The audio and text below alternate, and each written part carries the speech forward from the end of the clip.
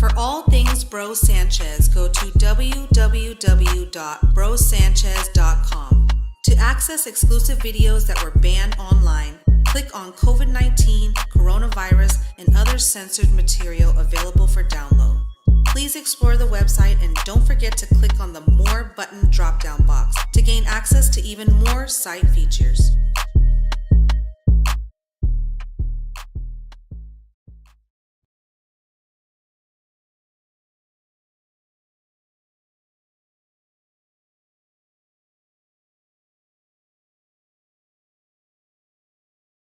Attention all music artists, let's collab. To lease beats by Sanchez, log on to brosanchez.com/beats-by-Sanchez. Click on package discounts if you are looking to purchase 2 or more leases.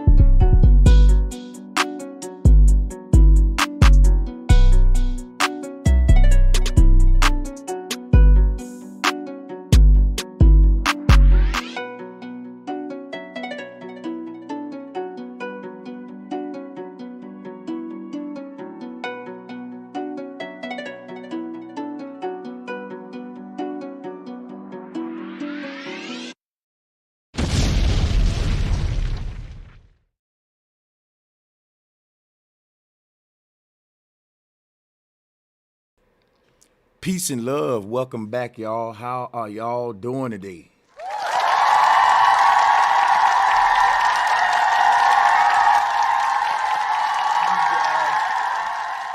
Hold on just a sec.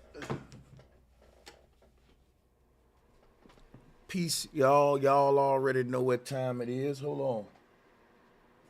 Just my stuff here. All right, yeah, we back, man, for another Monday Madness. for another Monday Madness. We in the building, guys. Who up for it today? How y'all feeling today? Salutes to everybody in the chat room. How are y'all feeling today?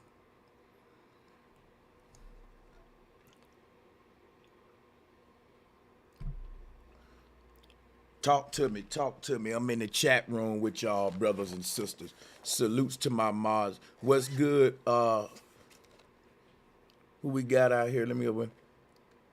Okay, so what's good, everybody? I'm now looking at the chat room.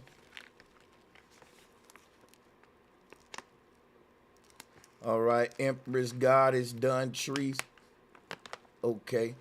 A shout out to Alicia OK in the house. Risa Lopez. King Bike. Empress Goddess in the house. Numb Quest. Knowledge Supreme in the house. Light Energy. How y'all doing today? Salutes to my people in India. We got some people in India from the house. Up in the house. All right.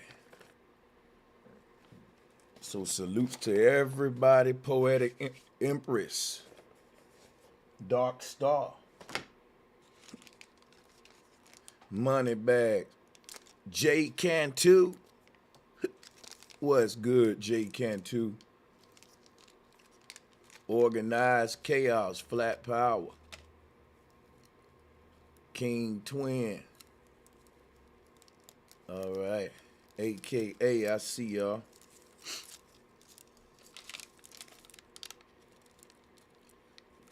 You say you sent 3-minute videos? You hope I review them? It depends on how I'm feeling too, you know. I ain't gonna lie. Some of these topics, I just skip past them, maybe on another one. But talk to brosancheztv@gmail.com. Send me some reviews that's going, hey, send me some good clips. Come on, guys, to make the show crunk. You know what I'm saying?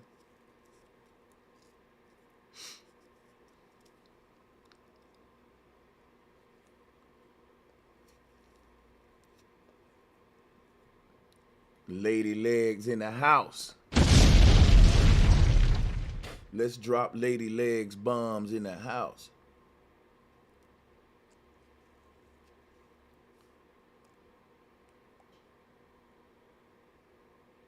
What's up, Amma Kenda?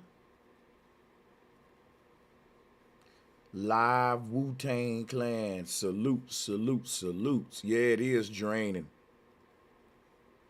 Some topics you literally gotta be in the mood for that shit. You know what I'm saying?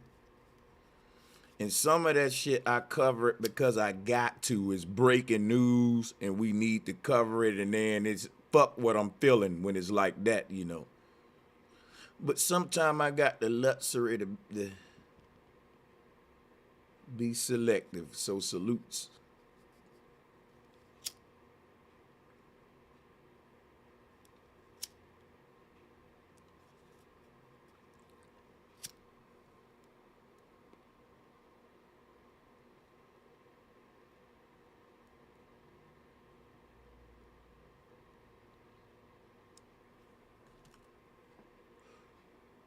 Definitely shout out to Becky on the motherfucking bombs. Shout out to Becky on them bombs. Did I hear about the ISS? Send me the link. Email me the link and I'll definitely do that right now. Send it to me. Pull up the page, copy that link, and go ahead and send it to me. I guess I'll go ahead and start reviewing some of you guys' videos. The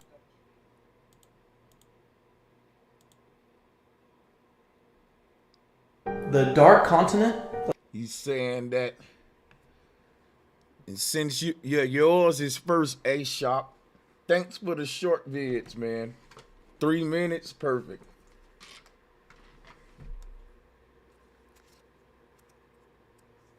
Let me warm my headphones up on the heater so we don't get the cold ears.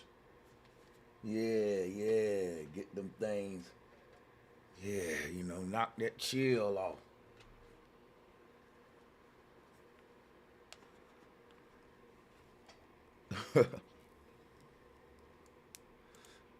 How y'all doing today? Salutes. Peace and love. Another day in paradise.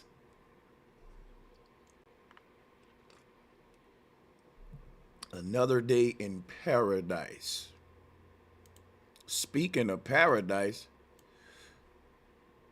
just so happened to be in this next title. Isn't that something? Let's talk about it. The Dark Continent? Let's talk about it. So, what is the Dark Continent? So this idea comes from an anime called Hunter X. The Dark Continent is a place that stretches beyond the known world, which is nested inside the giant lake Mobius. Located at the center of the Dark Continent, the ancestors of the human race apparently migrated from there to the known world. As the deciphering of myths and the study of ancient ruins seems to testify, it is speculated that magical beasts similarly originated from the Dark Continent. So long story short, the Dark Continent is an unknown place and the origins of humankind. And I believe the Dark Continent is the Garden of Eden. I also believe that the true location of the Garden of Eden is in the North Pole. So let me explain. So months ago, I bought a book called Paradise Found. So it's titled Paradise Found, The Cradle of the Human Race at the North Pole by William F. Warren. Here's what the back of the book states. The suggestion that primitive Eden was at the Arctic Pole seems at first sight the most incredible of all wild and willful paradoxes. Now the author that wrote this book in 1885 was no fool. He was the first president of Boston University.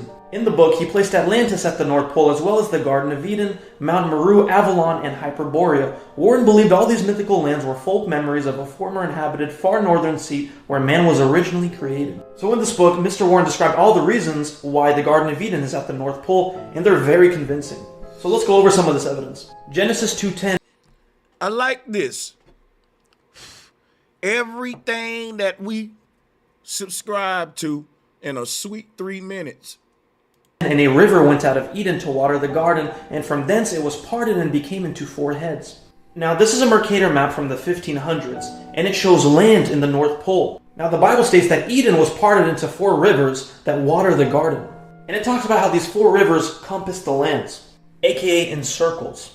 Now the North Pole is a very interesting place. We're told that there is no land there, however many ancient maps depict land in this type of manner. An island parted into forts, watering the middle. What's also very interesting, all their compasses point to this place. And the northern lights encircle the North Pole. Now even in the scriptures it gives us little hints that there's something special about the North Pole. For example, Isaiah 14:13. For thou hast said in thine heart, I will ascend into heaven, I will exalt my throne above the stars of God, I will sit also upon the mount of congregation in the sides of the north. Interesting. Psalms 48:2, beautiful for situation, the joy of the whole earth is Mount Zion on the sides of the north, the city of the great king. Now many cultures throughout the world talk about a magical island of pure bliss and perfection. The Bible calls it the Garden of Eden. The Buddhists call it Shambhala, a mythical kingdom in the center of the earth. The Greeks call it Hyperborea. In Greek mythology, the Hyperboreans were mythical people who lived in the far northern part of the known world. In Celtic mythology, there is Avalon.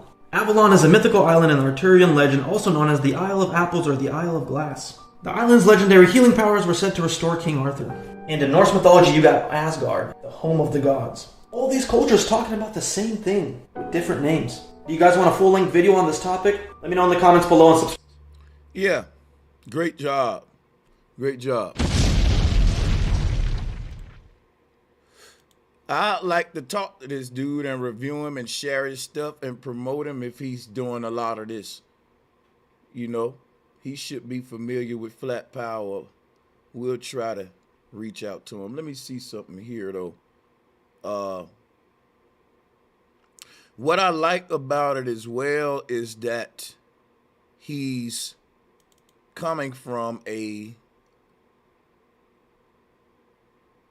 Christian perspective. It's coming from a Christian perspective. And I like for the Christians to see I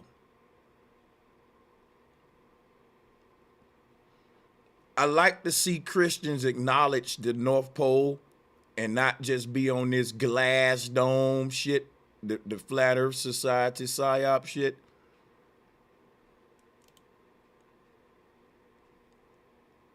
I'm looking for something. I am looking for something. Yeah, he said, he brought up how the Bible speak about those 4 rivers coming up out of Eden, right? But the tree that was in the middle of Eden, there was a serpent talking on it. Now, people look at this. This is in the Vatican Church right here. This artwork of Christ right here.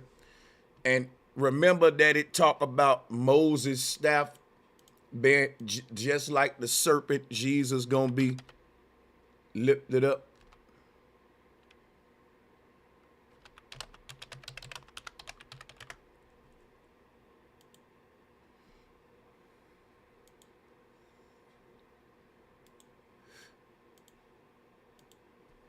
It say, as Moses lifted up the serpent in the wilderness, even so must the Son of Man be lifted up.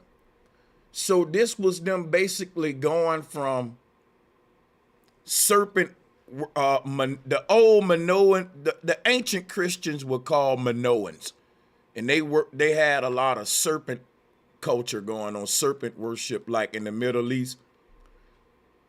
And this predate Christ. The name Serapis actually come from the word serpent. He was really a serpent. He's personifying a serpent. Originally, they had a serpent. That's because when an explosion happens, the energy spirals around the point of impact. What do you mean, Brother Sanchez? How about I just show you? Here's an explosion.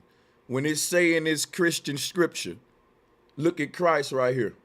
You see how the explosion is going around Christ? Do you see the yellow flames? You see the little fire going around the arch? He's personifying an explosion. Look, when it say Christ shall be lifted up, this mushroom cloud got to be lifted up. When you drop the grenade or the bomb on the ground, then over time the tree grows or the mushroom is lifted up, is erected like the cross. This was them personifying like the secrets of explosion, right? The North Pole life. That's all I want to point out to back him up, because he's spot on. But when they talk about the serpent and the tree that was in the middle of the Garden of Eden, this is what they talking about. The tree represent the fact that our world is an explosion of light. It's holographic in nature. And just like this image is how the light is behaving at the North Pole, you know, spiraling around a pole, spreading out at the top. Just like that, we know we can pull up images of the flat earth, but he just did a good job, so we don't gotta be redundant.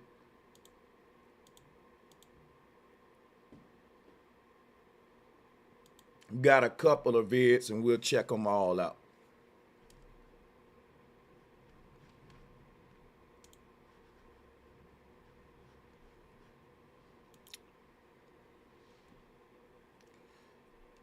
Hey guys, don't send me like, come on guys. You got to, one person can't send me a bunch of videos. Ryan Ruiz, I want to give a shout out to you. Appreciate your support.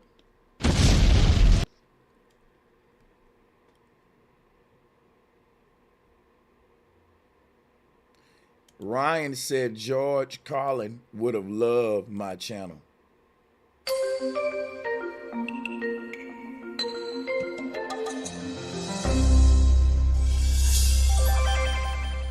Boy, everyone in this country's always running around yammering about their fucking rights. I have a right, you have no right, we have a right, they don't have a right. Folks, I hate to spoil your fun, but there's no such thing as rights, okay?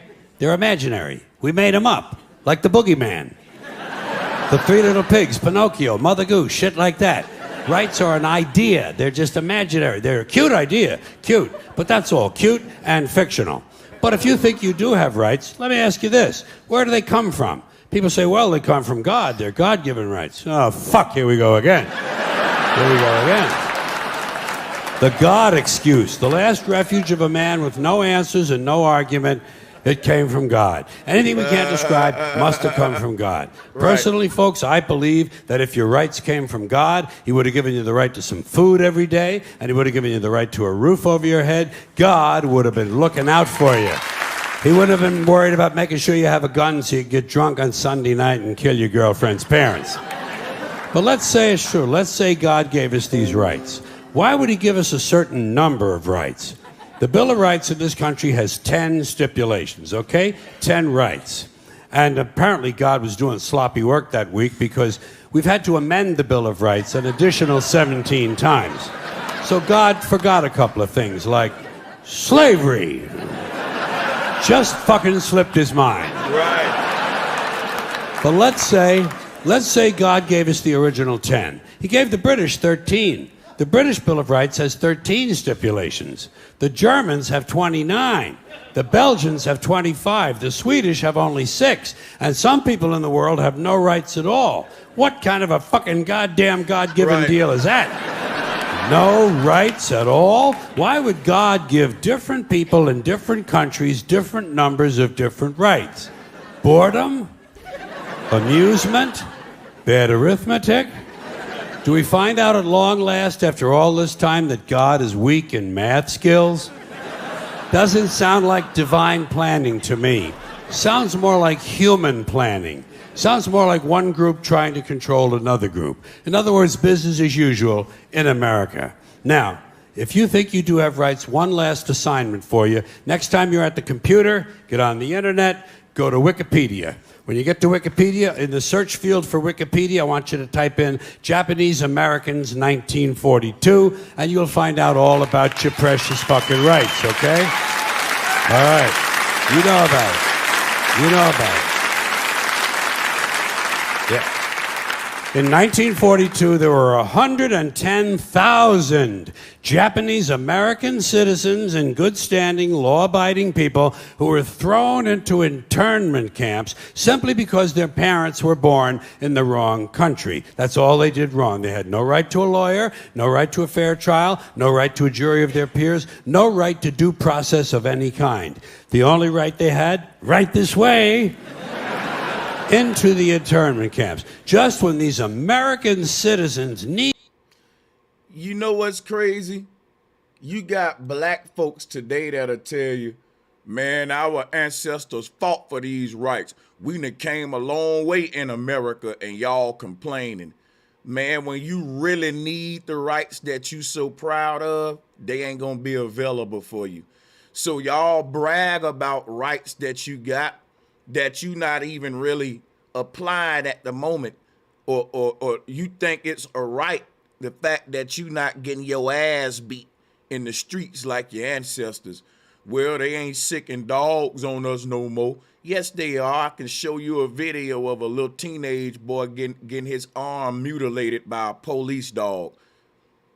It took them so long to take the dog, the free the boy from the dog. Sick them on him and he wasn't doing nothing. I can show you that still happening. Talking about, you know what I'm saying, where they ain't beating us down in the street no more and all this. That ain't a right. So you telling me, yeah, we got the right not to get our ass beat, brother Sanchez, so we came a long way. That ain't a right. Other than that, you got to tell me what rights did we fight for?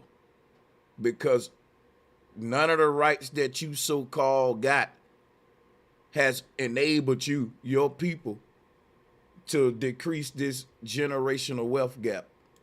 Right this way. into the internment camps. Just when these American citizens needed their rights the most, their government took them away. And rights aren't rights if someone can take them away. They're privileges. That's all we've ever had in this country is a bill of temporary privileges. And if you read the news even badly, you know that every year the list gets shorter and shorter and shorter. Sooner or later, the people in this country are going to realize the government does not give a fuck about them. Government doesn't care about you or your children or your rights or your welfare or your safety. It simply doesn't give a fuck about you. It's interested in its own power. That's the only thing, keeping it and expanding it wherever possible. Personally, when it comes to rights, I think one of two things is true. I think either we have unlimited rights or we have no rights at all. It's called the American dream because you have to be asleep to believe it. Big facts, man. Rest in peace, George Carlin. Got to be one of the best of our time in comedy. Yes, I said it, that the best comedian is a white man. Now, which one of you blacks want to debate me? Which one of y'all want to? Guess what? Yeah, let me go and say it. George Carlin is the best comedian to ever set a foot on this earth. Come on now, come on with Dick Gregory so we can see which one of them was more a threat. Come on. Who you gonna bring against him? I want smoke. Who got smoke for my claim? Drop a one if you got smoke. I'm going to drop you the link. George Carlin, the #1 comedian to ever set foot on this doggone earth. All these other black comedians ain't saying nothing worth a damn. And they corny. And there's a bunch of hood ratchet shit that ain't waking your mind up. Every now and then they give you Jews, but they can't compare. They ain't no threat. Yeah, I want to trigger somebody, get some smoke. Let's get some smoke going, man. Salutes to y'all. I got to fuck with y'all, though, man. I got to fuck with y'all. Got to fuck with y'all. Yeah, man. George, I'm serious, though, about that. George Carlin is the best. Dude, if you want to compare Richard Pryor to George Carlin, yo, people gonna hate me for this.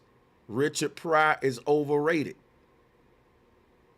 He had good movies, but it was like corny comedy in the movies.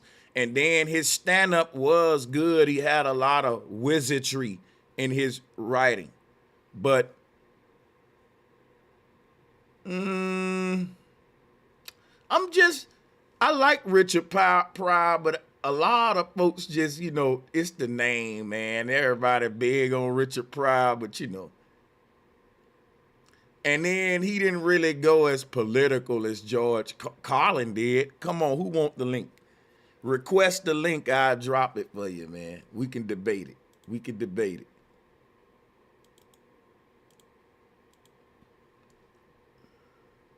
I meant to say hit the link. We can debate it. CERN portal, ancient symbolism. I just got a video. How long is the vid? It's 8 minutes.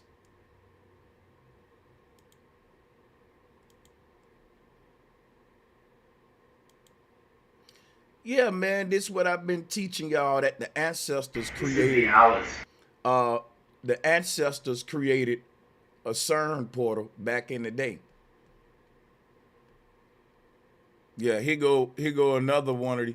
This is the small. This here ain't the regular CERN, the Hadron Collider that I be showing. It's a different version, a smaller one. Similar to probably about the one that was the size Tesla had, looked almost. Yeah, we'll play this. I'm going to put it just a little fast, though. 1.25. Let's thumbs it up. And right off the back, just looking at this, though, is deep, because, like, when they talk about sun worship, this is the sun they talking about right here. You know what I'm saying? My bad. I still got to learn my screen settings and shit. But a lot of people say the ancestors was worshiping the sun. A lot of people say that the ancestors were sun worshipers. They were not. This what they was worshiping. The Stargate, the gateway, the connection point, the way in and out of the earth. This the shit that make man multidimensional and infinite right here. But it also can be a tool for soul harvesting. Now check this out, y'all. This is where we get the concept of the UFO ship from. This is what's gonna beam you up. You gotta think of yourself standing on the ground, looking straight up into this thing, and it's sucking you up. Even though you walking into it, right? Even though you walking into it,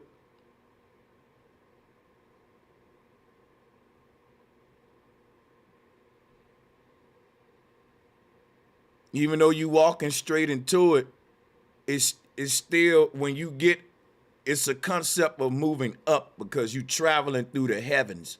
This is a form of sky traveling through space, if you will, or the ether. So you just got to look at it like that.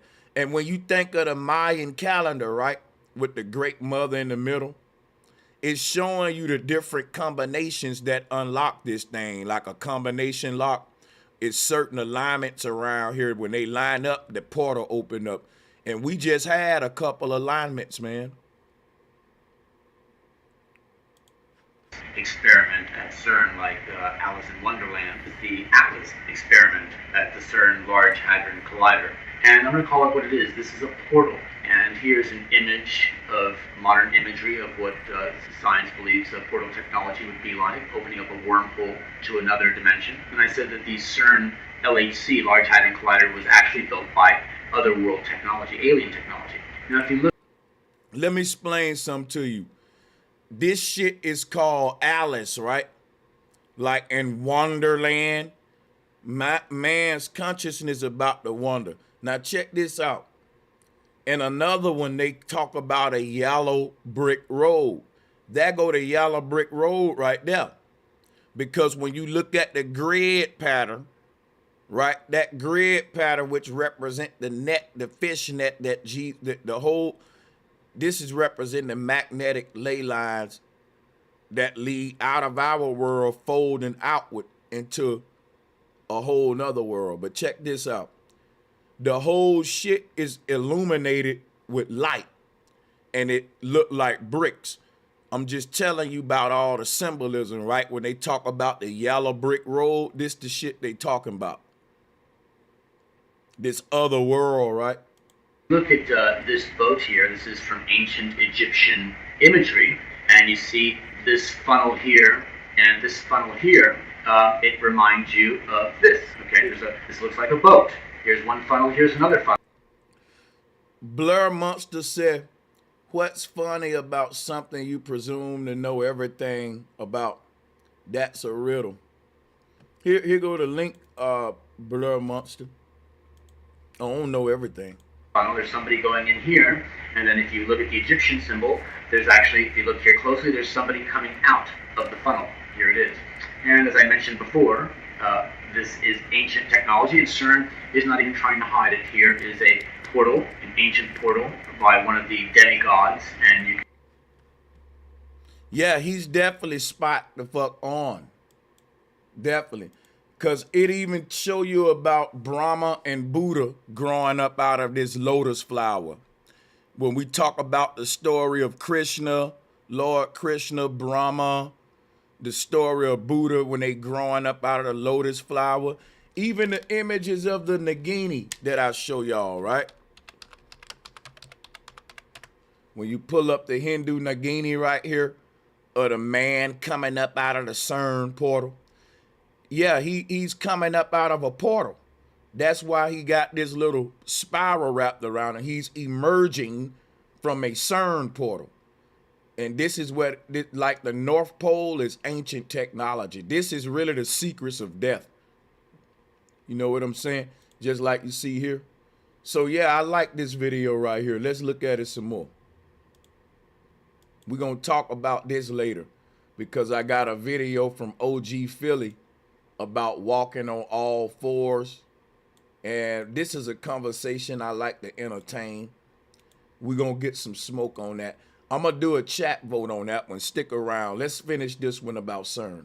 Technology, and CERN is not even trying to hide it. Here is a portal, an ancient portal by one of the demigods, and you can see they're doing a dance at the portal. And so CERN is not even trying to hide the fact that this ancient portal technology. This is Atlas, and remember, this is the Atlas experiment, but this is the Atlas in front of the Rockefeller Center. And you see, not as Atlas is usually depicted holding up the globe, here he's holding up a CERN portal, much like this Atlas experiment, this Shiva god.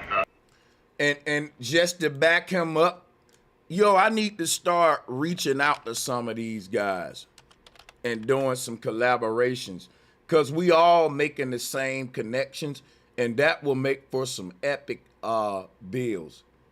Yeah, let's look at what Atlas is holding up because they coloring it in like it's a globe, but it's not. Here's what it really is.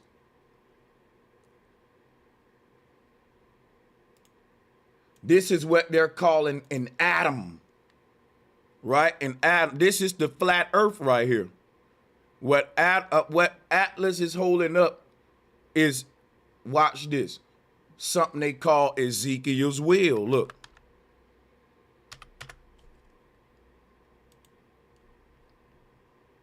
You see? Here go Ezekiel's wheel. Remember, I've been telling y'all about this CERN portal and using this image a lot. Now look at Atlas though.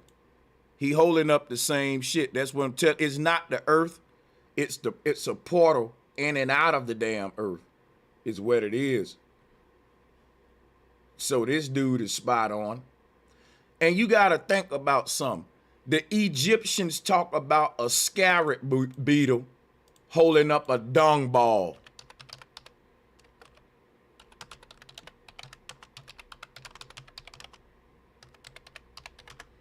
The Egyptians talk about this scarab beetle holding up the dung ball, and they use this to teach about out-of-body, stargates, ancient CERN technology. We ain't doing that new. Remember, see what that beetle holding up is the Stargate, man. A lot of folks think it's the sun. So check this out real quick. If you go to the beginning of this video, which we're about to do real quick, one more time, we at 141. Look at this right here. This is what that beetle is holding up. The scarab beetle in Egypt right here, that's we looking into another dimension right there. That's what it's holding up. It's holding that thing up right there. Same thing Atlas is holding up. This wheel. That wheel. That's what they holding up. Now let's keep it moving. We getting our sacred geometry on early. Hit the like and share button.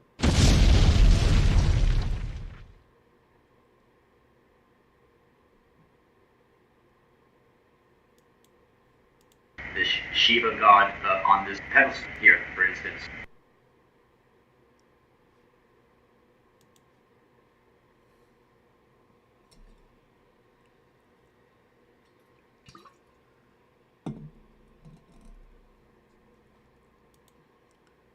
Now, if that's a real video, that's definitely a black hole that we just saw open up.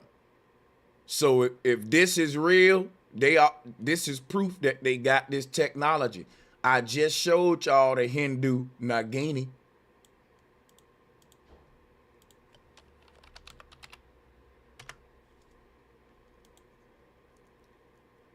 See, we enter that vortex right there. See, they got a concept in the ancient world called a headless horseman. And if you think about the headless horseman, when you stick your head into that portal, you look like you under a guillotine. Remember, the executioner wear all black. Now, when you put your head in that black hole, it looked like you're a headless horseman because you're actually traveling, you're transporting, you're using this like a vehicle, like horseback, to get from one dimension to a next. But sticking your head in there is like this whole headless horseman concept from the other side, right? I'm just building with the symbolism. But let's check this out. This is really crazy right here. Here, for instance. I got to deal with this video with y'all.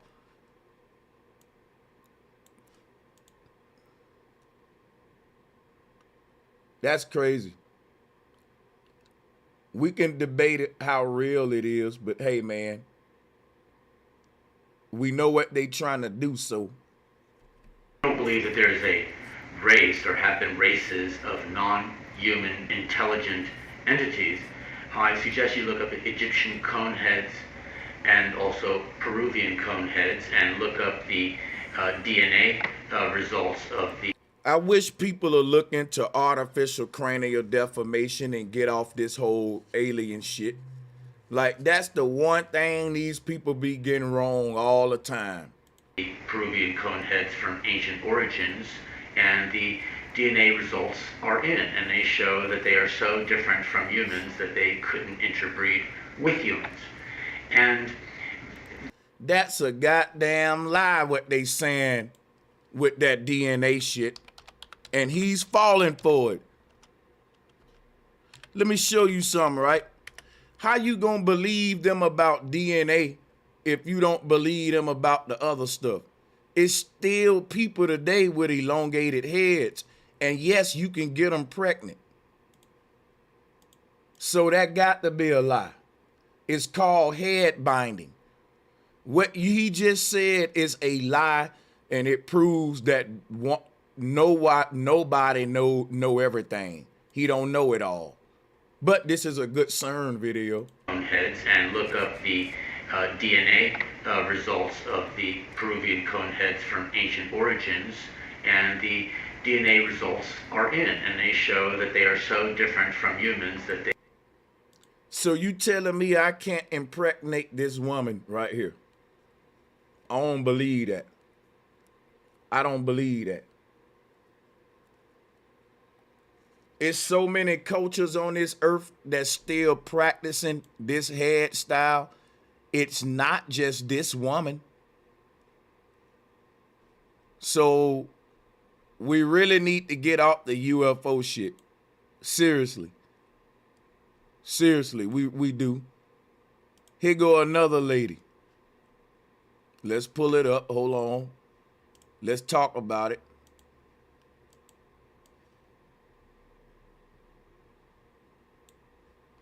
So you telling me a regular human couldn't mate with this person right here? I'm telling you, you're wrong. You telling me a regular human can't mate with this woman, a black dude in America, he can't get with this sister and get her pregnant? I mean, they both got braids, right? So these UFOs came down here with braids and shit, rocking the same hairstyles we rock.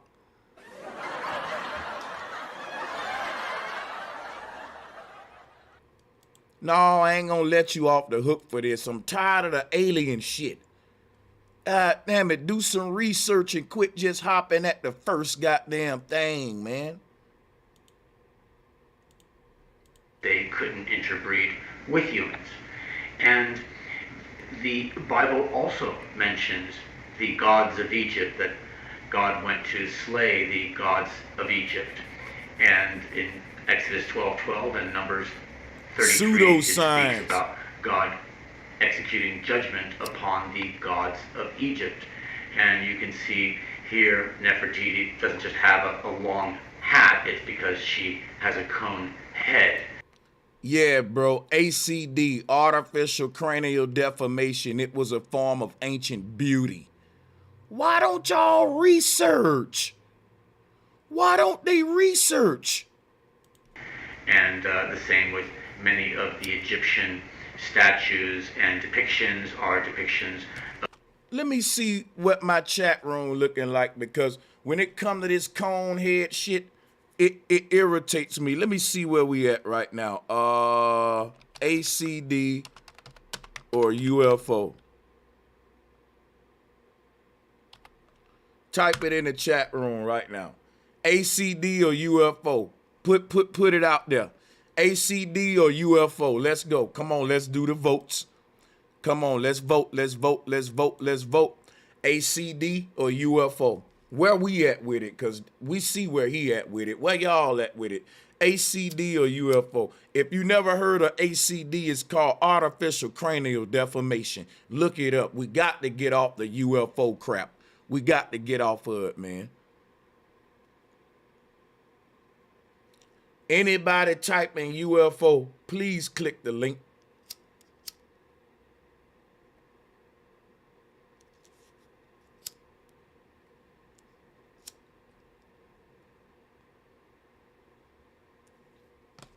Yeah. I don't think yeah.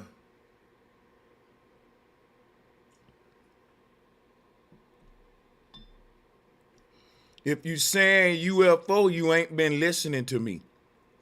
I'm telling you that the people who's been coming in and out of these different universes, these space travelers, are our ancestors who created the CERN portal.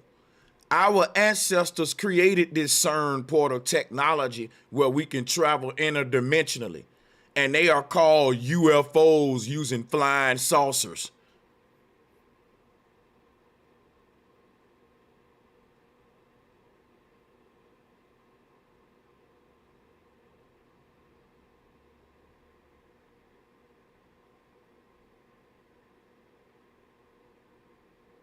So if it's our ancestors that created this technology, why the hell would we say UFOs? My grandma ain't E.T.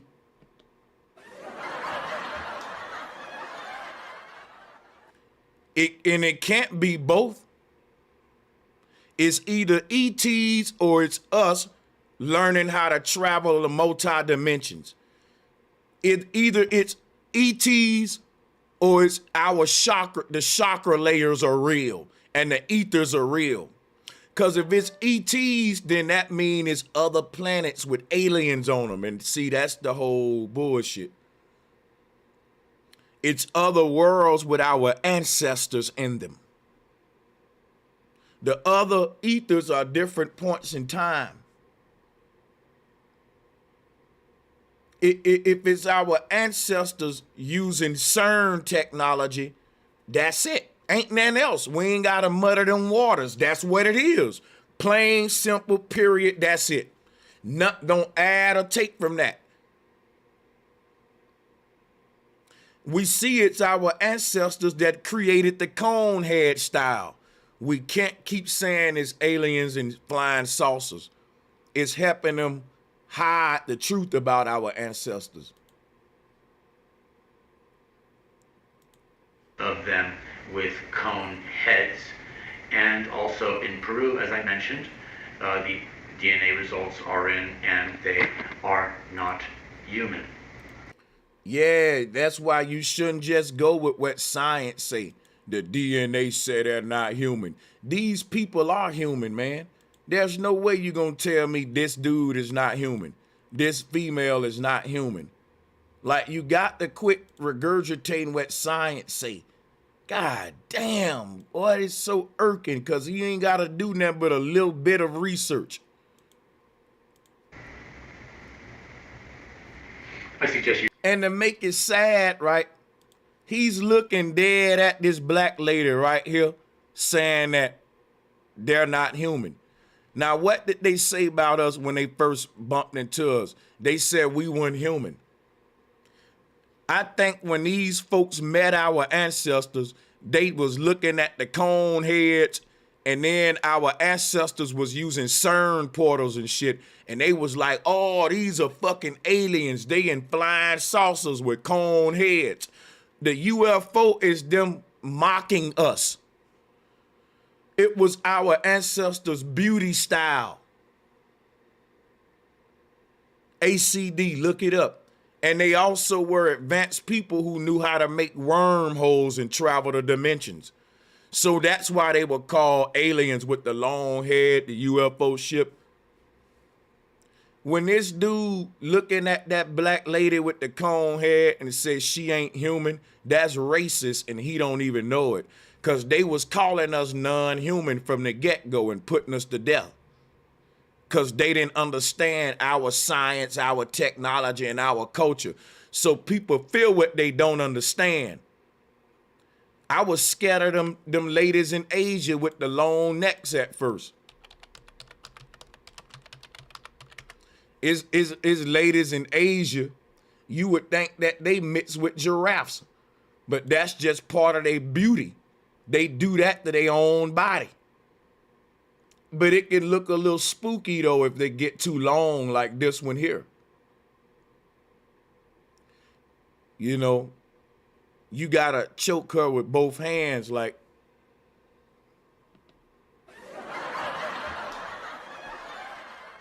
I'm just playing, but I'm just saying. It's beauty to some cultures.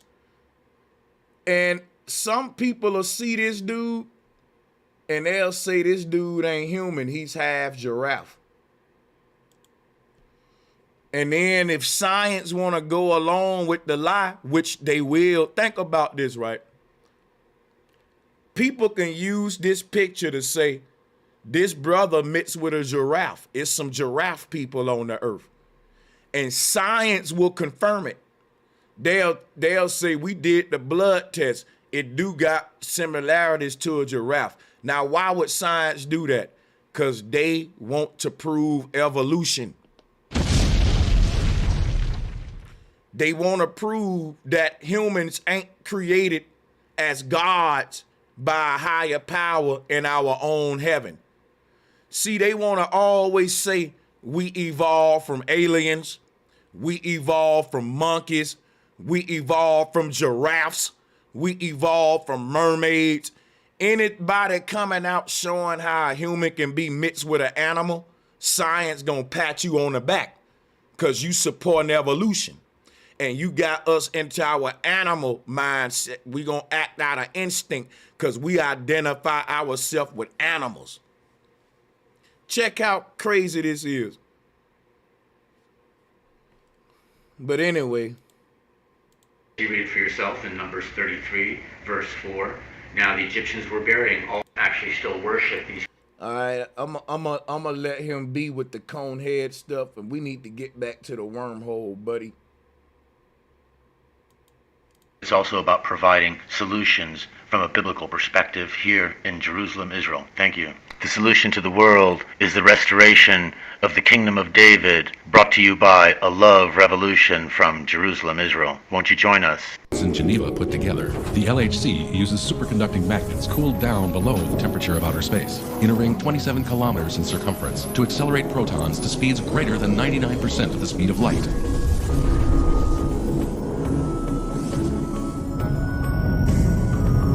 And then smash them into each other. I'm gonna show y'all how these people be fucking with y'all with the symbolism real quick. Watch this. What did that look like? Come on, people. I know y'all got money. Matter of fact, hit that cash app. But no, I'm just fucking with you. But check this out.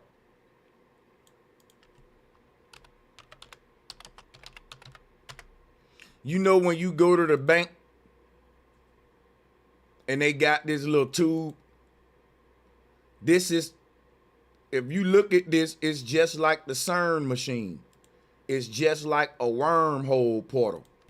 They've been trying to experiment with this technology. Let me teach y'all something real quick. But let me rewind the video though. And we're going to go back to that little tube right there. Let's go to the wormhole he showed at first. Now look. That, my friend, is a wormhole or a CERN hole. Now check this out though. Here go a bank. When you go to the bank and you put your ID inside of that tube and send it to the teller, what is the teller? It's like a fortune teller or some shit, right? check this out, right? You put your goddamn shit in a tube that's shaped just like a wormhole. Now, guess what? You put your identification, which is your soul, your person, in a little tube to be exported and sucked up like a black hole. You see? All around you, they subconsciously getting you familiar with it. Now watch what he's showing you here, right here. Join us. In Geneva put together, the LHC uses superconducting magnets cooled down below the temperature of outer space, in a ring 27 kilometers in circumference, to accelerate protons to speeds greater than 99% of the speed of light. So just think about this. When you put your ID in that tube and it suck and it go up, forward, and down, imagine if you can shrink yourself to your ID card and feel what your ID feeling when it's going through that thing. See, you putting your identification card in that thing and it taking that trip is subconsciously programming you to get familiar with it. I know you may think I'm crazy, but a part of you took the trip.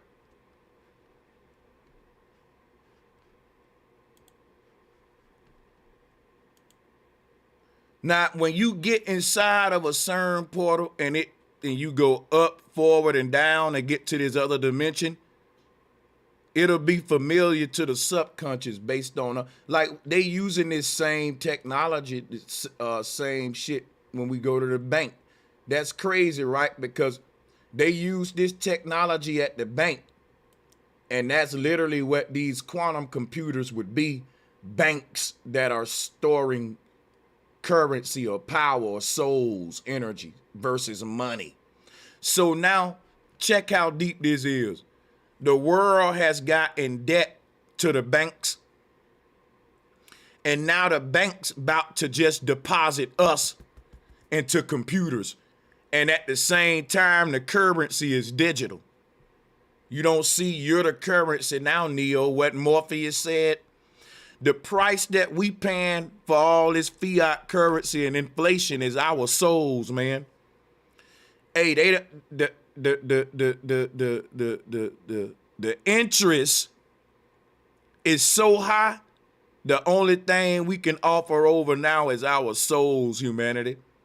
And they getting ready to deposit our souls in the bank to pay this debt off. Literally, your soul gonna take the same path as that goddamn, as the In a ring 27 as the ID card and shit. kilometers in circumference, to accelerate protons to speeds greater than 99% of the speed of light.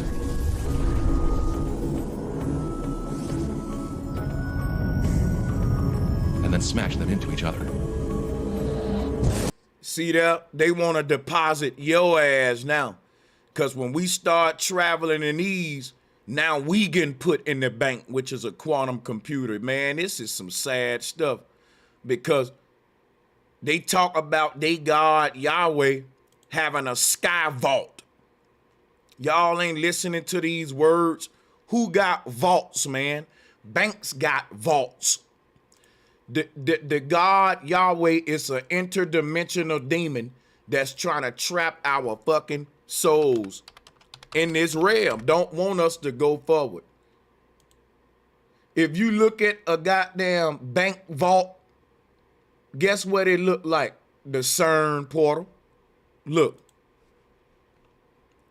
Why do they God got a sky vault? You lock things up in a vault. And what is the CERN portal? It looked just like a bank vault, don't it? People, open your eyes, man. This is the same shit. This is a huge banking system for our souls, man. Check it out, folks. This is a Stargate that's going to allow our souls to be banked in quantum computers. Look at this. This is literally a sky vault. A big ass vault that when they put the souls in there, they gonna lock that motherfucker up. Somebody gonna have to break into this world, one of the ancestors, to get us out the vault. Because we the real currency. We the real treasure that they've stolen. They've stolen God's treasure, y'all. And we the treasure of God that they got locked up in this realm. I'm trying to tell you, look here. Look here.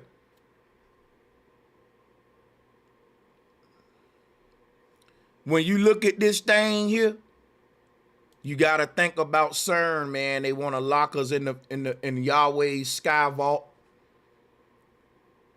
It remind me of Jesus' open tomb. See, when Jesus resurrected,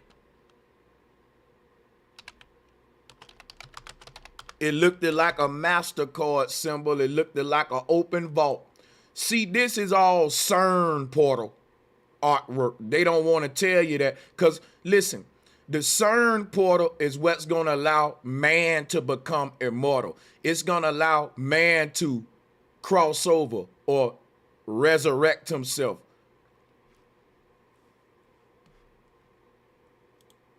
Meaning, when you go through a CERN portal, that's a form of death. You just left this earth, man. And until they open the portal back up and you can come back and cross back over. This is the whole thing about Moses holding the water so the people can go by. I believe we've been opening up these portals. But here's what I think happened. I think our ancestors opened up portals on this earth long time ago, and a lot of them walked to other dimensions off of this earth. And we ask questions today, what happened to the ancestors? What, they just vanished. I think they went into these CERN portals. I think once they went on the other side, the people on this side started smashing the machines and trapped their ass over there. Trapped them over there. And I think in our generation right now, the people today, they have found out how to make their own portals. But when they open up the portal for themselves, they're going to open it back up for everybody, meaning the ancestors that was trapped thousands of years ago. And I think this is what they talking about with the war of Armageddon, when the angels in heaven come fight the demons on earth. Because I think that when they open up this portal, they're going to bring in some of their little demons and little spirits and shit. But at the same time, the ancestors who've been trapped from the last reset coming back with vengeance. And we're going to be on the side of the ancestors. They're going to be on the side of their little archons and synthetic organisms and drones and shit like that. I do think Armageddon gonna break out on this earth in our time of interdimensional warfare against robots and artificial intelligence and humans and just all kind of madness like Star Wars, man. But this whole Jesus tomb is nothing but them talking about the CERN portal back then. How when you roll this wheel, you can open up a portal for reincarnation. You see what I'm saying? You can open up this vault to the heavens. You feel me?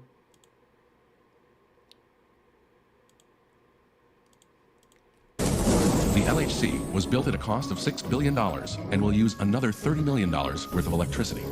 Several experts are concerned that these high-energy collisions could create dangers currently unknown in our universe, like ever-increasing microscopic black holes, antimatter, and all-consuming strangeness. Somebody say I watch too much movies. Now watch this shit, though. Somebody say I watch too much movies. If a motherfucker had been watching The Simpsons and paying attention when we was little, we could have predict everything that's been happening in the world. Tell me I'm lying. Tell me I'm lying. You know why a dude back in the day when we was little and we was watching The Simpsons, a nigga could have been like, yo, Donald Trump gonna be president in a couple of years in our lifetime. yo, this gonna happen, that's gonna happen. And niggas would have been like, bro, you watch too much Simpsons. All that shit that was in the Simpsons is happening. Cause these folks in Hollywood and shit give you sneak peeks, cause they know the secrets. Just like Prince and Biggie Smalls predicted the World Trade Center before it happened.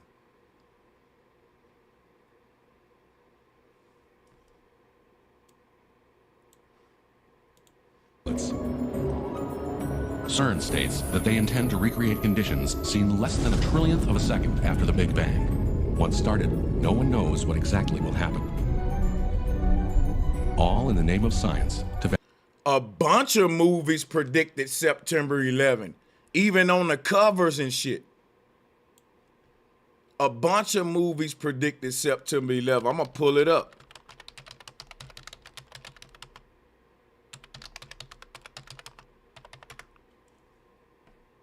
Back to the Future did. Back to the Future predicted September 11. It was another old movie.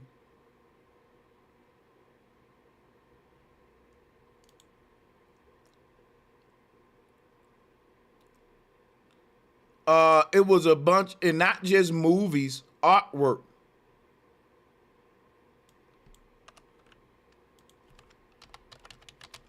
Not just artwork, rappers too.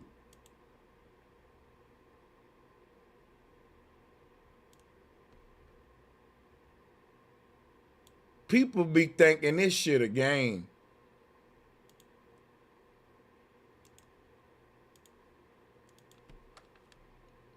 So that ain't predicting September 11 right there? That's too much a coincidence right there. Bart Simpson. The Twin Towers. In the background, 911 New York. So that's not predicting September 11. And if I want to reach, I can say Bart Simpson folding the money. It's the collapse of the motherfucking dollar. And when you fold a damn dollar, it show the Twin Towers burning up. I think it's the $20 bill, one of them. You can fold up the money and it'll look like the building's on fire. Because folding the money is collapsing the dollar. When they knocked them towers down, the American dollar was on a downward spiral ever since. So the fact that you can collapse the money and see September 11 in it, that's some deep magic, man. Like when the activity supports the action and the symbolism. These some witches, man.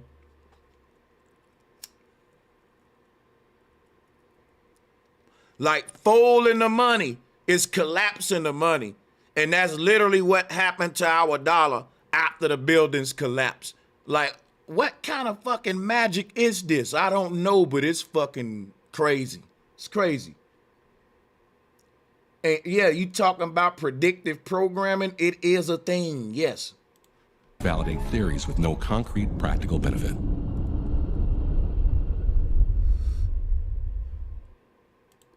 So the question at the end of this video is, do we want to take the risk?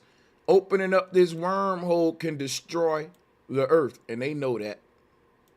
You know when they say you had the rug put from under your feet? That's what they talking about when they suck us up in a black hole. The ground we walk on is our magic carpet.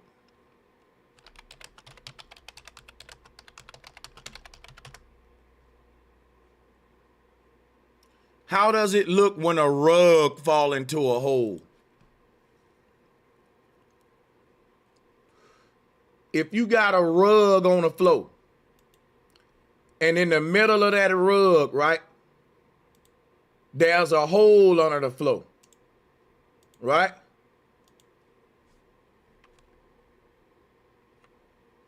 This is what it'll look like, a wormhole.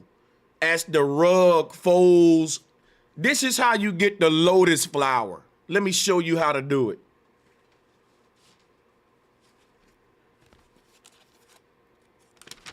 This is how you create an interdimensional wormhole from a two-dimensional on a two-dimensional plane. Because that's what we live on. This how you do it.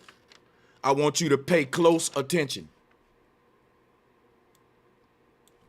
The ground we walk on is flat like this paper.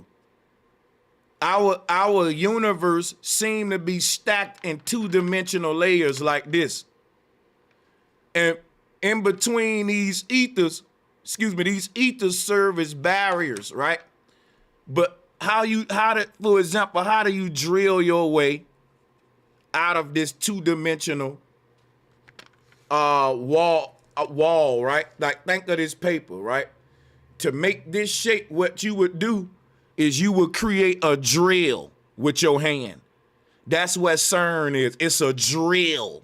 A drill. Watch what I do to make the lotus flower.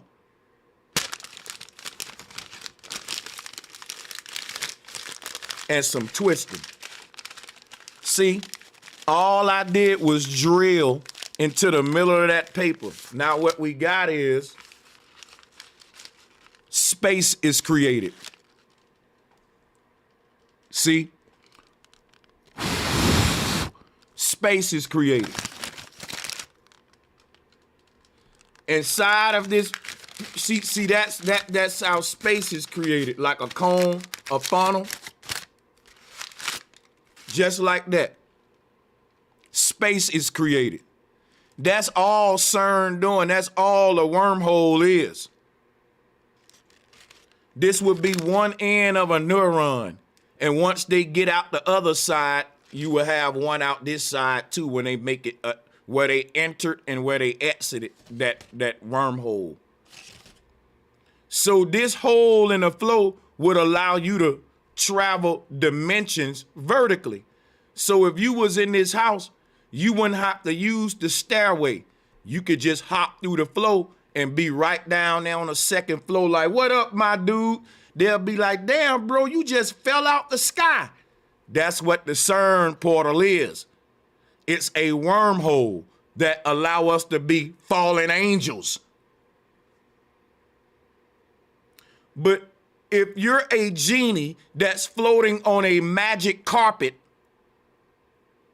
you never want the rug put from beneath you, because now you're a falling genie and you ain't floating on your carpet no more. You falling now. And see, that's another way of them saying, we're going to control this wormhole and travel. They way of saying soul harvesting, what they're creating, you know, with CERN. Intercepting your power. Deep stuff. Let's watch this again. 7 kilometers in circumference to The last part. accelerate protons to speeds greater than 99% of the speed of light.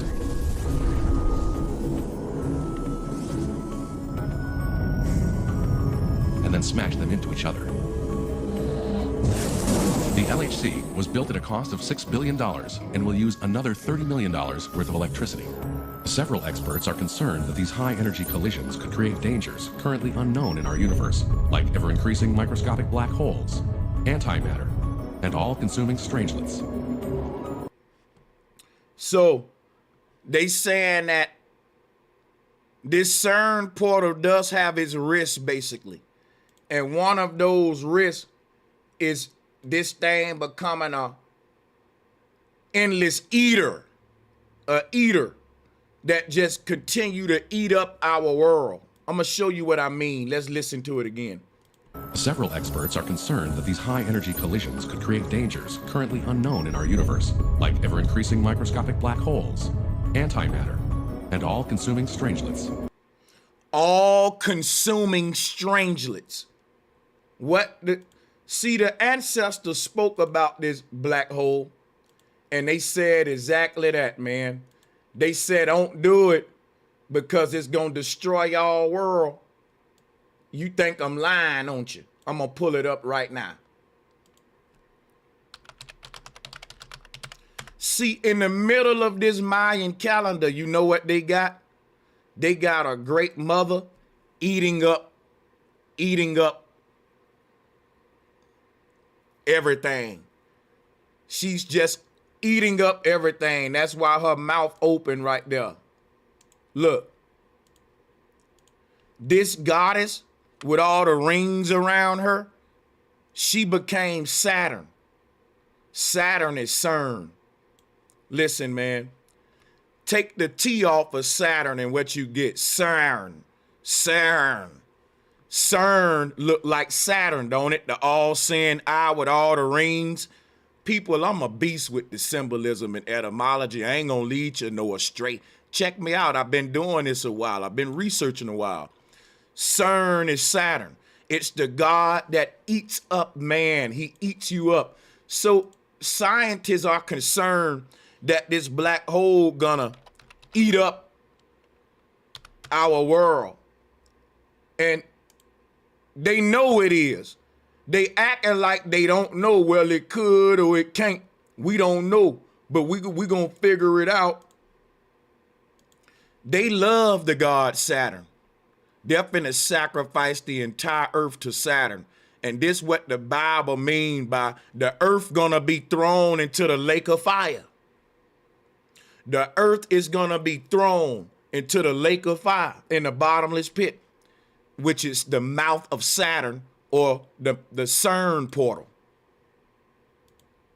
This is it. This thing gonna eat up our whole holographic reality. And the Mayan already did this, and they said that's what's gonna happen. That's why they got this goddess eating up everything, and that's the secret of Saturn. They know what's gonna happen, man. This is a death ray beam, like like Darth Vader. It could destroy a whole entire earth. The scientists talking about they concerned that it may eat up our entire universe, this black hole. I just showed you. Our world is like that carpet that I showed you. It's our flying carpet, this big, beautiful horizon line outside. When they fire that shit up, it's like a portal opens up and that carpet start to get sucked into the vortex, like I showed you with the carpet. That's what they talking about. That's what they scared of. That it's gonna be an endless eating up. We're gonna open up the bottomless pit.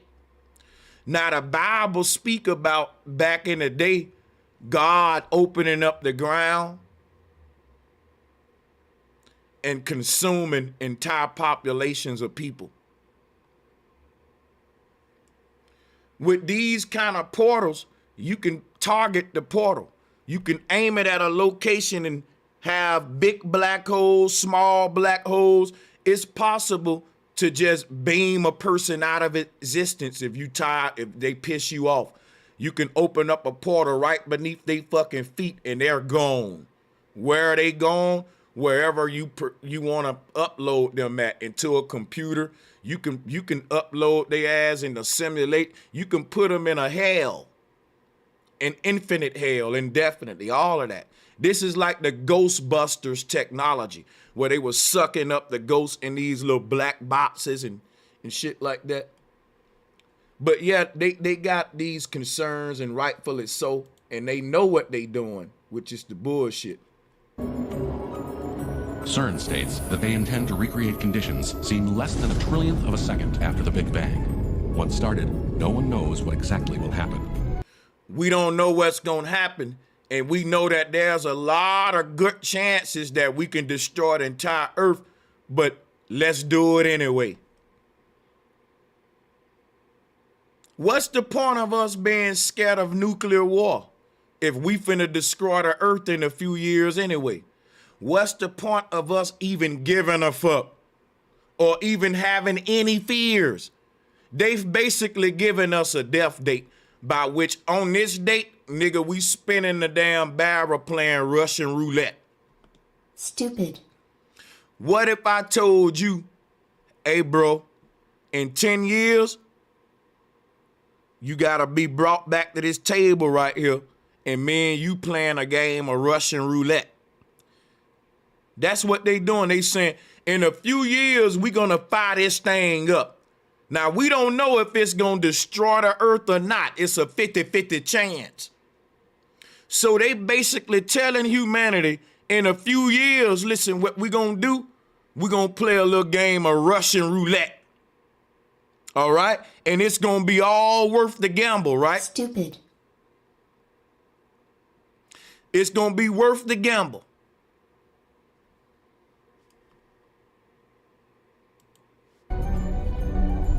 All in the name of science to validate theories with All in the name of science.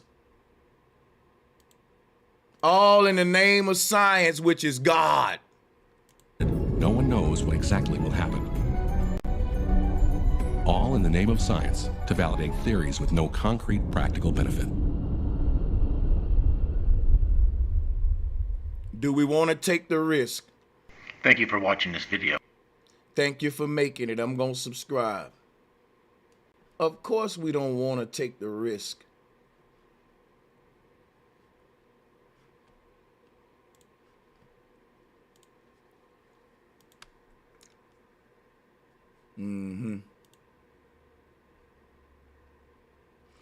The Ghostbusters movie clip. Speaking of the Ghostbusters, let's check this shit out.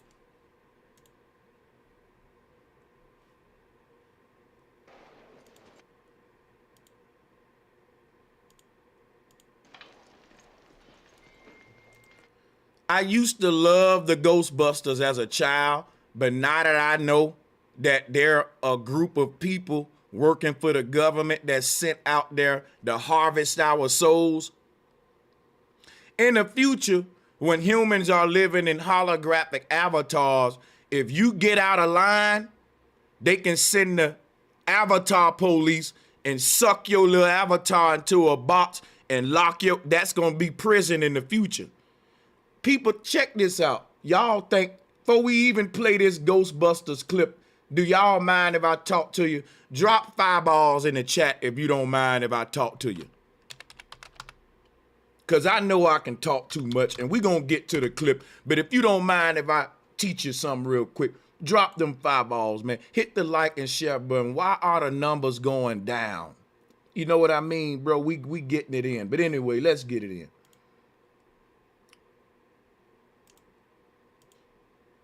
Let's get it in.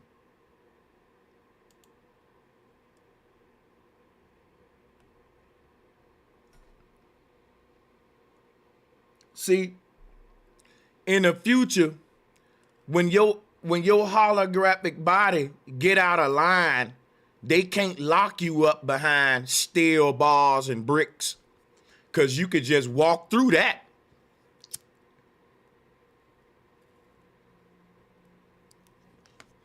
I'm trying to free your mind. Listen to what I'm saying. By the year 2050, humans gonna be immortal. And you're gonna be having humans among you in avatar bodies. And you know what the Space Force gonna do? Go around with electromagnetic beam technology in case these avatars get out of line. For example, right? If some human in an avatar body want to sneak into your house, they can just walk through your fucking walls. You ain't gonna be able to call the regular police. I'm trying to teach y'all something real quick before we play the Ghostbusters clip. In the near future, it's gonna be just as many avatars walking around than physical humans. They're gonna outnumber us eventually. Because when people die, they're gonna have their consciousness uploaded. So the dead will be living among the living in the end of days, just like the Bible say. So check it out. This is what you got to realize. How do you police the dead? With Ghostbusters.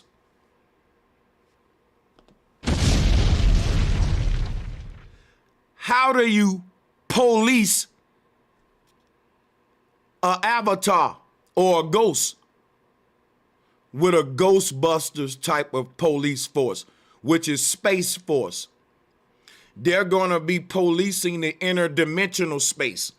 They're like the Man in Black, the quantum space. I'm telling you. So if you're a ghost and you get out of line, like I said, they can't lock you up in a steel building with bricks. You can walk through that. So if you in a human avatar and you do something they don't like, they do you like the Ghostbusters. They suck you up into like just a black place, like Jordan Peele say. And they can keep you in that motherfucking depth in infinity forever. In this black hole or bottomless pit, as they call it.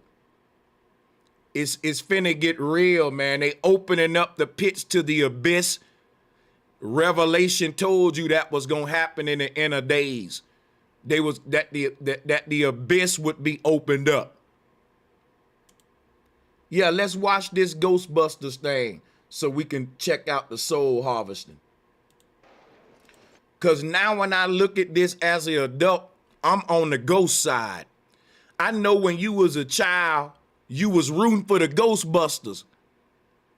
But now that you wise, you know we're the fucking ghosts. We are the ghosts. And they trying to capture our souls. Let's check it out.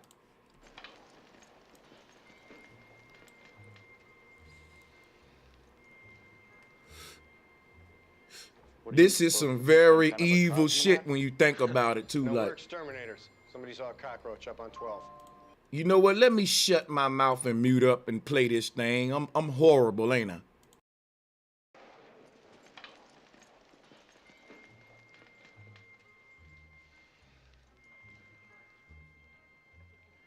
What are you supposed to be, some kind of a cosmonaut? No, we're exterminators. Somebody saw a cockroach up on 12. That's got to be some cockroach. Bite your head off, man. Going up. I'll take the next one. You know, it's just occurred to me we really haven't had a completely successful test of this equipment. I blame myself. So do I. Well, no sense worrying about it now. Why worry? Each of us is wearing an unlicensed nuclear accelerator on his back. Oh my God. Oh my fucking God. Oh my God. Oh my God. I'm lost for words, yo. Every fucking thing that I've been teaching y'all about soul harvesting, they just confirmed it. Please let him repeat again what that is on his back. Oh, I be teaching y'all this every day. Oh, I be teaching y'all this every day. What is he gonna capture that ghost with? What is he's finna tell you what he using to catch the ghost with? The technology. Listen to him. What he got on his back. I'll take the next one. You know, it's just occurred to me we really haven't had a completely successful test of this equipment. I blame myself. So do I. Well, no sense worrying about. Let me turn it up. I don't know if y'all can hear it. He finna tell you what they got on their back. Listen. About it now. Why worry? Each of us is wearing an unlicensed nuclear accelerator on his back. A nuclear accelerator. That's what CERN is. So he said basically each one of them got a miniature CERN portal on their back. And when they come in contact with the ghost, they open up the, you know how like you can have a portable fire hose on your back. And when you get to a little fire, right, that's called an extinguisher, right? For example, when you press the button, it opens up a portal and it releases the gas to put the fire out. So they got a fucking, inside of that backpack is a black hole. Light can't escape a black hole. So when they go on to catch the ghost, when they hit the button, it opens up the portal and make the black hole visible. And if the ghost is in the room, it gets sucked inside of the black hole. They're literally saying, they basically creating the technology right now to trap souls. CERN is the beginning. You know, just like everything, the first one gonna be big and clunky. The first cell phone was the size of a briefcase, and it couldn't even make a far call. But over time, as they perfect the CERN technology, by the year 2200, they'll have miniature CERN portals to where you can just boop, suck up souls. It's going to be like Star Wars, new kind of warfare, literally spiritual warfare on earth, or what the Bible called Armageddon. Armageddon. So the Ghostbusters would be the demons. They the ones to steal the souls. And then we would be on the side of the people that's there to unlock and free the souls. Let my people go. But they just explained that they all got a miniature CERN portal on their back. Fusion reactors, fusion is nuclear accelerators, if you will. And that's soul harvesting technology. No sense worrying about it now. Why worry? Each of us is wearing an unlicensed nuclear accelerator on his back. Yep. Let's get ready. Switch me on.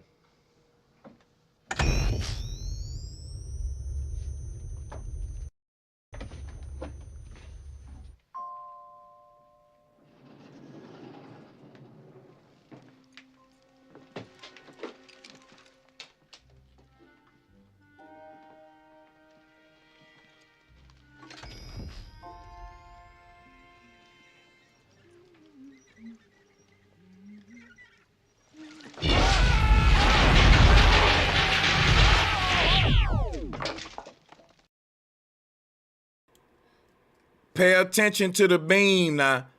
The beam is a laser beam with the serpent wrapped around it.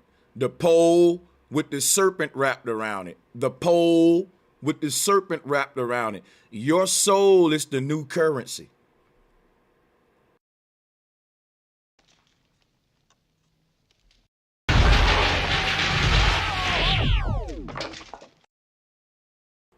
This is the modern day Thor's hammer. It's a modern day Thor's hammer. Now, Thor's hammer became the Christian cross. What is the Christian cross? It's a magnet for souls. So Thor's hammer was said to, Thor had the same power to capture souls what Saturn had. The cross is harvesting souls. And we see this electromagnetic device they're using to capture the ghost. Let's get.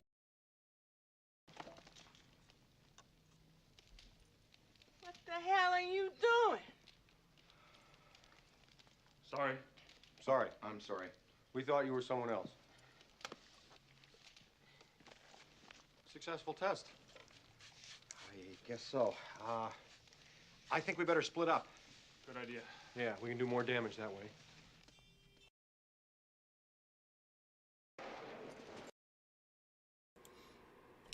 Man. That's crazy. You know I'm gonna go and watch that when the new one come out. Did the new one, when was the new Ghostbusters dropped? Did I even see the new Ghostbusters? I never even saw it. It came and went.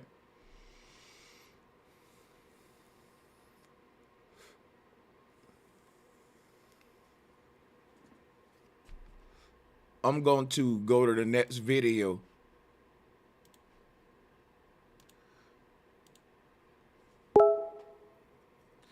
Let me give a salute to Sister Sci-Fi. She sent me an email about Admiral Byrd, and I decided to do this, right?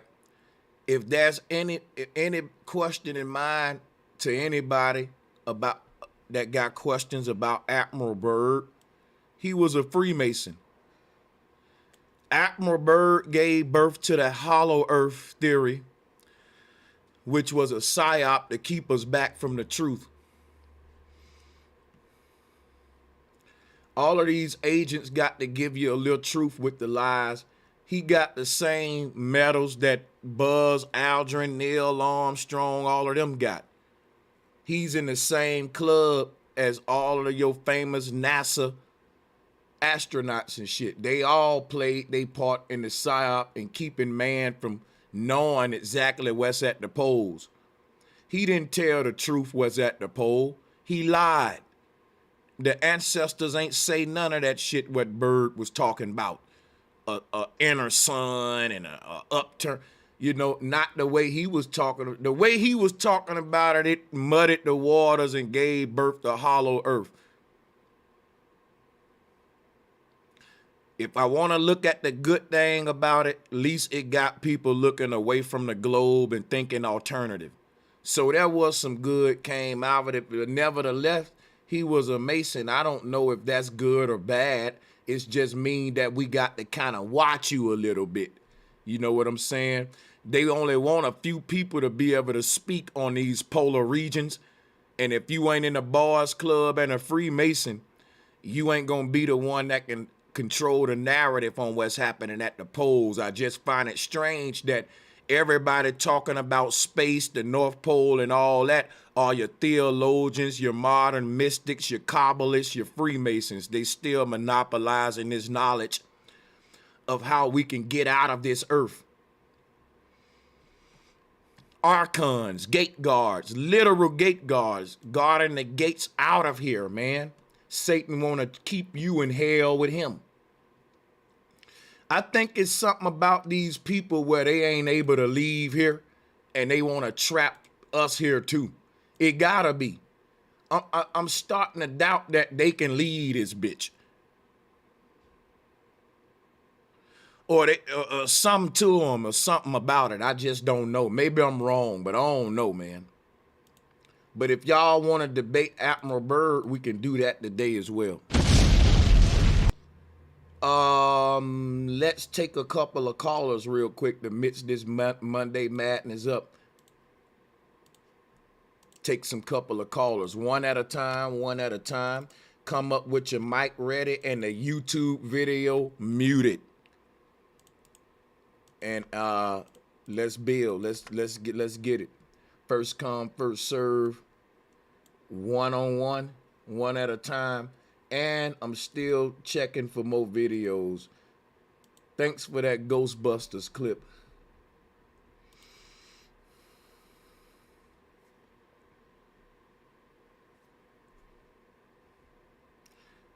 Dark Star want to know, do I think they're planning on having a real Antichrist on earth?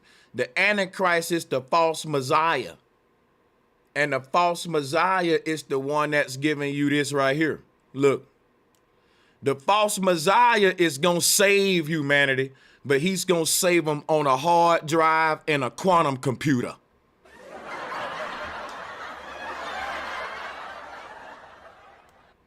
Are y'all tracking with me on what I'm saying here? The false Messiah is the false light. That means that ain't the real you. That's the body that Microsoft making for you. That ain't the one that the Most High made for you. That's the man being God making you a fake soul. A fake soul. The false Messiah is the one that's acting like God on the earth, and that's the lords of the technocracy.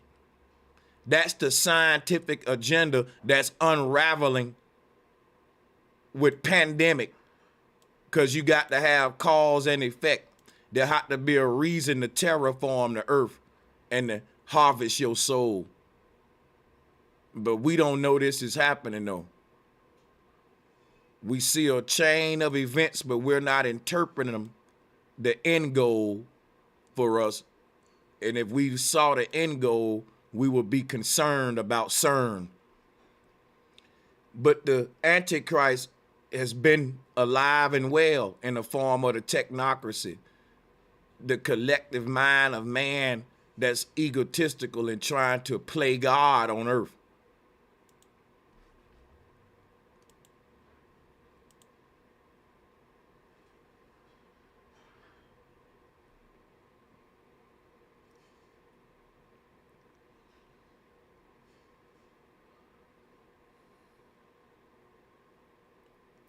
Let me see about some more videos.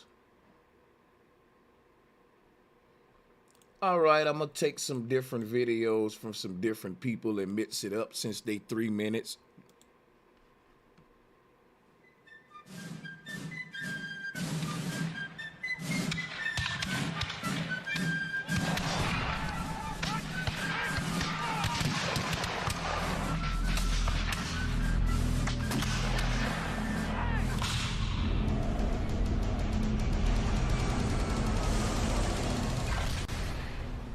If I were the devil, if I were the prince of darkness, I'd want to engulf the whole world in darkness, and I'd have a third of its real estate and 4/5 of its population, but I wouldn't be happy until I had seized the ripest apple on the tree, thee. So I'd set about, however necessary, to take over the United States.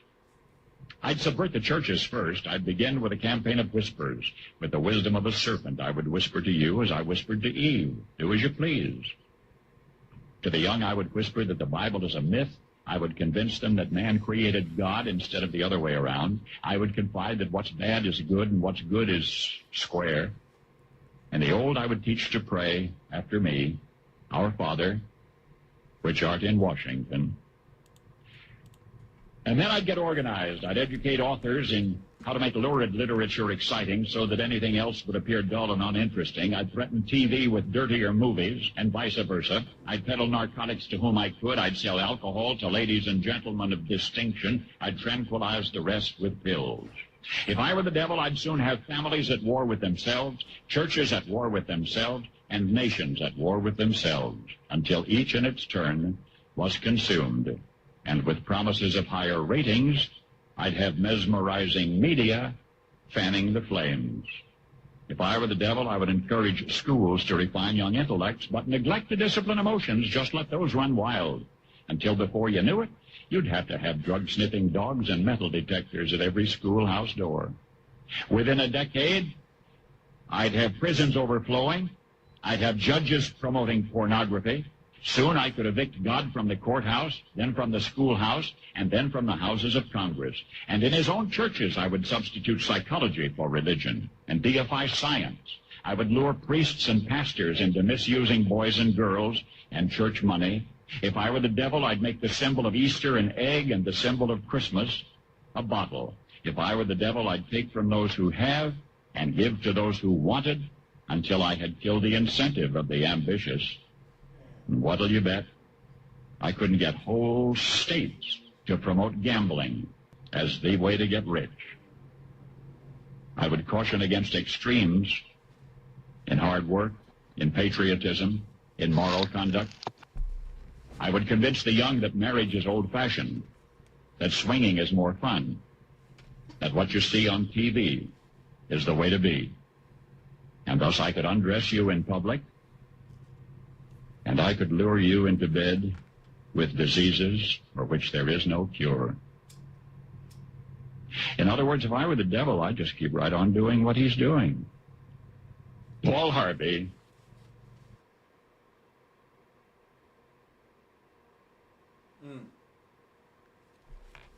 Powerful. Very powerful. The priest went on. What's good, Q? I'm going to go to the next video after you. Welcome, my brother. How you doing, man? I'm all good, bro. God, how y'all doing? Man, I'm doing these some good little videos they sending me. I'm gonna play a couple of more though. But what's on your mind, my brother? How you doing? I'm good, bro. I'm just, like I said, just with the build. Been watching all of the videos. I'm like definitely familiar with some of them, but it was definitely something that I wasn't, especially that you played with the other the boys that was talking about the flat earth shit and the CERN technology, or even though some of them was off, like you said, with the ACD. But yeah, definitely with the whole Ghostbusters thing, that's some shit niggas been talking about for a minute. And like you said, just like the cell phones, that's one of them things that it's not gonna take so much to be that big in the upcoming future. And they even put the programming and shit like little cartoon shows like Rick and Morty and shit like that, like the fact that Rick running around with a portal gun just dropping motherfuckers in and out of portal at his will or whatever. That's basically the same shit motherfuckers doing with CERN. And a lot of the different technologies and shit that they doing, they be dropping in these shows and stuff with subliminal messaging. But yeah, it's definitely some videos that niggas could share. But you definitely went to a good one with George Carlin earlier. I know one that he had that was good was it was called Political Correctness. Like when he went up in front of the politicians, he went in front of them niggas' faces and told them about how they be bullshitting with all their words, and it was hilarious. But he even had their ass laughing. But yeah, you can go ahead and continue though. I ain't gonna take too much of your time. Yeah, you fine. What's good, Daryl? How you doing? Yeah, salutes to you. Yeah. Salutes. No, go ahead. Yeah. Salute to you, man. You know, I said I'm up here at the job picking up these kids. I'm a school bus driver. And I said, let me get a couple in, you know, while y'all on here. And I see you say you want if we got some videos, you know, to try to share it with you when we talk about it. And I got some mad videos, but the thing is, I won't be able to do it like just right now because like I said, I'm up here waiting to pick up these kids. But man, I just want to say peace to the panel, to you, brother Sanchez. And you know, I'm just enjoying y'all. Go ahead, I'm gonna fall back. Most definitely. And salutes to everybody in the chat room. What I'm gonna do, I'm gonna go ahead with this next joint real quick. See what you got here. 3 minutes. Saying that the plan of Satan to deceive the human family this way, he says is the most intriguing thing to his mind. And he went on saying how it was going to be brought about. He said that a fellow by the name of Darwin and another fellow by the name of Thomas Henry Huxley would be used by the spirits because in their childhood they had been hypnotized by medical doctors, and they figured that they would be real good subjects to lead the people into this belief that they had, that Satan wanted to bring into people's lives. Now, what were those 3 points again, Roger? The 3 things were, number 1, that they did not want Satan did not want the human family to think that he or his angels existed. Right. The second point that you made had to do with taking control of people's minds. That's right. The third point was what? Was to destroy the Bible without burning it. Okay. See? And what was his strategy on that? On that, it was very interesting. Because after the Great General Council, it was decided that Satan would tutor Charles Darwin personally in setting up the principles of his theories of evolution. He was tutored by Lucifer himself, the fallen Lucifer. And at that time, it was understood, Satan and his spirit counselors understood that if a person was led to believe in the theory of evolution, it would, in his life, destroy completely the creation week of the Bible, the fall of man, and the plan of redemption. It would do away with it. In one fell swoop. Yeah. Now, he made a unique statement. He said that according to the spirits, anyone that teaches a theory of evolution is considered to be a minister of a great religious system.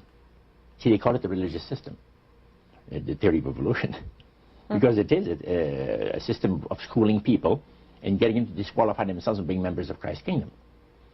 And he said that every teacher of that theory is recognized by the spirits as a person of great value and receives a very special unction from Satan himself, giving great power to induce spiritual blindness, to convince and convert.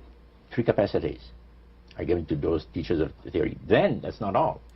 The priest says that Satan considers the teachers of the theory of evolution to be so valuable to him that in the sight of all the inhabitants of the galaxies, he assigns a retinue of bright, beautiful angels to follow that educator all the remainder of his life. And that in the sight of the inhabitants of the galaxies is the greatest honor that he can bestow upon his workers. of all mankind, and to, until the controversy is finished. That was quite enlightening. Good stuff. Salutes to the callers that's on the panel with me. We still got y'all on the call. So salutes. The Order of the Penguin. Let me see some right quick.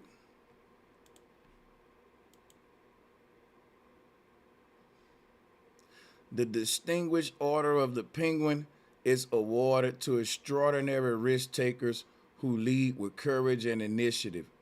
These risk takers stretch their abilities and expand their capabilities in ways that inspire their teams. I'm going to let you read. This is from Sister Sci-Fi.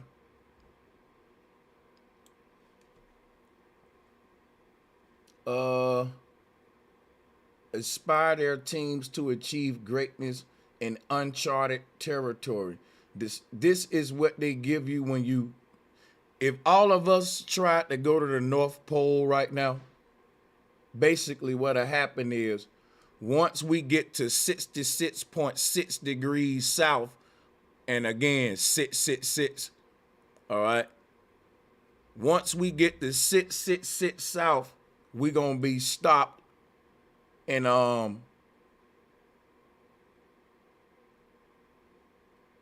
they're gonna make us join some order. So like if I'm reading this right, I hope I am. But anyway, y'all can go and research this and back it up and stuff. I'm just throwing the information out. Some of this is cut off. Let me get it back on there. So apparently non-Freemasons that's trying to explore the area still got to join some Order of the Penguin. So it's not Freemasons were required to join to the order upon passing the Antarctic Circle at 666. And the fact, that Batman's opponent was a penguin. Hey, you know that Batman is a deity that's worshipped in South America? Batman, they worship a bat god. The Batmobile is the human Taurus field, man. Like the whole symbol for the Batman is you inside of your Taurus field, you in your little bubble with the wings, with the hourglass, the vortex.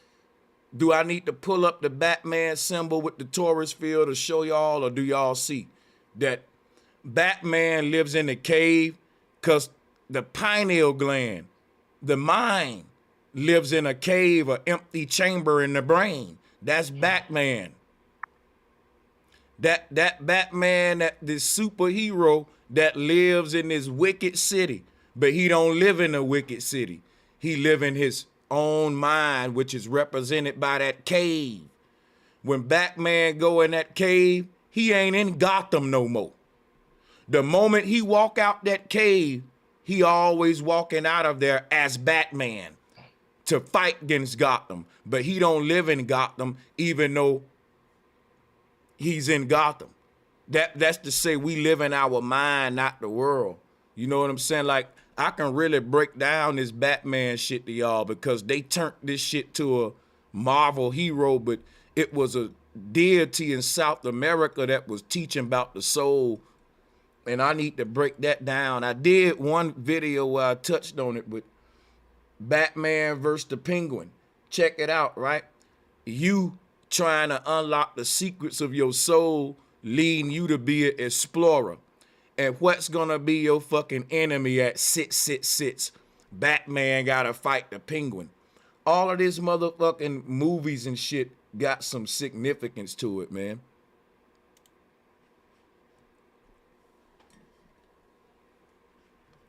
Let me go through some more of this right here. This is crazy.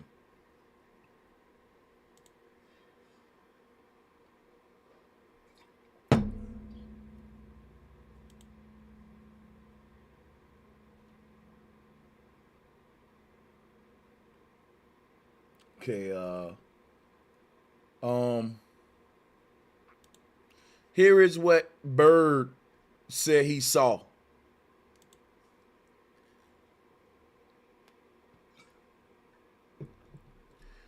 Check that out. So you mean to tell me Bird and Dante had the same vision?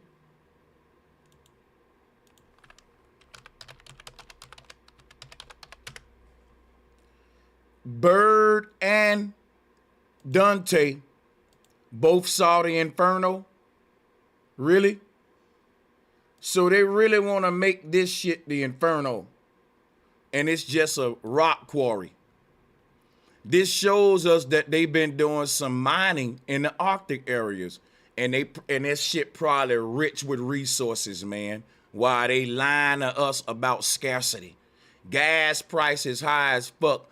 And this whole lands that's full of resources and minerals. Check how deep it is.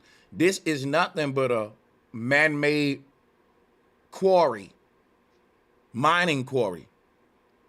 But the way we mine is literally what the mine looks like. Your mind is a Pandora's box. Your brain stalk, right? Right here is what Dante talking about. That called a pituitary gland. And the root word of that is what? Pit. The bottomless pit. Hold on. Human brain. Human brain.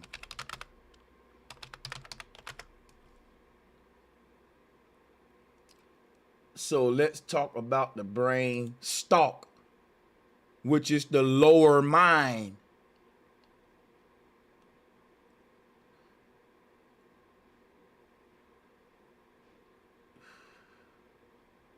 Atlas is holding up. When Atlas is holding up that universe, it's the brain stalk holding up that chamber.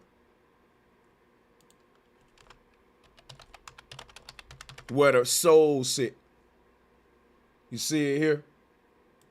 This was turned into Atlas. Right? Let's go back to Atlas.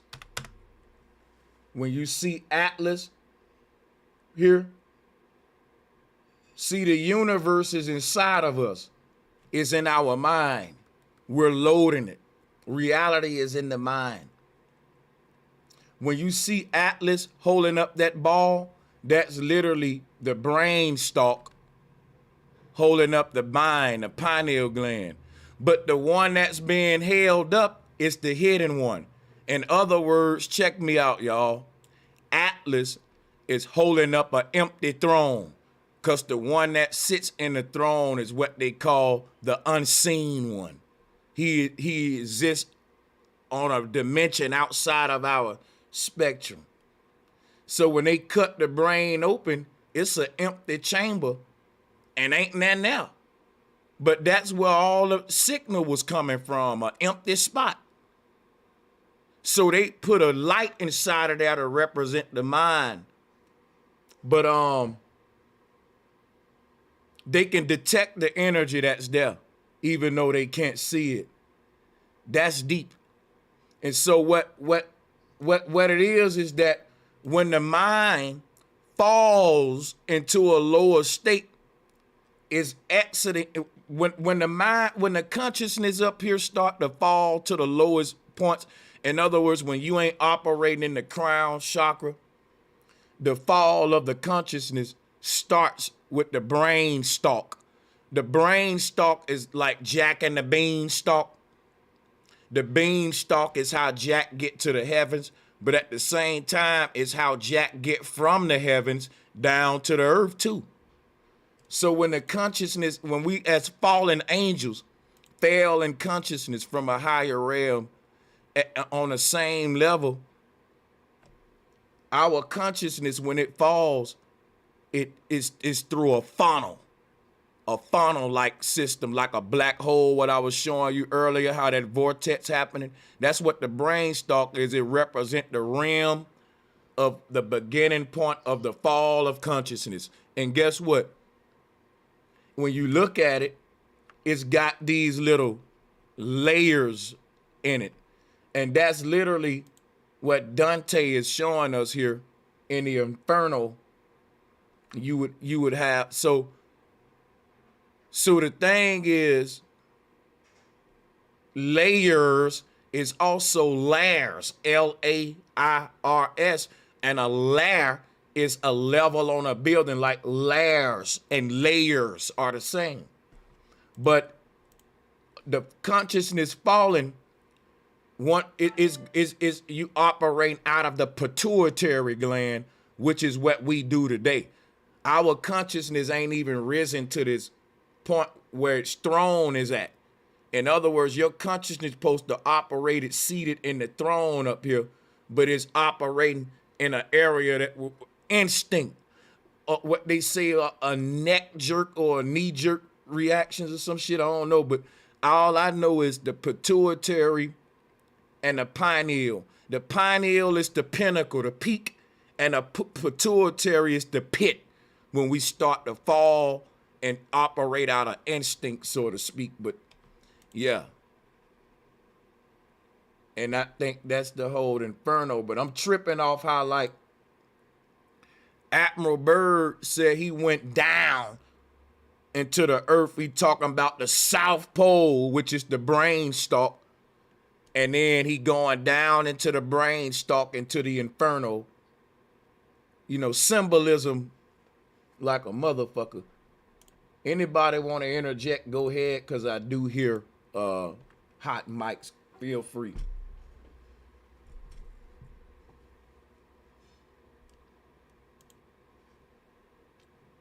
Dark is Black, how you doing? Good, bro. What's going on, man? How you doing? How everybody on the panel? Doing all right.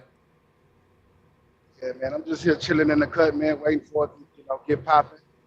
Regarding that Admiral Byrd stuff, man, I looked into that a while while I was in the military, man. It's just, it's been a whole lot of, I ain't gonna say storytelling. There's just so many angles to look at that shit. Then they end up killing him, or a couple of years after that, the project, what was it, Fishbowl or High Jump or whatever, whichever one it was that he was dealing with, didn't he end up dying like 2 or 3 years later?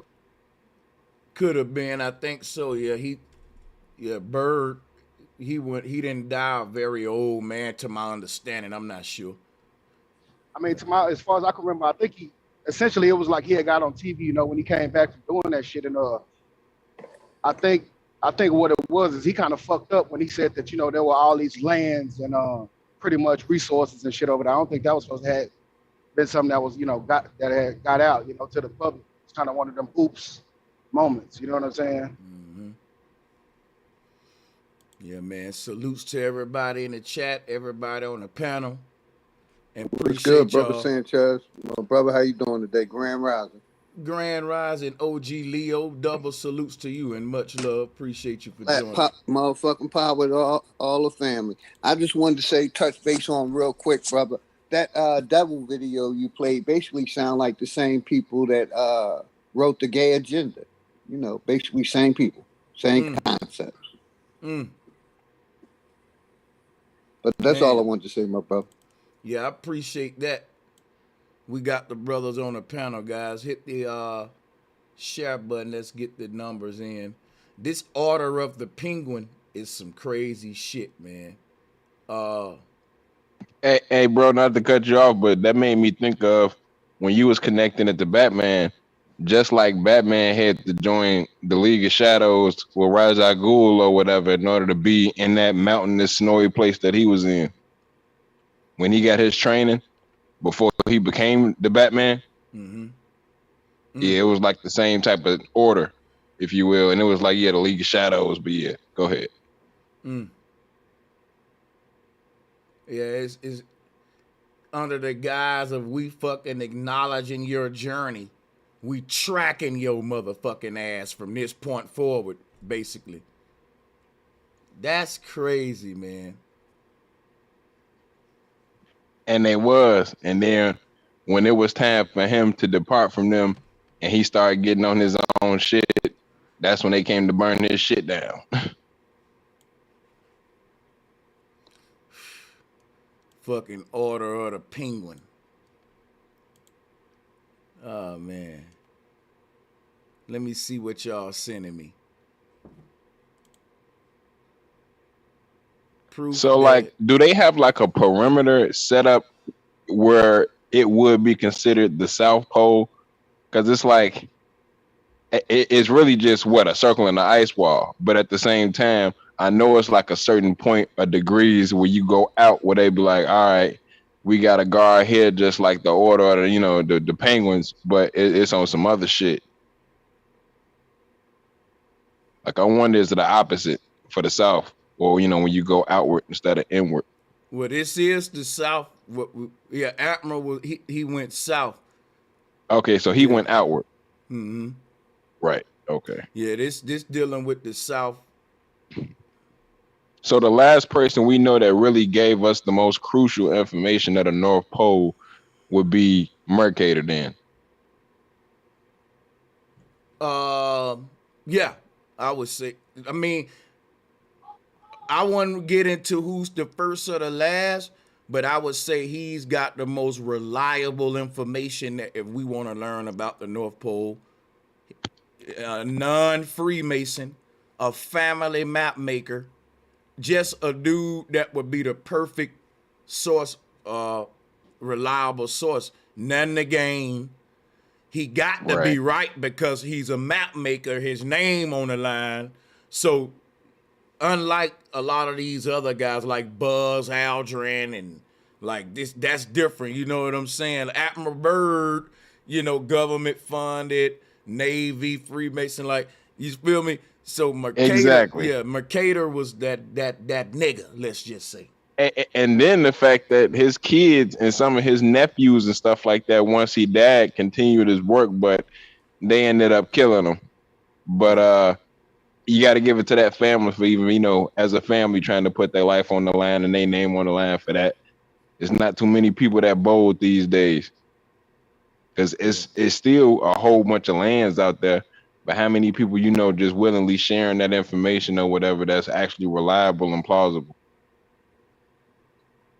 Yeah. That's crazy, man. Yeah, he was definitely reliable. So here we got this damn. So let me explain something to y'all. The Bible have this religion code to where if you don't accept the kingdom of heaven by choice, then we're going to burn you in fire by force. This is where we get the term get down or lay down. That's what the God of the Bible basically telling you. Now, what I wanted to show you is people who go to the inferno are the unbaptized. Now, to be baptized is to allow them to upload your mind in an avatar body. They basically saying if you don't submit your soul, we will torment your soul. And I'm going to show you.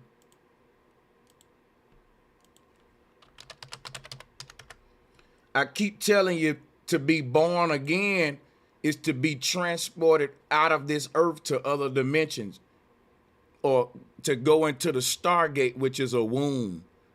And the womb got waters. When a woman say my waters broke, when you walk through the Stargate, you break the waters like Moses did, parting the waters to let the people cross. That meant Moses led the people. He was the first one to walk through the Stargate and open this shit up.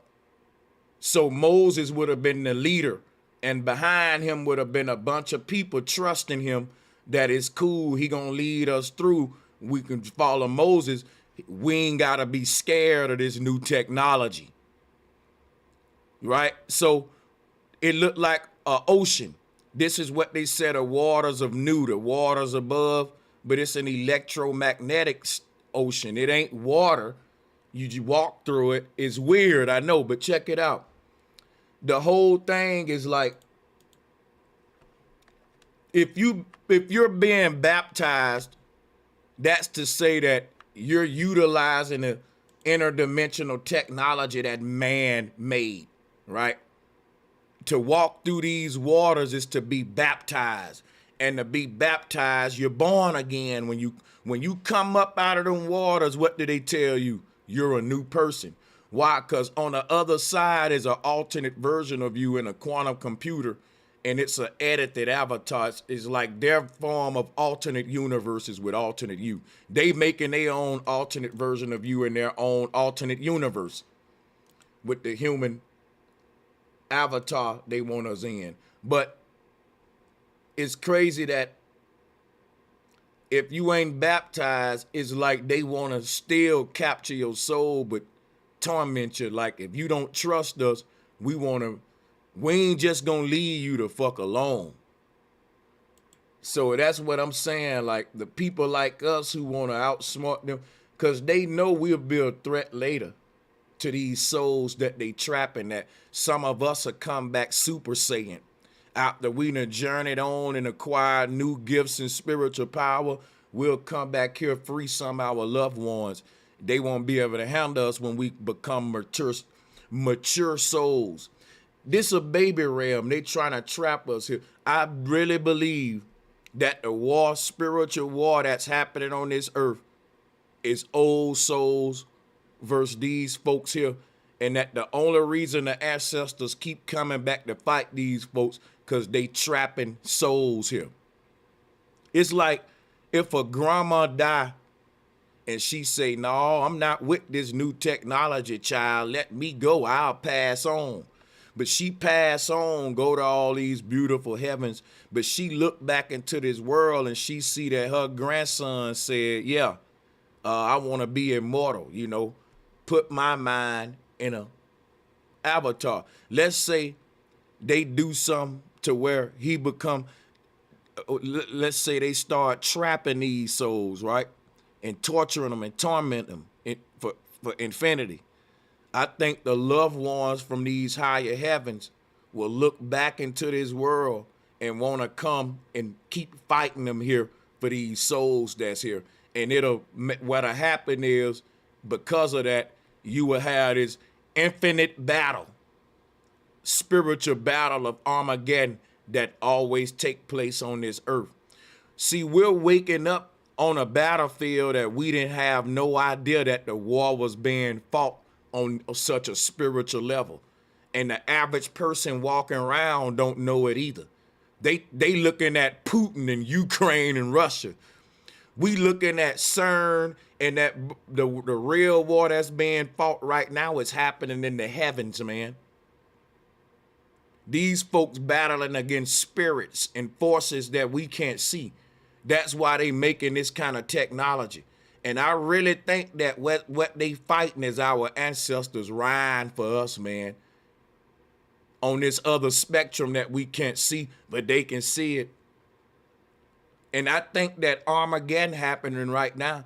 But what happened on a spiritual realm, invisible realm, it affects what happened on this realm. So what happened on the earth is World War III, Putin, Ukraine. It's the cranium.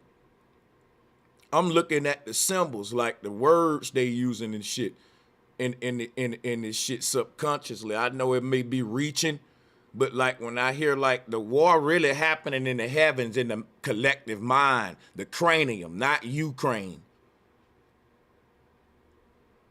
It's a spiritual war. It's just manifesting on the earth like this.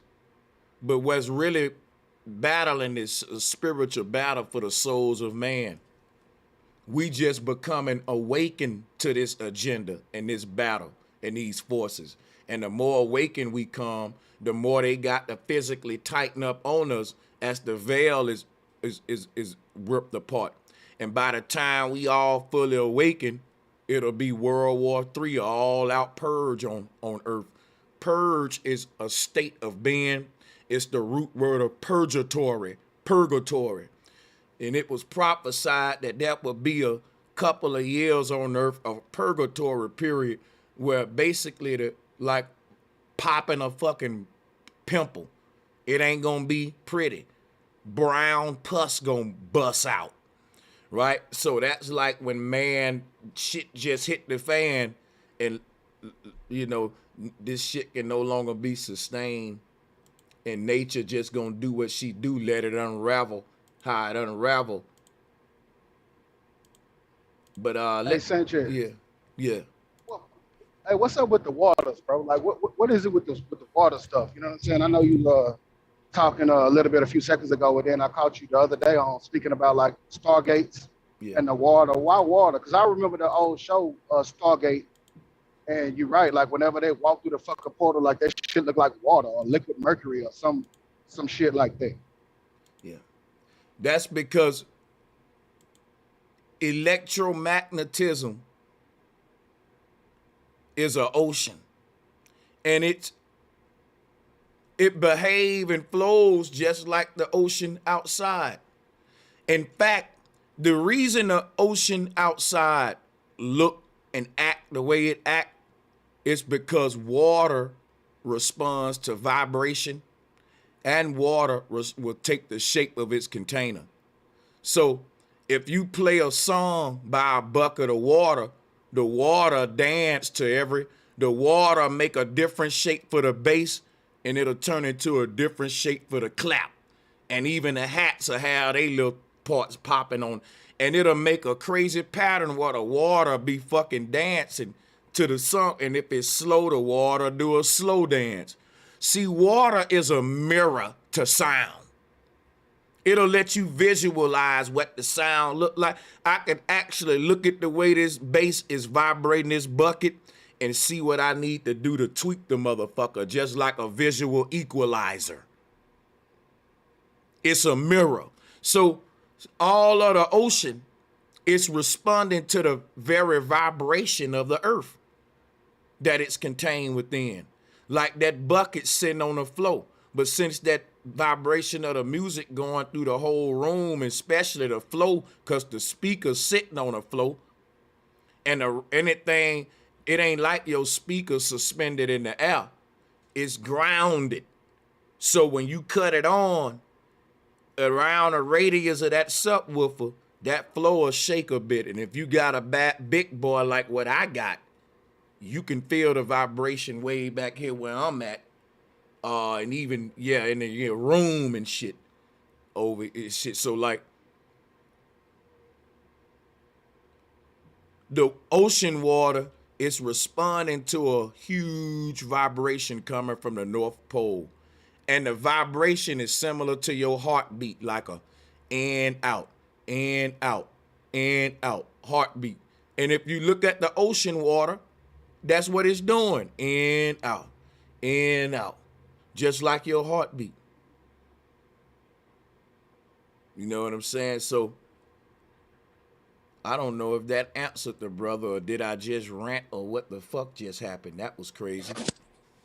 It's like just pushing through the ether, that wave, something like that, right, bro, Sanchez? So yeah, I mean, anything that moves in waves, like sound, electromagnetism, frequency, water, then that'll answer you why it's symbolic of water. You know what I'm saying? It behaves just the same way. Like you see waves in the ocean, you see waves in the sky, you call them clouds. You see these little wrinkles of, you know what I'm saying? Sometime how the cloud pattern will look like ocean wave.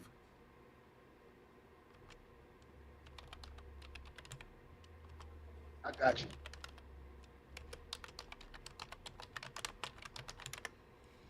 See if I can show you.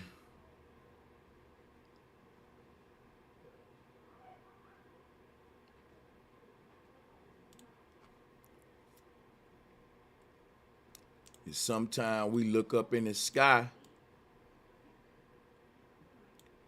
and we see waves up there, just like we see waves in the ocean.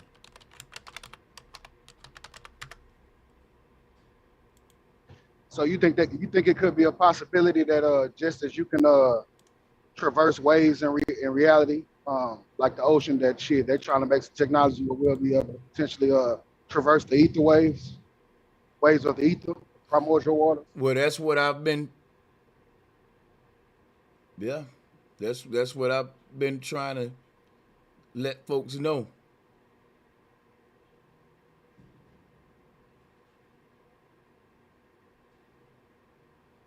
Mm-hmm.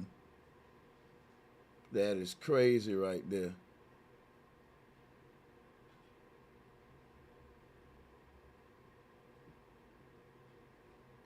So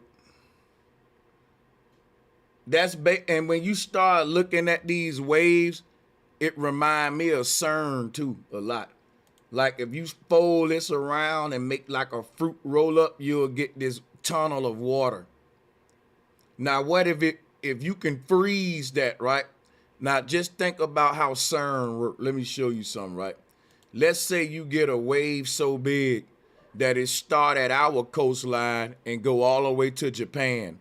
And when the wave makes a tunnel, all of a sudden it freezes, turn to ice.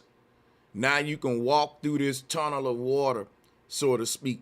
That I'm just trying to explain CERN some more. Like how you drilling through the ether, you creating this same spiral pattern. And then as you make a little wormhole, like we was just showing with the Stargate shit, I'm glad I put the wave image up because that's what it's doing. It's going through these ethereal waters. Moses, right, would be the one leading the way. And I think that's just technology because osmosis is literally how to create a vortex. And that vortex will open the water. It will part the water. Like if you go to stirring this portal up, it'll open up a funnel. And the more you stir it, the funnel will go deeper and deeper. And that's what CERN doing, drilling a funnel that way to another dimension. That's going to connect our electromagnetic firmament dome or ether to the next one. Two worlds are about to collide. This would be like the movie Us, right? There's an alternate universe next to this one, but you already exist there in an alternate form. They're about to connect both of these motherfuckers. So for all you know, your other could show up through the fucking portal.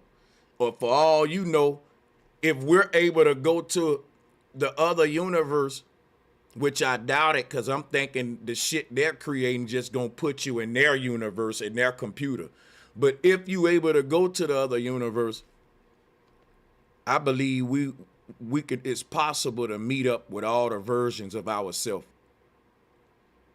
It's possible to go to a location where every version of yourself meet each other and have a conversation. Now, everybody may say I'm crazy, but watch this. Watch this real quick. That's what I think it means. They said when we get to the North Pole, that we're going to see the many reflections of ourselves. That's what they said. That's what they said going to happen when we get to the North Pole. So this is what's going to happen when we get to the North Pole. Each version of you that exists in every universe is changed by a different angle. Your consciousness is a single light beam. Excuse me. Let me show you something. I need everybody to check this out.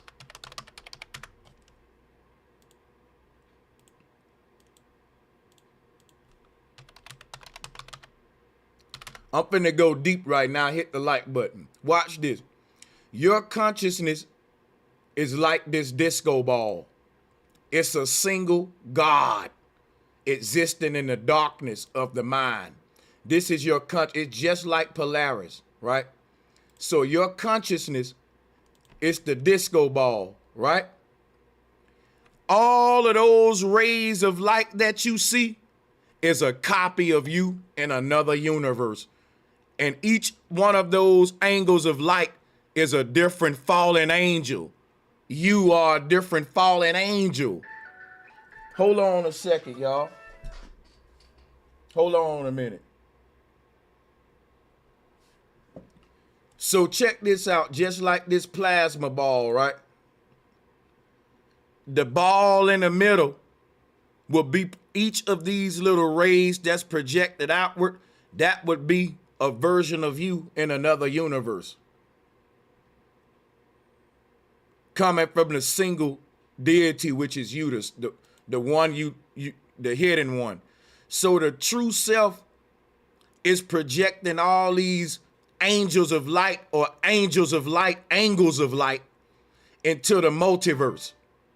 And each version of you will meet up at the North Pole, but it'll be facing a different angle though.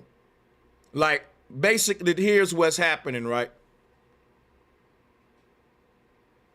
What's happening is each of these versions of you that exist in every alternate universe, they're all strung together, string theory, right? They all strung together. Just like if he scratch his face, every other version will scratch their face. So everything you do in this universe, all of your other avatars do it in another universe. You see how I'm pointing my hand at the wall? In another universe, there's an alternate version of me point off of a mountain cliff explaining an archaeological site to a tourist group because I work for the fucking park rangers and shit. This one action that I'm doing right now, I'm pointing my hand at you. In another universe, I'm giving a lady directions, but I'm pointing my hand the same way. And I'm giving you directions now, spiritual guidance. This one action that I'm doing right now in this universe is playing out in every universe where I'm pointing my hand, but for a different reason and a different angle, which make it an alternate reality. And so keeping that concept of mind, if every action I take in this universe, my alternate copies take the same action, but it's just alternated, guess what? If I start walking to the North Pole right now, every version of me in every universe will start walking to the North Pole. And each one of them will have a different excuse for why it went. But this version of me will be going for the truth. And when this version of me get there, I will explain to all the other versions why they came there, and it will wake all the versions of me up. And guess what'll happen? They all will go back into the ball, and it'll be one unified me, just like Jet Leader 1. They'll all sync up to one Voltron. And they got a movie like this. They actually got a movie like this. Well, in this movie, they was making all these replicas of people. But when these replicas found each other and found out what they was doing, they all made a blockchain and put themselves in one body. And that shit was like God-like. I forgot the name of that movie. If you know what I'm talking about, put it in the chat. Because Jet Leader 1 is another one. But the real self is the disco ball. All of these other selves, those are the ones projected on the walls of the universe. All right, because I was just about to ask that, bro. Like, well, how do you know which one is the real self? But you just answered. Yeah, the one that the real self ain't on the wall. It's standing up in the middle of the room, surrounded by the walls.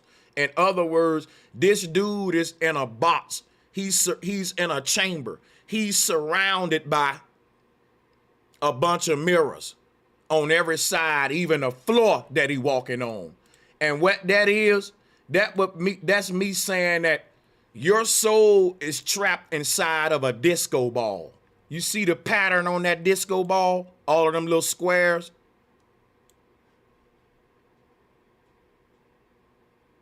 See, when you look at that disco ball, it got a pattern on it. I'm gonna blow it up.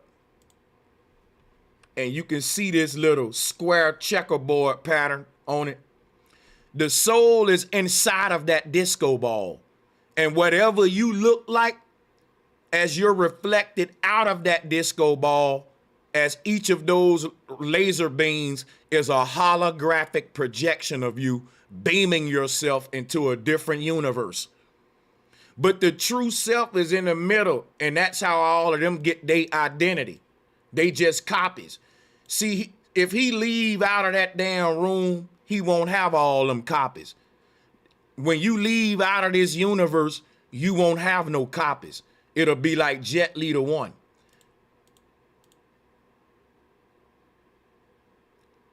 When all of these light rays get sucked back into the ball, the concept of duality and multiverse goes away. Now you're the singular God again. But check how deep this is. Him being in this box, this mirror box, is literally what the pineal gland is, what I'm trying to tell you. The pineal gland is in this chamber.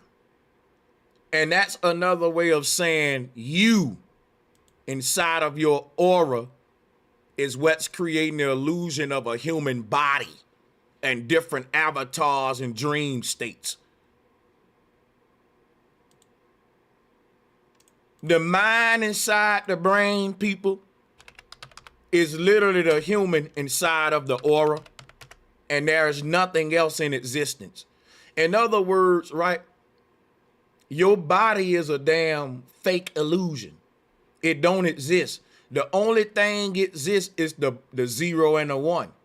And you know what that is? Right here, 0 and 1. That's the I, the concept of individuality. You can't see infinite energy. So everything that you define as the self is an illusion. It's infinity trying to create a reference point. And that's what we all are. Hey, bro, Sanchez. Yeah, so let me just wrap this up, right? Check this out, right? You inside of this auric field is like the soul. I'm sorry. It's like the soul in the disco ball. See, because you exist in this torus field, you're being projected through each of those nets, man. See, every human is an explosion of light. But since you're enclosed in this little fence-like ball, when the light pour out of the shit, it looks spiky. Like this. Like that little toy we used to play with when you push the Play-Doh to the head and it looked like a spike head, that thing. So when all that light busts from the center of you, it pierced through these little fence pattern.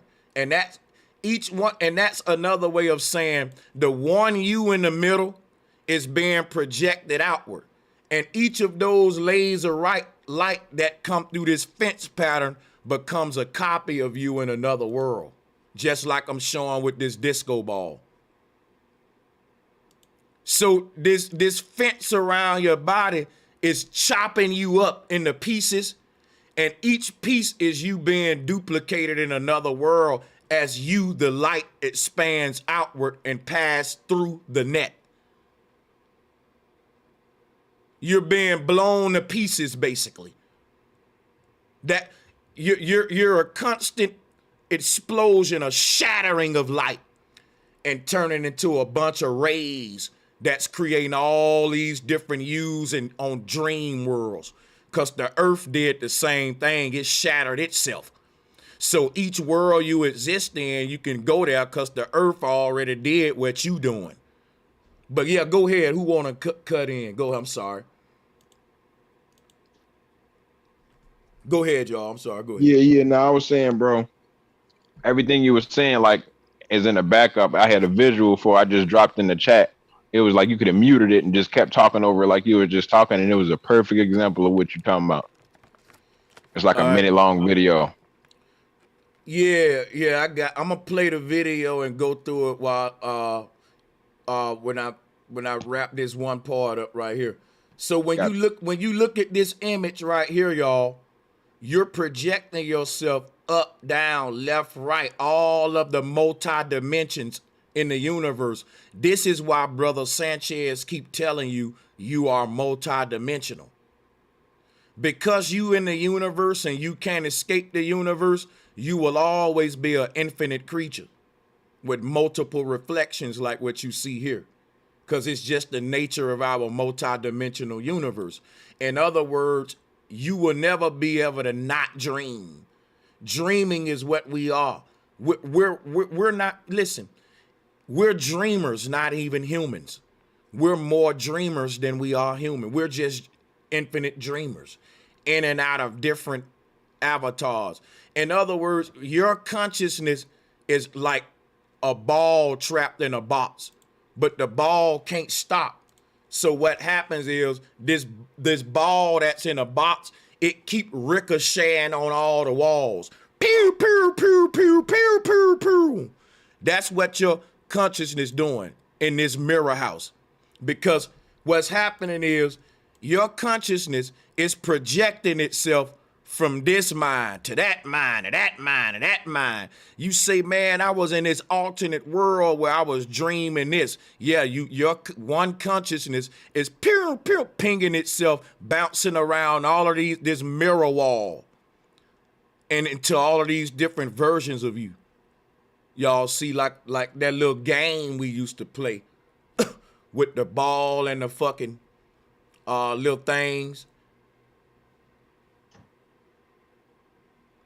What is that shit? And see, ping pong. Yeah, the name of that was ping. It was ping. Brick breaker or something. Ping was what it's called. It was called ping. And ping pong is another one. And guess what?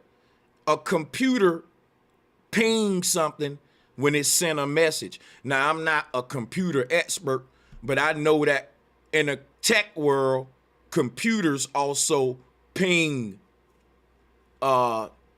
shit. You know what's so crazy? A PNG image is one that can be imposed with any background behind it, which is another way of saying PNG image. I use thumbnails and stuff, and a PNG image would allow me to put it on any kind of background, like this Monday Madness sign. I can put that anywhere because it got a transparent background. A transparent background is what our aura is. That's what allow us to be in any of these. We can be in any setting, any universe, like pinging, transparency, PNG file. This reality that you're in right now, it can fade away. I can give you a mushroom right now, and the world outside will straight up disappear. And you will have a whole nother scenery behind you, like a PNG file, as your consciousness get pinged to another world on a trip. That's crazy. But this mirror house thing show you what the fallen angels are. Because you in the middle of the mirror house, and each angle is a different angle of the mirror house where you're projecting your reflection outward. And that projection being reflected outward, each angle is a fallen angel. A fallen angel. So think of a disco ball and think of the human aura, the pattern on it. That's literally what's creating you in all of these universes. Sanchez. Yeah, you got it. Hey, so I mean, I'm pretty much probably like everybody else in here. I listen to a lot of your shit. It was like my daily dose of, my wake and bake. So check this out, bro. So I recall you saying in the past, and I'm bringing this up because to me, it sounds like it's some conflict up in there. So let's do it. I remember in the past you speaking about like a nigga's dream or whatever, or the out of body experience, or whenever it is you fall asleep over here, your fucking consciousness, you're in another dimension. Okay. You're in another dimension rolling up or getting ready to do something else. So how does that work with this disco ball shit? So where you're saying, like you just said right now, where you're here right now teaching us somewhere in another dimension you're pointing, in another dimension you're pointing. Like how does it all go together? That's what I'm explaining. You able to have all these different avatars because of holography and projection. I'm using a mirror house to show you an example. You know what? Y'all can't see my screen share, So you need to open up another YouTube tab and look what I'm sharing, because I'm not going to be able to share with y'all the way I got it set up today, unfortunately. But if you see what I'm sharing, I think you'll get a visual on what I'm actually saying. See, the people Hey, out that's there. what I'm saying, Yeah, Sanchez. yeah. That's what I was saying. I had shared something in the chat that if you go to it might help kind of, paint a picture a little bit. Oh, okay. Yeah, I forgot about you. Let me see. Put it in the Zoom chat, if you will. Okay. You talking about in the back joint? Yeah. I got you. Doing it right now. All right, it's there. If you got your tabs open, we're sharing now.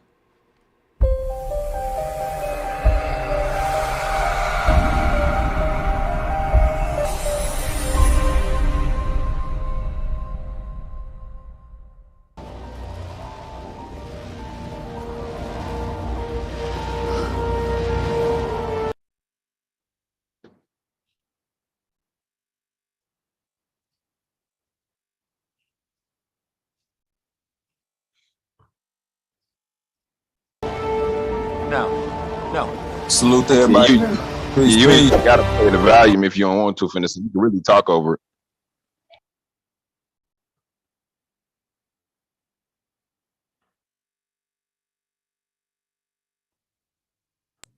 Quality, what's up with it, my guy? What's up with it, everybody? What's good, Bobby? Man, my boy Sanchez, what's up? Yeah, great to see you again, man. I was tapped into you the other day when you was playing on beats, boy. Hey, you got that crunch, man. For sure. Salute. On the real. Peace.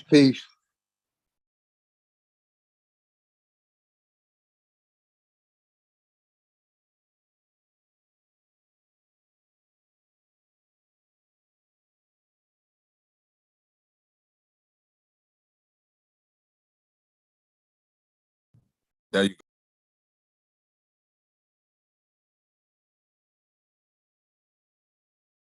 go. Hold on, my mic was muted. Yeah, y'all, I was telling him, man, he was complimenting my beats.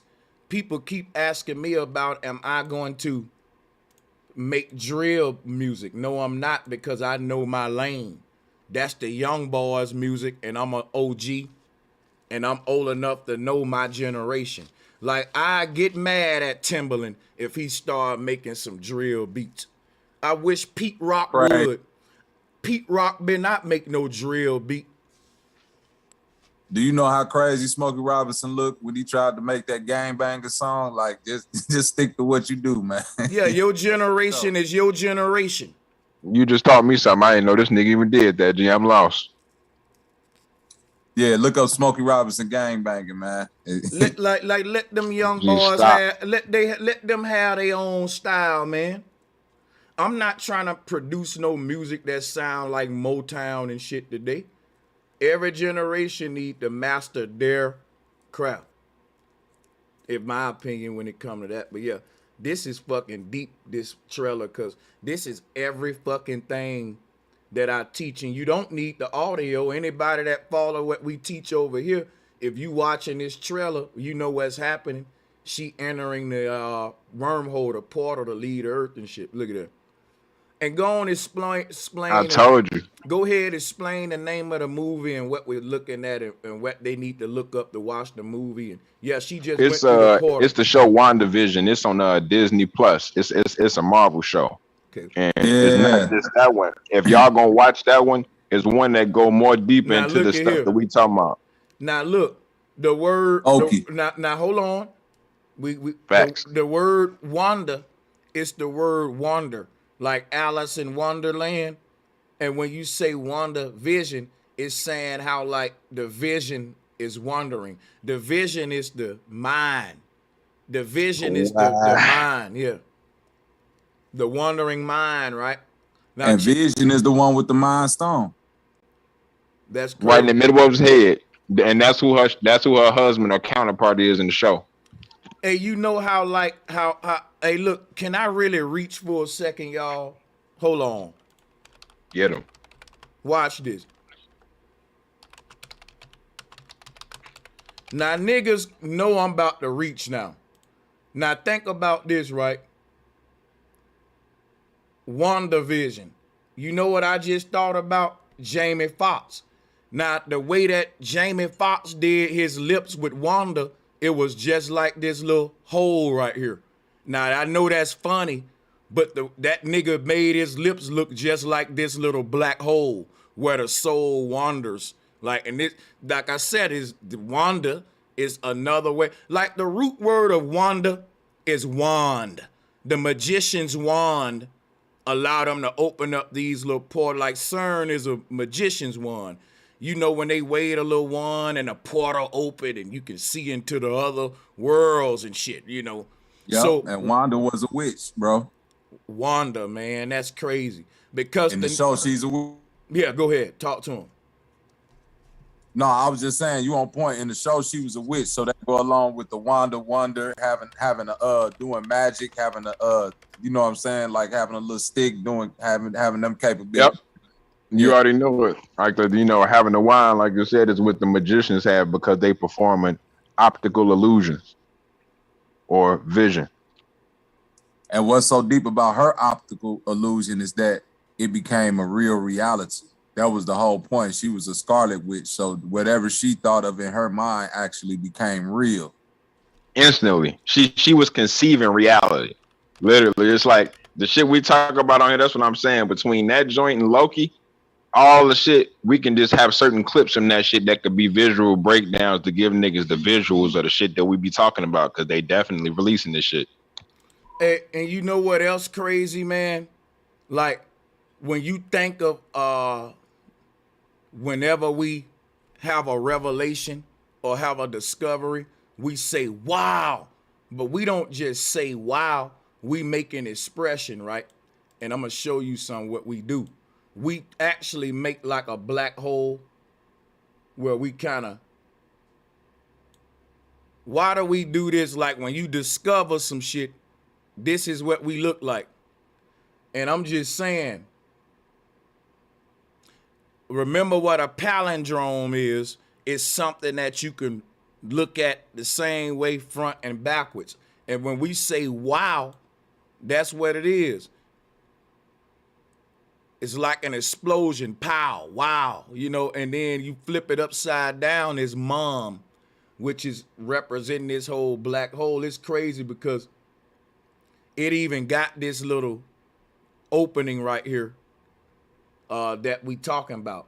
And this is what, when you look at what she traveling through, that's the sense of that she have on her face is like, wow, like as you travel through this damn portal and shit, you know what I'm saying? Like the first time your ass go through there, it's gonna be, and to the brother who wanna know, this is what it is right here. When you go through that CERN water, static ether, crossing over into another realm, through the static, moving across the channels. And the flow of static on a TV screen can be seen like a river, like a white water river. And you got to cross this river. And that's what she doing. And when you get to the other side, like Moses, the new world, land of milk and honey. Yeah, our ancestors definitely been interdimensionally traveling. What we gonna find out is that we late as fuck and we been trapped.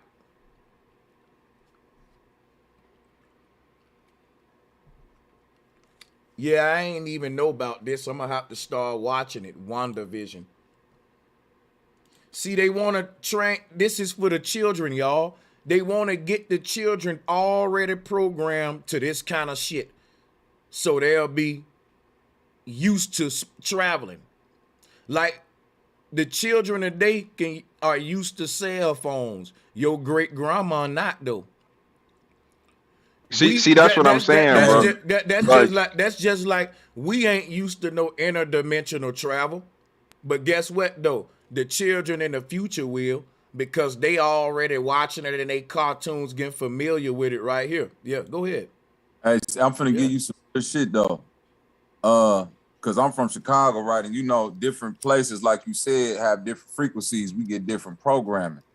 Growing up, it was this show called like it was like a claymation show. If y'all remember back in the 80s, we had claymation animation. It was a show called Mark Twain's Adventures, and it was about like Mark Twain and these little. That shit was fucking crazy, Bobby. Hold on, listen. And it was like they was traveling interdimensionally in this elevator, right? And they would go to like they went back to like Adam and Eve and all of this. And one time they got to a place, it was all darkness.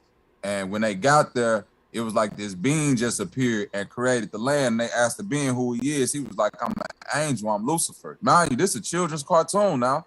So the angel was like, yeah, I'm Lucifer. Let's create some people. You know what I'm saying? Let's do this. Let's do that. You know what I mean? And then after the kids created the people, created a little garden, the angel got mad and just destroyed all the shit. And the kids got scared because the nigga face started changing and shit. This is a Saturday morning cartoon. Then they like dipped off and got back in the elevator and traveled to another dimension. And Mark Twain was like fucked up off of it. He was like, man, this like the dimension traveling shit kind of was getting to him. Like he done seen too much shit. So I was like, man, but listen, this is a cartoon came on in the 80s. After that episode, they banned it. But my point being is like, why would they make something like that for the children? Like you said, they always priming us, and it's only certain people that get it. But now they making it just flooded across all the ethers, all the nets. You know what I'm saying? We getting interdimensional travel. And think about the Magic School Bus. That was interdimensional travel. They was going in the ocean and out. They was doing all type of shit. So like you said, they priming us for certain things. Yeah. It'll just be accepted, man. You on point, Sanchez. And you know what, Bobby? To go in with that on them same fucking Saturdays, bro, 'cause I'm pretty sure I'm 37, so we got to be around the same age. So I was watching that shit. Yep, Right after that shit came fucking Bill and Ted's Excellent Adventure. They was time traveling. And they was traveling, and exactly. And they were doing the same thing, interdimensional travel, going back in time, forward in time, other places, all in the telephone booth. You dig what I'm saying? They got this story, I think Humpty Dumpty was an egg. He sat on a wall and cracked itself. And I'm just thinking about how like our Taurus field is Humpty Dumpty. It's the egg. When it's cracked, we gonna be multi-dimensional. Like that you in the middle of this is like the yellow yolk in the middle of an egg. You see like how, and it's crazy that they got your yellow on this one, so that's perfect. Like you like the yellow yolk in the middle of a egg, and once they crack this egg, Humpty Dumpty gonna fall off the wall. That's the whole thing about the black being sucked into the black hole. Like I'm saying, like cracking this egg, they got the same story in Egypt when they said the body of Osiris was chopped up into a bunch of pieces. This is the knowledge of holography, man. Let me share some with y'all. If there's a holographic version of Bro Sanchez right now, if you chop any piece of it and zoom in on it, you'll get the whole me again. There you go. The whole hologram is made off a bunch of tiny copies of me, pasted to make one big piece of me. And that's what our souls is. That's what I'm telling you about this auric field. The one you is in the middle. That's Osiris, the body of Osiris. It get chopped up when you project yourself beyond this aura. Once the light passes through that mesh pattern, each block, each little piece of you becomes a small copy in another universe. Like the body of a saw got chopped up and it was thrown into the river. Why? Because we talking about the ether, the waters of Nu. This was literally talking about holography and how we projected into this mirrorverse. How the body of a saw is chopped up, just like how he's reduplicating himself in this mirror house. The Kemetic priests ain't going this deep with that Osiris shit. They said the only piece that wasn't found was his penis. That's because that was symbolic of the real you, the hidden one. The true self ain't a projection. It created the projection the moment it was conceived in the mirror house. All the other projections was born. I told you that when you was born, all of your chakra layers was born at the same time. and all gonna die and meet up at the same place and time right here. So I think when we journey back to the North Pole, every version of us is journeying back, which is why we was born more than once and we gonna die more than once, because each of these versions got to journey back and meet back home. So by the time you get there, I think what we're gonna meet at the North Pole, it'll be like meeting all these versions of yourself in these dreams and remembering each one. The moment you see each version, you like, yo, I remember that dream. And I remember when I was him before. And I remember I had that dream and I was this version of me. The moment each version of you meet up at the North Pole, all of y'all gonna know each other like a family reunion. Even if you don't remember them now. It's like the person you forgot you know, but when you see them, you instantly remember like, yeah. Even dreams you forgot about, when that version of you meet back at this pole, you gonna remember, yeah, I dreamt that before. All of that shit it's like revelation. They said a mystery of God will be revealed. Hey, Sanchez. Going deep on the CERN, man, and the holographic. I'm talking about, man, you've been blowing my mind with some of this shit, you know what I mean? And I've been doing some research on CERN, man. And the one thing that caught my attention is that the first time that they tested CERN out there, it was fully completed, was in 2008. And right after that is when the Mandela effect phenomenon started happening. You looked into that? Guess what? Bro, guess what? Now, we're so deep on this channel, Bobby, that I'm finna go deep with you. We finna lose a lot of folks who ain't this deep. Let's go. Because look, the Mandela effect was the result of them creating an alternate universe then. Thank you. I think they about to do it. We do for another one, bro. And we about to have a even another Mandela effect. Yep. Because you want to know something? Tesla, when he talked about that death ray and the stuff he was inventing, go back and do research and listen to what he said. He said, I found the way to split the earth and create two earths. He said this. Go back and listen to what Tesla said. I found the way to split the earth. People thought back then, you thinking the earth is a rock that he, you know what I'm saying, finna split the rock in half and slice it. He talking about, like you holography. Said, I'm finna duplicate this motherfucker. I'm finna take a photo, whatever he was doing. Hey, man, this shit is crazy. Hey, guess how you do it though, Bobby? You see this image I got up of the dude in the mirror house? Now check this out, right? All you got to do is make another cube. So for example, right? All I gotta do is go to one of those squares and split that square, and I will make another U.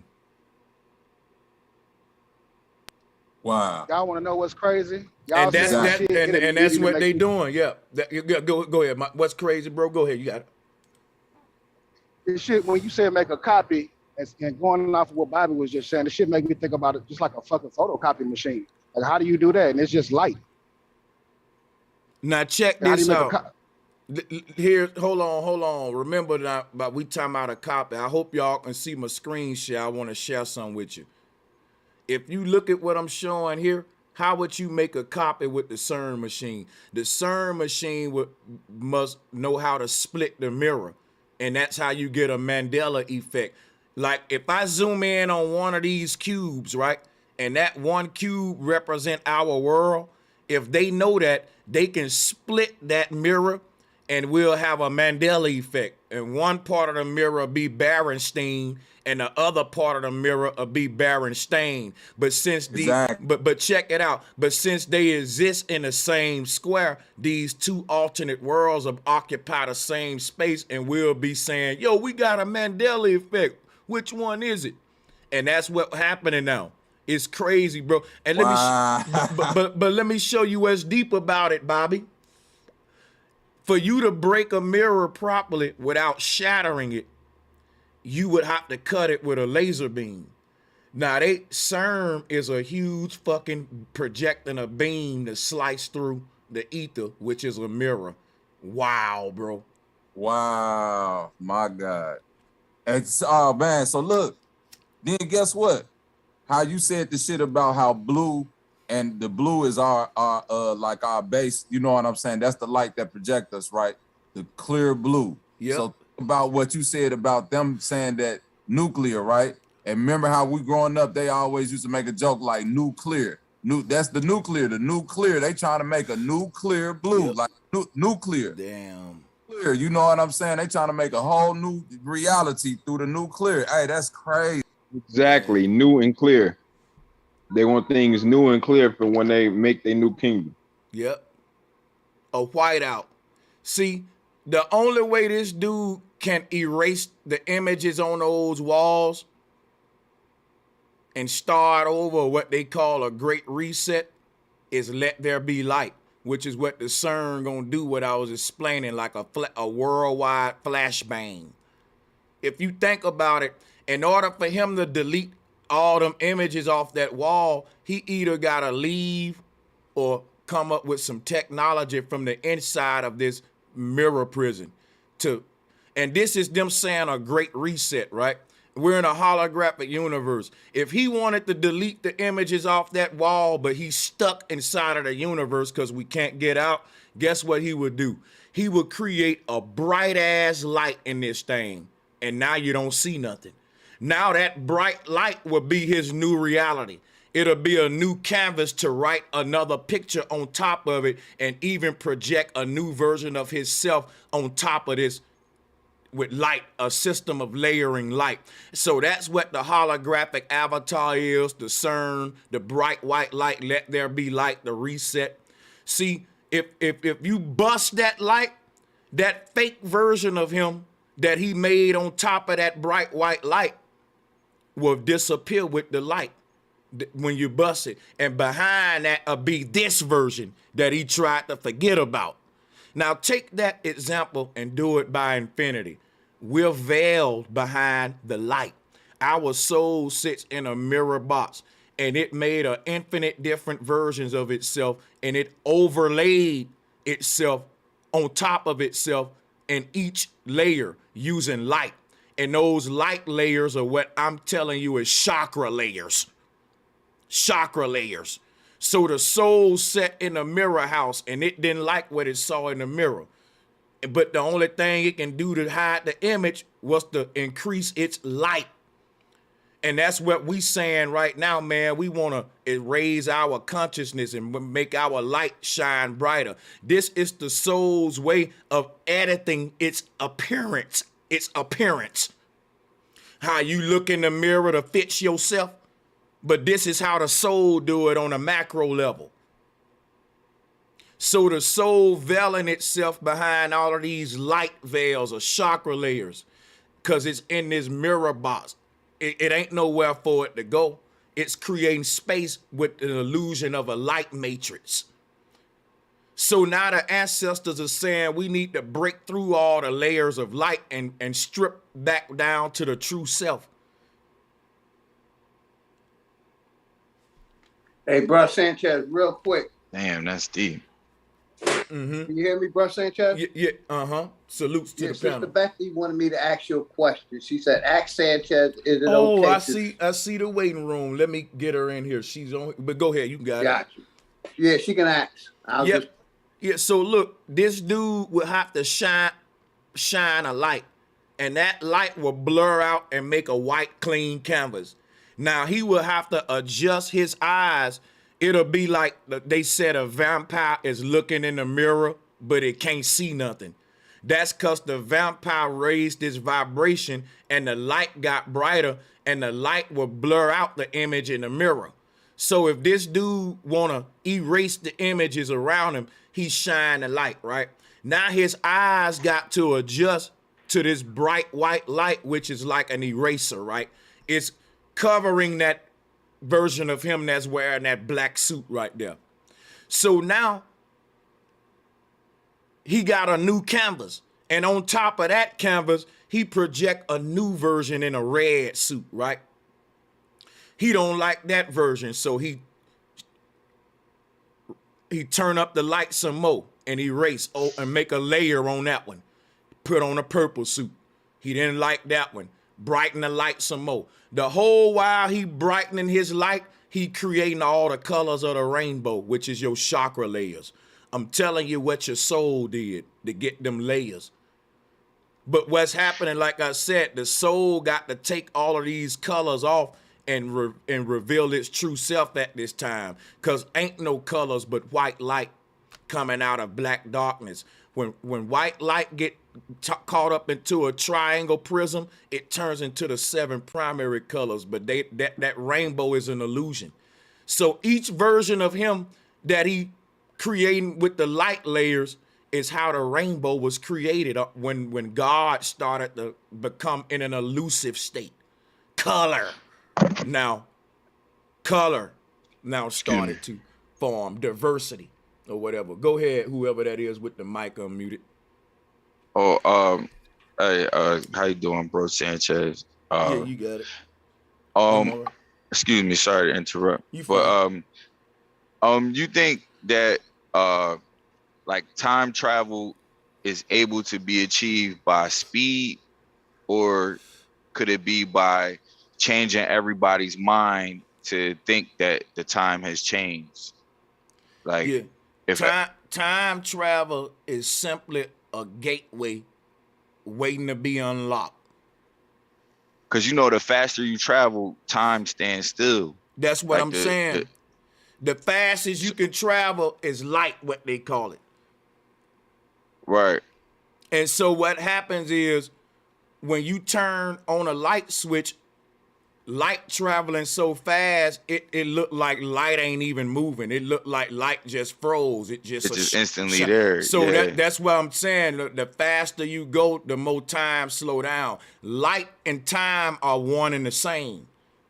So when we start traveling at the speed of light, we actually defeat Chronos and make time stand still to a point where we can examine it. Here's what's happening right now. We're standing still and time is moving above and around us. And it'll be like fish in an ocean that can't swim. They'll go whichever way the water makes frozen.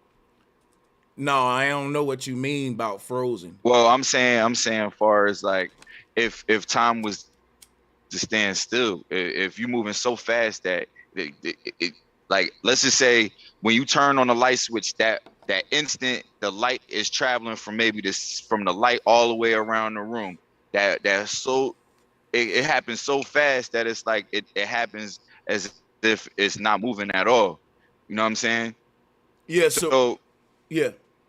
My point is, so if light was trying to, if that's time travel, whatever, what if you was to change that light and to put it in everybody's brain to make them think that this is the past or this is the future or this is, you know what I'm saying? I don't know where you're going. I'm just with that. If artificial intelligence, right?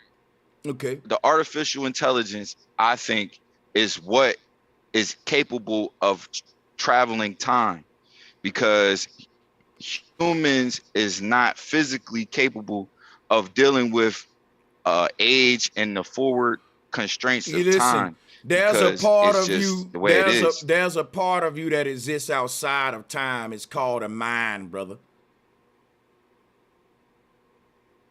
Right. Your physical body don't listen. Your physical body don't need to be timeless because it exists within a realm that's bound by its own time.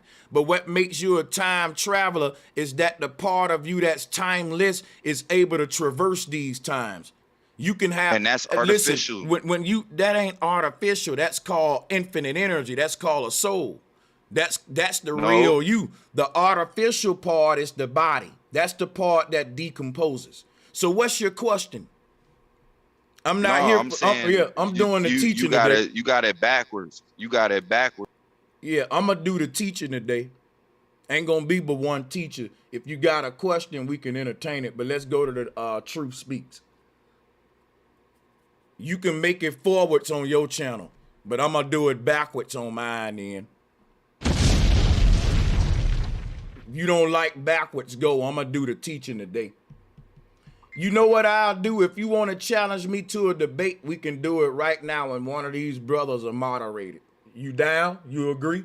Where he at? Let me moderate it. I got you. Dr. Vegas, unmute your mic. If you saying, okay, brother Sanchez, I don't got no more questions for you. You got it backwards. Let's get the smoke. Then we can do a fair debate right now. I'll be fair with you.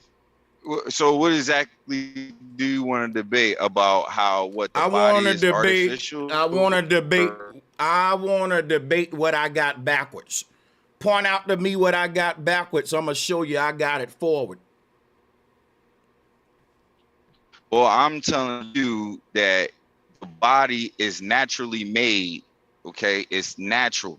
The earth naturally produces it. Natural. So, but the idea, natural mean like a man or woman have a baby and the baby grow up and naturally grow. Now let me ask you something. Progression of growth. Do natural beings have quote unquote supernatural forces within them, or what we call souls? Do mortal humans have immortal? I mean, for us to think that to try to be aware of whatever your soul is, to define it, has come from artificial ways of television and books that some other dude think is theory. Let me ask you something real quick, Dr. Vegas, and it's just a yes or no. Do you have a soul? I think was that a rhetorical question? I want to know. I want to know. Do you have a soul? Yes or no? Just answer the question. I have a soul that has been constructed and influenced by television and books and school. I'm not. Listen, we don't do all that over here. I want to get to know you, bro, and you keep talking about TV. Can I get to know you? I want to see what is your background, your philosophy. Not all of us think the same. So what I want to know from you is, are you a human that believes in soul? Do you believe? Some humans don't believe they got a soul. That's fine. That's your prerogative. Do you believe humans have soul? Do you believe you got a soul, brother? I said yes. I believe humans have soul. Okay, that's all I needed. No, I don't know about I don't care about the other belief. That's all I needed to know to make my point real quick. What I want to make. If you believe a human got a soul, you believe what we believe. We also believe we are the soul and not the body. We believe the body that you just said was natural, that the mom and dad make. We believe that's gonna die, stink, turn into maggots and all that. But the real you existed before that body was even formed. That's the soul that you just agreed you had. That's the information and knowledge we're trying to unlock here. That's the part of the discussion I'm dealing with. That's a theory, though. You don't know if that's true. You are nothing before your parents made you. I know that my soul is true. But I know exactly that I have a soul. That ain't nothing that I can't prove. Before your parents combined to make you, you wasn't you. I know. So you was nothing. That's what a soul is.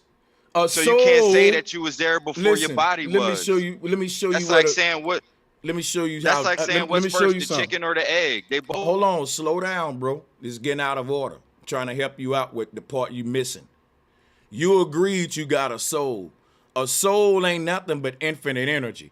Energy have to stay in motion while also transforming itself.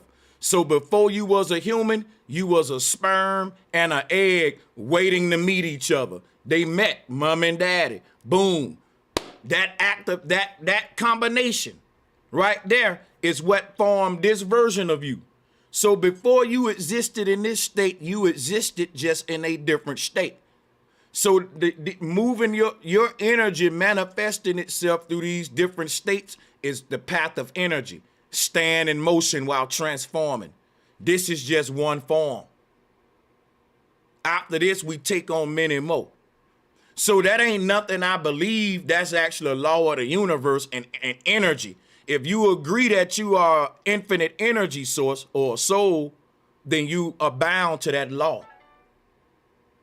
I mean, I agree that there is energy can't be created or destroyed. It just can be transferred. And then But your at the energy. same time, your singular soul energy that you do have has been created from something that Nothing can was create nothing. energy though. If soul is energy and you just agree that it can't be created or destroyed, why would you turn around and then say it was created, bro? Are you trolling? Stupid. Yeah, that is kind of hypocritical, brother. No, because listen to what I'm saying. Because your parent, your mom, and your dad both came together to create you because your body, not your soul. But they wasn't there together. Like you didn't exist as an egg and it didn't exist as a sperm. You know what I'm saying? It was you. They came together to make you. You feel what I'm saying? Brother. So individually, there's nothing. Let me ask you a question. Did your mom and daddy make your soul or your body? They made the body. I'm talking about the soul. Okay, so if your mom and daddy didn't make the soul, which I agree with you, because that's energy that can't be created, but then who made the soul? That's what I'm saying. That's the one that always was and always is. And the understanding of us knowing about the soul comes from artificial means of books and religion. Well, hold on. Religion. Well, look, when it come to that, you just got to speak for yourself on that one. I'm gonna show you why you got to speak for yourself, right? Any other brothers like me on a panel whose understanding of the soul didn't come from none of that shit? Yo, you realize your soul through religion. No, let them answer it. Let them answer it. No, let them answer it. Sanchez literally teach this shit every day, bro. Every day. Like, if you have ever visited this channel, he done brought this shit in so many different forms, shapes, and fashions. Dark is black. Hey, the things that you know about your soul, that you get it from the church and all that shit that he just said? Hell no, I ain't get it from no artificial TV or television or nothing. Gotta speak for yourself, brother. Religion. Brother, you can't tell folks where they get shit from. No, you don't know these dudes. Hold on, Dr. Vegas. One thing that I think you probably need to start coming on this panel a little more, because you dealing with a lot of brothers who got firsthand testimonials and real life experiences of things that we've actually been through, lucid dream, you know what I'm saying, experiences that we've had through meditation and all that, to where it's like like books, TV, and all that.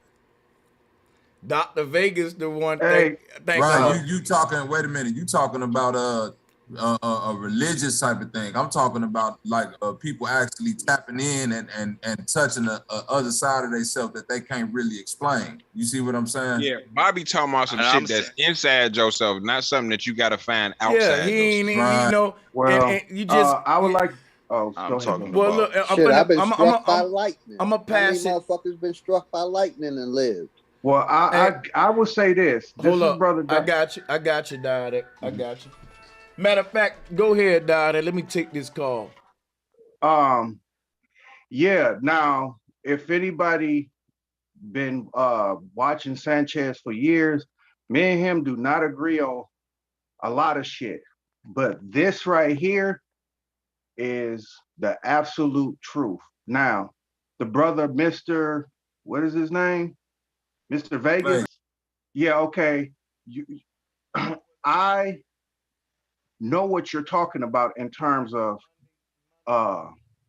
what can be proven and what can't.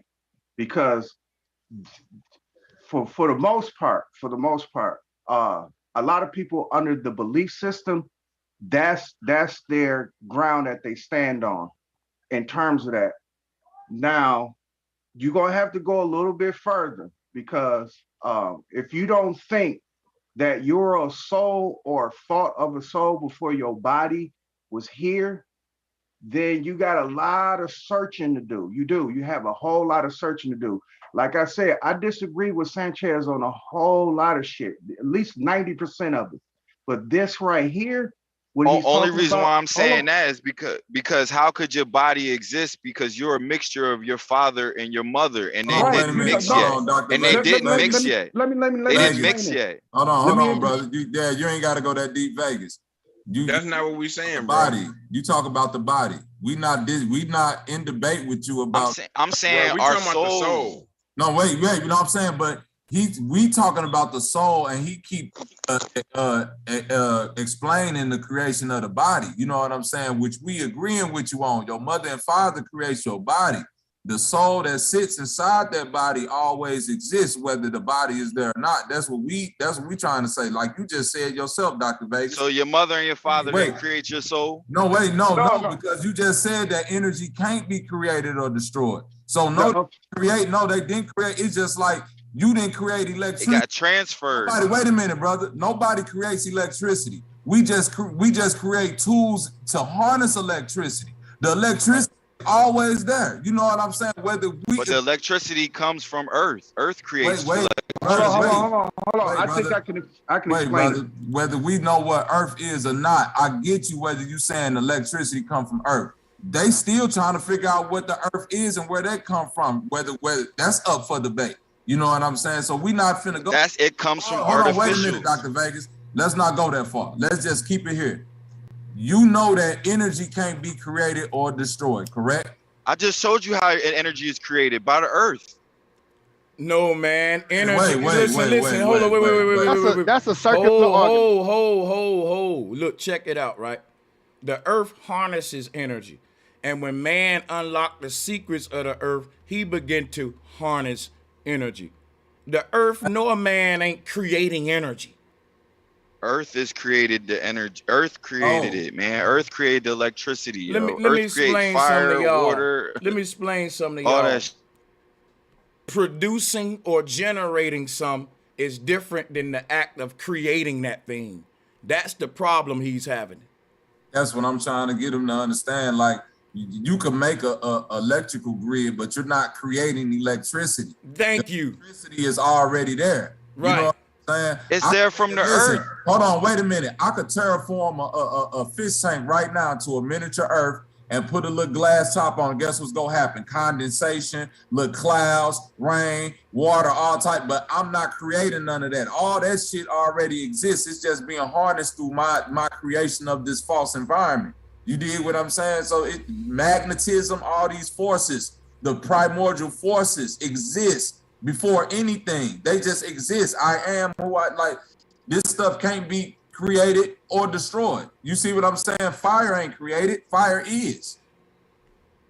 You do. Well, I want to ask you, created, Mr. Vegas, I would like to ask a question. Are you a zealous?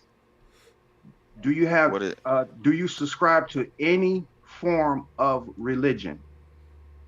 What's the point? Yeah. I mean, honestly, I don't know. I believe in myself. No, Sanchez. Here's the point, Sanchez, because you're not speaking on a religious level. So when people are rebutting you in terms of how you come into fruition, because I just had an argument with a religious zealous about this. I said, you are a thought before you come. What your thought do is it goes through a process. It galvanized two human beings to come together to produce another human being. So you're going to occupy that human being. I said, before you do it, it's a thought. And what you're saying that you're a soul, we saying the same thing, but we're saying it different, but the same thing. No, I'm saying everybody. No. I'm talking to Sanchez, because Sanchez, I think he said, what's the point of the question? Because I asked you, was you a zealous? Do you believe in any religion? Because I think that's probably the barrier right here. Because any religious person who's under the system of belief would not get this science of. I mean, my debate is us realizing the existence of a soul and the existence of this energy that we can't see, we can feel, we can't smell, we observe it in different ways. You know what? I'm not really came from religion. I'm not really getting clarity on your pushback, other than only thing you trying to let us know is that you understand our concept, but you want to point out to us that it comes from religion, though, that the origin of it is for, and we're telling you it's not true. Normally in a debate, an opponent will ask a person, show me your sources, meaning you couldn't show up in a debate and tell your opponent where his information come from. It's show and prove. So I've been in several debates, and a person will check you. They'll say, yo, show me your sources. And then when they show you the sources, you can start tearing their ass up. Because if they pull out the Bible and all that shit you just said, it'll prove you right. But we ain't mind readers. So you just can't put that on a person. That ain't fair for real. That's all I was saying. Can I ask a question? Hey, hold on. This is what I wanted to say, bro. Do you understand that we are just alternate versions of the same thing? Like you do know I'm you and you me, just in different bodies as far as the energy being the soul? Not really, because our sound is different. All right, there we go. Our voice is different, and I Bro, think our not voice is. I'm not talking. Hold on, listen to me. Check it out. And listen, I think Check our it voice out. is the soul. No, I part hear of the soul. I hear you. Stop talking like it's just that. Your voice is a physical manifestation of something that don't even make sound. So let's not even do that. You see what I'm saying? Even to make sound itself had to come from a thought or conception. So everything in physical reality is sound. You saying just because we got a different voice, but even to be on a human body level of that frequency, to be held together to begin with, all of our frequencies is the same. And then I can't let him take up too much of the smoke, because he got that Kennegon smoke, truth be told. Let's see what kind of crazy, smoke. Dog. We on the whole, like, what? We're not even talking physical right now. Yeah, nigga, if you don't understand that we all the same being on another level, you lost. Let me see but we are all the same being on the. Let me see what kind of smoke Diadeck coming with, bro. Hold on a minute. Diadeck, you got the flow. We've been fed the same information. Well, actually, I didn't come with no smoke, Sanchez. Oh, okay. I was over here in a small little improv 5-minute debate. And I did decide to chime in on it because, like I said, 90. Sorry, man. Y'all done punched on Diadeck so many episodes, man. That shit crazy. No. You got in it when he finished. Vegas, come with some other smoke other than that. Switch it up the topic. I don't know what more I can do to explain the ether and all that to you. But yeah, go ahead, Diadeck. But nonetheless, yeah. What you were explaining about the soul, because I just had a discussion with somebody about this. The only thing it did was just, refreshed it. You understand what I'm saying? And I decided to chime in to explain to the dude the process on how a human being comes into fruition. Because if you think that the soul is not occupying that body before the body comes, then you are sadly mistaken. It's almost like, to say the least, preordained. I know that is a bad word. Ordained is a bad word, but with that being said, it's premature, meaning that you thought yourself into existence. Now, considering who you are in quality, I gotta put it out there. I have to.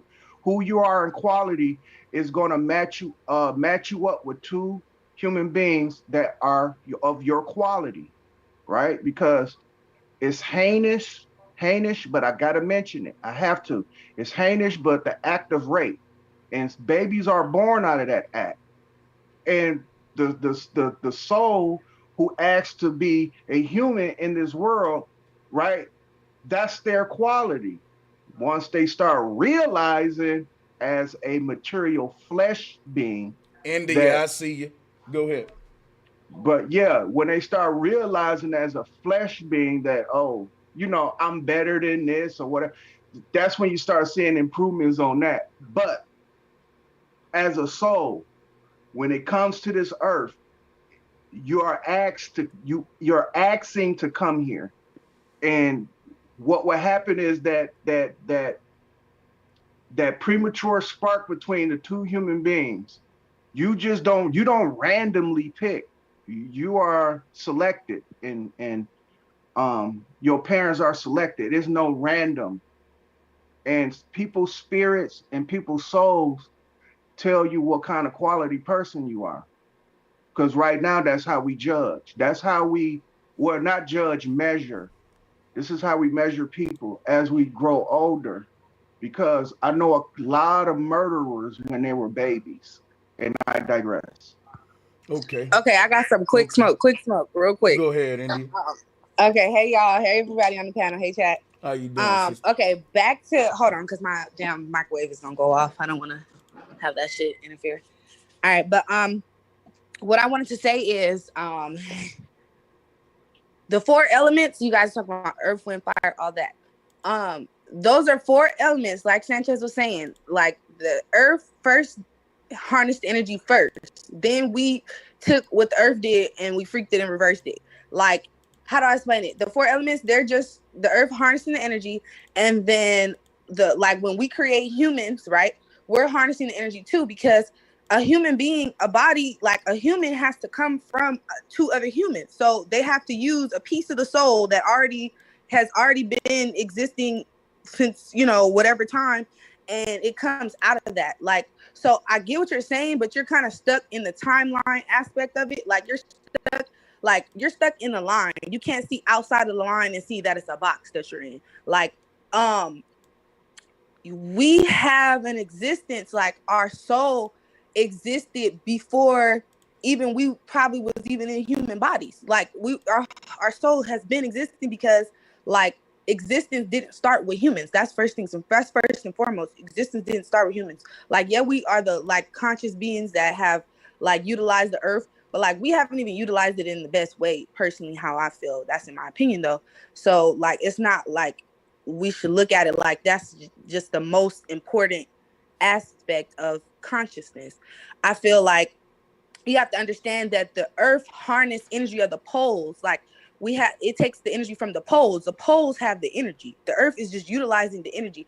And if you think about the aspect of like coming from nothing to something, that would be like another pole. Like, do you get what I'm trying to say? Like it's all about polarity, and that's where the energy comes from. It's from that polarity. So I think that's where you're kind of getting a little bit like you're stuck on the human aspect and not like how the ideas and the concept we're talking about transcend humans. Like we come from this bigger being. Like we see, okay, for example, like we all have individual bodies, but we're all one human being, like existence that is trying to figure its way out in the world and do what it needs to do. You get me? Like find its place in the world and be useful to the world. Like use the energy in a way that's conductive to something that's progressive. So it's like we're individual, but then we're this bigger being. Then you have to go into, okay, there's also other beings too, that existed too, like other animals and shit like that. Like then, like, but this goes into evolution and shit like that. And I don't really believe in evolution, but like, just what I'm trying to explain to you in the best way that I feel like you would understand. I don't know what your views are on spirituality and science, but do you get what I'm trying to say? I agree, but you said you said 2 things came together to make one thing, and basically that's what I'm saying. And y'all are basically saying one thing already exists without 2 things. So I don't know. Can I give you yes, because you have to create it. Like, okay, just because you cannot put it into words doesn't mean it don't exist. You just don't have a way to like describe it. Like we just don't have a way to describe it because we're inside of it. So it's gonna be hard to describe. You're getting caught on the wrong things, is what I'm saying. Nah. It's like he's trying to describe what water is, because you know what I'm saying. Water is his reality. You know what I'm saying. We can describe water because you know what I'm saying. Just you know what I mean. It's kind of like that type of thing. The way I would describe a soul, though, on a scientific level, for like you, right? Think about if a person is like if your heart died but your brain is still alive, they could give you something or keep that. Like a machine in you to keep that heart pumping because you still got an electrical signal, right? And we know the electrical signal is what keeps the heart pumping, keeps the lungs, all these electrical signals, right? But the signals come from an unknown place.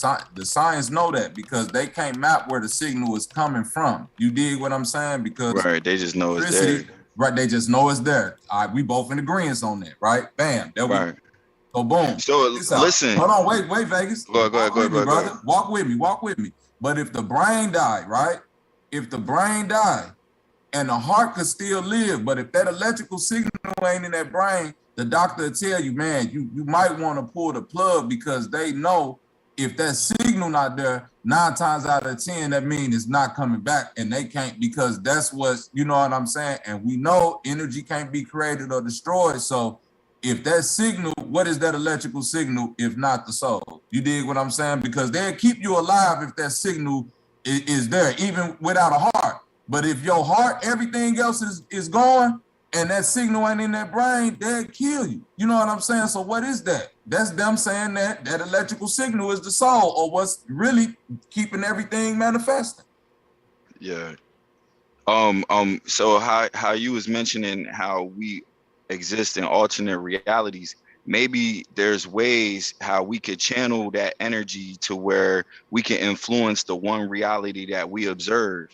Like I was reading through some books about like potential energy and kinetic energy, and how certain abstract poses generate energy. And I mean, I don't know if y'all was into like martial arts or know about any of that, but even with like sports and stuff like that, certain stances and poses are for the most optimum way to generate energy to, you know, transfer it in like a push or a shove, or to a shoot in the basketball or anything like that. So yo, this shit is real deep with how you can harness the energy around you through maybe like, you know, aligning your chakras, like how you said, but you influencing the unseen, you know what I'm saying, through thought and a process. Yo, this shit crazy, but I ain't saying nothing else. Go ahead.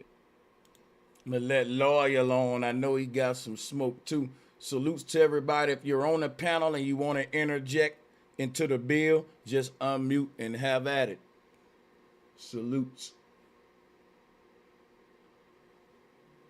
But I don't know if anybody ever thought about abstract poses. I mean, it's kind of deep if you look at, like, I don't know, certain ways of like how people shoot basketball or something, or like how, you know, maybe like a boxer hold his hands up, you know what I mean? Like all that shit is like a way of generating energy and influencing the unseen around you, and also operating off of hand-eye coordination. Because what they say, the hand, you think the hand is quicker than the eye?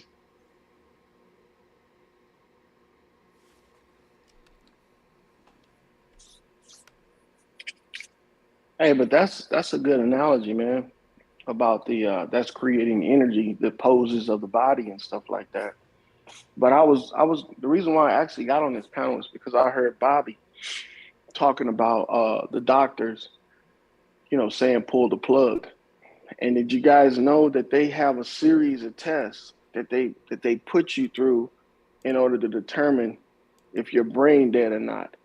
And some of those tests can be altered through holistic medicine, meaning that there's some herbs that can bring about those same signs that they're testing for to see if you're brain dead.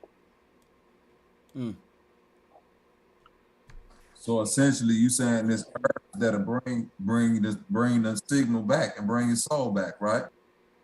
It can disguise it as being dead, or it can disguise it as being alive. Like some of these adrenaline jabs that they give people when they're going through cardiac arrest is created by a herb that gives the body this involuntary movement,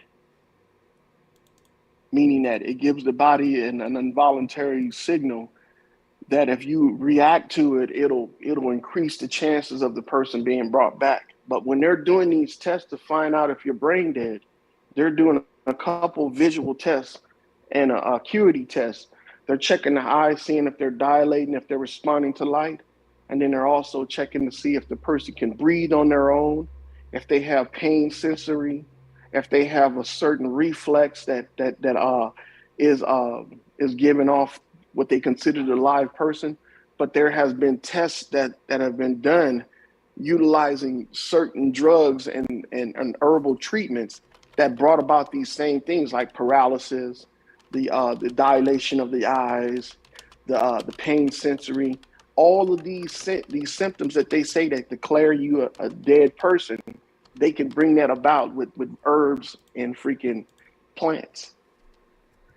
Yeah. So along the are they line of really? somebody who like like we know they got machines that they can hook up and read your electrical signal. That's what I'm talking about. Hey, yeah, but they're reading it. Go ahead, my bad. My bad. Hey, Wiggly, I was looking for your podcast channel, man. What's the link to it, bro? You say you be going live. Drop that joint. Go ahead, y'all. That's where I They think said, artificial intelligence comes from. Hey, you hold on. You know what it's like? It's kind of like how with a walkie-talkie, you can switch channels and tune into a frequency that a person, that another talkie is on. Your bodies or your pineal gland kind of works like a receiver. You see what I'm saying? For a signal. So your body is an electromagnetic signal that's holding its place together with the energy that forms around it. It's like, that being said, they can keep that signal as long as they keep the electromagnetic frequency that you specifically own, like, in its finest form or the level that it's supposed to be at. They can keep you alive no matter what happens to the body. As long as that signal is alive or whatever, or the electromagnetic, signal can be received by the body, you still be alive despite your organs failing. yeah, that's true. Yeah, And the that's thing why your is, boy that's from where the they're going with hold immortality, and on. that's what Sanchez was trying to say with them nanites. Like, Hey, quality. when a motherfucker get nanites in them, even if you wanted to be like, all right, shit, I'm ready to die, it is what it is, I'm in pain, they could, if you owe a motherfucker and you got debt, shut your ass the fuck back on and make it to where you can't die until you finish paying what you owe. Hey, That's quality. fucked up. Hey, quality. Y'all can look this up. One of the lead singers from the group, the Bee Gees, you know what I'm saying? The throwback 70s group, Staying Alive. I don't know if it was Barry Gibb or the other dude. Man, that man was in a coma for damn near 20 years. You know what I'm saying? And because they had the bread, they kept him alive because Staying Alive. They made that song. Hey, y'all. But he had the electrical signal in his brain, so his family wouldn't let them ever kill them. And he woke up 20 years later. You know what I'm saying? Hey, check this out, right? How energy and electricity is holographic in nature. When you cut one part of a hologram and zoom in on it, like if I'm a hologram, you can cut a little piece of my fingernail off, zoom in on it, and it'll be a bunch of me's together making that shape or whatever. We know how holography work, fractal. It's infinite. You zoom in and out for infinity. But I'm saying that to say how electricity and energy work with that is any piece of infinity is still infinity. So what that means is I can take a little bitty spark of electricity and that can be the big bang for a whole system. If I can take that one little spark and send it in a number 8 forever, find a series of magnets or whatever to take that one energy spark and now recycle it forever and ever and ever and ever. Just a little spark becomes infinity. That's how electricity works. You know what I'm saying? So the crazy thing about that is like, when you think about it, man, that's why they was like energy is the most abundant shit in the universe. Like we plant plants, and the plants that grow the most be the cheapest shit. So potatoes cheap as fuck because you can few seeds will grow you a hell of a bunch of them. You get a bigger harvest than what you put out. Them will be the cheapest shit. So if you look at it like seeds, energy would be the cheapest fucking product on the market if it was sold in the store. It would literally be the cheapest shit you can buy. That's how plentiful it is. But it's the most expensive thing in the world, damn near. Because the knowledge of how it's of the universe and shit. I know you heard of the saying, Sanchez, there's nothing more expensive than free. Free If energy. you didn't, oh, go ahead. No, go ahead, break it down. You was gonna break that down. Yeah. That's a saying among the wise. When they know that things that's in an abundance and that everybody can enjoy, right? In terms of that or use, and it's pretty much free. That's what they will charge for. That'd be the most expensive shit in the world, the free shit. So that's the saying. Nothing in this world is more expensive than free. So for people who say to themselves in the moment that they feel like they in freedom, that's the most expensive thing. So when you say that energy is cheap, it is. It's real cheap, real cheap. But they gonna charge you an arm and a leg for it. Can I ask a question? Go ahead. So through all of this, I want to ask Vegas, did any of this, bro, clear up the whole, the dad and the mom coming together to create the baby? Because I'm still hearing it resonating all of the spark. Even when you talking about spark, think about Transformers and the All Spark. You have a dead ass mechanical body there, if you will, and that All Spark activated that motherfucker. The body was there. The All Spark though, what was it created at? Hey, that's hard. The cube of Saturn. You needed the positive and the negative. The cube of Saturn. You already know, Mecca. No, it needed positive and negative. That's the only way you're gonna get the transfer of energy. The mom and the dad. You need the both poles. Right, and the positive and negative is the dark and you the can't light. just have. Just like you can't just have positive. Vegas. You can't just. That's why I said positive and negative, bro. Right. He said what one. The brother said though. The body was there. The body was there, and the spark is what brought the body back to life. All right. So we saying both the chicken and the egg had to exist at the same time since the beginning. The soul and the body is this one what we saying. together. We saying when they say what came first, the chicken or the egg, we saying it don't matter because whatever came before it made both of them. Right. So both of them was first, is what you saying. I guess you could say the same thing. Exactly. Just like Sanchez said, before you was you was your mother's egg and you was your father's sperm, and that was you too. No, because that didn't come to make the body yet. What the body got to do with the soul? We just explained it. We just explained it, dude. The body don't got nothing to do with the soul. The body come and go, bro. Dude, we just explained how they both the same, the egg and the body. They not. No, they not. The seed and the body both came together at the same time. We just explained how they came to be at the same time. I think y'all's kind of saying the same thing because check it out. He's saying that the egg and the chicken is the body and the soul. Bobby's saying no, they ain't come at the same time. But what both of y'all saying is, yeah, even though they didn't come at the same time, when we talk about the universe in total, I believe that creation simultaneously unfolded as the creator awakened. So in that sense, creation and creator come at the same time. But since the soul is synonymous with creator and creation is synonymous with body, the soul actually sits outside of time and is infinite, while body is in cycles of time that we call life and death. Yeah, how you know it's not the I guess you listen. disagree but agree. Hey, how you listen right quick. How you know it's not the same thing is you can have a body without a soul, and that's a stillborn baby. So it's two different things. That spark is what we interested in. That's the start of the chicken and the egg. That's what Bobby's saying, but go ahead. So a stillborn baby is just a dead baby come out dead. So a body without a soul is a dead body because the soul went away. And like what Drop is saying, you can also have a situation where the soul never entered the body once it formed it.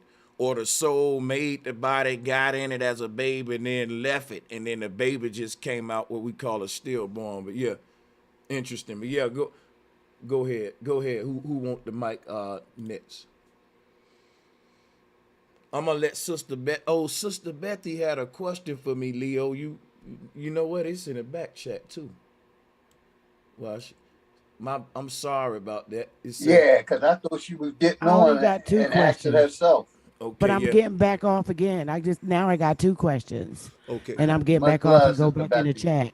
Hey, Brother Sanchez, this is going to be a hurtful question.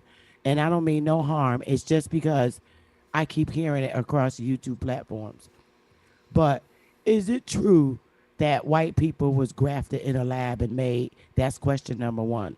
And question number 2, everything that you've been teaching today about the different realms, is it okay and fair to say not to be afraid to die? But sorry about that first question, but it's just going across YouTube and Twitter like crazy. Is this shit true?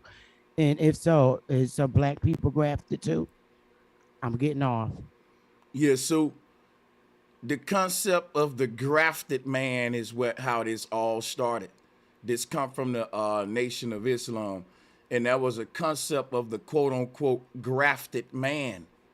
And that grafted man was said to be the man that was formed by Yaqub, and that was said to be the white man.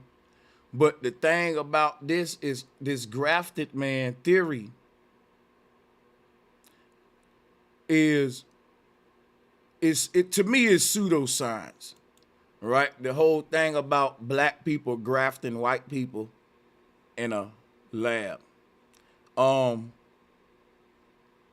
I'm gonna go deep into it, right?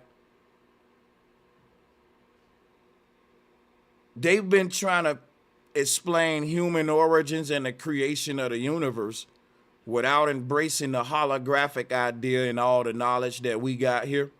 So they need to find a chemical reaction for diversity. The chemical reaction for diversity is the evolution process. In other words, in a holographic universe that we know now, it was projected light that came on just an instant idea that unfolded. I don't want to reteach my same teachings, but with that idea in mind, that explains diversity and everything. When you take that away and start it over from the Big Bang, which is them starting with light and they're ending up with physical material. But since they don't have God, which is the one that would have conceived the light in the process, they got to explain how light turned itself into matter, absence of something doing it. And that process turns into something called the evolutionary process, meaning shit just evolved to perfection over time, randomly and so instead of there being a perfect creator, an intelligent creator that intelligently created the way it was in an intelligent state from the beginning, once they say it started unintelligently, they got to explain where intelligence come from all of a sudden, where the order come from, and that becomes, things got smart over time, and so it got smart enough to where humans was actually creating other humans, and that's how you get the different kinds of humans. See, this how we get into this big box of these different explanations of different people getting here, because you need to fill in a gap once you take away the truth. And it comes into the Yaqub theory, the Darwin theory, the monkey theory. It's so much bizarre stuff, mermaid theory, and this grafted man theory. But I'm going to show you what my thing about the grafted man theory that get me. The white man is the soul. I'm going to screen share real quick. I don't know if y'all got your tabs open. If you got your tabs open, see what I'm sharing. But I'm going to show you the grafted man. Here he is, the white man. Here he go right here.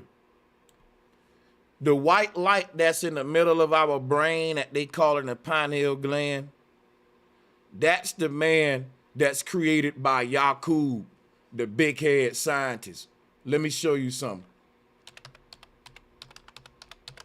Yakub, the big head scientist, ain't nothing but them personifying your brain.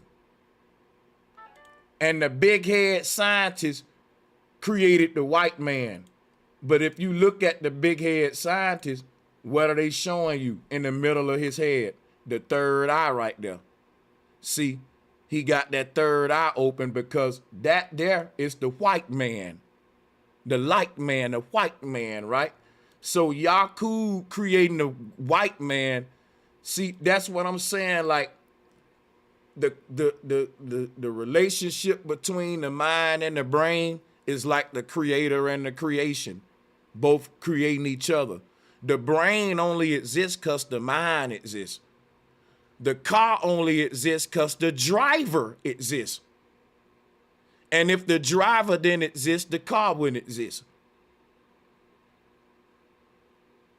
So this whole combination we looking at here is that interplay, because the mind ain't nothing but the invisible information that's processed by the visible processor called a brain. You don't see the information flowing through your computer, but you see the brain, which is the computer, the hardware. Information that's passing through it would be the neural highways, and all of those highways lead to one destination, this light right here that's sending all the thoughts from ground zero. So like Yakub creating man is the fact that this white light right here is projecting your entire body. May I give a contrasting you comment to that? gotta let me finish. Just wait 1 minute. Wait 1 minute. Everything we see is happening in here, and that includes even your body. So even your body is being projected into the same world that your mind is projecting out there. The world outside is being projected out there from in here. It exists in here, not out there. You're seeing a picture in here, not out there. What you see is in here. So the outside world ain't outside, it's in here.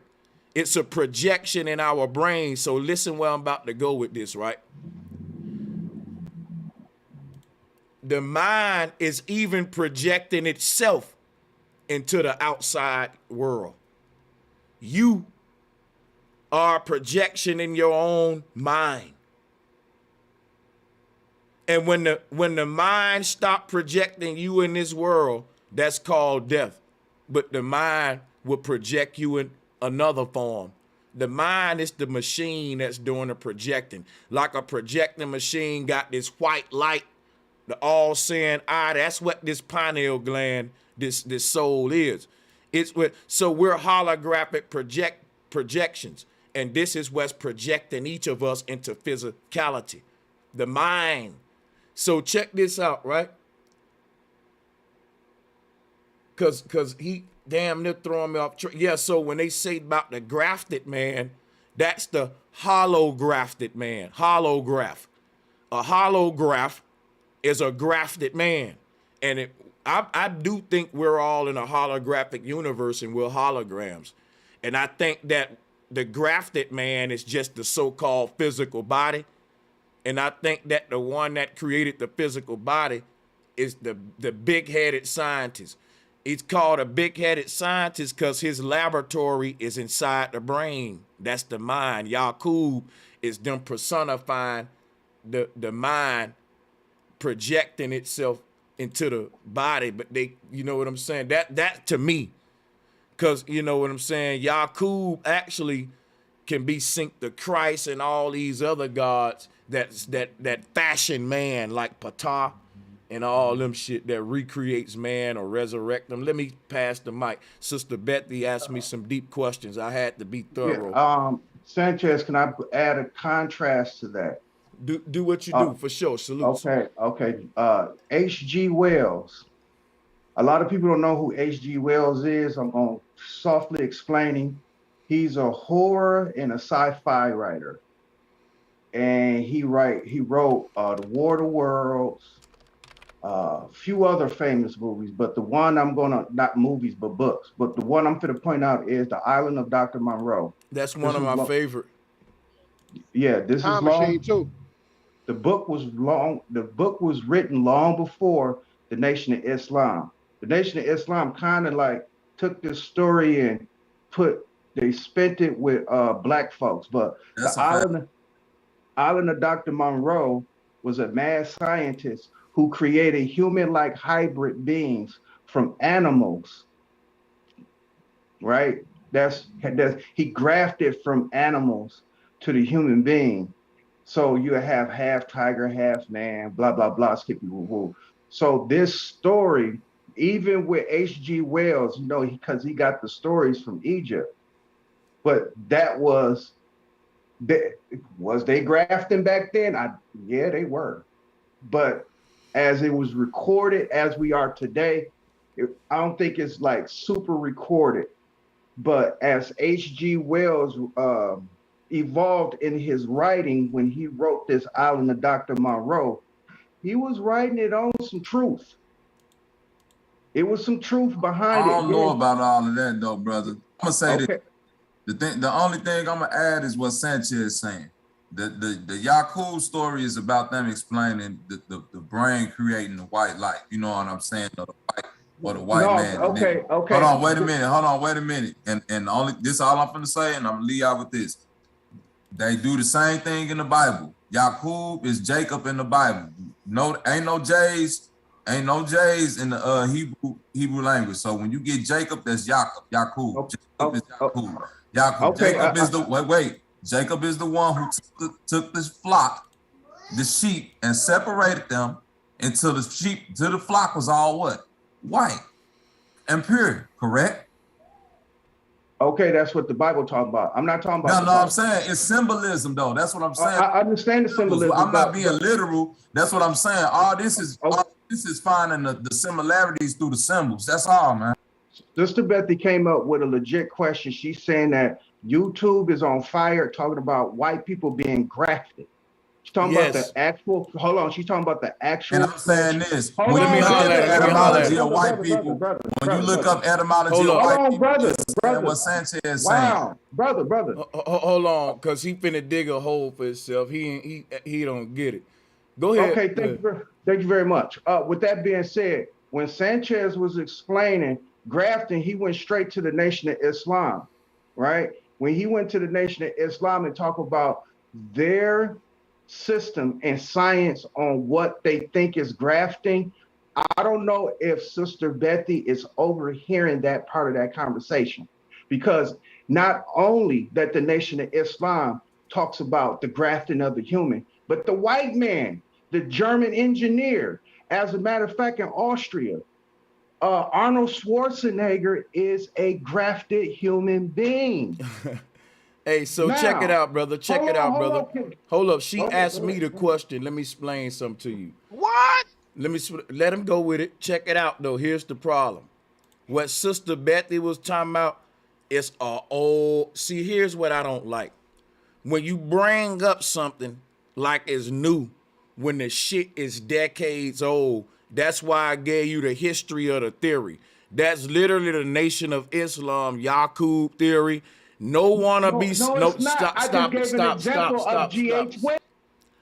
Stop it, bro. Stop it. I gave an example of G.H. Wells long before Nation of Islam. Hey, my brother. So G.H. Wells were the first one talking about Yakub creating the white man. No, because they didn't even say Yakub. That's the reason why they call it the Island of Dr. Monroe. And brother, you need hold on. Hold on. I gotta respond to that real quick though. Hold up. Look, just one thing. Bro, this what you gotta realize. The Island of Dr. Monroe ain't no grafted man and Yakub shit. You mixing two things that's totally different. I am. Like I'm gonna go. Yeah, the fucking Dr. Island of Monroe is them trying to splice. The grafted man is literally them trying to make a different type of human from the albinos. It's a different way process of trying to mix with animals like the doctor. You do apples and oranges. Go ahead, Bobby. Yeah, all I was saying is that the grafted that he talking about as far as the Germans, and I'm concerned with the Austrians, they was figuring out steroids and human growth serums way before that shit was even anything. Just like how they thought they was creating super soldiers because they was giving their soldiers heroin and uppers and you know what I'm saying, like they was doing things on a chemical level that people weren't doing in warfare at that time. So they was thinking that super soldier, yeah, all that shit was real, but it wasn't like they was going in and grab. No, they was getting niggas steroids and all type of shit. What do you think? Look at now. Check this. Now check this out. Yeah. Now to say the least, right? Sanchez sometimes he talks about it, and he when he talks about it, he puts emphasis on it. But he was clear to be in places where everybody cannot be at. Right? It's fortunate enough for us. We do a little bit of research. We'll try to dig, but we'll be scratching the surface. How we found out about Austria and the German engineering of human beings. I've been knew about that, but I'm pretty sure down deep in their layer, we don't know shit what they doing. But what we can do is parallel it. Because if we know that they are putting steroids, and I'm putting that in quotation, but they actually grafted. If they putting steroids inside of their human beings to make them stronger, it ain't no telling what else they're doing. So when your mind get to conspiring, because this is what they call conspiracy theory, when your mind get to conspiring, it is safe to try to parallel that. So when you got the rhetoric that's spreading about the white man is being grafted, stories have been told. Not only by black folks where he Hold up. I want to know, can y'all open up a new tab? Because when I get the mic, I'm about to screen share and go deep. And if I share my screen, I'm looking at you. All right, everybody get a new tab. Hurry up, Dottie, because everything you saying, we all know that. We know that version. I'm giving you a new way to look at it because that one don't make sense. I'm not telling you what version. That's the version that you was explaining, but I'm letting you know that white folks have a version. He wasn't explaining that. Yes, he was, man. Stop it. Man, let him just, man. Not that. I'm not trying to know. Listen. I heard everything. I'm writing shit down. I know, but listen. Mention, hey, man, stop. The man did not mention not one white scientist, rather fiction or nonfiction, that said that had anything to do with grafting, either themselves or grafting out of a nigga, a black man, or Aborigine, or nothing like that. He didn't mention none of that shit. He stayed on the Nation of Islam in Yaqub. He showed a brain. He showed the pineal gland. It looked like something that was glowing. It looked like the pituitary gland. Bro, share the mic. I am sharing the mic. But what I was saying is, again, when we talk about this grafting story, the story actually goes way back, but I'm just going to leave it at that, and you go ahead. Can I say one thing? Man, please let me holler at him. Go ahead, y'all. Go ahead, bro. I was just gonna say, bro. Sanchez was showing you that shit to show you that Yaqub shit is meaningless, bro. If you're not getting it, first of all, Sanchez's whole channel is based around symbolism. He did not ask about Yaqub. You gotta let people finish. I don't know what kind of meds you on. Dude, the question was not about Yaqub. Bro, stop. Stop yelling, bro. The question was not about Yaqub. Bro, I made it about Yaqub. She asked me a question, and since she asked me the question, I made the narrative Yaqub. She gave me the power to do that because she came to me for understanding. So in my efforts to teach her, I made the narrative about Yaqub to show her where the origin of her question come from. And it's gonna stay on Yaqub. And if you can't see why it's on, if you can't see why we're discussing Yaqub when we discuss the grafted man, that's a problem. It don't have to be the first theory. Nation of Islam made it popular. They popularized it. and you bringing up the Dr. Moreau, that ain't got nothing to do with the white man being created according to what the grafted man theory that No, Nation they of talk Islam about the talking science about. of grafting. The science of grafting has been around for many generations. That's where I was gonna go back to the Egyptian hieroglyphs. Bro, why when I get other folks get the mic, they can't finish? I gave you the flow, but it's my turn now. Every time I had the floor, I got disrupted. Well, hurry up, bro. Go ahead so I can get my screen share and my teachings going. I'm finna get into what grafting is. Now watch you try to teach what grafting is before I do. But go ahead, bro. No, I'm not trying to teach you what grafting is before you. Just go ahead and hurry up, man. I had a contrasting comment to your Yaqub story because here's the contrast. Before the Nation of Islam was ever even a thought. H.G. Wells. Yes, we're talking about, right. Okay. We're not concerned with who did the shit first over here. We concerned about what it is. So please mute up, bro, because you ain't really offering and beneficial at this point if you just want to let us know somebody else talked about it first. Clap button. If it ain't too late, bro, it's okay for me to say anything. Thank you for letting us know that. Let somebody else talk. Go ahead, brother. You got it, brother. Oh, all right. Yeah, about what y'all was talking about earlier, Bobby in India, when he was talking about like the electromagnetism and everything else.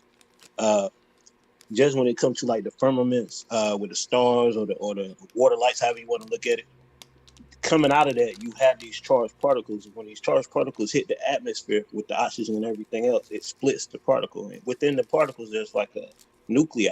Those nuclei also too have nuance. And so one of the things that got me researching this before is when I feel like I opened my third eye and I could see this stuff, you know what I mean, when I close my eyes, or sometimes even too without them being closed. And so it made me start going into it.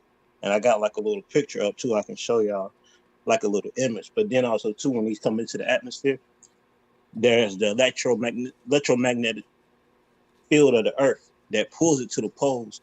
And also too, I got my book out and I can read straight from it and kind of explain it to, I think, the little things that they, was trying to fill in for us, the details about it. But first, let me show you this real quick.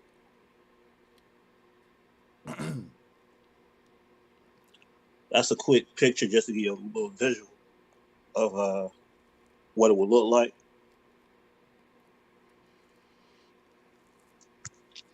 Okay. And then right here in the book, it's actually electromagnetic about that. And it start out right here. Not only is the field responsible for the actions of the compass, it interacts with charged particles. So once it reaches the atmosphere, now this is about the earth and what it do.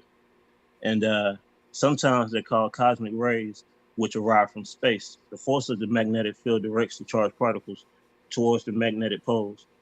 That is what gives the people the extreme northern latitudes of some natures or some fantastic displays of the colored light called the aurora borealis, the northern lights. The same is the hold to be true for the the south where the lights display, or known as the aurora australis, the southern lights.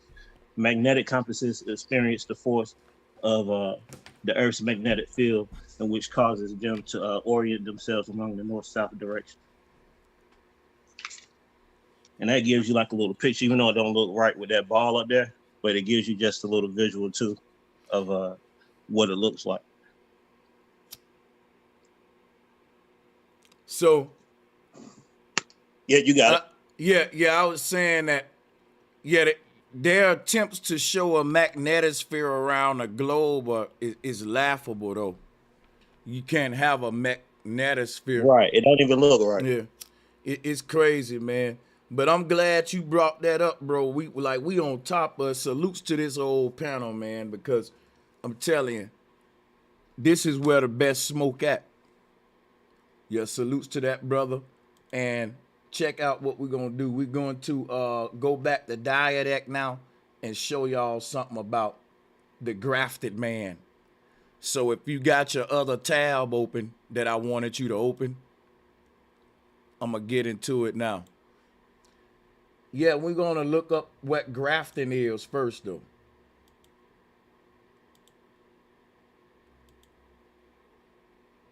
Grafting is the act of and you know what I'm going to do? because I'm about to really go deep. I'm going to pull this up so you can get the image while I read it.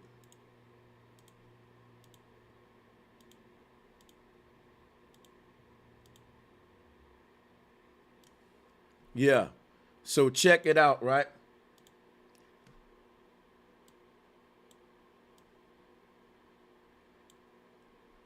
Oh, okay. My bottom cut off. Wait a minute, y'all. There we go. Now let's look. Now let me read this to you while you look at what it is. Grafting is the act of placing a portion of one plant, the bud, into or on a stem, root, or branch of another, which is the stock, in such a way that a union will be formed. You see how they cut one into a triangle and give one the female end and put them together like sets. When people talk about sets magic or grafted man, this is what I'm trying to tell you. It's the sits man. The ancestors said that the human body we in that's based on sets is a fallen consciousness, that the soul reproduces itself in another way, that the humans that use vagina and penis, for example, your soul is a ball of light. It ain't, sets only exist within the simulation, basically. That's why sets and sits, they saying it's the sits man. The sits represent, when you flip the 9 upside down, that's the fallen man or the grafted man. What we all are, the holografted man. That's in this earth realm. But let me go deeper than this, right? This literally showing you the mom and daddy right here. So we ain't talking no white folks, we talking humans. That's what I'm telling y'all. It's deeper. They watered this shit down to racism and prejudice and crazy shit. But check it out, right? So you stick the scion into the rootstock in such a way that the union is formed like you see there. And a part of the combination that provides the root is called the stock. The added piece is the scion. So you can reproduce over and over like this. You know what I'm saying? And guess what you will be doing? Layering. Now, this is what I'm talking about, chakra layers, y'all. Like how our soul getting all of these holographic avatars. We're the holograph, the grafted man. This is look like a human. Your soul don't take this shape. Your soul has no dimensions. Your soul is a pure ball of bright light and energy that's projecting itself out to infinity. Once it identifies itself, all that white light and energy want to define itself, it grafts itself in the fetal bag of a mama and goes into a human body. Now inside of that human body is infinite energy. Now the soul has dimensions, but the infinity is inside of the human body, which yes, has dimensions, but the energy in it doesn't. When that energy get outside of the human body withers away and decomposes and disappears. You know why? There's nothing inside of it that grafted anymore. In other words, the word graft is also craft, like witchcraft. And the human body is the chance of the soul. And this is also a form of grafting, sonoluminescence. It happens when we're born, y'all. The light of conception. When your human body is formed, it's just like this plant. Now, guess what? They talked about this grafted man. You see how this top stem is growing out of the root? It'll keep growing up out of there, man. And this is how you get images like this with Athena coming up out of Zeus. Athena represent the grafted man being born out of Zeus' head. See what I'm saying? And then you got images like this, which is Yakub, where we hear about the grafted man. And if you look at this wound on Yakub's head, it's the same thing we got for Zeus right here. Both of these dudes is responsible for what we call this whole grafting of man. Now, if you look at his head, you'll see the lightning strikes, or what they want to say is veins, but this is all symbolic of Zeus as well, with the lightning bolt as we see there. These two gods can be synced together is what I'm showing you. But both of them dealing with how man itself was formed. Allah, arm, leg, arm, head, is a grafted man. It shows you man, how the soul, which is the true self, forms itself into this dimension, into what we call the human body. So, or we're holographs, the grafted man. The soul ain't a holograph. The soul is the light that feeds the hologram. Let me show you something real quick.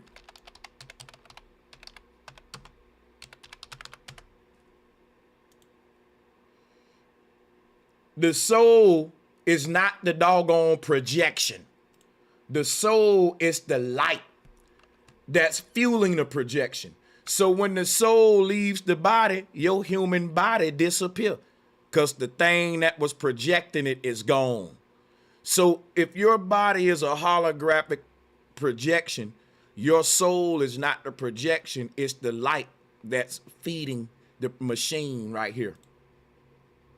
It don't have no dimensions, but what it's projecting, it's creating itself in a world of dimension and giving itself dimension, even though it don't have dimensions. It's projecting itself from a whole nother dimension where it's sort of meditating in the dark and it's dreaming itself into this reality. And when it manifests in a hospital, it's the laws of projection. When I say that the soul is projecting itself into this realm and it's dreaming itself into this realm from outside of this realm, they showing you that with the Big Bang. What you look at with the Big Bang, this dude right here who's asleep right there, he's dreaming of a lifetime that started with him being in a hospital and all that. When he die, he gonna get up off of this thing and get sucked back into this vortex and the true self. See what's happening with this hologram? When this human right here die, that light gonna fold back up, collapse into a line, and get sucked back into wherever the source of that light was. And that's when we meet the source of the light that was projecting it all, which is the true self. Not the one that was projecting his avatar into the universe, but the one behind this black hole that's speaking it all into existence. That's a mouth.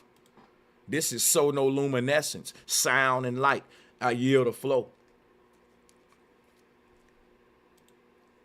Gotta give you a bomb, boy. Hey.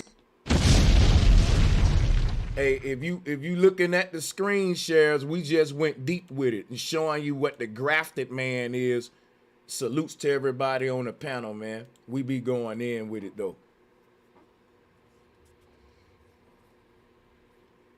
Yeah, this man is grafted, and look, I'm gonna go even deeper with it since there's a little silence there. Watch this, right?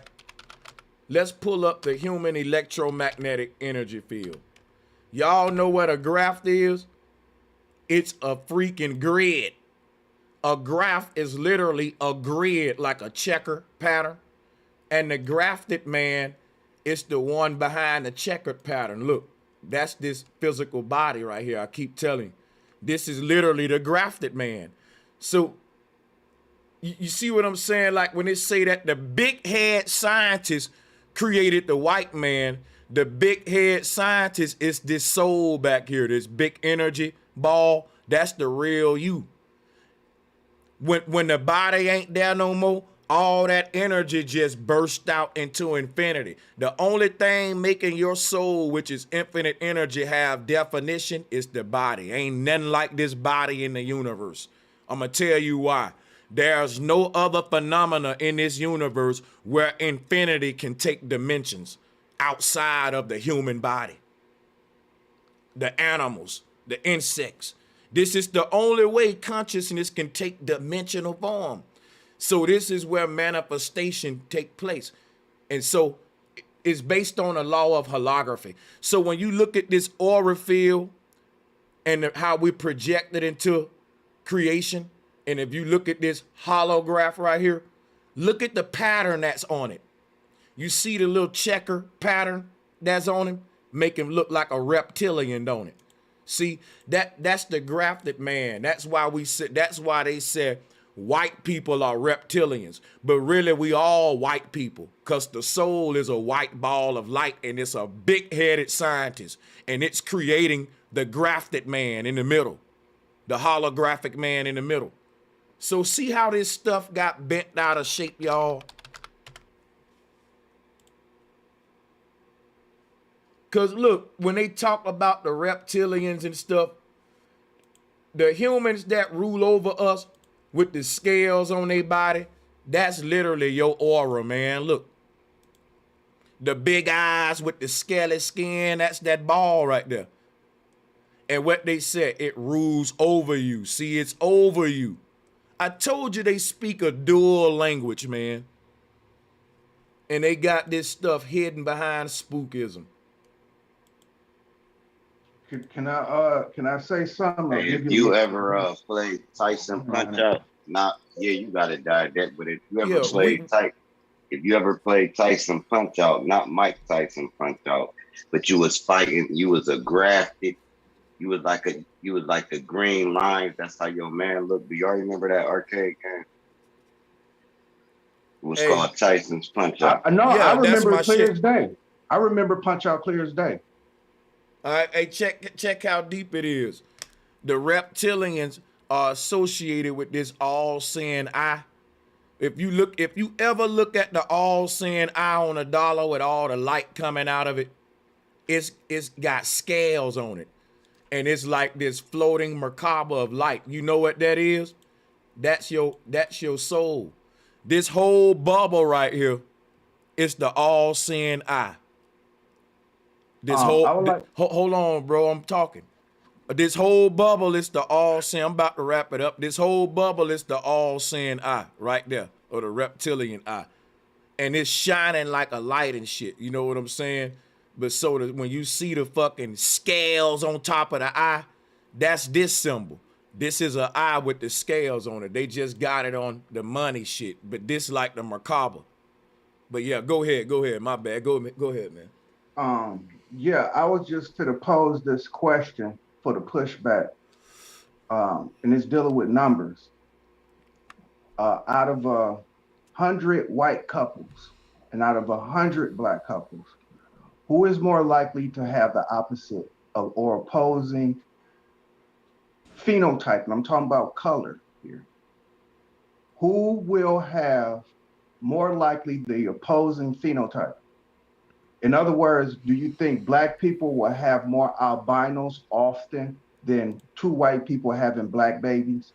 Because you know what? Let's segue into the all four topic with this. And the albinism topic. Can we do that? Can everybody on the panel see my screen share? No, I can't see. How do I see it? No, I can't see the screen share. Yeah, you gotta open up another tab. Yeah, I see it, bro. Open up another tab. And look at this. That's like the video I sent you. Yep. I'm gonna share this, and then we're gonna go now. Diadeck, I'm gonna share this while you talk, and you ask what you're gonna ask, and I want you to look at it and try to and see if this can relate to anything. Maybe you saying as well. Salutes to the OG for sending me this. Go ahead, Diadeck. Okay. Now I'm talking in numbers in terms of phenotype. And in the phenotype, it's been recorded, or I don't know if it's fake, but it's been recently that two white couples had a black baby. Two white people, blonde hair, blue eyes. Albino. Hold on, stop. It's called albino. So two white people having a black baby is called albino? Man, you know what?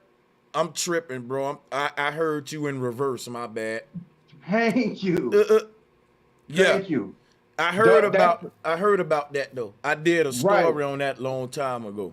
Right. What is more likely to happen in terms of, because this is grafting. This is actual grafting, because people hate to talk about this. What are we talking about? The actual Yakub story is nothing but the albino being born and being migrated up north where they can survive from the Australians. I'm talking about the darker Australians, the darker Asians. Oh all these man, people. brother. Can I finish? If you would hurry up, cause you going nowhere. See, that's what I'm slow. saying. You think. Hold on. This is the Go ahead. the problem. Finish. Right. You think all black folks got nappy hair? No, some black folks got straight bone hair. I don't think. Right. That. Some black folks. Hey, you pull it up for your convenience, but I'm just letting you know those people have albinos. But every race have albinos. Every race have albinos. Understood. Every animal. That's what I'm trying to tell you. So that don't make a white person if a right, white person have an albino. I'm trying to tell you where they come from, yo. Oh my God. Can I say something? Hey, can I say something? Of course, that gene is going to be in them. Can I say something? Listen, man, the gene that's more likely to produce a white person from colored people is more likely. Damn, dog, y'all shot. Y'all can't listen to shit, brother. We're hearing you. Okay, how often did two white people get together and make a black baby? What's the point of that? That was a mistake, bro. That's what I'm saying. Hold up, man. Let's do one at a time. Like this shit getting crazy. Sanchez. I ain't trying to yell with the brother. Hold on. Let me answer his question real quick, man. Because this shit getting crazy, man. Like he keep talking after you done spoke and made your point and asked your question. If we don't agree, it's not grounds for you to keep going. You gotta accept the fact, okay, I've said what I had to say. Fuck it. I'm gonna let them talk. I did not say what I had to say. I got disrupted. You just keep going on and on. No, go ahead. No, it's not going on and on and on, Sanchez. I'm on point. And I'm asking pertinent questions that y'all can't answer. I'm trying to answer it now, but you won't let me. What is more likely? I ain't gonna let you repeat it. I heard it and I'm about to answer it. Can I answer you, Diet, or you trolling? There we go again. Here we go again. Can I answer you? I heard the question. Can I answer you now? No, you mixed it up, Sanchez. Ask the question again if it'll make you feel better. Ask it and let me answer it. What is more likely to happen? Two white people having a black baby or two black people having a white baby?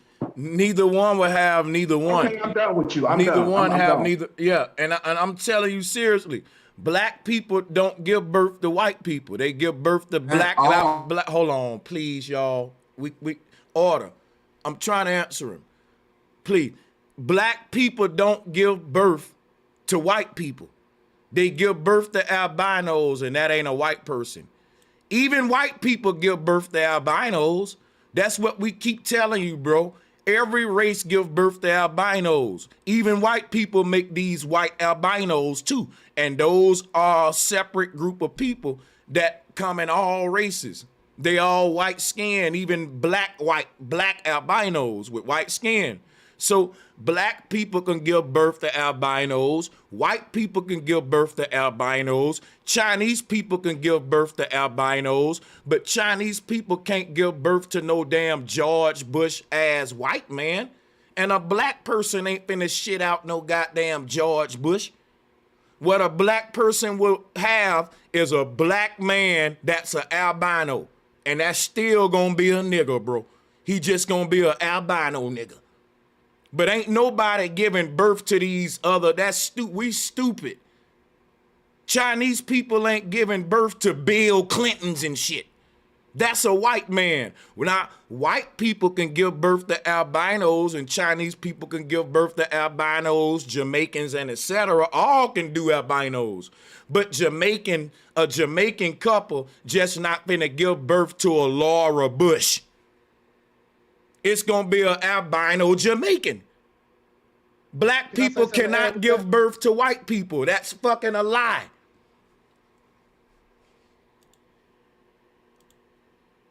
Albinos are not whites. Yeah, talk. We're done. I'm done. Yeah. Yeah. So look, Dad. Okay. So because you on this whole Yakub shit, it's just like we niggas trying to dead this shit. So look, bro. Even if let's just go with that Yakub shit. I'm pretty sure everybody on this panel got a little bit of knowledge on knowing that most people who are albino, who deal with albinism, bro, them niggas ain't no steppers, bro. Like it's like a genetic, it's a deficiency. They go blind. They got all kind of shit that they deal with in their lifetime. So I couldn't see albino people moving to the mountains, moving to wherever, and populating themselves when I just couldn't see it, bro. Like it was all about symbolism. It was all symbolism, bro. You done. Yeah, I know. I ain't nothing else. Look, ain't nothing Real else a nigga quick. can And say. also y'all Ain't gotta nothing remember too, else. like, Okay, well, go ahead. I was just gonna say shit. Even white people ain't as weak to the sun as albino people. So you mean to tell me white people started from albinos when the sun would have killed them off before they ever got to become regular white? And I don't even agree that the sun killing motherfuckers. Me neither. Yeah. But we going with they mindset. Hey, y'all, any of y'all ever see the movie Watermelon Man? I think that was an early Grafton movie also. Yeah, I ain't The saw Watermelon that one, but Man. I'm gonna check it out tonight and put that on my list. Yeah, the Watermelon Man. I put that on the to-do list. It's like that's the thing though. When it comes to these stories, this shit that's saying white people came from black people or race came from one don't come from nowhere outside religion. The same religion we done all disproved countless times to be false. So why is though do we still move forward acting like that religion is science just because we want to feel good about being black? Like I hate that shit. Like, How you know Now, OG Leo, I got your video review playing and sharing. I want to know if you want to speak on it. Yeah, I'm here, my brother. It says educational video. Now, what do y'all learn from this? No comment here. I didn't learn somebody nothing. acting like a dog. That shit ain't real. But it is people that walk on all fours across The way she world. hopped Black that table is just like a dog. Well, go ahead. Yeah, but they got it's a lot of people that it's some type of aerobics. No, they just do it. Like you know how you know the female that I have her boyfriend on a dog leash. It's some type of psychology like that going on where you got people that walked on crawl their whole life. So now they grown and they still just do that same thing. But what the OG's saying is they came from a dog, and that's why we call them dogs, and that's proof. I'm saying that shows the evolution of basically their evolution. So where they came from. So I want to know. And that's parkour, man. That's parkour, man. So I want to know. So I want to know is I'm hearing y'all right. Is this video proof that white people come from dogs? I still say monkeys. Is this video proof that white? Is this video proof that white people come from some kind of very athletic animal? Then let's just say that. No. Huh? No. So somebody's saying no. What about you, Leo? I'm gonna say this. I say yeah. What about y'all? You know what though? I'm gonna say this, Sanchez. I don't care what nobody say. Whatever that first white lady came from, I'm with that. Just it's like that. What animal she came from? God damn it, Sanchez. Hey, boy, you fool! You fool! Hey, let me tell you something. Let me tell you something. He said that first lady got a nice ass, right? Now check this out, right? Let me say something real quick to the brother. Let me respond to him. We're gonna do a little order, right? I know that excited y'all, but let me get this in real quick, right? He's saying that until he get in the house and it's time to eat, and she pull out that doggy bowl and put that Alpo in that bitch, and then nigga, what you gonna say then when you see her down there on all fours eating the Alpo out that bowl, and then she try to kiss you after that, Bobby? Sanchez, the way she was galloping, out that motherfucking time. Hey, look, if them the humans that they grafted, yeah, I'm signing up for that one. Give me two of them. Give me them two right there. And you know what you're gonna do it doggy style. You know it. Yes, sir. Go ahead, yes, Darren. sir. Go ahead, Darren. Her doggy style gotta be vicious. You heard? Look at her. Mean as hell, G. Mean as hell. And go. All right, and then think about how cold your children on the basketball side of the game. They're gonna be able to get real low to the ground and play defense. They're gonna be like, man, these niggas the best defense. Why my shit red up? Hold up, man. Wait a minute. Wait. Everybody stop talking. Everybody stop talking, man. Everybody stop a minute. Now, can one person give me a mic check? 1 2 1 2. Yo, my system ain't gonna process all of y'all voices at the same time. Y'all gonna have to go one at a time. I'm sync because when y'all was talking together, it was just cracking up. So yeah, try go one at a time. Yeah. I'm good. I'm trying to see is it doing that because I'm playing this video. It might be because I'm playing the video while y'all trying to talk. But yeah, go ahead and talk. I'll pause the video on the part that Bobby like. Go ahead, y'all. But if y'all ever play Niggas will have sex with anything. If y'all ever play football or something, this is how I know the video real. You know how hard it is to do bear crawls? They doing that with so much stamina and ease.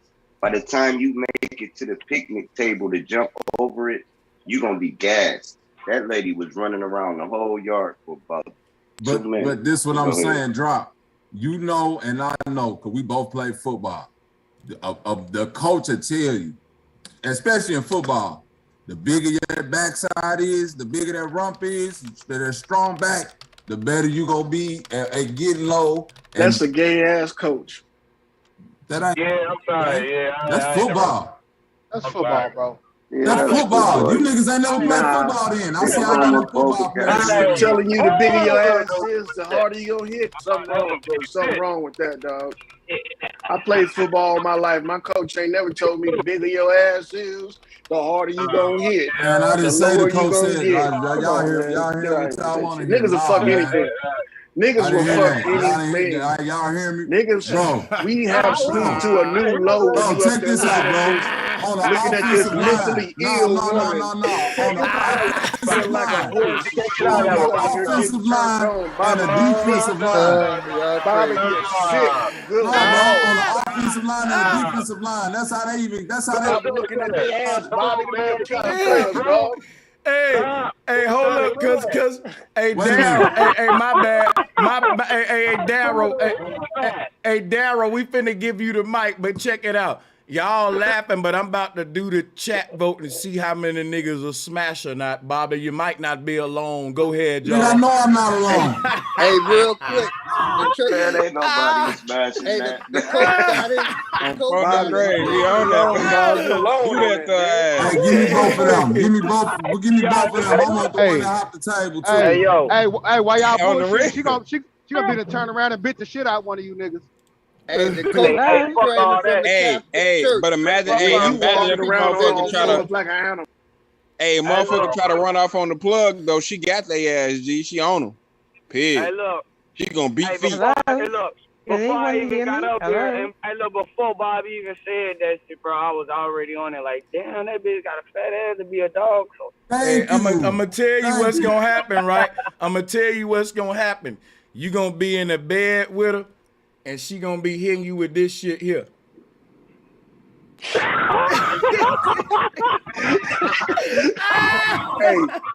Hey, Sanchez, pull up the goat. I'm telling you, hey, look.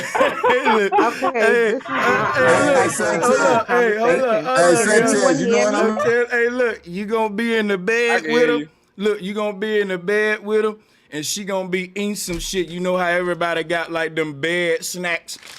She gonna be like crunching on some shit you think is tater chips, and it's gonna be pedigree, dried dog food, and she gonna be offering you that shit. I'm telling you, bro. Okay, can anyone hear me? Hello? Yeah. That's Hello? Educare. Hold on, we hear you. Let me introduce the sister. Her name is Educare, which means to pamper. Welcome back, Educare. I'm just trolling you. Talk to me though. What you think about this here? You're a sweetheart. I'm trying to figure this stuff out, but I was listening to you guys, and I didn't know I was on mute. but thank you. Yeah, I'm in the house. I'm in the house. Got a little time, but I just want to ask you what is the topic of today because I don't want to go off script. Ain't no topic. It's Monday Madness. Yeah, I hear it. You guys are talking Monday Madness, but I got a lot of stuff that we need to talk about. Then that's why Yo, you down click Monday, that, Sanchez. then that's why you click that link, my sister. And Aaron Lipsy, we finna come to you next. You and Bunny P. I see you. I ain't forgot about you. Thanks for joining. Okay. Go ahead. Whatever you think you want to plug in today, do that. That's why Yeah. all of these guys on. Everybody bringing some to the table. So go ahead. Okay. Yes, sir. You talked about what's happening into Ukraine, about the Africans are over there and stuff. I think we touched on that previously on Friday. And I got a lot of information that came in. But at the end of the day, we still need to take care of our own. And You nobody know seems what, to know what's sister? going on. Every Huh? time you join, you just always repeat, we need to take care of our own. I wanted to know if there's any kind. Well, maybe today you can teach us what that mean and or go into detail or bring some kind of light to it. Go ahead. Okay. Well, you got different groups. You got different groups. It doesn't matter if they're when you say Africans, it doesn't matter if they're from the Congo, Ghana, Nigeria. It doesn't matter. They're part of a group that has nationality. So Here we go with the when nationality. okay, I don't want to, you know what? Like I said, I love what you're talking about, and that's good. But like I said, at the end of the day, we people here in the Americas, we are catching hell. And if we don't know how to preserve ourselves, if we don't know how to defend for ourselves, we're doomed. Are we Hey, going to have another can trail I of ask tears? you a quick question, real Mhm. quick? Do you know how to Yes, sir. fend? Do you know how to fend for yourself? Yes, sir. Me too. So Yes, that we sir. go. That's all we can do. Then But we good. We yeah, good. but no, but okay, all right. Yeah, So for I real guess though. If you and yours are good, you all right. You good. no, but we need to get it out to the diaspora. We need to get it out Okay, to those who can't The defend for diaspora. themselves. hold on, wait, sister. Okay, look, this is Uh, this is the issue. We so fucked up here as niggas in America who ain't receiving help from no Jamaicans, no Africans, no fucking Southern But Americans, anybody else. That unless hold on, listen to what I'm saying. Unless these niggas is talking about helping my black ass here before all of this shit even broke out, and during why it's breaking out and continuing to get worse, I don't give a fuck about what they giving them niggas over there. We ain't got shit to give niggas here. and no, one thing, sir, real quick, sir, sir, sir. at the camera, And I'm relax. not saying that towards you. Because I gotta get to the hands, but I want to accelerate this, and we might have to come back to you, sister. Unmute. This is what you need to tell us. What exactly is it? The message that we need to relay to the diaspora.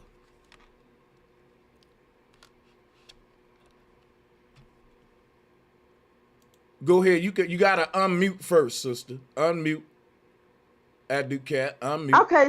Okay, did someone mute me?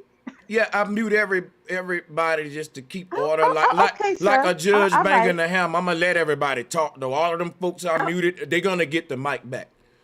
Okay. I mean, you know what? At the end of the day, I hear about what people are talking about us. At the end of the day, like I said previously before, when I talked to you Friday, and I had a meltdown. And I told you before, I love my people. And yeah, we are hard people to love. But at the end of the day, we get it popping. And if we come One together, question. yes, we do. But at the end of the day, other groups are I taking got a care of question, themselves. sister. I got a question. If you had a bullhorn right now, and you can talk to every black person in the world right now, what would you tell them? Think about it closely now. Every black person in the world listening to you right now on news. Well, You're right now. You're on CNN. What would you say to the whatever diaspora? you want to What, say. no, hold on, Whatever you want to wait. say. Hold on, listen. What would you say to the diaspora when they say we're rolling? Go ahead, you're on. Okay, listen. I think I said this before when I talked to you on Friday, but I don't think nobody was listening to me because perhaps they probably thought I was crazy. But at the end of the day, these people that you talk about, so-called Africans, they have nationality. And then when those the African Union came out and said, "You're not going to treat our people like this," of international law, they came out, and so they understood. But we, as a people, we did not understand when they were going through what they were going through in Ukraine, and then we weren't saying kumbaya. We weren't saying we need justice. We weren't saying they figured out how to get away out of that situation and get to another destination. But at the end of the day, these people have nationality. What about us? If somebody harms us and kills our babies, who can we go to? That's all I'm saying. Because I'm in the community. I know what's going on. And it's hurt me. So I have to call it out. I'm sorry. Because all this calling back and forth and this and that, how? Yes, we got to get on code because, hey, teach us how to survive. Teach us. Some of us do know how to do that. A lot of us don't. And then if come push to shove, some of us have land. Some of us don't. If I do have land and you got land, let's get together and so we can help our people because we are at war. And I keep saying it and ringing it. They talk to each other every day. Every day. And all we do is sit and yell about this and that. And I ask, how is it going to help us when the shit goes down? Hey, How sister, is it going to help us? we got you here to give us the message now that's going to help us, and you just delivered it. So now guess what I'm going to say to you? We're going to see how everything that you just said right now going to help over 400 black people in the chat room because my following is predominantly black. So you just said what you had to say.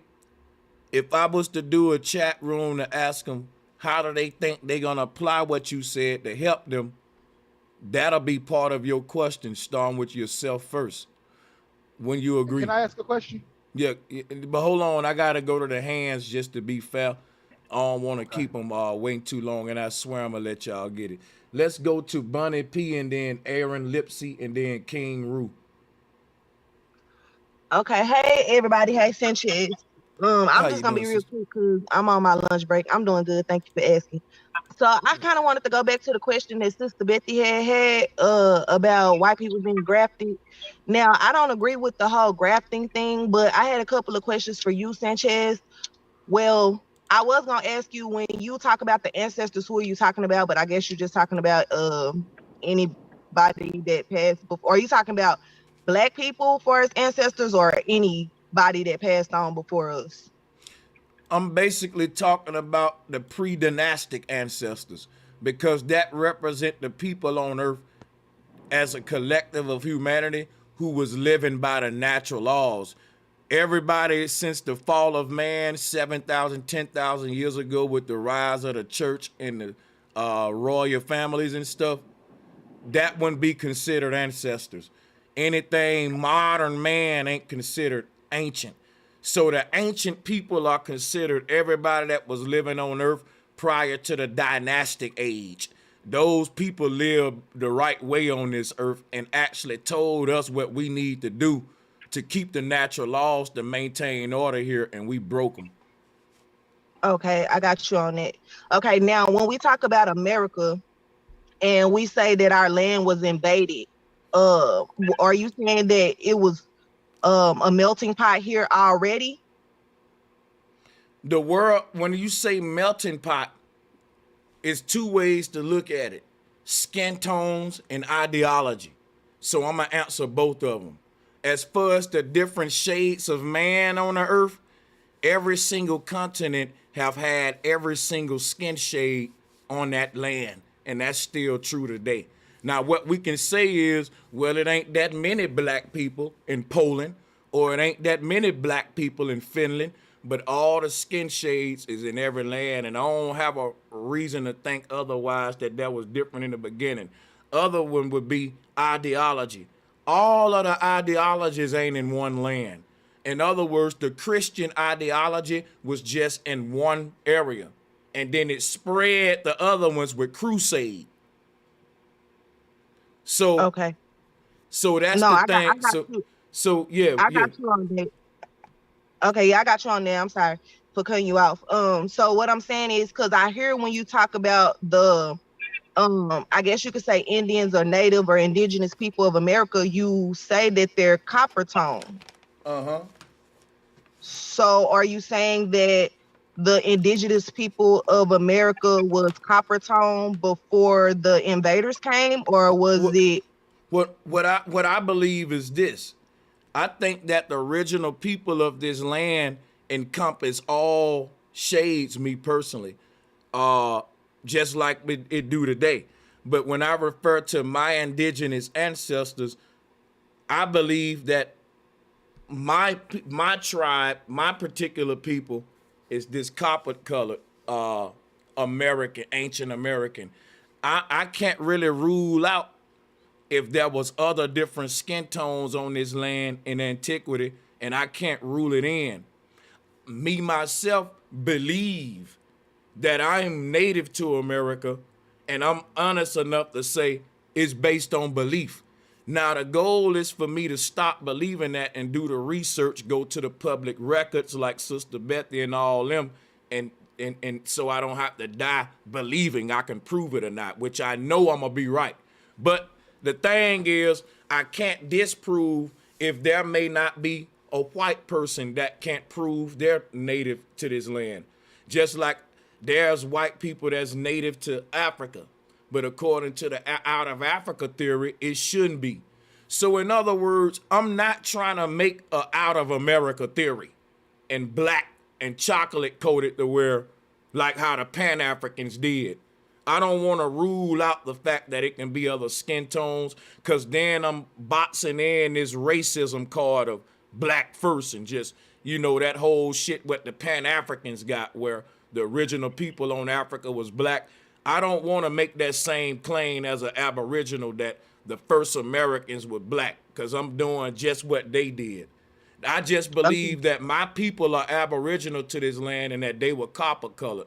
And I think white people, Chinese people, all of them should do the research to see where they Aboriginal to. And I think that it's very well a chance that Asians, Hispanics, a lot of them can find out they're Aboriginal to here too. Because a lot of the Olmec statues do look a lot Asiatic and shit, and they look Negroid. So you see this blend. But yeah, go ahead. Okay, so real quick, my next thing is most people from other continents, they always speak of an invasion. Even when it comes to Africa or in Europe or wherever, they, it's normally a certain group of people already there, and then they're invaded by another let me group share of people. something with you. It goes back to what I explained earlier. That has nothing to do with what skin tone of people may or may not was on the land, but what ideology was. Columbus came over here to spread Christianity, not whiteness. It's just that Christianity is a white religion. So the thing is, hold on. I'm trying to share something with you, what to answer you. I'm trying to help you out because I see what a mistake you make. Oh, no, that wasn't me trying to cut in, but go ahead. No, I'm sorry. That was me, because if you're talking about white and black and law, because these white folks talk about legalese every day, and if you're talking about black, we ain't talking about law right now. We talking about origins. Hold the law argument. We'll come back to it, Eddie. Can let me finish answering Bunny. Just respectfully, sister. We got you. We gonna get to you. Bunny, what I believe I believe there were all skin tones of indigenous Americans. And the term American predates government. Here's where the confusion take place. That the early Americans didn't have a concept of government. They didn't know what the fuck government is. Their spirituality was their governing system. It was a moral code in their spiritual system. So what it meant to be American prior to Columbus was being a person of advanced spirituality that would have been practiced by the Olmecs, meditation. It was treating people right, a form of Hindu and yoga and all that shit like that we see the Olmec statues meditating and all that shit. That's why Columbus said we was Indians. It was because of the spiritual practice, not because of our skin tone. You can't tell who an Indian or not unless you see what they spiritual rituals are. Just like I don't know who's a Christian or not just by skin tone. I know that that's a Christian because he keeps saying hallelujah. And he keep on doing the little Christian dance that the Christians do. So when Columbus came over here, that's how he identified the Indians, by their spiritual practice, not by no skin color. That's why he didn't say these are the blacks. He didn't say these are the copper colors. He said these are the Indians because Hindu people light incense, they burn sage, they do the rain dance that they explain, they do all the shit Columbus said we was doing. Okay. Well, I mean, obviously everything you said, it definitely makes sense, but I guess it resonates, but it just, I'm sorry, but I can't help but, and I don't know, I mean, I know a part of it could be, from the way that, they have programmed us. Oh, yeah. But it's just a difference because when you say that it was all skin types, I agree. And even with your scenario, how you say in the beginning, you feel like everything was one and it just spread it out, or, everything was diverse and spread it out. And it was all different skin tones and shades and colors. I agree. But when it comes to white people, I just don't group them in with the all shades and colors, because I feel like with black people, we can go from the blackest of black to the brightest of bright, but that don't make us white. You see what I'm saying? Well, hold on. Wait. Wait. Hold on. Slow down. Okay. You said black people can go from the black as a black to the bright as a bright, which mean if we go to the bright as a bright, we would be white people.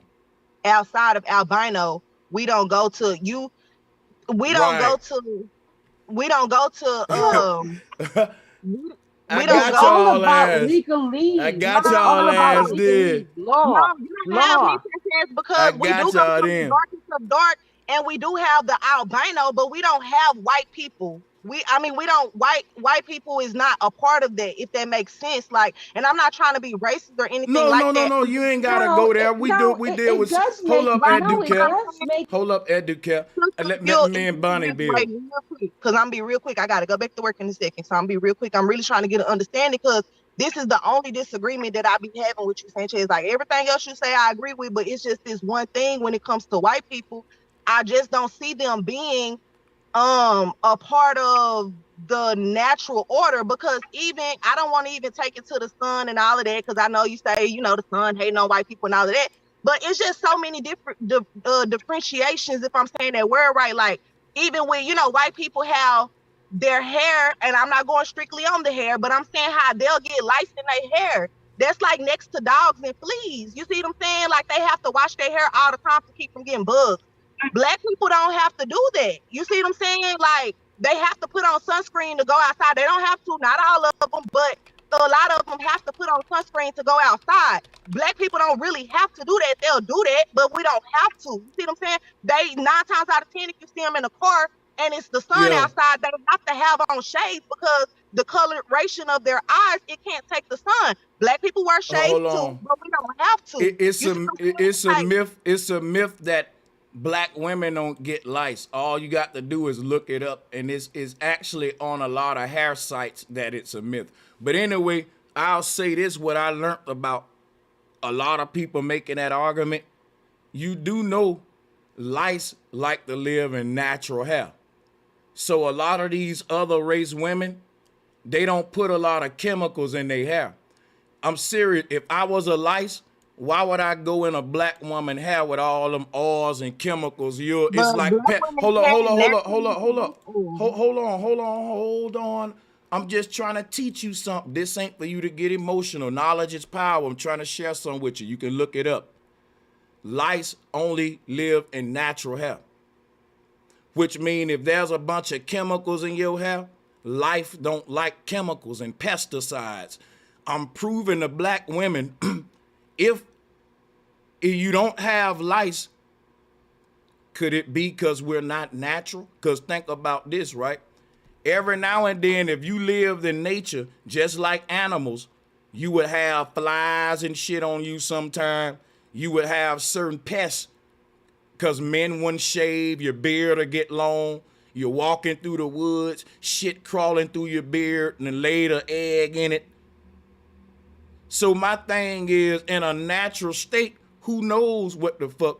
I'm saying that the arguments we're making now to prove the differences of races are based on modifications that's been made to the earth, so it don't give us a natural foundation to see. That's all that we really have to go off of because of the simple fact we got something else to go off of. Well, we can't argue DNA because none of us are We ain't arguing. You don't gotta go off DNA. You know what you can go off of? Common sense. Common sense. Nah, but see, common sense. The common sense is not. Common. Not. Well, I ain't gonna say common. I didn't want to say that, but I'm just saying when it comes to that, I'm trying to go off of common sense. But when I look at the scenario and the situation, they don't. They're the non-common denominator. Everything else that I have examined seems common except for that denominator. You see what I'm saying? Let me ask you something real quick. See, everything you naming that differentiate whites from blacks, these aren't differences that nature did, is what I'm saying. So when we talk about nature, white people are a defect of nature. We're saying nature created humans. But when she made this particular group, she messed up some kind of way. Now, nature I'm not saying that. What I'm saying is, okay, so I wanted to also say when it comes to the black women's hair, our hair naturally produces oils and things like that. Everybody's hair produces oil naturally. We go ahead, yeah.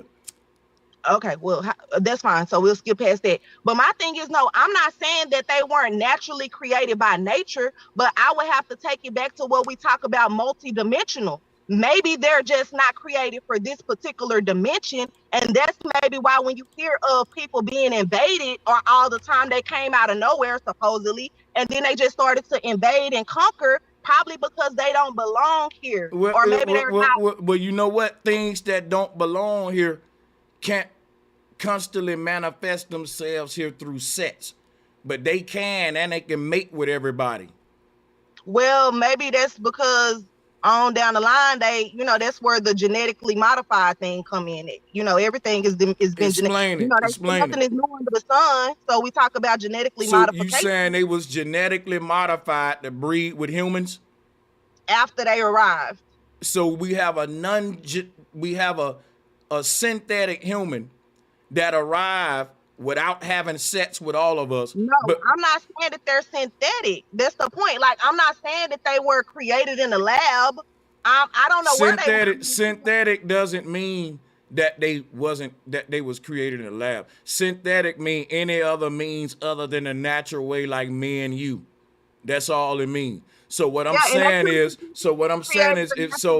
if you have this synthetic human that arrived here from synthetic means, meaning we get here with sex.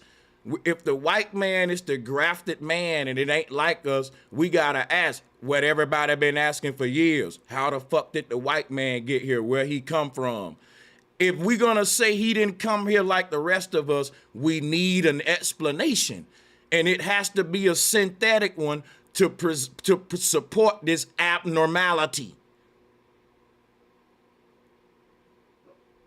Let me tell you this, Sanchez. I'm gonna say this one last thing, and I'm gonna let it go. We still ain't really got nowhere. I know you somewhere, but I'm not somewhere yet, so I'm probably gonna be back with the same topic. But my thing is, yes, when I say genetically modified, because if you look at everything that's being genetically modified, who is it being genetically modified by? We got genetically modified fruit, air, water, music, everything.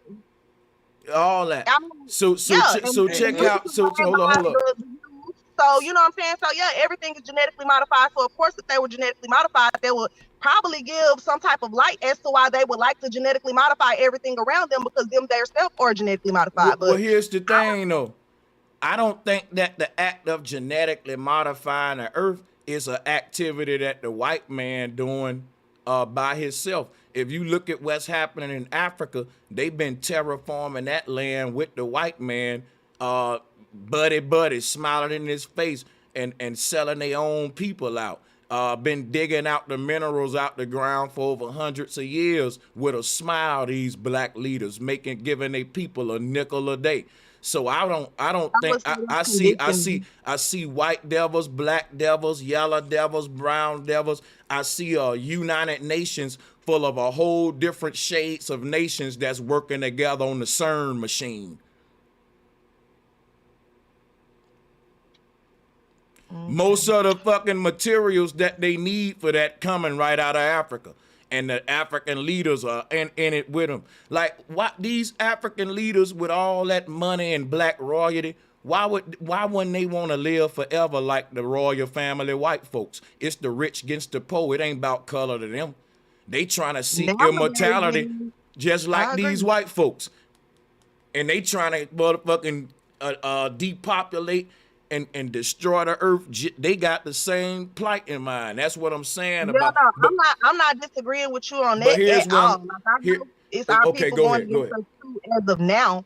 But I mean, how did that all start? You see what I'm saying? We have to take that back to the beginning. I'm now, gonna tell you how it started. It started. Listen, let me answer you. It started in Egypt when black people created government, money, and all this stuff. And the shit that we in today. I think that the white man learned when black people created. So you saying it was only black people in Egypt? Because I thought it was everybody. It was multicultural, but black people created it and white folks created it. And I'm just acknowledging the black part too, because you was only acknowledging the white part. So I thought I'd play seesaw with you. I acknowledge both parts today. I know today color does not matter. So don't get me wrong. You asked the question, who's doing all of this basically? And I'm telling you, if we go back to see who was doing it all, blacks were geniuses when it come to taxes, money, all that in Egypt. I want to go back to a time where the system that we're enslaved to, we were actually the slave masters in this system. Like we were masters in this capitalist system. We had our chance of ruling. Okay, so let me just ask you this last thing, Sanchez, and I'm done for real because I'm about to be late. So the last thing is, so are you saying there is no possible way that this potential plane, I'm not gonna even say Earth, so you're saying there's no possible way that this plane, when it was originally born or whatever you want to say, that it wasn't just all, and I ain't gonna just say black, because like I say, we went from the dark to the dark to the light to the light. But so it was just all black people of all shade tones. And then out of you can't like through a portal or a wormhole somewhere, like, so you can't say that they didn't come in. It's some white people walking by me right now. I don't even want to talk loud. I ain't trying to be funny, but I'm just saying, you can't say that they came in from somewhere and then learned all of our, you know what I'm saying, stuff. Because I'm not denying. Let me answer you. I'm a what's called a logical man, right? I've been my whole career is based on researching. Everybody else, they do other things for a living. What I do for a living is research. And when you research, you go with the most logical conclusion. So I'm gonna weigh the options right now and show you how I come to my conclusion. I said to myself, I'm gonna have to think like the creator. And I know I can because the creator is in me. If I created the earth, diversity would be created with the motherfucking earth. If I'm a painter, if I draw a picture, I ain't gonna paint it over time. The coloring gonna come with it. I'm actually drawing a picture with paint like Bob Ross. Like, I don't wait to color it later. So in my mind, when the creator made a flower, it made that flower in every possible way it can exist, from every color to every type of flower to every pattern. The creator counts at all probabilities and done the same with humans. Now, that's my understanding of how creation started. With that understanding, I asked myself a question. It answered a question: where did white people come from? So if I take away that understanding, which is a very simple explanation, that there's a higher power that created everything in existence, including white people. It created that we got the same creator. If I exclude white people from that, I will have to come up with other explanations. Now, one of those explanations would be, well, maybe we made them in a lab. Maybe we did some research with ourselves. Maybe somebody had sex with a monkey. You never know. And the rhesus monkey, hey, the Yaku. I will have to go with all of these radical, even some people say white people ain't even from this earth, man. They're reptilians. They from some planet or something. It's so much bizarre stuff that I'm going to have to introduce when I just say, hey, man, everybody was created by the creator, man. And you just don't like them. But because you don't like them, we don't got to lie and say that they weren't created by the same creator. I don't like flies. There's one flying around my room now. But it was created by the same creator that made me. You know what I'm saying? I just want to say real quick, Sanchez, thank you for having me on your panel and answering my questions. I got to head back. I normally stay longer. But yeah, so I'll be back so we can finish this little smoke we got. Peace out. Much love, sister. Much love, my sister. I love it when you join. It's always a good spot. Much love to y'all too. Much love. Appreciate you, sis. Have a good evening. Yep, definitely. Have a good day at work. Hey, y'all. Now listen. We got the picture on the screen of the white woman on all fours. You know the one Bobby want, man. Let me quit playing with it. What's going on? So check this out, right? If you're gonna say walking on all fours is proving that white people are some sort of monkey people or dog people, I want to show you African people with the same condition. No, don't do it. Yeah, I've definitely seen that already, but it's true. Yeah, that's all I wanted to do. Yeah, and why wouldn't I do that, man? We knowledge is power over here. Yeah, but go ahead. Y'all got the flow. Hey, look, bro, Sanchez, man. Hey, first of all, appreciate you putting me back on here, man. Peace to the panel. Everybody in the chat, whatever, man. I'm just listening to these females go in. Respect to the queens. But yo, what she was saying earlier was crazy. It's like you gotta take one with the other, otherwise you wouldn't be existing. Without the negativity of what you like to perceive as negativity from white people, then you wouldn't be the black person that you are. And without diversity, you would not exist. Period. Not in this realm, because this realm is filled with duality. It's part of duality. Mm-hmm. You can't have one without the other in duality. Hey, let me share something with you, right? Oh, my bad. Oh shit. It's people with hands up who I told I was finna give them the mic nets. Damn. But look, I want to have a lice argument with some sisters, because when I talk about lice, I swear I'm not being biased or trying to be no dick or nothing like that. Y'all know more about hair than me, sisters. Now, I know black women, they don't get lice, but I want to know, is that a myth or not? Because it's a lot of websites that say that is a big myth. All women get them, and I'm showing some images of black women with lice. I got several pictures over here. We can swap through them. I got over 50 pictures of black women with lice. And I want to know, is it because these black women probably didn't put, if you know what I think, dogs that live in a house and you spray all kind of chemicals and you get the flea shot, they never get fleas. But the dogs that's stray, they be full of fleas. I want to ask y'all something real quick.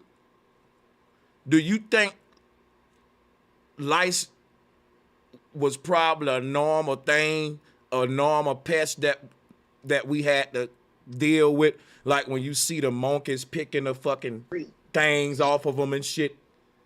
It If is. we was It's in the fact. wild and that we stopped it because we started saying find ways to put shit in our. Like when you go to the barber shop, he gonna spray your shit. You gonna get hella a dose of chemical. If you live in America, your hair gonna stay full of some chemicals. The average nigga, if you grow up in an urban setting.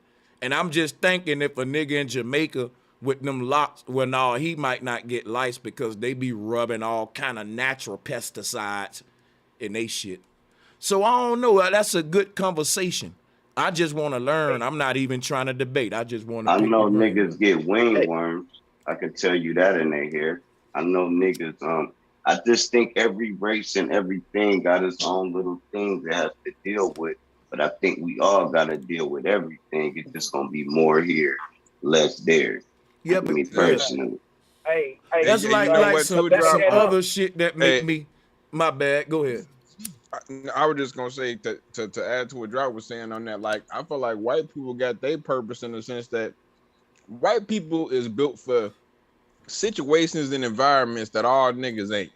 And my thing is, if we didn't have white people, who the fuck else you gonna think finna be swimming around with all them sharks going to the bottom of the ocean telling you ain't nobody else doing that shit. A nigga ain't. We did it first. That's like niggas in the island. Yeah, it is, bro. What I'm saying is, in the same capacity as them, we ain't doing that like that. Well, you know what? Like we know how to leave shit alone and still figure out some shit about it. Like I feel like a nigga ain't gonna like, all right, let me create this technology for me to like. We'll damn near create a technology to be able to monitor something and go down and see what it's like remotely than to dive down without I'm not really a fan of these kind of conversations. It's stereotypical to me, and I'm gonna tell you why. I believe niggas do what niggas have been trained and taught to do, bro. If you was a black man and you grew up in Aspen with the white boys, nigga, you would be a skier. You would be skiing like a motherfucker.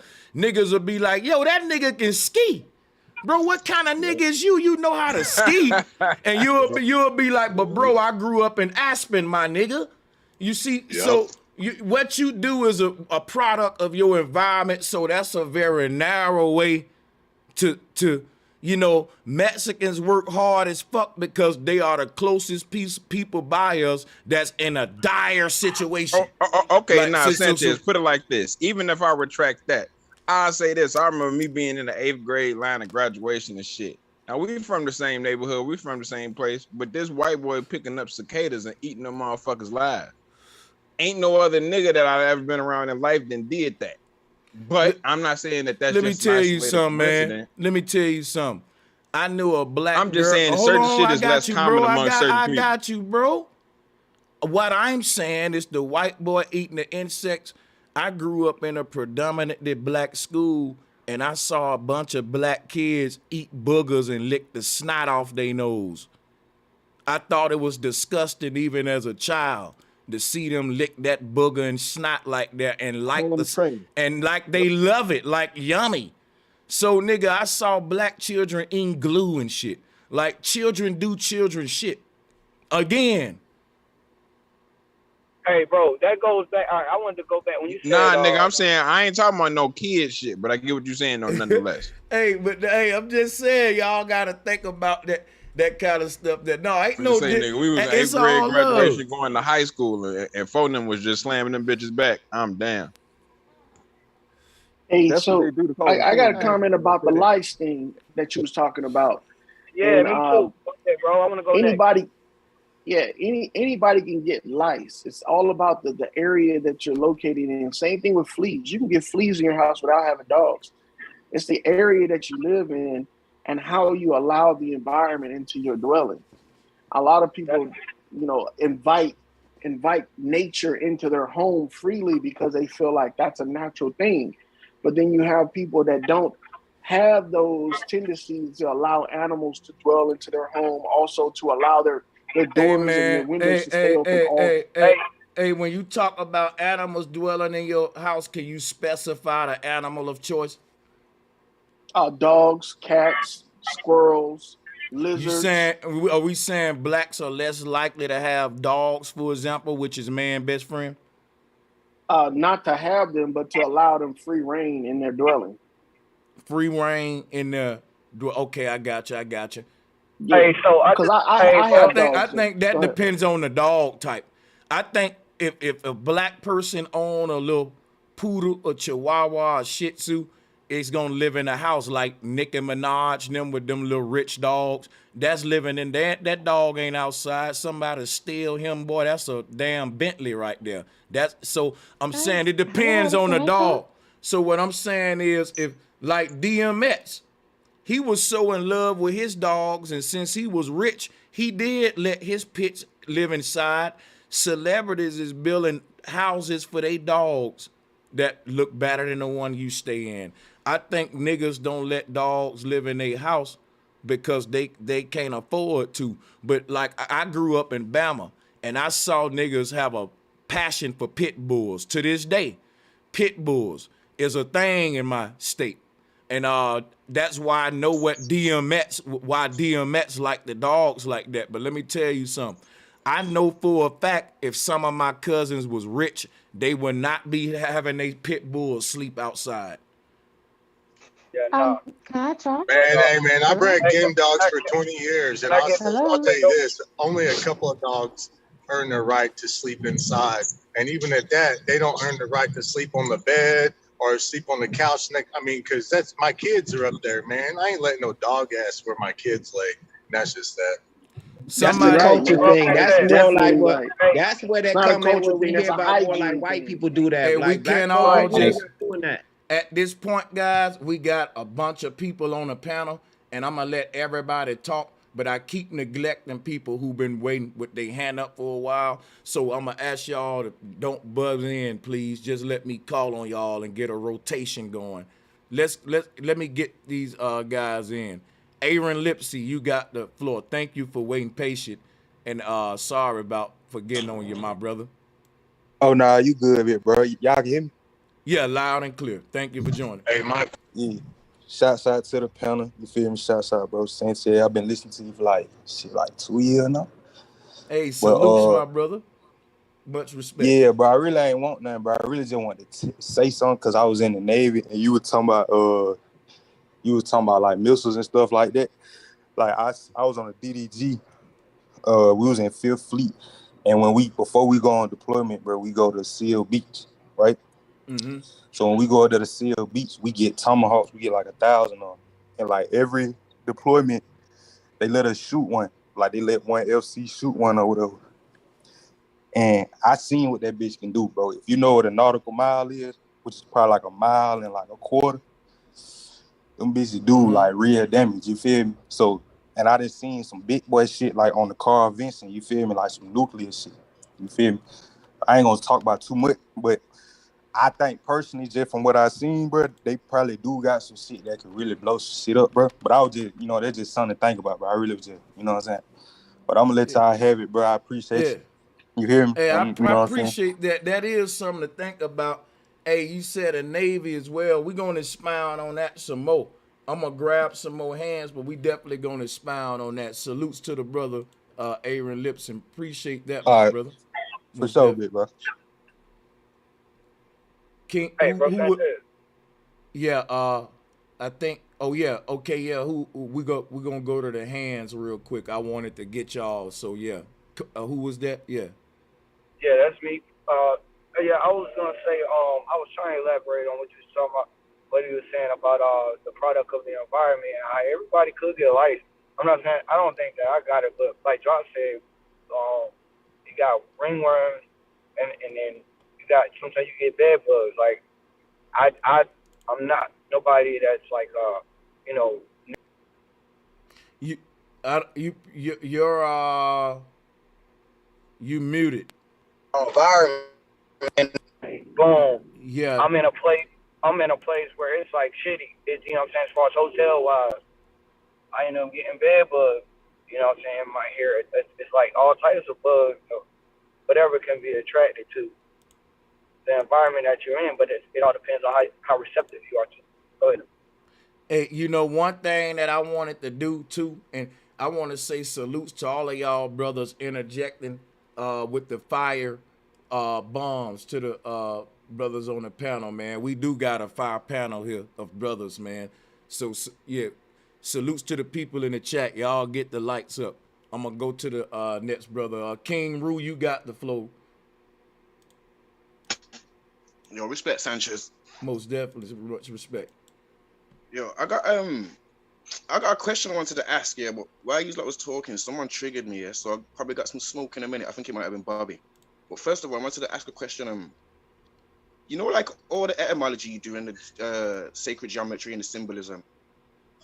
Do you think it's all intentional to be connected? And if not, what do you think that says like about free will? Do we really have free will in that sense?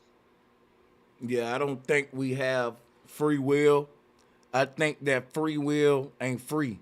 I think that our quest to this so-called ascension state, like to this awakened state, that's when we'll be able to have free will.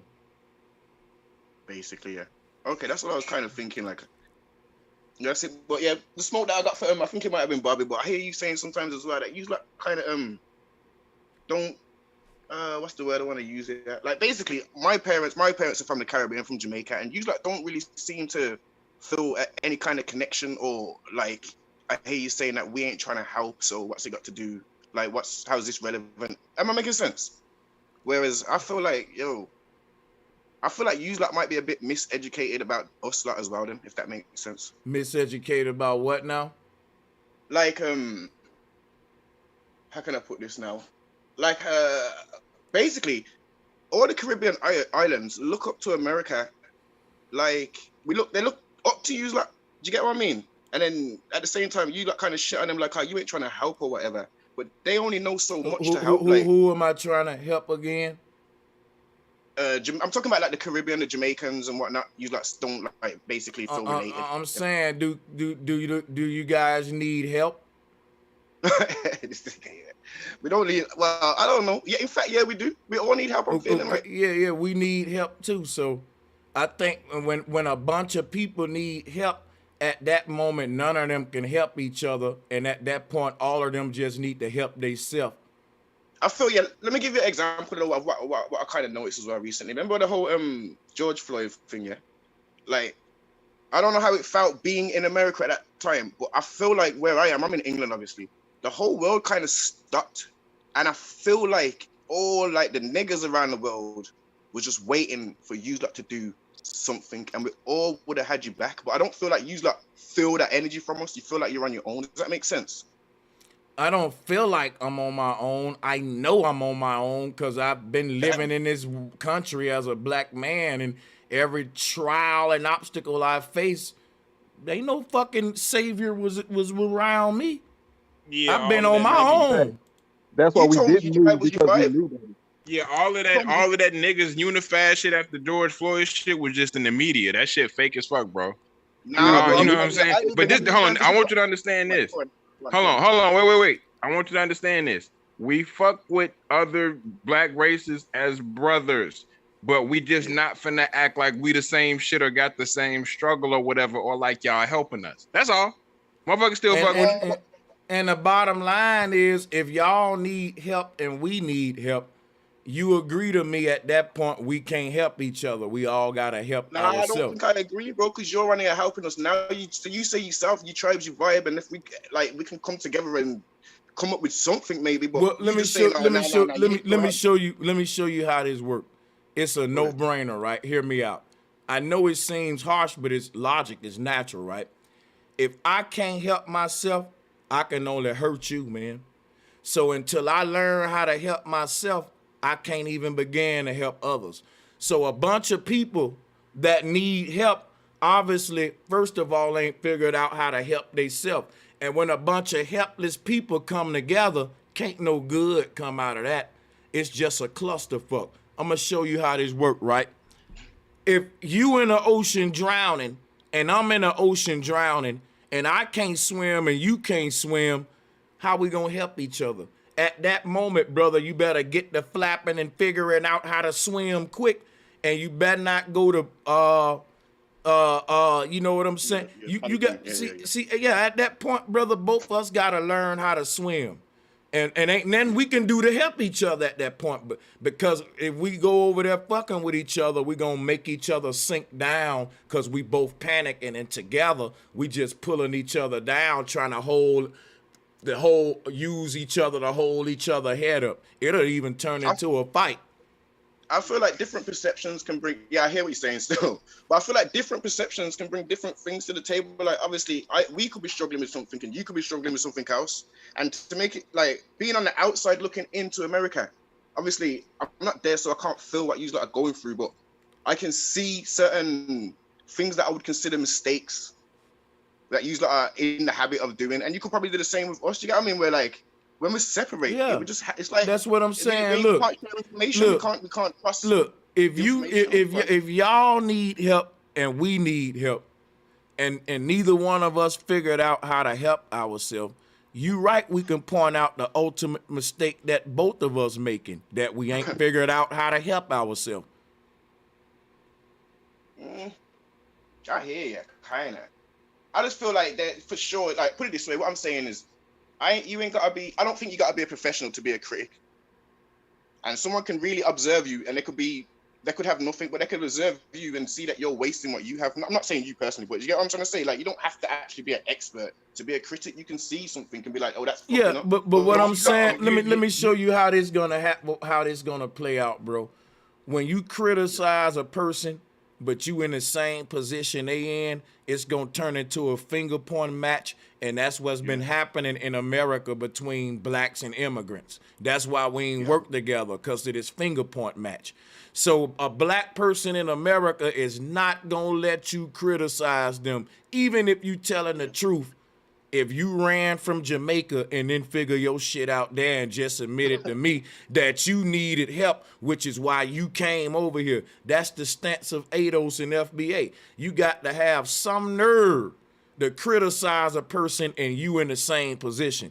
That you just prove why we can't work together. It's gonna turn into, well, hold up, nigga, you fucked up too. Well, now we pointing out, and that's what it's always been. And I don't mean to cut in, but I just want to say one thing. There's a reason why people look towards the Negro here in America to lead the way, because no, hold on, let me finish. Like the civil rights movement, all of these movements were slaughter fests. We was killing back.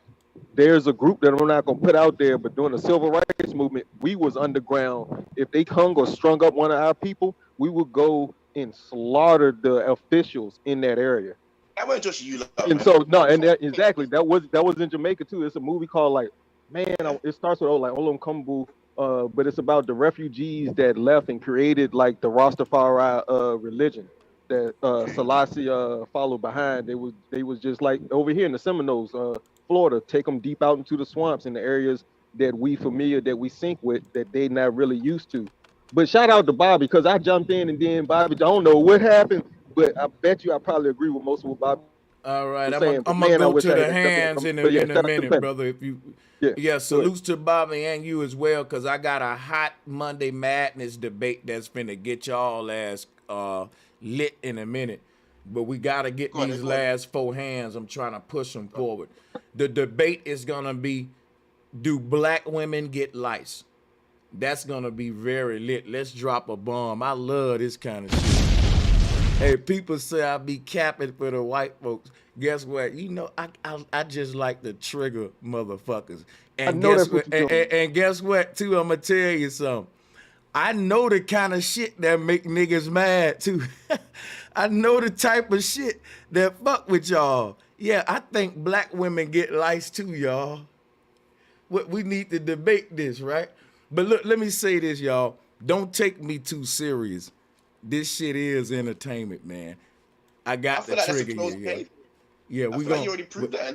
But hold on, King Rue. I let y'all. If you had your hand up and I let you talk, let me get to the other one. No, you fine. You fine. Infandayo, how you doing? Welcome to the bill. We gonna peace, fam. How you feeling? I'm feeling good. Salutes to you, my brother. No doubt. My name is Ephraim Dio, also known as Stiglo, aka Stiglo Swagmo. You just been blacktivated. That's Black. what's up. You know what I mean? Hey, Talk to him. I really chimed in to build with you about some music, real talk, to keep it a stack, right? And I'm gonna speak on the lights too. However, I chimed in because your beats are fire. I'm an artist as well, and I'm also a Gungun priest. I practice the spirituality of Ifa, so I'm on my Pan African wave as well. And I know y'all be bringing smoke to it. However, as far as the lights go, from the research that I've done, lights have claws and they have a hard time grabbing on the coily hair. So that's the reason why Black people don't get lice as much as other races. Another thing is from the light bit of research I did, it's like 0.5% of Black folk that do get it. And we have mixed races and things like that. So that makes the hair more straighter and easier for lice to grab a hold to. Now, as far as white, Hispanics, and people with straighter hair compared to the 0.5%, it said that it's 10% for those other races. So organically, in our most natural state, it'd be led to say that we really don't get lice as Black folk. We really don't. Now when you got the mixing of things and the straightening of hair, that makes it, like I was saying, more easy to get lice. I just wanted to drop that on there. And you could drop a bomb on that and people could go do their research on that as well. So it ain't just like because we around pets or fleas or anything like that. And as far as dogs go, you are from the South, my G. I'm from the East Coast, Rochester, New York. And yo, you already know, our parents, our grandparents and certain stuff like that, they ain't play that dog in the house up on the bed bouncing around stuff. When they did, they was not with it. As children, we tried it. You know what I'm saying? Now I ain't saying that we don't got a love for pit bulls, and now that's a psychological issue that we got because we look at pit bulls for fighting. You know what I'm saying? We ain't really look at pit bulls for pets. We look at them for fighting. Even with DMX, he was breeding them for fighting. You know what I mean? Which is war. You know what I'm saying? Which is due to the psychological trauma that we done received and all kind of other things like that. So. Baby, you can't tell me that a Black man don't love his dog though, like very deep love. We look. I'm saying that culturally, because then unless we have to take it to culture, you know what I mean? Because I think that's the space that we get confused with as far as when we just look at Black folk, because we have adapted a European culture. Wait. You say you're a Pan-African? Hold on, let me finish my point. Hold on, I got you. We adopted they way with the dog and all that shit with the pets. I ain't saying. Now look, hold on. Now hear me out. Let me just finish this point. I'm sorry. Okay, all right. So I'm not saying that we don't love our dogs, we don't have affinity for our pets. As a brother was saying earlier, it's the way we interact with them. As he would say, I just left the West Coast. I lived over there for about a good year. You know what I'm saying? In the mountains. And I'm going to keep it a stack with you. White folks, the way they move with their dogs is way different than the way we move with our dogs. Like they'll literally show up to your house, walk through your front door with their dog as if it's a human being, Now, we bring a dog to your house, you better have that thing on a chain or on command or something. We're not even really bringing them out the yard, So culturally, it's a difference. I ain't saying that we don't do certain things, like we don't have certain love for our dogs, but I'm talking about for the most part. The same thing with the lice. I got one question for you, and I'm trying to go somewhere with this. You're a Pan-African, so I take it that you do have some respect for Kemet, right? I got definitely respect for Kemet. Now check this out. Do you think? Well, hold on, it's just a yes or no. I'm trying to go somewhere with it because I got to get to a couple of him. But I'm coming to you. So you got respect for Kemet, and you know that Kemet is a so-called black man's, originally a black man's culture. But what I'm saying is, in Kemet, they actually worship dogs. They had a dog god in the form of Anubis. They worshiped a dog and a cat. The cat was Bastet. So the animals actually that's not a dog. what that actually is a wild dog, a jackal. No. It's a specific. It's a jackal. That's a wild dog. Hold on. Let me hear you out. Hear me out. So it's a jackal, right? So when they were building graves for people, you know, to burials, this is where they got the burial for 6 feet deep at, right? Because when they first were burying I want to know why we was worshiping a dog. I'm about to tell you right now. Listen. Okay, my bad. When they used to bury them at first, right? They didn't bury them deep enough, right? And the jackals in the area will come get the bodies. So then they started burying them deeper to the point of 6 feet deep, so they couldn't be taken away. But the Anubis character, or the Anubis, came from the jackal. That's not a dog. Let's not confuse it. It's not a dog. Far from a dog. A jackal and a dog are different things. I'm gonna tell you something. A jackal and a dog are different, like a wolf and a dog. One wild and one ain't, but it's still the same damn thing. I could see where you're going with that, and that's I'm serious. A jackal ain't nothing but a wolf, bro. But you know what a jackal is? Let me show you one real quick, bro. It's not hard. Let me show you something real quick, and I want to share with the people. You see that fur? Wait. Slow down. Okay. Slow down. You making my point when you bring up dogs in the hood, brother. You just said these are dogs in the wild when you said that, and you agreeing that it's a dog still. Hold on, brother. No, I'm not saying that it's a dog. Brother. Okay, go ahead. Slow down a minute, brother. I'm saying it's a dog, and I'm proving it. Dogs are wolves. In the wild, dogs would be considered a wolf. My dogs howl. When we ain't here, they howl like wolves. This is the canine family. Same family that the dogs is. You can't undo that. That's just a fact. That dogs, wolves, and all that is the same species, the same shit. They all some call a canine. Now, it don't matter what kind of canine it is, a wolf, a jackal, a pit, a poodle. They all are canines. Like fish. It don't matter if it's a shark, a starfish, jellyfish, goldfish. It's still a fish. I'm telling you, this is still, it dig up bones. It barks like a dog. Like I said, quacks like a duck is a duck. Like I said, it's a reason why it's a canine and dogs are canine, because they the same family. I'm not making this up. It's just a fact. You know what I'm saying? Hey, can I chime in real quick? I gotta allow him a chance to respond to be respectful and be fair. No doubt, I appreciate it. And just to continue with the original point, right? So the Anubis, first of all, in Kemetic joints with the deities, these weren't worship. These are just aspects. You know what I mean?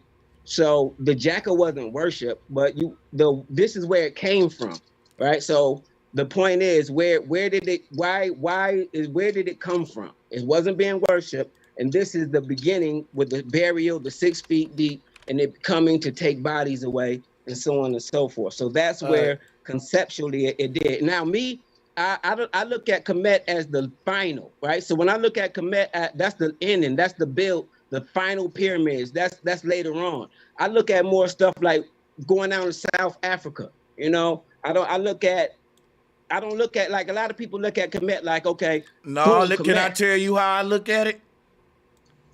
So you can, because since we going on a debate, right? I'm gonna share something with you how I look at it. I look at Kemet just how I look at America. It's ancient Babylon, it's modern Babylon. And I look at Anubis as a god. Guess what? Anubis was half jackal, half man. To me, that's a form of degradation to humans. Because if a child say, daddy, how did they get mitts? Unless you're going to talk about a man having sex with a dog, then you're going to have to come with some other crap. And it's called mysticism. Anubis was the god of the dead. But you know what? I'm waiting to see my ancestors when I die. If I see a jackal-headed man, I'm going to be scared than a motherfucker. I'm going to run from him. So one thing I'm going to say is, no matter how you cut this pie, the Egyptians they liked the dog so much that when they died, they wanted to see the dog. Look, this is what they want to see when they died. Let me zoom in on it. The Egypt. Look, now let me share something with you. Wait. White people. Hold on. I'm not done. Why y'all won't let me finish? I'm a good host. I let y'all talk, but not my turn. Wait a minute. I'm making a point. Now it's gonna stick sharply, but you gotta let me make it. Now check this out, right? You can deal with the bleeding after it, but here's the point that I'm making. White people love dogs, but they still worship a white man God named Jesus. These Egyptians were black people, and they wanted to see a goddamn dog when they died.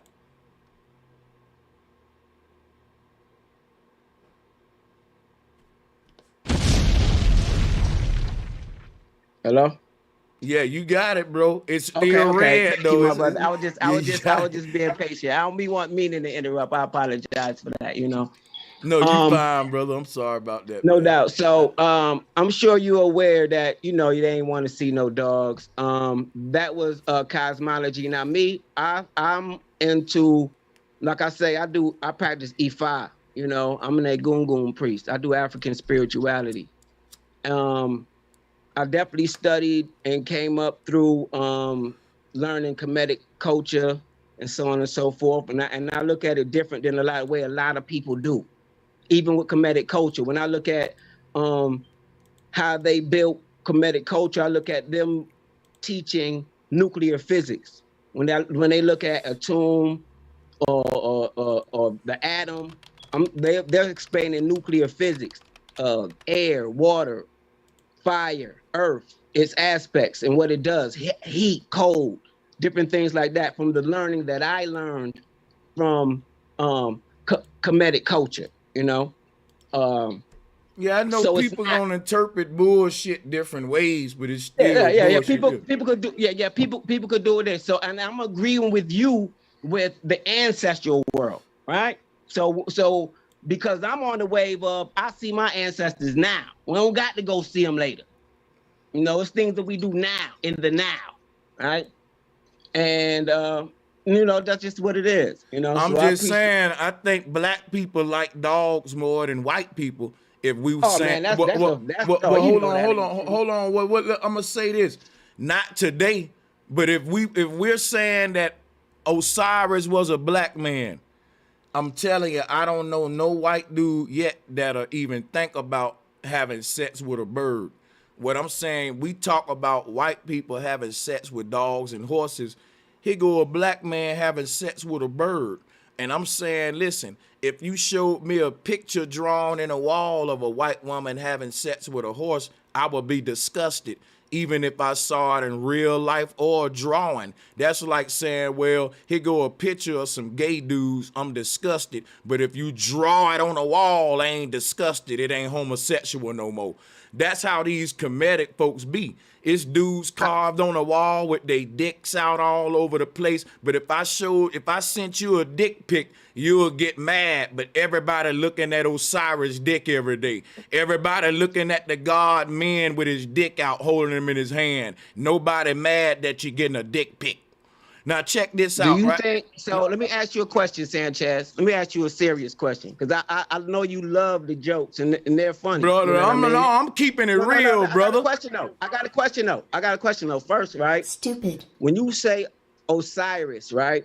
You talking about Greek? That's when the Greeks had already Here we invaded. go with semantics, man. Hold on, let me finish, brother. I got the, I got it. My bad. I got when you start to talk about, know his name is Asar.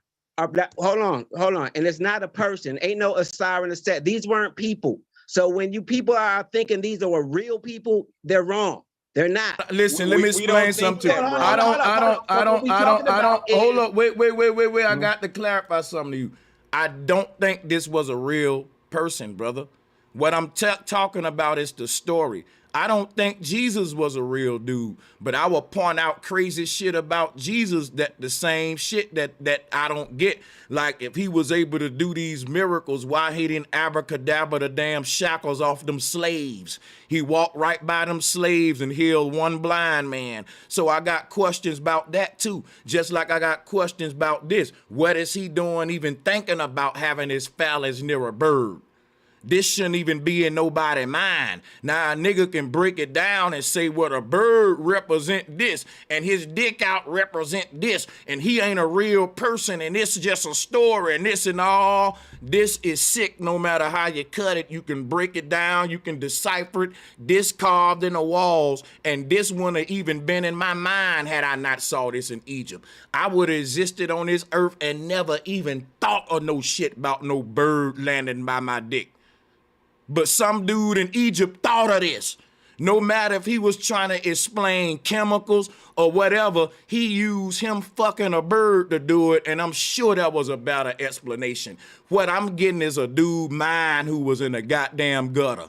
If I say, man, explain this to me, how this chemical work, and you be like, well, see, imagine my dick on hard, right? And I'm fucking this bird, right? And I'm like, bro, can you give me another explanation?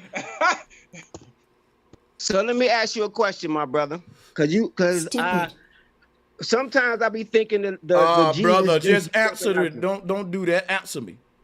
No, I am. I'm about to answer you, because sometimes I think the Jesus juice jump out you, right? And because you still got that in you, and you still got the military, right? Because you are you gonna explain Osiris dick out in front of this bird, or are you gonna read your crystal ball like you know me? Come on, man. No, brother, I got the floor. Now, brother, you threw your joints out there. Let me get the floor. You know what I mean?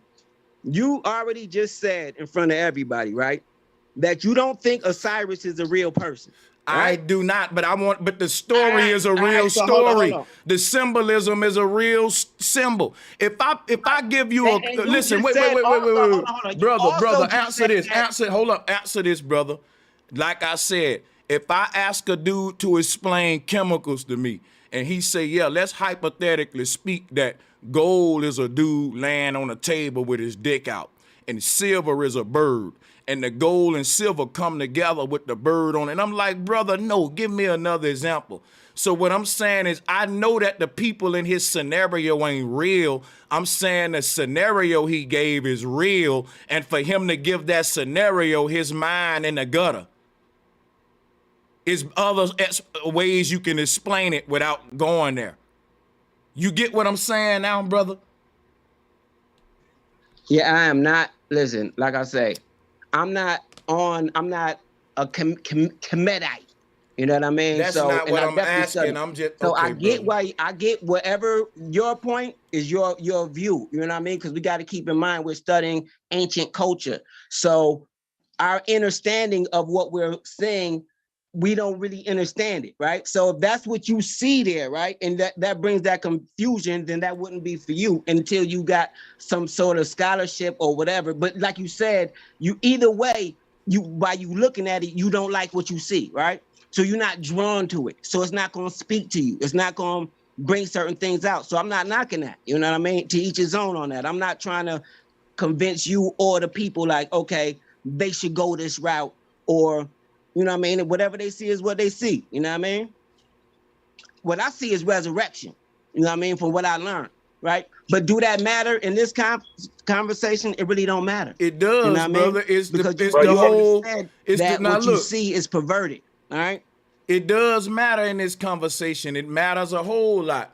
Let me tell you something. If we're only gonna go by what we see, then every man free to do what thou wilt, like Aleister Crowley said. That means we can't accuse the whites of wrong.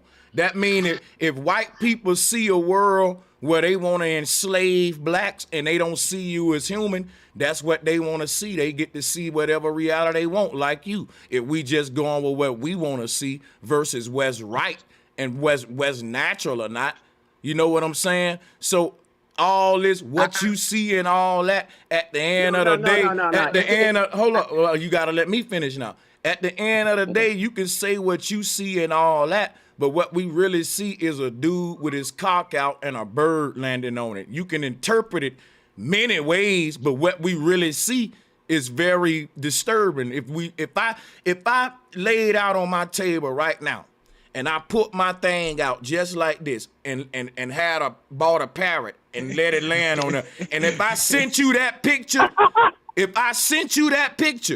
you would want to fight me and everybody say Sanchez sus. But now we can't do that with this because of your little interpretation. First of all, I don't know where you get my little interpretation right from.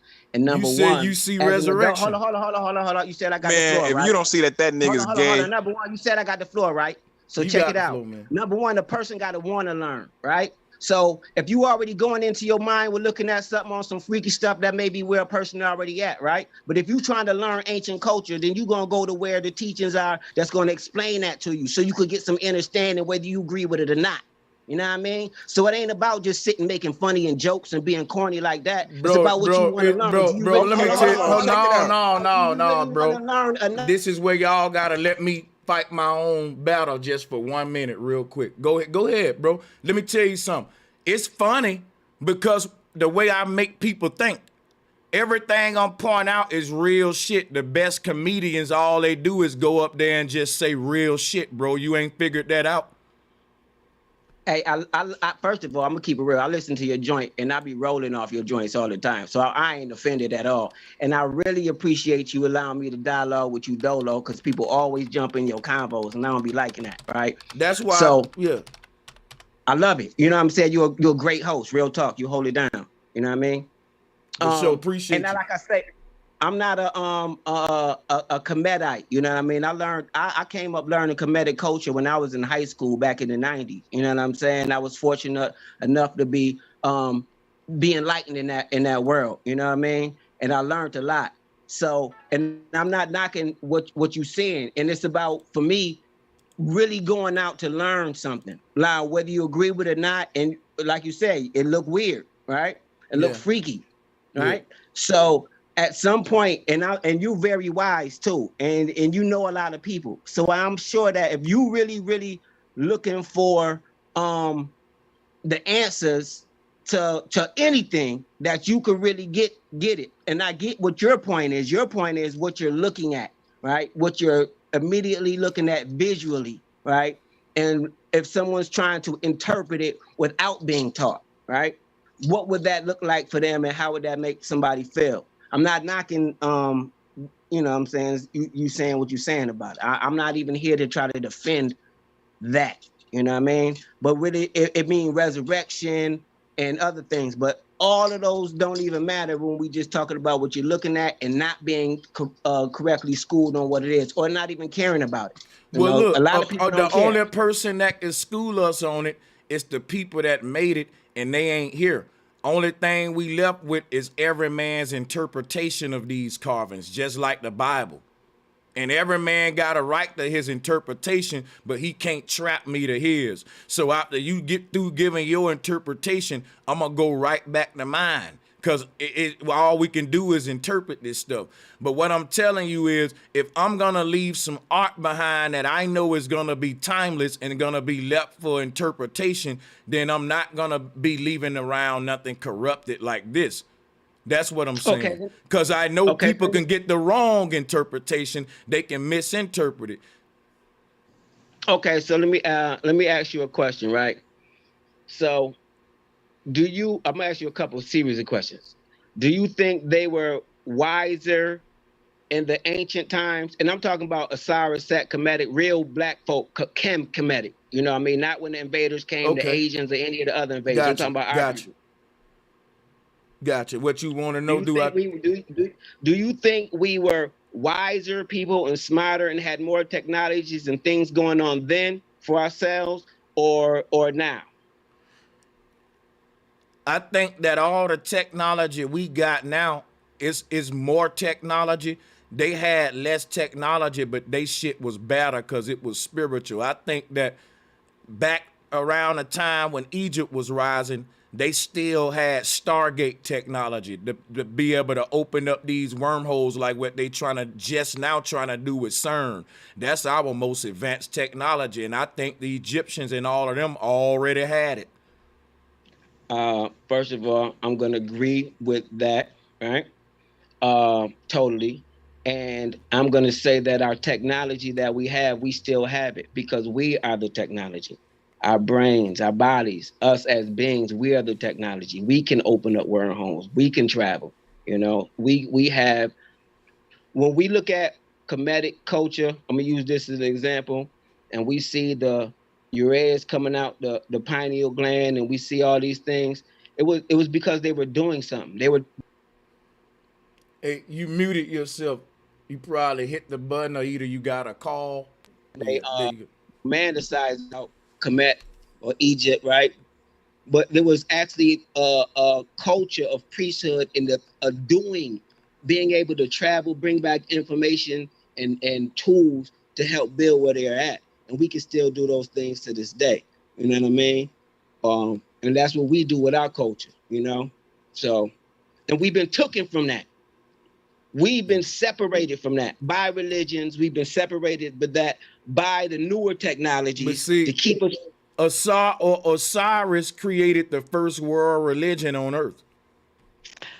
Well, when I hear Osiris, I wouldn't doubt that because I think of white folk, right? When I hear Osiris and Set, I think of the human brain. I think about the left side of the brain, the right side of the brain. But that's what I'm saying. When you start personifying these things, that's what religion is. It's personifying. No, these is real. So hold on, no. When you look at the eye, right? And I wish I could screen share and I could pull this up. I probably got to grab my other phone. I can literally show you how the eye of a Sire or a Set is the brain, literally. I'm talking about the thymus, each part of the brain. I know. I'm pretty sure. I'm pretty sure you can because I'm a syncretist myself. I'm pretty sure you can sync it to this stuff. That's just like, listen. They drew it. But look, I ain't debating you on that. What I'm saying is this. I can show, just like you can do that, I can show you how Jesus Christ just represent the pineal gland and the crown chakra, which is the halo and all that shit. You see, but the fact that Jesus is personifying these divine aspects of me is now a religion based around Christ and not me. Just like in Kemet, it became a religion based around a pharaoh, and it gave roles to something called God consciousness. That took away self-consciousness, which is why we know more about the pharaohs, Jesus, Buddha than this knowledge of self. You know what I'm saying? Well, I think that also we have to take into account invasions, right? And time period. Man. Right? No, because think about it, right? We can't keep blaming it on a white man, no, brother. No, because I ain't say white folk, right? Because that's why I put the S on it. Because before white folks was the last people to invade. It was already Asian invasion. It was already but we can't keep blaming it on nothing outside of ourselves, though. So they weren't the only ones who sat on the throne. But none of that bro, niggas fucked up. Listen, just accept that niggas fucked up. Hold on. Let me say why the arguments you making, bro, is pointless to the debate. All I'm talking about is the spiritual system that we had, which you agree is black, with this dude having sex with this bird. You can't now say he doing it because the Hyksos or the Asians taught him to have sex with the bird. That's not what I said. No, that's not what I said. But that's what I'm saying. But what I'm saying, also what I'm saying is this: you can't blame nothing we doing on no invader. No, what I'm blaming is the misinterpretation on the invader. Right? Because right now, what's being misinterpreted? Hold on now, because we watch. That's the collapse of a culture. We're talking about a culture, right? The collapse of a culture due to invasion, rape, and pillage, right? Literally, the ending of the Greeks and Romans, which gave your people your Bibles, right? Interpretations, right? So when we are looking at this, we have lost the knowledge of what we are looking at because of the other invasions. So when you talk about we can't talk about the invasions, yes, we can, because the passing on of information has been lost due to that. Let me explain to you. Let me explain to you something, bro. Let me explain something to you. Talking about how we lost the information won't get the information back for one. Here's what I'm gonna tell you right here, bro. Any invasion that we want to talk about is just us making an excuse for our defeat, because we're starting off at a point where we were defeated. And talking about how we motherfucking was defeated every day ain't discussing how we're gonna win. We just gonna talk about how we was invaded versus how we're going to invade. You know what I'm saying? That's why I'm saying you debate me on this. I'm coming from a way to make my people act and not just to give an excuse for why we won't act. And I think one thing why we're so corrupted sexually is we into all this perverted Egyptian mysticism and men having sex with birds and all that stuff like that. And you got men giving birth to their wives like this right here. I don't accept this crap because it's blasphemy. It ain't natural. A man can't give birth to a woman, just like a man ain't got no business having no explanation for why he got his phallus near a bird, and I don't care what he was trying to explain with it. Because I'm telling you, after you break down to me what this means, I bet you I can explain is everything you did without talking about my dick near a bird. So what I'm pointing out here is that Egypt represent the fall of man. It represent man dropping his consciousness to a bestiality state. Because when man start having symbols of him having sex with animals, it's spiritual bestiality. Just like when he mixed himself with when he mixed himself with a jackal, that's spiritual intercourse, spiritual sex. Because half man, half dog mean a human had sex with a dog. That's what I don't like about the Romans. You know why? The Romans got the doggone Minotaur. And you know what the Minotaur is? It's half man, half horse. And you know, that's saying that, like you said, how white women may have sex with horses. And the son may be a half man, half horse. So if a person talking about a person having sex with animals, which we do, all I'm saying, which is why I brought this up, it starts in the mind and in the spirit. If you can conceive it, that's where it starts. If it was never even an idea, a nigga never wouldn't have even thought of having sex with an animal in real life. But if somebody had the idea first,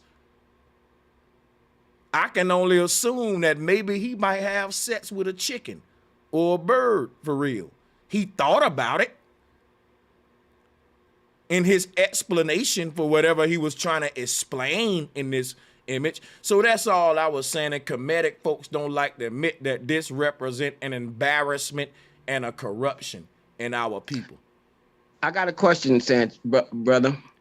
All right, so so with that picture right there, and this one, because I want to be fair too. You see, right. Hold on, no doubt. Right. Because I was just about to say, I'm glad you put that next too, because this can go what I'm saying. Who would get the misinterpretation of that in those times? Well, let me just answer that. The interpretation is irrelevant. I don't have a problem with a man's interpretation of it. I have a problem with the imagery itself. For example, the need to interpret something mean that somebody was trying to tell a story, but they was using an example, right? They were speaking in parable. So this story is basically parable. Brother Sanchez don't believe that this man literally resurrected, and I don't really believe this. I'm saying they was trying to teach something, and they used an example, and the example that they used would be something that'll get you laughed at if you was at the table with my cousins and all them. And somebody asked you to explain anything, and it started with an erected phallus and a bird and bestiality, they would stop you. They would stop you.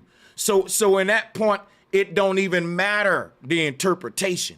It's what you using to explain this shit with. I'm pretty sure we could have used something else, is what I'm saying. You missing that part every time. You're just missing that, brother. Please acknowledge what I'm saying. Hey, to let it stick too, bro.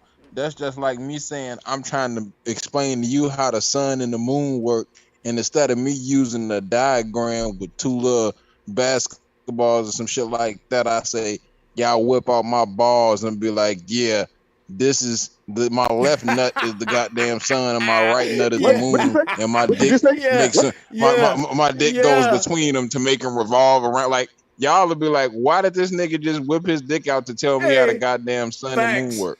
Facts. Like, I will be like, bro, we don't even want to know if you can't find another explanation. We good. You feel me? But these comedic folks still want to know. That's suspect to me. But my thing is, why do they love it so much that they just can't admit that the imagery is fucked up? I'm not saying don't keep whatever science that you're supposed to be getting out of it, the excuse that y'all make for it.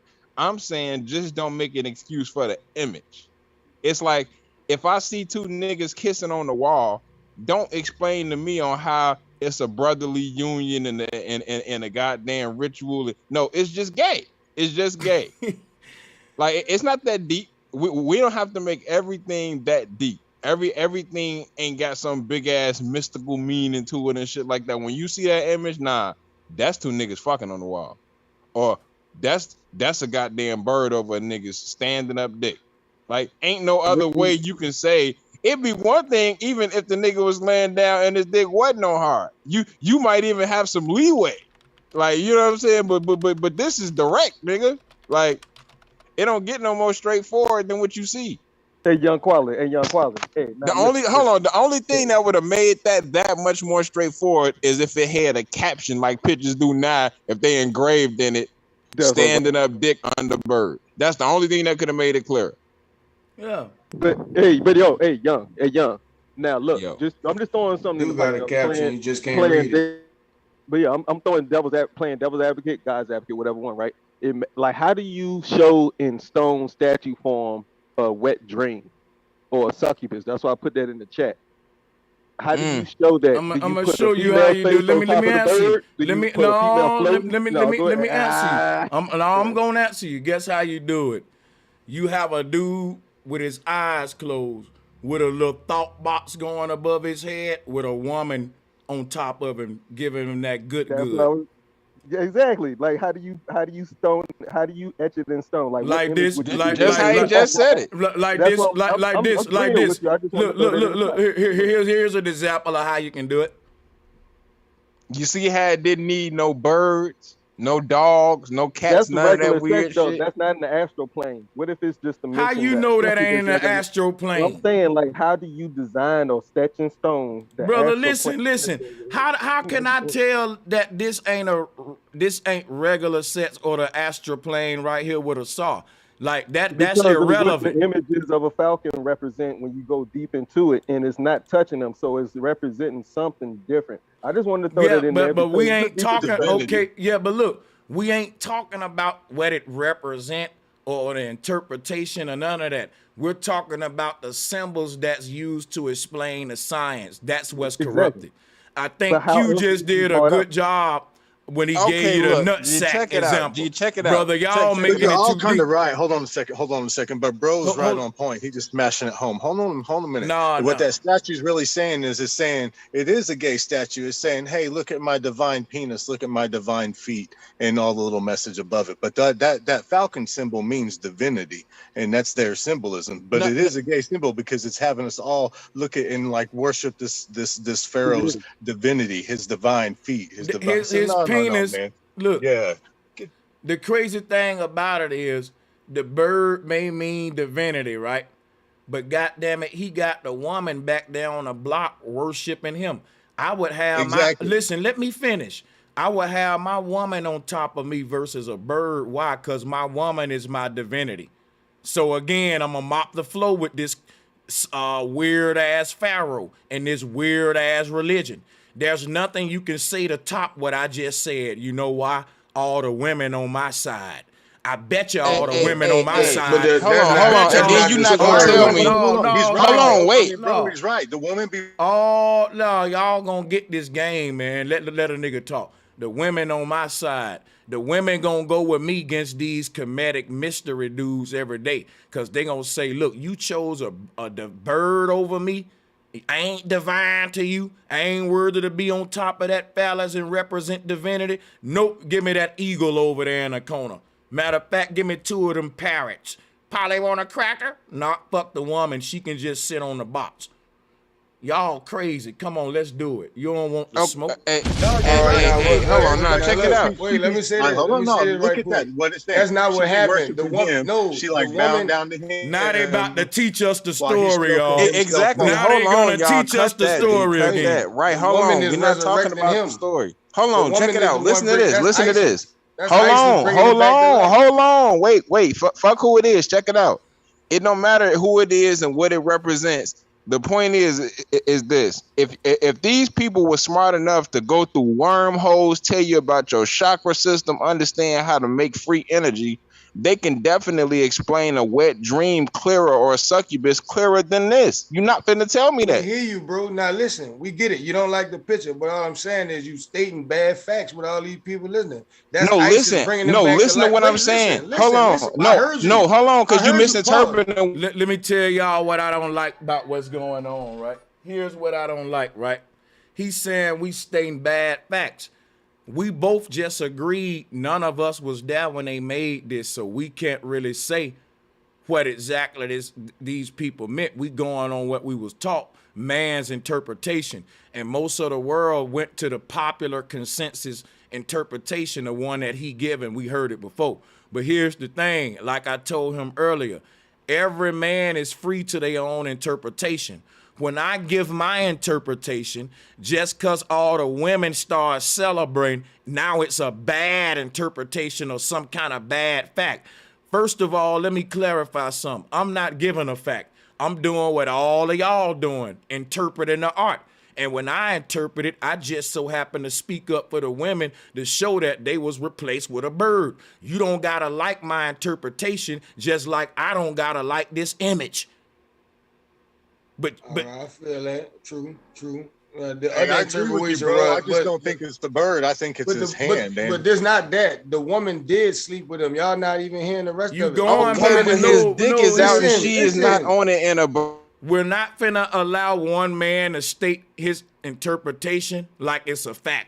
When we keep agreeing it's interpretations. It's interpretation. I'm just giving my interpretation. So you can't debate interpretations. That's what you're doing. I'm not. I'm not debating nobody's interpretation. I simply gave my interpretation and I spoke to the women. I didn't debate no dude on the panel. Soon as I just spoke, I was addressing the women. I was talking about how they was replaced. So, you gonna seem to got a problem with my interpretation. I let you interpret it your way. I heard that interpretation. No one ain't heard mine to see how I'm interpreted in a way to show how I disrespect the women. What I'm saying is it's just my interpretation. It ain't right or wrong or a fact. But you keep repeating your interpretation like we didn't hear it. Ain't nobody debating your interpretation. It just seemed like mine was a little bit more powerful because it put the women on a pedestal versus a bird. And that's okay. I'm not saying nothing wrong with your interpretation. I got plenty brothers that go with the bird interpretation. And if I ask it, bro. You got it. That's okay. That's all. This ain't a debate at this point. Yeah, you got it, son. You got it. It's two people. What's going on now is a bunch of dudes trying to say who interpretation the best. And I'm saying, you know what, man? Just let each man interpret it. The audience will do the rest, judging and all that. I gave mine with what I think about it. And I know exactly your interpretation. Now, you can repeat it, though, but we know where you're coming from. Exactly, to the T. I can actually I'm teach good. you. I yield the floor. You made your point. Yeah, bro. Yeah. Hey, I was just saying this, bro. I'm not disagreeing with what you said, the symbolic representation that you might say, all right, you can grasp and obtain out of it. Like, your perspective is, you know what I'm saying, respect as well, bro. But what I'm saying is we could have still got that minus this image if they would have changed it to something. I heard that like 45 times. That's why I said I got y'all. Y'all saying, I repeat myself, I got it. Y'all saying the image is bad imagery. And now I see that we don't, like, y'all know the other side of the interpretation, but we just gonna bang on the picture. I just was gonna add some levity, play devil's advocate and say, well, the other story is, but y'all heard that story already, so the people don't need to hear that story. It just like y'all say, to y'all See, it's tainted imagery. let me show you I why. want to make this point too. Hold on. Let me just make one little quick thing so he can see something real quick, bro. That's why I put this image up, so you can see it ain't just with Kemet. I don't believe a man can give birth, so I got the same problem with this one that I got with yours, the imagery. Now a Christian will say, well, it don't mean It's that. not mine. It's just imagery that we interpret. And My it's not bad, mine. It's brother, it's brother, my history. bad. Don't be picky with me. I'm sorry, but you get my point. My point is that a Christian would have several interpretations. Wait, brother Sanchez, it don't mean that. This what it mean, but I'm going to say, bro, what are we telling women here? That a man can give birth? It's the imagery to a little girl, right? Who ain't going to be in theology school yet. You see what I'm saying? It's the imagery right there. So that's why all I was saying, bro, the imagery is the most important thing. Hey, to back that, bro, Sanchez, man, a lot of people, what they don't realize that, and I pointed this out to my family member. I was talking about this yesterday, man. There's like 3 or 4 main things that govern our reality, and that's through our perception, which is our sight, imagery, like you just said. It's definitely what we hear, what we eat. Those 3 things are predominant on life itself. And as long as it's being controlled by society, media, then that's what crafts or cultivates our mindset. And so with this type of imagery or that type of imagery, yes, it's nothing unpleasant. It's nothing pleasant at all. And it doesn't, that is what the real confusion lies, because even from that perception, based on their own opinion on whatever, you start putting out these different titles. And these titles don't mean nothing but exactly where it's coming from. It's an opinion, but it's an opinion in a collective mindset. It then becomes something because all these other people said that's what it was. But it does not mean that's exactly what it is. And that's why it's imperative that what we watch, what we hear, and what we eat are those are what do you say, portal gates to our mindset. If you don't pay attention to that type of shit, then you already lost. It's so easy to be indoctrinated by everything that we get up and face every day, and visualizing it, hearing it, and feeling and touching. Those are the main ways that we get in contact with this bullshit that we don't even need. But I'm good. Go ahead. But look, we gotta also rationalize, and we gotta think deep into these pseudo thoughts. This is what our ancestors did. This is why they started looking at the stars. This is why people trying to align things so we can't come to an understanding, because I feel we only got 20 to 30% facts. Like, we know the earth flat. There's certain things we know, but it's so much shit we gotta deal with that's pseudo to advance for the future instead of falling into the past. But I just wanted to plug in and say something, but y'all go ahead. Yeah, I don't think knowledge is a collective thing. I don't think we all know the same thing, you know, and that's the problem.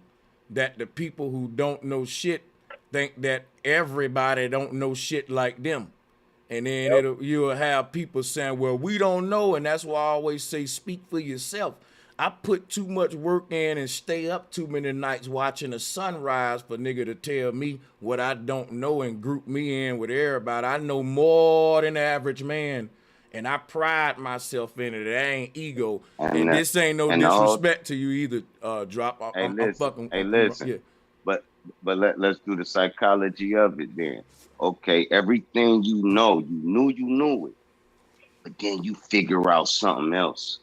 And it makes you know even more, but what you thought you knew, you really didn't. I'm telling you, until something present itself. All right, cool. Let's say we say the oldest bone. That don't take away the fact that all I'm saying is some people know more than others, some people know less than others. And with that being said, we can't collectively group everybody in the same level of knowing or understanding. That's all I was saying. Okay. All right. How much of the truth do you think you know as far as everything that's going on? Like, just an honest I don't answer. think there's a limit. When somebody say how much of the truth is infinite.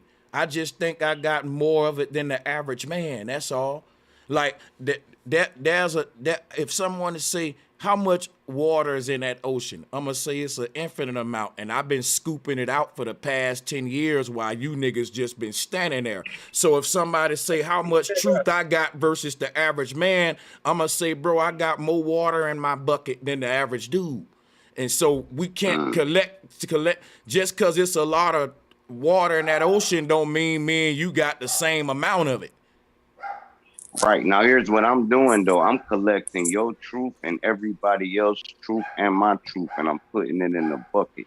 And I'm saying we done filled the bucket up 30 to 40%.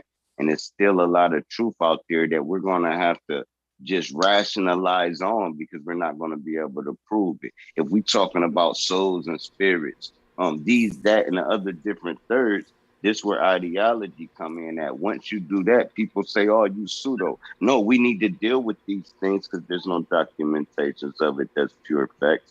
So that's all I'm saying. We're saying the same thing. Of course, you're smarter than a lot of people. I'm smarter than a lot of people. And guess what? And dumber than a lot of people. Exactly. So, yeah, we on the same page, but I'm saying as a whole, in a collective unit, I think we got the bucket filled 30 to 40%. And I think it's another 60% that is just not known to man. I still believe we mere mortals. Me, I don't think I'm immortal, but that's still, I got to believe that. But I do see myself in a different light. Man is both of them. He's mortal and immortal. He ain't understood that yet. He's both of them. Bro Sanchez, can I ask a question? Uh-huh. There's two ways of learning, there's two main ways of learning, or the ideas of learning. There's one is that you don't know, and then you learn something, and then there's one that we already know everything, and then it's a case of remembering. So we kind of reverse engineer the knowledge that we already have. Which way around do you think it is for humans? A mixture of both. Yeah. It's an interesting idea to play around with, because sometimes, like, I don't know, like I kind of know things, and when I learn something, it's like I already knew it. Yeah, that's exactly what. You know what? That's why I say it's a mixture of both. You know, we can't distinguish how different learning is from remembering. They're damn near indistinguishable. You know what I'm saying? Yeah. Because if you can see what's happening on the brain when we so-called learn something, it's forming a neural highway that didn't exist before. But check this out. If you look at the science of how it's formed, it's almost like it was a road that was closed and they opened it back up. The highway was always there. It's back in service now. You know what I'm saying? So in other words, the knowledge of every kind of skill is in every fucking human's mind, laying dormant like a closed road. And when you go and take up a skill, every day you go in that martial arts class to learn martial arts, is like each day they opening up a different section of that highway. And the street lights, the street lights is coming on all the way down that highway. When you look down that highway, and when all the street lights come on, that highway fully serviceable. They say here a black belt now, man. So the degrees of the belts was you reopening this highway. This is what's going on the brain. And so when that happens, you no longer have to learn it no more. You do it with muscle memory. So in other words, we're downloading information in our cells and all that, just like Morpheus was telling Neo and shit. Like learning is basically remembering. Yeah. Do you think we've also already completed everything and that we're just like temporarily forgotten? So we go through a process of remembering. That will have to be true with the simulation theory. So we're living life in reverse, because I study Russian esoteric knowledge, and there is a particular school that they subscribe to this notion that in order to live our lives, it's a basic process of remembering the future. If that makes sense. It's a bit of a paradox, but we've already existed and we've forgotten and then we have to re-remember, and that's how we move forwards. So in order to know the future, we have to remember the future. Yeah. It's a strange idea. We remember both the future and the past. That is a strange idea. Yeah. That's proof that they both already happened. Now the ancestors said the future and the past was born from the now. So that this also leads to another interesting subject, which is like every possibility, every potential already exists. Yep. So every decision we make, every movement we make, it branches off into another reality. Yep. And then I think you was talking about it earlier today, something similar to this subject. So you've got the good outcome, and well, you got the extreme good outcome and the bad or extreme bad outcome, but on the earth plane is a neutrality. So it's always trying to bring balance. And everything in between would be degrees of in between. Yeah. So as an example, if I make an aim have an intention or an ambition, and I start to focus on maybe what can go wrong, stuff like that, and maybe I can draw that reality up, so it becomes a bad ending as opposed to a good ending, or vice versa. Yeah. Maybe that's how people live. Hey, I got a question, bro. Mm-hmm. Salutes to the panel. Speaking about the the alternate realities, right?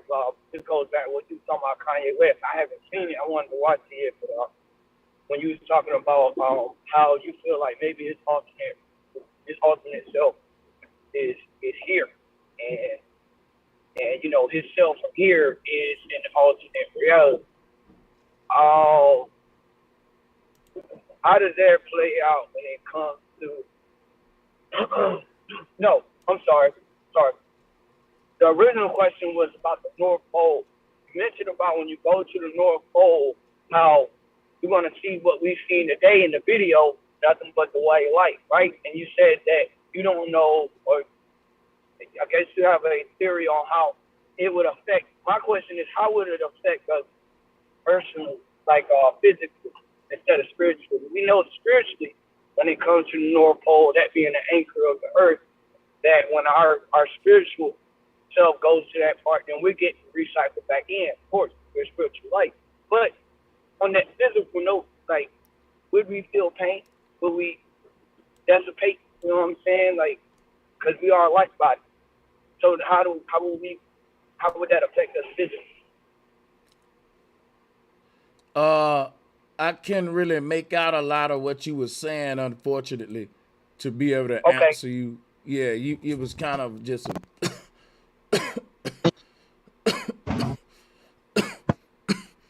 my bad, brother. You good? Can you hear me a little bit better now? Yeah, there you go. Okay, cool. So what I was asking was, when it comes to the North Pole, right? You said it's sitting on the North Pole. It's a light, that major anchor, basically. It's one big man. It's the stalk of Mother Nature, the tree of life, right? Spiritually, we know that we're gonna be sucked back into that vortex, you know, because our spirituality, of course, is light, but physically we're made of light too. So when it comes to that, how would the physicality of light be affected? How would the physicality of light be affected? Just expounding a little bit more on it. Keep going. Okay, man, basically what I'm saying is, say I'm at the center of the earth, at the North Pole, and I do indeed see this huge stalk of light, which it stands for as, you know, Mother Nature, the anchor, that tree root. Okay. Now, I say I want to touch it. Spiritually, because I'm already there, based off what you said, I'm already going to feel that impact spiritually. And I don't even know if I'd be alive to be able to walk even closer to touch it. But if I were to be able to touch it or put my hand through it or whatever, what would happen is my question. Like, would I disintegrate physically? You know, if I were to get past that certain point, You know, they got all this military shit. Yeah, I think that what we call in a physical world, I think the closer we get to the North Pole, the more we see that our world ain't physical at all. You know how when you look at a rainbow, it's like translucent. You can see the colors, but you can see through it though. Like, right. I think the closer you get to the North Pole, reality start to fade out. It start to fade out like that rainbow, man. And I think that like the closer you get to the North Pole, trees, water, all that, it start to appear more holographic in nature. I think that what we perceive as the physical world based on the color matrix we in, it only can exist in this state at a sweet spot. It can't be too close to the center. Like the fruit that you call an apple, right? It also exists at the middle of itself. Like if you give me an orange, at the middle of the orange gonna be the seed. So me trying to find orange at the middle of the orange is like us trying to find physicality at the middle of the earth. You won't find no orange at the middle of the orange. You'll find a seed there. And you're gonna stop. You see what I'm saying? So but that makes perfect sense. So another way you can look at it like this, going back to the center of the earth would be like some people that's on this projector machine, right? The movie that's being projected on the wall, that's us right there on the wall. We the projection, not the machine, but the projection on the wall. Going back to the North Pole would be like the projected characters on this wall walking into the projecting machine. What they would see, the closer that they get there, is just a bright ass fucking light, which is why the Bible said no man can see the face of the Most High without it blinding their ass. So I think that how that would play out is like when people white out, reality just kind of fade out, like when they die and stuff. But I think that we'll see the nature of the physical world break down as we get closer and closer to the north. Reality will sort of fade away. You'll even look at your hands and be like, yo, this shit crazy. I can look through my hands. And the closer you walk to the North Pole, the lesser yourself you will see. You'll start to say, damn, I'm disappearing, but I'm still here though. It'll be spooky. Like you'll turn invisible right when you get at zero. You'll be the invisible man. And the moment you walk back out, you'll fade back into reality, like on some holographic type shit. Now that's what I think would happen, how it would play out. The other way would be you'll just die because it's a huge ass whirlwind of water circling around a fucking cyclone and all that. I'm starting to question both of those more, but I'm leaning more toward the one I just said. I don't think reality will break down chaotically. Now I know we say a lot about ships getting sucked into it and all that. I ain't throwing that off the table either. But I'm saying the more I research this holographic theory, I'm starting to think this shit break down and start getting translucent like a rainbow, which is why they initially associated the rainbow knowledge and all that with like the North Pole. I think the same reality we see in a rainbow, the closer we get north, the shit start to be like what they trying to do in 2045 with the human avatar bodies, the little holographic bodies. I think we start seeing that shit when we start going north, and that's how they able to recreate it and reverse engineer it. I think we're starting to already witness this. For the last few days, because of my connections with my family and my wife being Russian Ukrainian, I've been on a lot of podcasts and private meetings and stuff discussing the esoteric nature of what's taking place. And there's a lot of weird shit going down. It's like defying reality. All the way from very esoteric stuff to real practical stuff. So as an example, this weekend, in Kiev, they've got a live music concert. Now, this defies all logic, bearing in mind there's meant to be a war taking place. So it's almost like there's a split in the realities. I don't know if anybody else has come across any information that's conflicting. It's like heavily conflicting what is taking place right now. It literally defies normal law. It does, because what they're showing us and what you're saying is two different things, but that's what we talk about here on the channel. But before I forget, train stuff, the image bro is showing, it actually shows, bro. I'm just gonna mute myself at this. It shows how you go from flesh to the light body from A to B. It shows the graduation from what you was just talking about, how you'll actually be able to see through what we think is flesh, and it shows how we're a light body on inside the flesh. But yeah, look, y'all ever peeped this scene of Bruce Lee, right? When he was in the mirror house, Bruce Lee was teaching exactly what I was teaching in this shit right here, right? But I think he was doing it in a subconscious, symbolic way. I think if all of us go and rewatch this movie now, we probably get some different game out of it, yo. With what we know now, Bruce may have been ahead of us, y'all. Cause look, he's showing you, right, the same mirror code shit, right? That we teaching with Mama Callie. Like when you look at Mama Callie, all them arms, it ain't that she got a bunch of arms at all. She only got 2 arms. She just moving them so fucking fast that it looked like multiple arms. And so the soul is moving at the speed of light. And at that speed, you're duplicating yourself like a mirror effect. I'm going to show you how this works. Like, if you look at how light on a carousel duplicate itself, how one line of light can become many lines just on speed like this right here. It ain't like it could be just one line, but the faster it go, it look like many lines. So this is what Mama Callie trying to show us here. Like the part of the Matrix when Neo started going so fast, right? I think what part Neo dodged the bullets, right?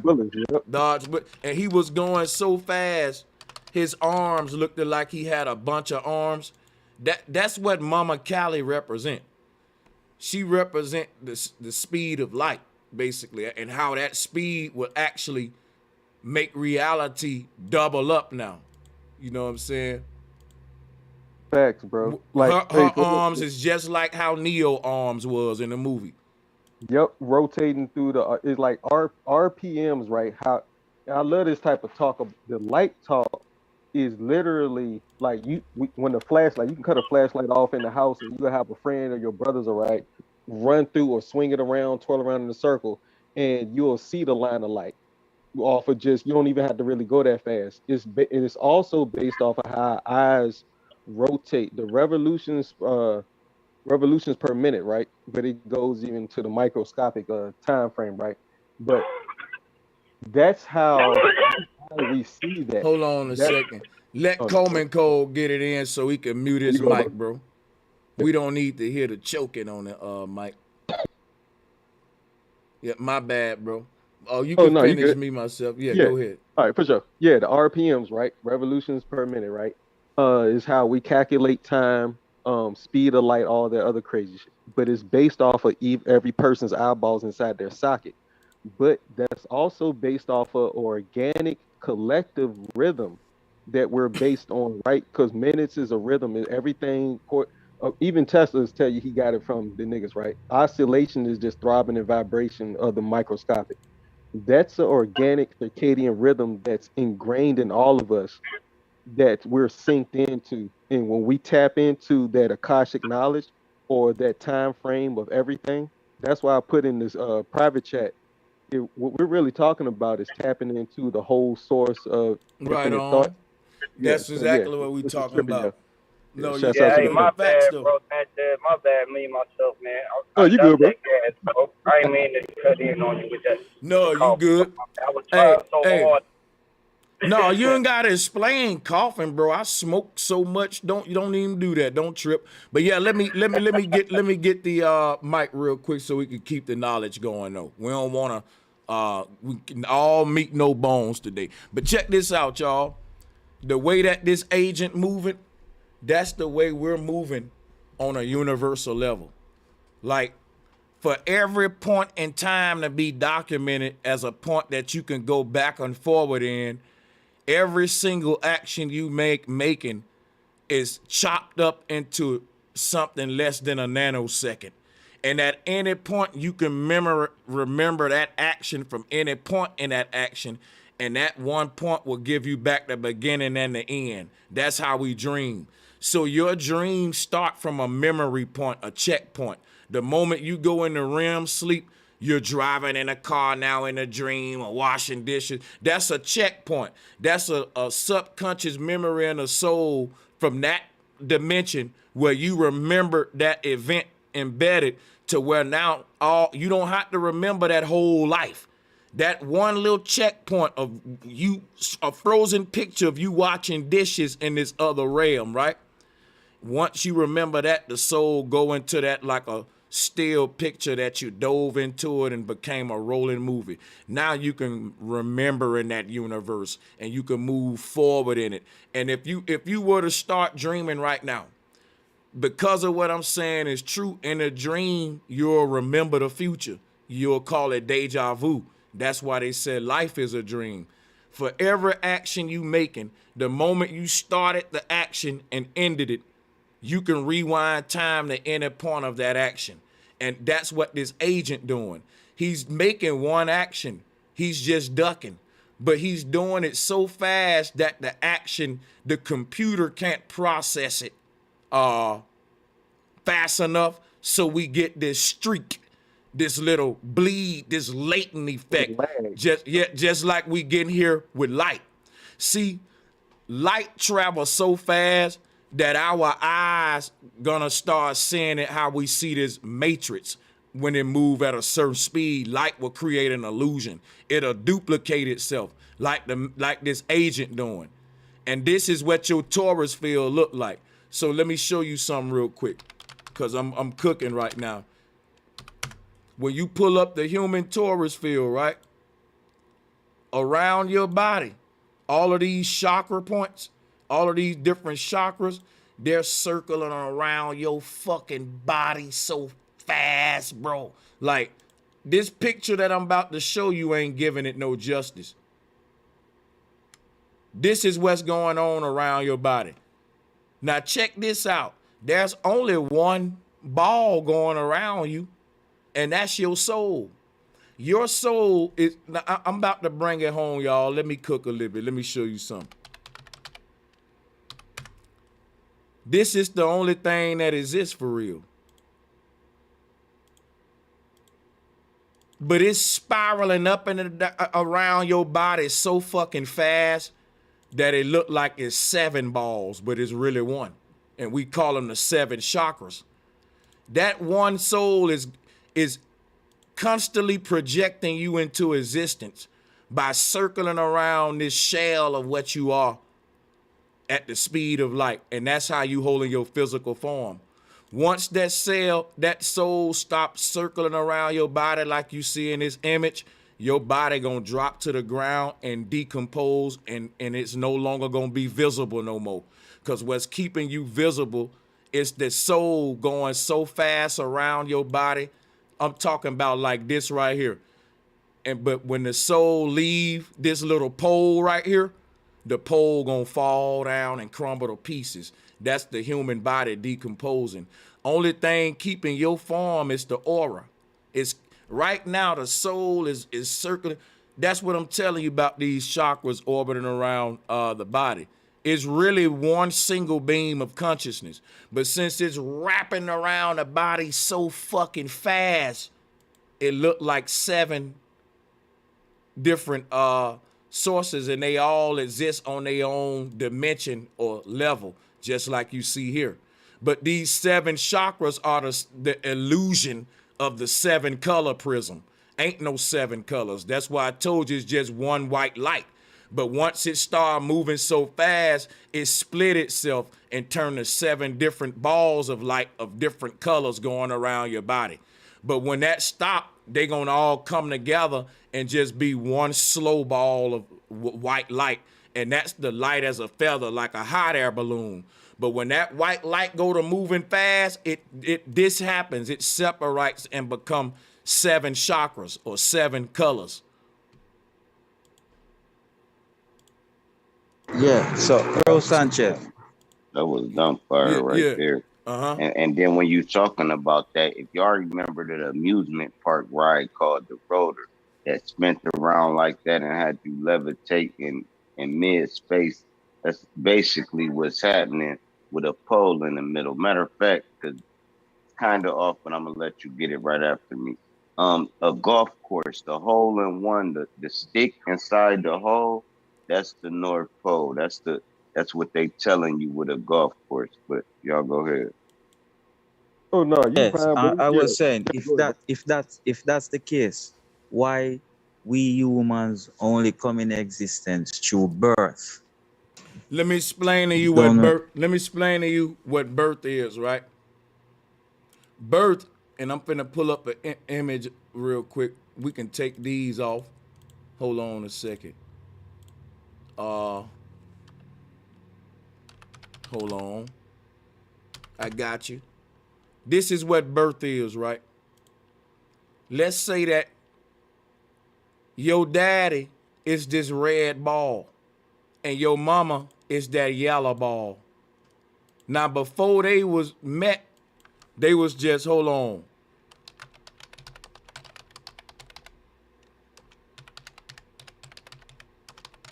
I wanted this is this. All right, here we go right here. So, let me show you how you was born. Watch this. Hold on. Before I do that, I need to get a couple of slides. When you look at this open tomb, the story of Jesus coming up out of here in a white robe is literally the sperm cell, and the light that you see is the light of conception. Whoever just asked that, you asked a good question. I'm about to cook for you. Watch this. The tomb that was open is a cosmic gateway that the mom and dad had opened, and I'm going to show you that in a minute. The flash of light that you see upon birth right here, this is what they turned into Jesus' open tomb with the white robe. You was wearing a white robe, man. You were a sperm cell, and you came up out the other side of that egg into this realm, and that's the whole black hole. Now, damn, I just had a crazy, man, I ain't gonna even talk about it. But anyway, check this out, y'all.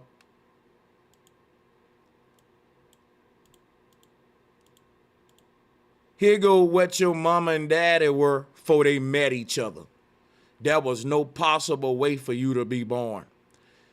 The fact that your mom and daddy met ain't a random act. Your mama was gonna meet your daddy regardless of what happened. You had to be born. That's what we saying about this simulation and deja vu.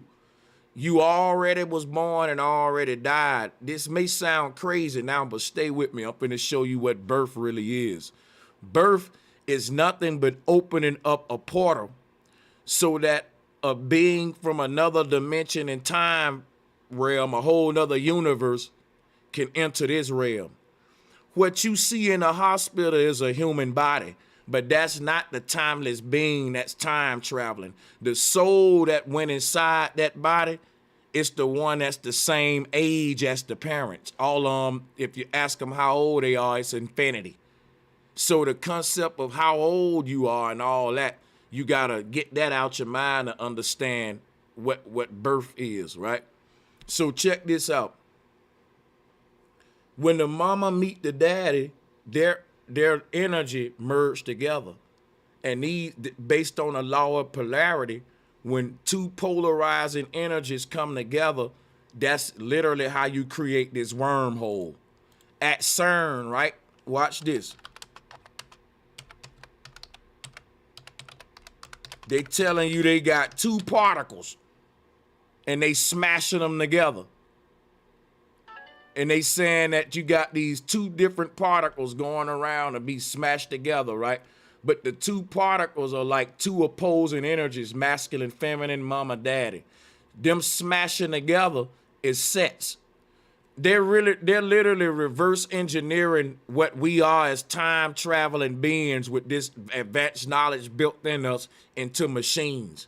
And the two particles is the two energy that man and woman got. When that two energy come together, a portal is open. Look, let me show you the portal.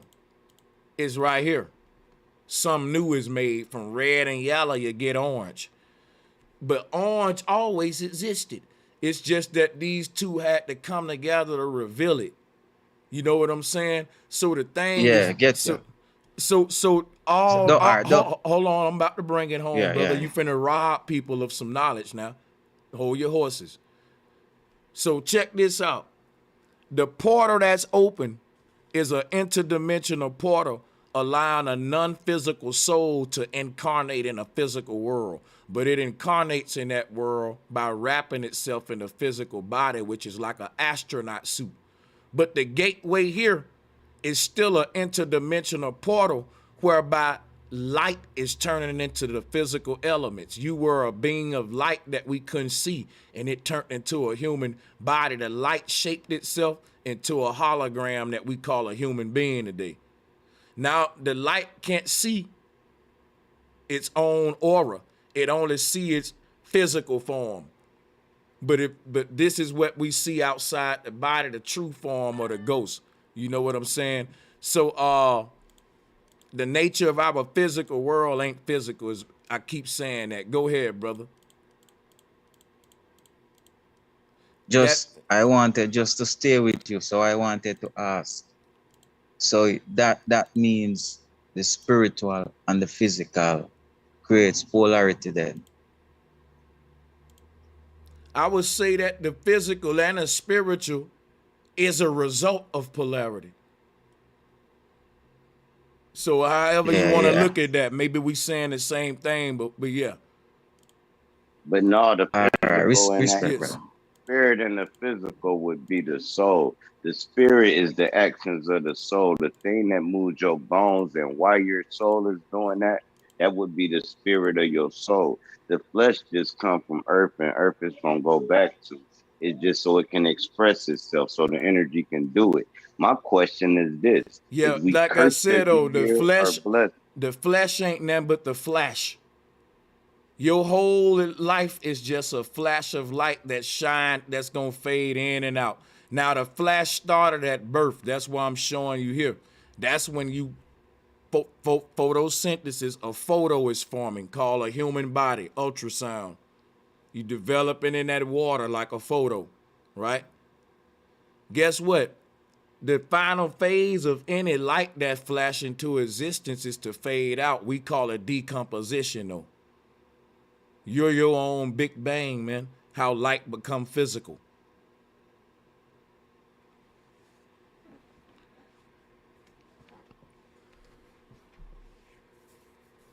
Okay, I waited. All right, I waited for everybody else to jump in. They didn't. All right. Yep. Photo is literally a burnt in light image. If anybody's taking photography in class, you know that's correct. Ain't nobody, that's undisputable. That's literally what, and so they call it photosynthesis for a reason, because everything is light being. And then you have the image of the light being, we call that physicality, like you just said, or reality, right? But the source of that light is a collective thought matrix.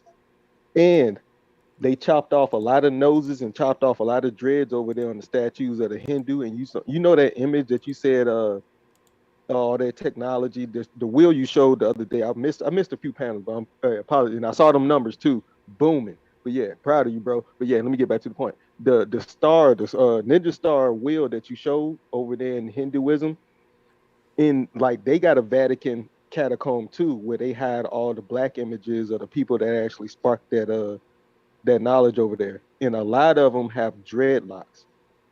Just like the Nazarene, they wore dreads as well over there in Jerusalem. and they wore those dreads for a reason. But yeah, Appreciate it. just shout, yeah. But yeah, man, that knowledge goes deep. That the image you were showing. Hey, you know the yeah. crazy thing about this Jesus image, yo, is that like the sperm is traveling this dark tunnel. It see a very small little bitty dot. I'm talking about the dot so It's a fucking keyhole. small. Yeah. It's like a fucking dust germ. But when the sperm take off toward that dot, it's getting bigger and bigger, like what Jesus doing here. And once it get immersed in the light, and the light gets so big, where the sperm look around it and it don't see nothing but light. And when the light fade away, it's crying and it got slapped on the ass, is in the hospital, Like and, it's pissed. and mama there grabbing you, cutting the cord. Yeah.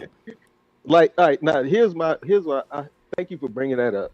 Imagine that once we leave here or so-called die, right, we go into the constant consciousness that created this whole called hallucinogenic holographic reality. That's what we calling that darkness. Yeah. That's what I'm And talking then- about. That Yep, darkness. exactly. And then we come back alive, right, through the keyhole of reality, our mother's womb, right, that tunnel, right, into the light. And the reason babies are crying like that is because they can't explain and tell the adults, hey, this is not real. This is not real. Whine. This is all fake. But we don't understand it till we get older and then get to explain like we're doing now. And look I ain't at gonna this, lie. bro. Hey, I think they crying because if you think about it, right, and Men in Black, they show you this bright white light that deletes your memory. Man, let me tell you something. I believe that the reason we born in a bright ass hospital, they do all that shit to us, is so we can forget our lifetimes, our previous lifetimes. We forget being sperms traveling to the egg. Yo, I believe in certain cultures, they believe every fucking part of their history. From birth, nigga, even from the sperm. They delete our memory here by smacking your ass, coming here with the bright light on.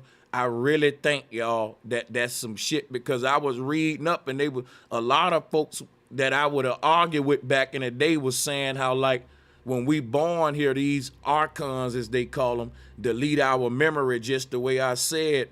But the ancestors had a different birthing process. Yo, it was so fucking peaceful the way they aided that soul over here, and what they would have been telling it and all that coming up would have evoked this dormant DNA that's in all of us. See, there was no fucking junk DNA in an ancestor, which is why they trying to say we different types of human. We lost a lot of our memory at birth, and they don't want to talk about that. And I think that's the trauma that's introduced when you first come to this world. You know what I'm saying? And the key word is, oh, that's just your imagination. When you a child, you actually see these things. You be from 3 to 9 years old, you actually communicating with things and that's in different realms. But they taught us to say that's just your imagination. It's not just your imagination. It's stuff that's really going on. You feel what I'm saying? So what we're talking about is physical light and non-physical light. So, all right, cool. as an example, hold on. Let me say this right quick. I'm gonna give it right to you. My bad for being belligerent, but I had lost my thought. Now, when he said the Flash, right? Shout out to Tupac. That's immortalized, right? That makes you immortal. Now, what they did with the Flash is made holograms. Now, it's no longer a camera that's doing a flash to catch you in a picture. Now we can catch your whole essence and have you perform on stage. Exactly. This is how deep they got with it. So we know said that. Yeah, capture. go ahead. No, don't listen to that. What was you gonna say before that, bro? Yo. Right, so yeah, what you just said is just triggered something else connected to what I was going to say. So you got physical light, non-physical light. So we pretty much brought into an indoctrination or education that everything's physical. So we kind of believe that light comes from the sun, from the external world. Yeah, we don't over here. Yeah, I know, but I'm just talking like the mainstream. So this could be something that takes place at birth with the bright lights and the smacking. So it kind of brings you into the physical. So that is kind of like your default, although it shouldn't be. So as an example, when we dream in color, we dream in light. But there's no external light source. The light must be coming from within. The same way that we can close our eyes and imagine. I like to do an exercise where I close my eyes, and this kind of it brings me back. That's exactly what I've been teaching all of these past few streams. How we're the light. It doesn't have a definition until it interacts with this so-called dimension here. But the light, we actually, the reality we see in our mind, what brings it to light is our mind. And you know what I'm saying? That's basically what we're saying. That light that we are is turned into the physical world and even the human body that you think you are. That's why I say the word flesh. Captured. Yeah, it's just the word captured. Yeah. In photographic terms. Bro, I got a question for you. I need you to pull up something for me if you can. It was going back to the one that you did the other day in Birmingham, but it was the picture of the it looked like an alien you compared it to. Yeah, we'll go to it in a minute. You got to know the exact picture, bro, because I don't want him to lose his thought. Yeah, hold on. All right. So, all right. Shout out Sanchez. I just want to get a quick point in on that baby topic. What up with it? Me, myself, my boy, man. Everybody in here quality. You know what I'm saying? My boy Oakland drop. Yeah. So when he talking about this thing, when he talking about physical light and non-physical light, that's the part. But I'm still trying to see where he going with that, because when you understand what light is and how it's a holographic universe, physical and non-physical kind of go away. If you look at this image, what's really physical, if we look at the universe for its holographic true nature, then physicality becomes a trick of weight, height, smell, touch. Now y'all got me sounding like Morpheus again when he was talking to Neo. I'm tired of doing that. But that's the illusion. Hey, think about this too. On the vegan side of the game, why is it good to be vegan? Because if we like beans, this from another angle, if we like beans, and plants and vegetables are actually the only things on the planet that can synthesize light. Think about it. They synthesizing light. They taking something that's a non-physical, supposedly, and doing the physical thing with it and synthesizing the energy from that. And that's the best thing for us to eat to get complete energy from. That was Think about fire, that. Bobby. That's that true. Was fire. And that's why, and that's more. So we need to eat it. But go ahead, you got it, bro. That's more proof, right? Why I became vegetarian and on this journey too, man. To people who be like, who meat eaters, who be like, what's the science behind it or whatever? Just the fact that your body is more like a tree than a lion, and you're eating like a lion when you're really like a tree, and that's what he's saying. And that he talking about the light it absorbs, so that's how that's what I'm talking about. You know, trees absorb light, right? Trees, right? Yeah, we on the same page. And then if you put one of that shit in when you put one of them shits in the dark, it dies. So cool, we gotta get out the dark. A tree in the dark don't die, bro. I was about to say it don't. What the hell? It will. No, that motherfucker will die if don't no sun shine on that. Take a plant. Listen, let me tell you something, bro. Let me tell you something, bro. If you just give a plant nothing but sunlight, it'll die too. So what does that prove to us? It needs sun and moonlight 50-50, just like you. Trees need what you need, I never man. argue that. Yeah, they need both of them. The right answer. This motherfucker always got the right answer. You know why? You know why? I'm gonna tell you why though. I'm gonna tell y'all why. No bullshit. Cause I swear to God, when I talk, I ain't rooted in just trying to be right. Only thing, I ain't being right for the sake of trying to prove nobody wrong. My energy is trying to figure out the truth about what life is. How you think I'm in this seat now with all this research and all this work behind me? You see, that proves that I'm passionate about figuring this shit out. You see what I'm saying? And I was doing that before. I was doing that before I had any debates, bro. So a lot of people come up. So easy. see how fast you caught the yang. You was like, all right, it needs sunlight, but it also needs dark light. And some people cannot catch the yang or the yin fast as you do, man. So that's a good talent, man. That's true. Yeah, to be able to spot it right away. Hey, let me say something real quick. Yes, absolutely that, right? But the key is like when we were just talking about light, right? And how what light is. It's the collective constant consciousness. It's the thought matrix, right? Then you have the light. Then you have the images that the light projects from the one light source. Those 7 spectrums and 7 chakras, right, are just our visual comprehension of the one source that we all are, right? And so when we talk about color, reality, physicality, that's the after effect of the whole. So it's real easy to figure out that trees don't need light; they need consciousness, and that's And what that's where because they're light suffering is. for light. Exactly. And there you go. Light is So it's easy to consciousness. figure out. Yeah. Yes, sir. You want to know one of the best exercises to do?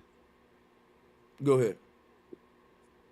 Go outside, take your shoes off, and stand on the earth like a tree. That's right. Yeah, It's got to amazing. ground yourself every morning. It solves so many problems, so many potential illnesses. It gets rid of the electric static charge buildup in the cells. It's Thank you. such a simple thing. It's so natural, but we don't. Yeah. You know, naturally, we don't live like this anymore. I think the reason we got to be grounded is because beneath this earth, it's a whole nother universe with you being projected downward into the underworlds. And I think that with shoes on your feet, the 2 versions of you, they feet never kiss each other. Like, I think that like there's a version of you standing up on here on the top, right? But because of that, there's a version of you down here, and both of y'all feet touching each other. Oops, not if you wearing shoes though. So I think if you standing on the top though, and your energy is trying to flow through your whole being, that the energy of the version of you up here can't really make it to the version of you at the bottom. It's gonna be some resistance or distorted if you got on shoes or steel toe boots. The energy that's going out of your feet is literally going into the feet of the other version of you down here. And then as it bursts out the other version of you head down here, boom, it come back up here and you get sucked back in this version crown and back down again. You your own infinite energy source. So the hep is like this whole shit feeding off each other. You the same thing the earth is with all these different versions. And it's crazy because like that would explain why we need to take our shoes off and actually make contact with the ground, because it'll be like kissing. These things don't have nothing blocking them. They making direct contact. So it explains why as above, so below, our feet need to touch the ground directly so that the connection can be properly made with that version of us down there, just like the earth telling us what it's doing. See, I don't know if I'm reaching, but I think that may explain that, like you said, that's real right there. Because people say if you don't ground, the energy will build up and it can be toxic because you ain't letting it flow to the other. Because think about it, all that energy that's going down is used toxic energy that's trying to leave your body, like boo-boo and fecal matter and pee and stuff. If that built up in you, you'll die too. So what I think, when we don't ground ourselves, it'll be like a person that's constipated. That energy will build up in us because it ain't allowed to go out this underworld version. All the used negative energy, it go to these hell versions. So that version of you down there, the reason he got so much negative energy in him, because literally the used energy up here is what's feeding him down there. I'm just guessing now. Maybe, you know, because he's getting the negative energy. This would be the waste, like sewage that he's getting to power him. You see what I'm saying? So yeah, no to me this is the conscious and subconscious as well. Yeah, and if you It's block, another way of viewing it. if you block that, it'll be like your pipes blocked, the septic tank back up, and that's why we say, man, we gotta get grounded to let that energy flow on through. My bad. Go ahead, y'all. Exactly what you were saying. I just got a quick point, y'all. like with the negative part, that's exactly what it is. Like when you cry, you know why you feel better after you cry, because you release those negative ions. Like even when you your feet on the ground, like when I was telling you how you catch all these protons, electrons, everything else, it's how you release those negative ions and everything else. So the same way when you hug a tree, that's why you feel better and everything else. Or it promotes testosterone and not the negative hormone that will break down your muscles. It actually promotes the positive hormone that actually promotes growth and building and everything else, and autophagy, where your cells can actually repair and everything else.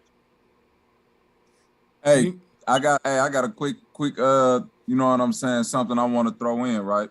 With Sanchez touching on the babies being born and them doing the things to us to make us forget our memories on the way back in, right?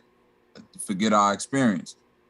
Do you think now, like we talk about the elite class, do you think that the reason why they maintain such a strong hold is because in their birthing ceremonies and the way that they bring in children into the earth, that they retain in their memories from birth, like certain children are being born already knowing who they are with, like, you know, because like I don't know if y'all know about Barron Trump's son, you know what I'm saying, his history. Travel? Man, about him being a time traveling man. Like, well, here's what I'm gonna say. When it comes to these conversations here, right, you gotta base it really off your experience. Me personally, I don't remember shit. Like, I swear I don't remember my previous lives. I don't remember being a sperm. And all of us will have to keep it real. Now, if somebody else came and say, well, I remember all mine, I'm gonna tell you the truth. I ain't gonna fucking believe them. Like, bro, you born in the same world I'm in. What the fuck? How you got the power the ancestors got, and you born in the same world, nigga? It be a nigga too with a black and mild in his mouth, a beer on the table. And I'm like, bro, I don't fucking believe you, man. Like, that's why I don't get in them conversations. I'm talking about brothers. I'm talking about people with the means and the money, like how they building CERN. You know what I'm saying? Like if they could build a big CERN, like then I could build a CERN machine within in my back. Like if I really wanted to, like if because it's Bob Lazar literally did that, Bobby. It's like I'm in St. Louis. It's a hadron collider here in St. Louis. It's just not. Hold on, wait. It's a hadron collider here in St. Louis. It's just not big like the one in Geneva, and it's a couple of them in the United States.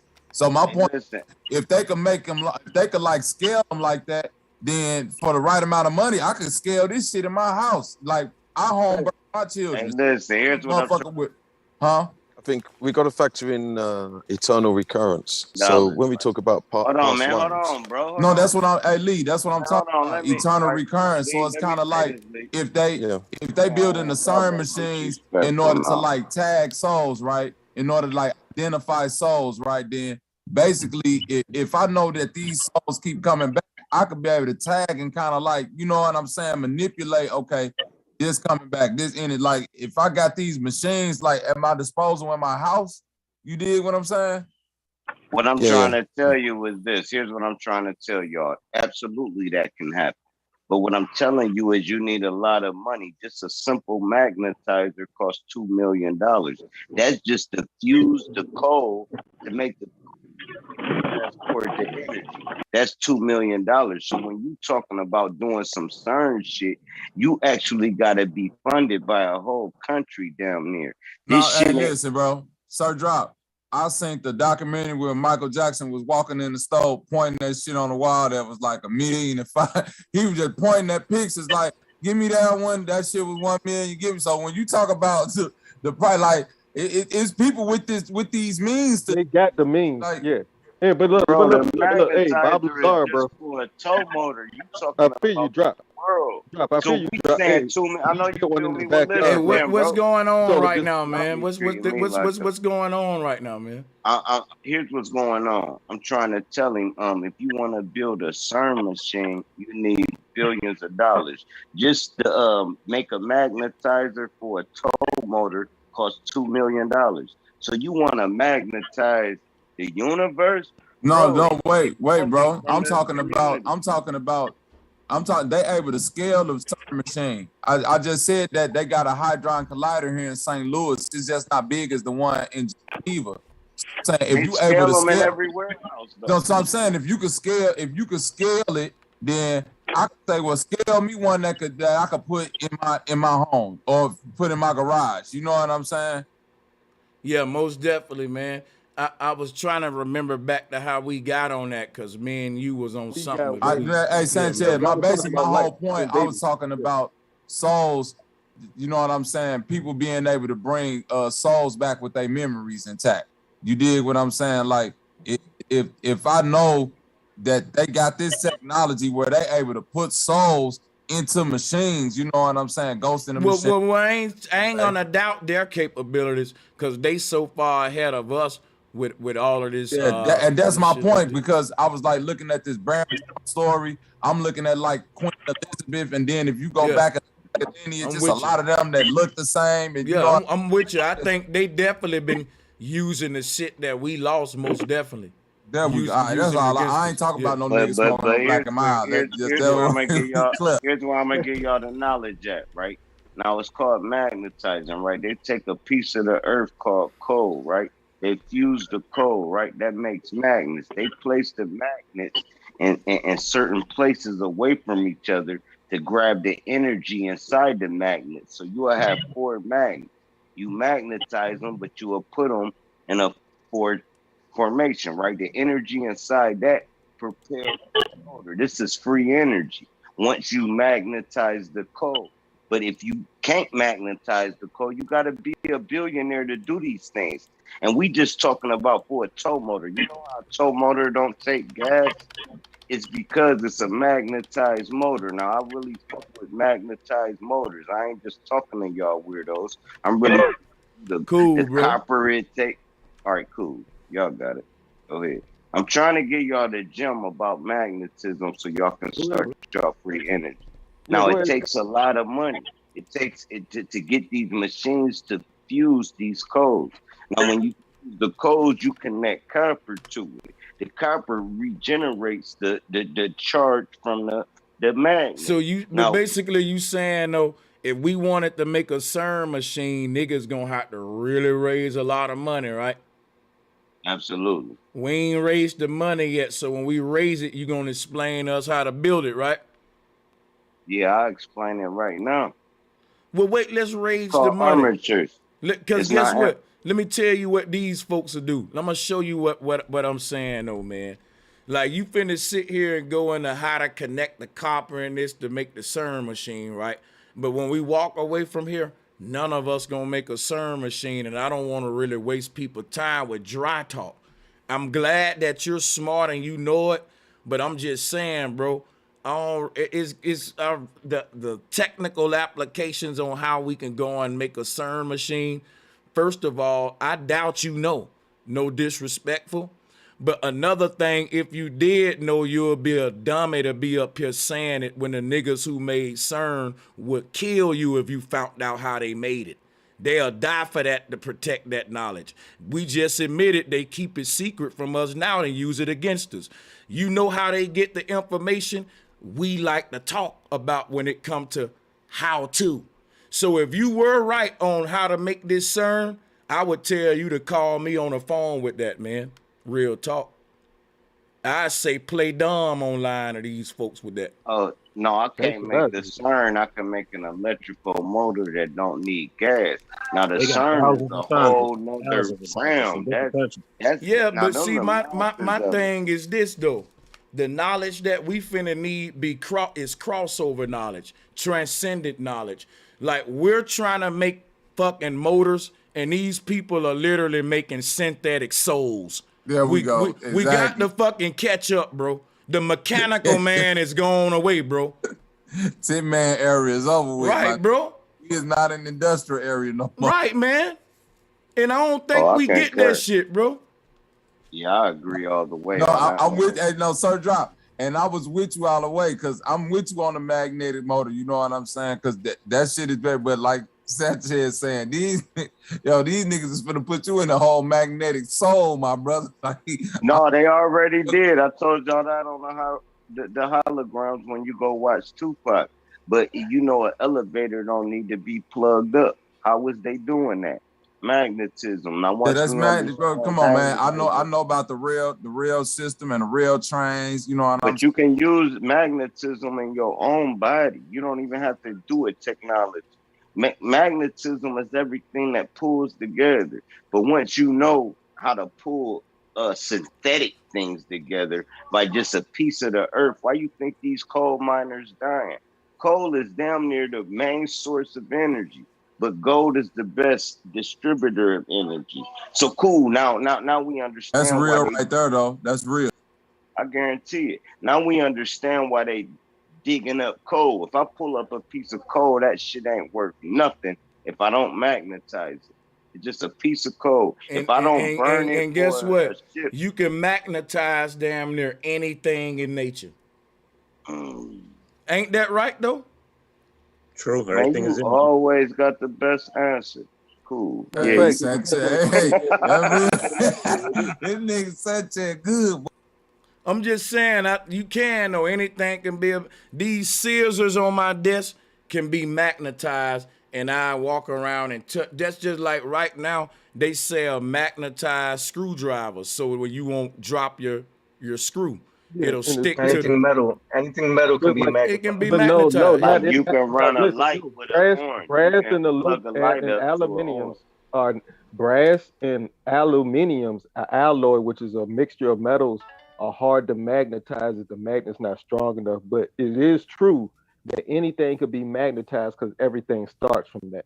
So he's not wrong when you understand the basis No, of where he's he coming not wrong at all. from. No, I'm talking to you, bro. No, At I'm all. just saying like everybody. No, Like, 'cause you just everybody, saying, and that's what I'm saying. Everybody in agreement right now. oh, everybody is. Yeah, Has and see, has anybody on the panel looked into push and pull force versus action? So as an Yeah. example, some will say that there is no such force as pull. There's only push. That's So what when people think they're opening a door by pulling it, actually what they're doing, they're pushing it. They're pushing it from behind. The true pull. I wouldn't the true say pull that. force. Hold on. The true pull force is magnetism. So there is actually no pull. There's only push. I would say it's a whole philosophy. I would say whole pushing. science. Yeah, I would say push and pull ain't nothing but negative and positive man and woman, yo. That's all. Cause let me show you what's happening. The man is pushing in the woman, but she's pulling him into her. Her body is made to pull energy in. His body is made to push energy out. So this push and pull is the inhale and exhale of nature. Yeah, it's a good exercise because to kind of grasp or comprehend. What I'm telling or you is conceptualize. push and pull is nothing but yin and yang, though. It's the two forces of magnetism. It wouldn't be nothing but centrifugal and centripetal. Yeah, but to kind of deconstruct the miseducation that most people have, the whole notion of push and pull is instilled or implanted into people's psyche, so that they can never really grasp magnetism. It's only until you realize. No. Magnetism is push and pull, hold though. on, hold on. Let me cook with the brother just a little. Hold on. Damn, because I don't want to lose my thought either. Hold on a second. Gravity took away our understanding of magnetism, not push and pull, is what I'm saying. Push and pull is nothing but density. But I'm talking more of humanity's concept of a particular phenomenon. Humanity don't have a concept of push and pull. They only got a concept of gravity, which says everything go up must come down. I didn't learn push and pull coming up. I learned gravity. No, but as an example, when we go through a door, people think that they're pulling the door open. They are pulling the door. They're pushing the door. Listen, they're pushing the door. They're indeed it's an action of brother. But not force. Can you stop a minute, man? You just repeating yourself at this point because you don't want me to talk, and it's kind of getting disrespectful. I'm trying to spar with you, and there's also other people trying to get in. Now unmute your mic and explain to me If I'm pushing the door open when I pull it, what am I doing when I push it? Am I pulling it then? You can't just say both actions, which are counter and opposing actions, it's the same force. That's wrong. Hold up, hold. I ain't done yet. Sure. I ain't done. Push and pull is nothing but negative and positive. What I got on this in front of you is an integer list. Negative represent past. Positive represent future. We push forward to the future and pull back to the past. For you to remember something in the past, you're literally, the consciousness is pulling back the layers of time to go back to a previous point. For you to remember something in the future, the consciousness is now pushing forward or projecting itself ahead of time. So this push and pull is nothing but past and future. That's all I'm saying. It's give and take. This is, for every action in the universe, there's a counter action. And if I can give, I can take. If I can push, I can pull. If I can inhale, I can exhale. If I can expand, I can contract. And it's really not an argument here. I understand it sounds deep and poetic, but it's just not true. Go ahead, though. Right, okay, so everything you've just said is correct. And this is why I brought it up, because some may not have this level of understanding or understanding. Now, to kind of break out of this kind of education that we have, and also to understand about remembering the future, we need to kind of drop certain notions of forces. And this is why I brought it up, because it actually connects exactly with what this concept of remembering the future and the pushing and the pulling and the flow of time with regards to that. Now, maybe I shouldn't have brought it up without a demonstration or a good way to demonstrate it, because maybe I know you understand exactly what I'm saying. Well, ain't no way to demonstrate how pull don't exist. Pull exists. Yeah, but if you stopped 10 people on the street and said, is there push and pull force? I guarantee you that 10 out of 10 will say yes. If you stop 10 people on the street and say, is there a masculine, feminine force, they'll say yeah. If you ask them, is there a sun and moon, they'll say yeah, because some things is obvious. They don't even try to lie about certain things. Yeah, I think though, what I'm trying to allude towards is that there's a mistake between the pull and magnetism. That there is a difference between pull and magnetism in terms of there's a difference between action and force. So let me try. I'll try my best. I might not be able to communicate this very well. Can you make an action without exerting force? Well, let me try and give an example. No, just answer that real quick before you get at. Yes or no? They can look similar, but it's not the same thing. Can you make an action without exerting force? No, but if you have a pull action, it's actually a push action, not a pull action. Yeah, I think that what you just said was a stupid action. No. Let me explain it. Honestly. Right, just give me a few minutes and I can explain this. Please. So if you have a cut. You ain't never going to explain it without Tai Chi, man. Tai Chi is the only. Let me. Can I finish? You can't explain this, bro. It's opposing. It's man and woman, feminine, masculine. Yeah. Right. No. Let me explain the concept. So if you have a cup on the table with a handle on, like a teacup, okay. Now, if you want to push it away, you just push it. You don't need a handle. If you need to draw the cup towards you, you need a handle, or you have to push it from behind. So people would think that they're using. You don't need the handle to grab a teacup. No, hold on. What the fuck is this? So are you telling me that pull force is only because we got handles? Yes, because you're pushing from behind. It's bro, reverse. This is so crazy. No, it's not crazy. Honestly, it's a head fuck. Hey man, listen. I just gotta say, wow. Yes. Can I say something? Bro, I'm gonna tell you something right now. My cigar don't got a handle, but I'm about to pull it toward my mouth. Check it out. I'm gonna tell you the difference between push and pull. Right? Let me show you how push and pull work. Right? Because I'm a smoker. I'm a smoker, so let me show you how push and pull work, and I'm going to prove to you they ain't the same force. When I pour the blunt, I'm inhaling the smoke into my lungs, right? When I push it out, that's the part when my camera turned white and y'all see me immersed in a cloud, right? That's because I'm blowing the smoke out. Now, I can't be doing the same thing both times. I'm exercising push and pull just to be able to smoke. You ain't gonna tell me what I'm exercising is push and push. No, Sanchez, I got the smoke. No, because what happened is it's the you on the other side push the smoke into your lungs, nigga. You ain't pull the blunt. Yeah, I got out my body and pushed that shit. Let me get Oh, Bobby, hey, no, only person need to be talking is that man, though.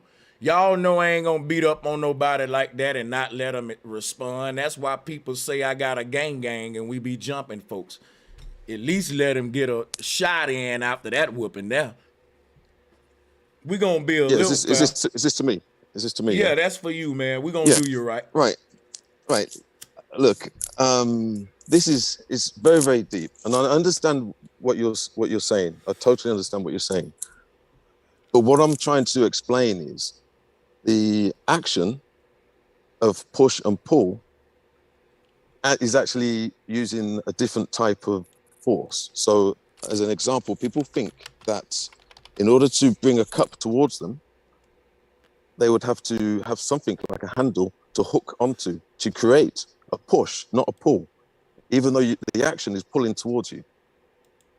So let me ask you a question. So without the handle, you can't pull it. No, without the handle, there's no pull. No. I want to know something of the action. I want to know something right now. Can you see my screen share? Yeah. It's the dude with the suit and tie on pushing a rope or pulling a rope. Yeah, but the direction. No. I'm gonna try this one more time, cause I'm really asking a simple question. I swear it ain't hard. It's simple though. I ain't even being funny. It's the dude with the suit and tie on pushing or pulling a rope. That's it. Which one? It's pulling, the action of pulling. That's all I want to know. Now you can explain. Action. It keeps muting. No, it's not. No, we can hear you. You said he's pulling the rope. Right. So it's the action of pull. But he has to have something to hold to the object that he's pulling. Listen, in order for me to push it, I got to hold it too, though. It's just the same. No, but you don't need I'm not gonna move it telepathically or levitate it. So either way, you're gonna have to make contact with it. I really don't get where you're going. Let me start again. Right. So let's imagine, right, that the man on the left, he's pushing something. Could be a door. Yeah. Mm-hmm. So he's making contact with the object. Yeah. To get the direction away from him. So he's pushing an object away. The gentleman on the right, if you imagine there's an object that he's pulling the door toward him, right? Let's say that. Yeah, but he needs the rope to do it. So without the rope, he can't pull it. So you telling me, right, that without magnetism, because it's pulling, so it's pushing towards. I'm fucking confused, but I'm gonna say this, bro. I know what he's trying to say, but I ain't no way. He making it too confusing, bro. Because guess what? Push and pull. No, he's saying. No, wait a minute. Don't go, y'all. You saying, he's saying shit with handles, bro. Like this. Hey, listen, don't you know it's people? All right, my uncle, when he go out into the woods in Mississippi and that motherfucker tree get chopped down and he dragged that motherfucker back with his hand, is he pulling it or pushing it? No, the thing is this, Bobby. No, wait, Drop. I just want to get the answer for that. No, Drop. He asking that man a question, bro. Hold up. What you doing? I can answer.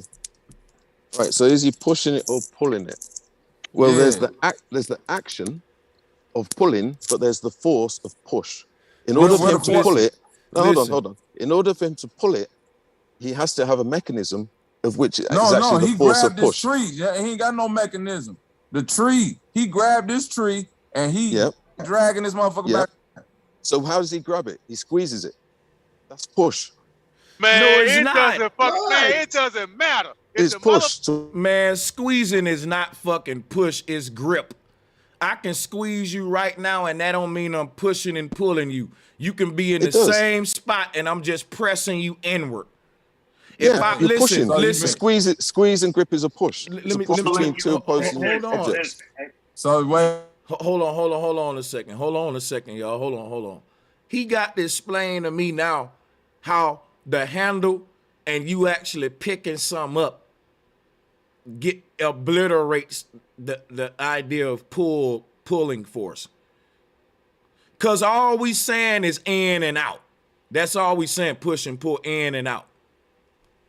There's three things.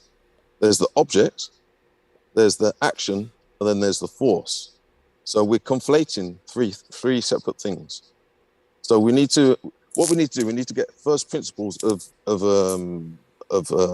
experiments, and all agree on it, and then we dissect it. Then we look at what is functioning, what is mechanical, what is needed, what force, what energy, what grip, what clamp.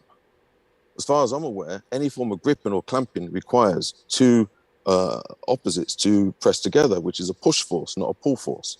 So in order to get a pull action towards you, you need to press, and you need to push. Not pull. What would be the reverse? You can only pull Now using listen. magnetism. Now listen. What would be the reverse? Think about this. You're saying grip force is push force. So if I'm squeezing a can, I'm pushing it in, right? Yes. What happens when the can is shattered, like when you shatter something? For example, you see what I'm saying? If I was to take that can and blow it up, push it outward so far that it turns into pieces now, like or shatter, law of shattering or so that's internal push force. So at that point, can we say that would be when we say push and pull? In the case of what you're saying with gripping and a can that translate to implosion and explosion? Yes, but cool.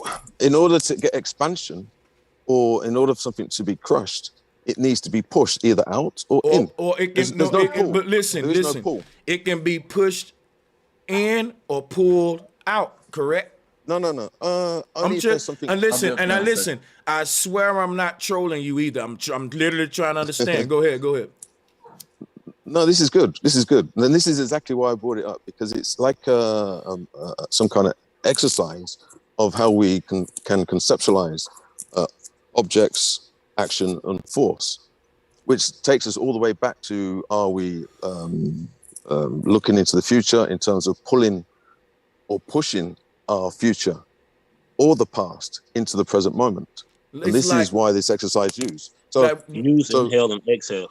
Or rewind and fast forward, right? Yeah. So let me start again. So in order to do this, we need to all agree upon the object, the direction of movement or travel towards or away, any mechanisms or attachments that are required. So let me make this really, really simple. If I'm sitting down, there's a table and there's a cup in front of me. In order for me to get the cup to move towards me, what actions and forces would I need to be able to do that? To get the cup to come towards me? Let's look at it like a tide, right? The tide come in, it's coming towards you, it's pulled in, but then it retracts. That's the push back. So you got a pull and a push. You got a hug and a push on the ground. Say somebody come up to me and say, "What's up, bro?" And they want to hug me, and I push them backwards. Anything towards is a pull. Anything away is a push. No, but that's action. Hey, you know what? You know what? Man, drop in agreement on this one, because I'm going to tell you something, Drop. He's saying pull is just an illusion that's made by the handle of the cup. Yes. You can't do that, man. You can't. That's crazy, man. Yo, let me get so let's start again. Let's start again. Man. That's crazy, man. I don't know. I'm kind of thinking about that now. Let's start again. Now. Please, let me start again. That shit don't make no fucking sense. Cause I'm gonna show you what. I'm gonna show you. Look. I'm gonna show you. Who in the fuck hey, we from America, bro. Most of our cups ain't come with handles anyway. We was grabbing them motherfuckers around the base and push away from. So we don't do tea time over here. That's what I'm saying. It's like it's a cultural gap. Like this. No. Wait a minute. It's spiritual I'm from science. Chicago. Well, wait a minute, bro. We go with them old school thick glasses that look like fucking crystals with all them fucking. Hold on, brother. Wait a minute. Let me holler at him about this push pull though. Hold up, before I lose this thought, man. IG. This is what I'm saying. The only thing that exists is push. So we're not pulling the cups toward us. We're basically pushing it forward. Yes, we're pushing it backwards or pushing it towards us. So you're saying so if we're the center. Hold on. Because man feels like when he push something, it's going away from me. And that when I pull something, it's coming toward me. But if you saying, can you stop saying that, please? Because if you're interrupting me, you're missing where I need you to teach me here, man. I really need you to listen to me. Man says when he push something, that object is going forward. They both are fucking actions. Please don't say that again. When you push something, the object is going away from you. When you pull it, it's going towards you. If you're saying pull don't exist, a man can't say I'm pulling the cup forward. He have to say I'm pushing it forward. Right? I think that's his point. Can I speak? I just want to know. Am I muted? I'm trying to understand. Am I understanding you right? But only you can give me a yay or nay. So what we're doing, we're confusing the action with the force. So if we go back to what I originally said, if you're sat at a table and there's a cup in front of you, how would you get the cup to come towards you? Pull it. What? By what mechanism? If there's no handle. What you mean? Listen, wait. You talking to me, right? The mechanism is the tool that I'm using to get the cup to my mouth. That would be my hand, like the brother said, the same mechanism I would use to push it. The mechanism won't change with push or pull. It's just the direction. And so push force become pull force once the object is directed toward you. But when the object is directed away from you, we call that push force. That's no different than me sucking wind into my mouth or blowing it outward. If I suck it in, a feather would come toward me. And my mouth would be a vacuum. But if I blow it out, the feather would go backwards. This is opposing. Yeah, but You can say it's the same energy, but once it acts in polarized, for example, it matters the direction in this case. Because if I'm using a suction force to pull some toward me, that's different than me using a blower to blow leaves away from me. Yeah, but going back to the cup on the table, how would the Why cup... your shit can only work with a cup on the table, but mine can work with everything? Because I'm just trying to. Because you want to pick around and fiddle with a damn handle, and that don't make no sense. It does, because when you put your finger, push and pull exists. If you can't give me no example other than the cup, you lost this debate because I done gave you fucking several, man. Yeah, but I want to get, once we understand this, I don't think I've communicated properly. The cup ain't going to help you, man. You need to use another example than the cup. No, right. So let me, please, just give me if a minute to go through this. If you can't use nothing other than the cup, we don't want to hear about it no more.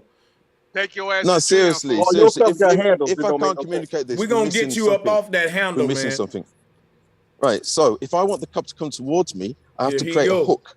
Either my hand goes behind the cup and I draw it towards me. I'm done. Let somebody else talk. We're done, bro. Man, I put my hand in the... We get what you're saying. Man, we put our hands in. Hold on. I'm sorry, Bobby. No disrespect, IG. We get what you're saying, and we fully understand it. So there's nothing you can do to make us understand it more. We just agree to disagree. Fair enough? Am I muted? Yeah, can we just agree to disagree and move forward? I think what we need to do is, yeah, that's fine. But I think because if you can't give an example other than a cup, we done. And it's a very. I'm not asking you well, for I could much. use a door. I'm not asking you for much, man. If you can't, No, I could use a listen. door, What I'm a saying trolley. is, you got to use something without a handle, because push and pull can exist, and we can use these forces with things without handles, man. You got to be. Come on, bro. That's kindergarten. That's laughable. Show me an example without a handle. You got one up right Yeah, now. but this is the point. This is the point. You need a handle in order to get something to be drawn towards you. I got Without the handle, let me show you what can't you draw it towards need. you. Listen, hold up. Two men are talking. Two men are talking. Chaos. Here's why you don't need a handle, IG. You need hands. That is what you handle things with. So if the fucking cup didn't have a handle, I would still take my hands and pull it toward my body versus push it away. Yeah, but that's the action. You're creating a grip using push. So let me ask you a question. Grip when you push, don't you? This is fucking crazy, bro. Like if I wanted to push the cup, I would have to do the same thing. If I wanted to throw that, listen. If I wanted to throw that cup, it would, like for example, throwing and catching is pushing and pull. You got a quarterback and a wide receiver. One is pushing the ball. One is pulling it into their chest, right? Let's use football since we all men. Now, if you don't want to use football, I ain't even talking to you no more. What kind of man is that? So now let's use quarterback and receiver, thrower and giver, pusher, puller. Show me how the receiver is pushing the ball away from him when he's catching it or receiving it, pulling it toward his chest. How is his action the same as the quarterback's? I'm gonna wait on this one. Okay, well, it's as simple. How does anybody pick up a ball? How do you pick up a ball and bring it towards you? Wow. You put two hands and you push them together. It's the force of push. So the quarterback and the wide receiver are both catching the ball. The quarterback. Let's start again. Right, how do you pick up a ball? Right, bro. Here's the thing. Quarterback equals throw. Everybody need to mute up though. Seriously, me and IG talking real talk. Only two can tangle. Real talk. So check this out. So good. Quarterback equals push. Wide receiver equals pull. I'm trying to see how is the wide receiver also doing what the quarterback doing, which is pushing. You're saying they're both throwing the ball. No, I'm not saying anything because this is, I mean, I don't understand American football. I'm from England. I would make it simpler. We don't got hooks on our. All right. We don't got hooks on our. How does anybody you know what? I'm gonna show you what's crazy about it. You gonna gotta understand American football to understand throw and catch. I'm pretty sure somebody throwed something to you and you caught it before. So quit trying to play fucking dumb while also trying to play smart. Because right now you're looking deceptive. Hey Lee, what's the tool? Is there anybody on the panel that has Let me any ask him this. understanding? Hey Lee, what's the tool used in the push force? I just want to know that. What's the tool used in a push force? In a push? The cup with no handles. How do you push it? Yes. I can use my finger to push it away, but I can't use my finger to draw it towards me. Yes, you can. You're an idiot. Don't talk to them about it. By pushing it. No, not by pushing it. From behind. Listen, check it. Hey, look. You see Without this? a handle. Perfect example. And it's a cup with a hook. You see that? Boom. Pulling it with one finger. Pushing it with one finger. I just pulled it with one. That's a push. There we go. That's a push. Pushed it from the inside. You're pushing it from the inside. Brother, you're pushing it from the inside. No way. It don't matter where I'm pushing it from. I'm talking about force, not action. Look at that. See that? I'm talking about force, not action. Finger push. Okay. I'm coming back. My cut, bro. See that? See? Push. But you have to reverse push. To reverse push to bring it towards you. Remember, there's a direction. Okay, I can do this. I said there's three I things. can do this. Look at that. Ah, yeah. See that? All right, Daryl. Hey, Daryl, stop. Hold on for a second. Bobby, everybody hold on for a second. I see that dog behind you, Ali. That's the dog I was talking about. It was a smooth face, pointy, and all dogs' ears point up when they get ready and excited to hunt. But You yeah, noticed that.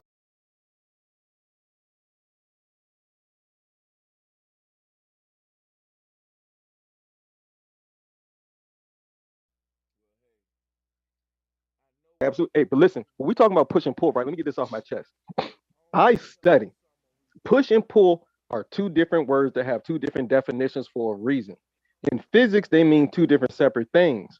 You can't combine them both and say that they mean one, bro. Not who was just talking, man. I don't know who was just arguing that nonsense. I don't even remember his name, but it makes no sense because they have two different definitions. When you just said that you don't use your fingers to pull when you push with the same hand, I was hoping that you was like gonna be like you have hands so you handle it back and forth, but you refuse to agree to disagree. Y'all could have just moved on with that little moment right there, but which But is the why, hand is the and handle. you know why, The hand is the and, handle. and you know why, and that's why I started turning up on him. See, if you take away the handle from him, his theory go out the water, and we know we can bring push and pull shit toward us without a handle.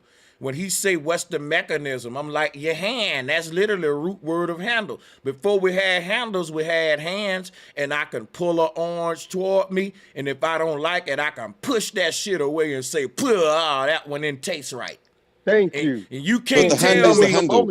and you can't The hand is the handle. and guess what? You point out that my hand is the handle. Don't change the fact that push and pull exists, and you're wrong. You're wrong. Push exists and pull exists. And he The got no action, hands. the action and the force is different. Right, so Of course we know push and pull are different actions, but the force, what you saying is irrelevant. no, force and action is different, and also direction. The direction of travel of the object. If I'm drawing it to myself, only thing that exists is energy, man. So I don't care how you choose to utilize that energy to bring an object towards you or dispel it away from you, turns into an action called pushing something or pulling something.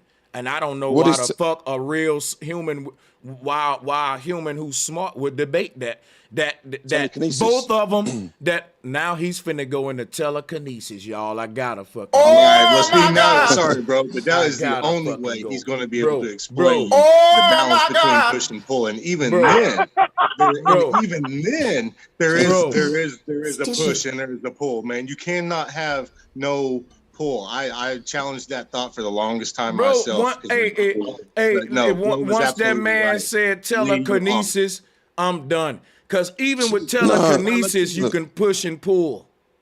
Yeah. No. What I'm saying is, if there's an object on the table and I need to draw it towards me without touching it, what force? What would I need to do that? Is it possible?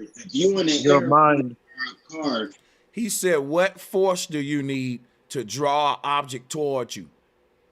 If y'all ain't answering that, mute up. All right, cool. I'm answering that. It's Without touching it. Without touching it. It's called, hold on, bro. It's called a G-force. If I slam my brakes on, you're gonna hit the windshield. It's a G-force. That's with no handle. That's with nothing. That's a push and pull. You're going forward and you stop. And you hit the windshield. That's a right. pull and pull. And he's got this explain drop how those two different forces you explain are the same. Period. No, what I'm saying is, right, in order for me to draw an object towards me, I need a handle or a mechanism in which to grip it or pull it. That's not true, though. Why isn't it true? How does it come towards me? Well, here's what I'm saying. I can't pull it towards me. I'm saying the example you're making with the handle, you're fooling yourself like this disproves pull force. Let me answer you what you're saying. What I'm telling you is, if we agree that our hands is the handle, I'm gonna have to use my hands to push or pull the cup anyway, whether I use the handle or not. Because look, if you take the handle away, I'm gonna use my hands to pull it toward me. And if you take the handle away, I'm gonna use my hands to push it away. I'm not gonna never have a situation where my hands won't be the mechanism that's involved. That's what you asked me. What's the mechanism I'm going to use to pull it toward me without the handle? The same one I'm going to use to push it away. That's why I said we don't got to use a cup. We can use a rock on the ground. If I want to pull the rock toward me, I'm going to use my hand and pick it up and pull it in. If I want to throw the rock away from me, I'm going to use my hand and push it outward. If that's the action, not the force. It doesn't matter about the action represents the force, man. That's what we all telling you, bro. Like, if I say sex is a force, people gonna say you right. Sex is a force. Sex is a force of nature. And guess what? It's an action. It's an action too. It's an energy. It's all that.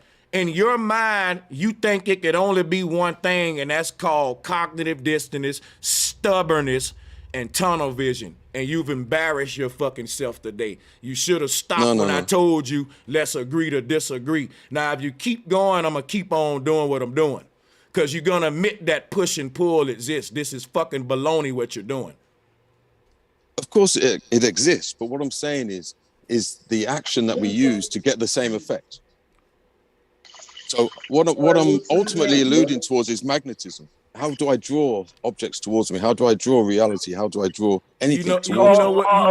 You know what? What's your example of push and pull? What's your example? This. No, don't ask him that, bro. We're going to be here all day. Don't let me host now. Trust me. That's why I need the host right now. I'm going to get to everybody, right? Here's the problem he making. He just said what action or energy he need to take to draw objects toward him. Keep in mind, he's using the word draw because he just condemned the word pull. If y'all peep what I'm doing, I'm trying to create a scenario where he will have to admit that what he's using is pull force. He's trying to differentiate the force from the action, and that is the silliest shit on fucking earth. I'm gonna say this here right quick, man. Lee, take your ass to the gym and get on them free weights and see what happens. And I'm going to be here, man. Ain't no way you're finna separate the fucking force from the action. Try to pull yourself yoked up strong. Try to pull yourself into shape. You got to push yourself into shape, bro. It's two different things. That's what happened when we try. Guess what? All that trying to be overly deep shit ain't gonna fly over here. Cause that's called muddy in the water. The law of polarity exists for a reason. Push versus pull. Woman is the pull force, or what we call drain force, and man is the push force, or what we call drive force. Any car that come with a drive option clearly has a fucking reverse option. Factoid. And you was right. Whoever chimed in, you can pull yourself strong, but ain't nothing like a bench press. You don't pull a bench press down and get your chest pumped up. But you can, there's certain things, yeah. But there's two different things for a reason, man. That starts with you. Let me have a stab at this. Hold on there. All he had to do was simplify the fact that those two different things are causing, they come from a source, and then there's two different things from that one source. The hand can push and pull. You can handle two different ways. Just like we got positive and negative, left and right, that start from the whole to center. All he had to do was do that, but he was too befuddled by making the wrong statement as 100%, which you're not supposed to do in science or in this community at all. And state that this is a whole 100% fact. You can't. You know what you don't supposed to do? Deny things that are 100% fact. When we go to doing that, people start. Guess what? When we go to doing that, people start saying common sense ain't coming no more. Cause a child will come up and be like, "Well, daddy, isn't it just this way?" And really, the child will be right. Simple, man. Like this, and guess what? You trying to be all deep. When you done, it'll sound good and poetic, but no motherfuckers scratching their head. See, I just want to. When a brother goes sword fishing, is he gonna push? Gonna say push? Come on, push! Right. You know what? I gotta say right. like when He's when the gonna push that real, right? That's what like, it is. He's gonna push the real. like when a woman giving birth and the doctor tell her to push the baby out, she actually start clenching her coochie in and tightening it up. Right out my mind, Sanchez. I was just gonna be like, G, nobody would be born if just pushed the baby back in or was pushing against the mother pushing. Hey, but you want to know something on some real shit though? One thing I be noticing is that the deeper that motherfuckers be going into the sign, like be trying to make shit so deep when the whole point of what Sanchez is doing is making shit plain and simple and layman's terms, is that the deeper that we go and the more people get to listening to these so-called psychologists, like people they just know all of this, they scientists and whatever. Notice how they always want to get to a singularity here in this realm. They want to take away the duality. They always want to take away the duality print. Like, it's nothing on this realm. Listen to me, everybody who can hear my voice. It is nothing here that's created that exists that don't got a polar opposite meaning, duality. Meaning, it's no up without down. It's no push without pull. It's no left without right. It's no without. Duality is a primal force of this nature. So I'm saying, what you saying is only push. That's no. Magnetism. No. Magnetism. Bro, listen. No. Now you gonna change it? No, we ain't letting them move the goalpost. No, bro, we ain't got no, because now you gonna try to change it after I just said that. No. Right. Now So you look, what I'm saying is people confuse pull with magnetism. What I'm trying to bring forward is like the whole concept of magnetism. What is magnetism? How does an object move towards you without contact, or without touching it with a handle? Push and pull. Magnetism.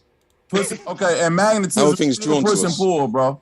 That's still negative and positive. That's still. Let's have a that's what magnetism is. No, but I'm talking about force. I'm talking about force, not action. And the force is still push and pull, bro. So I'm not trying to. We ain't got to keep going back and forth. No, you got. Let me get. You got push and magnetism.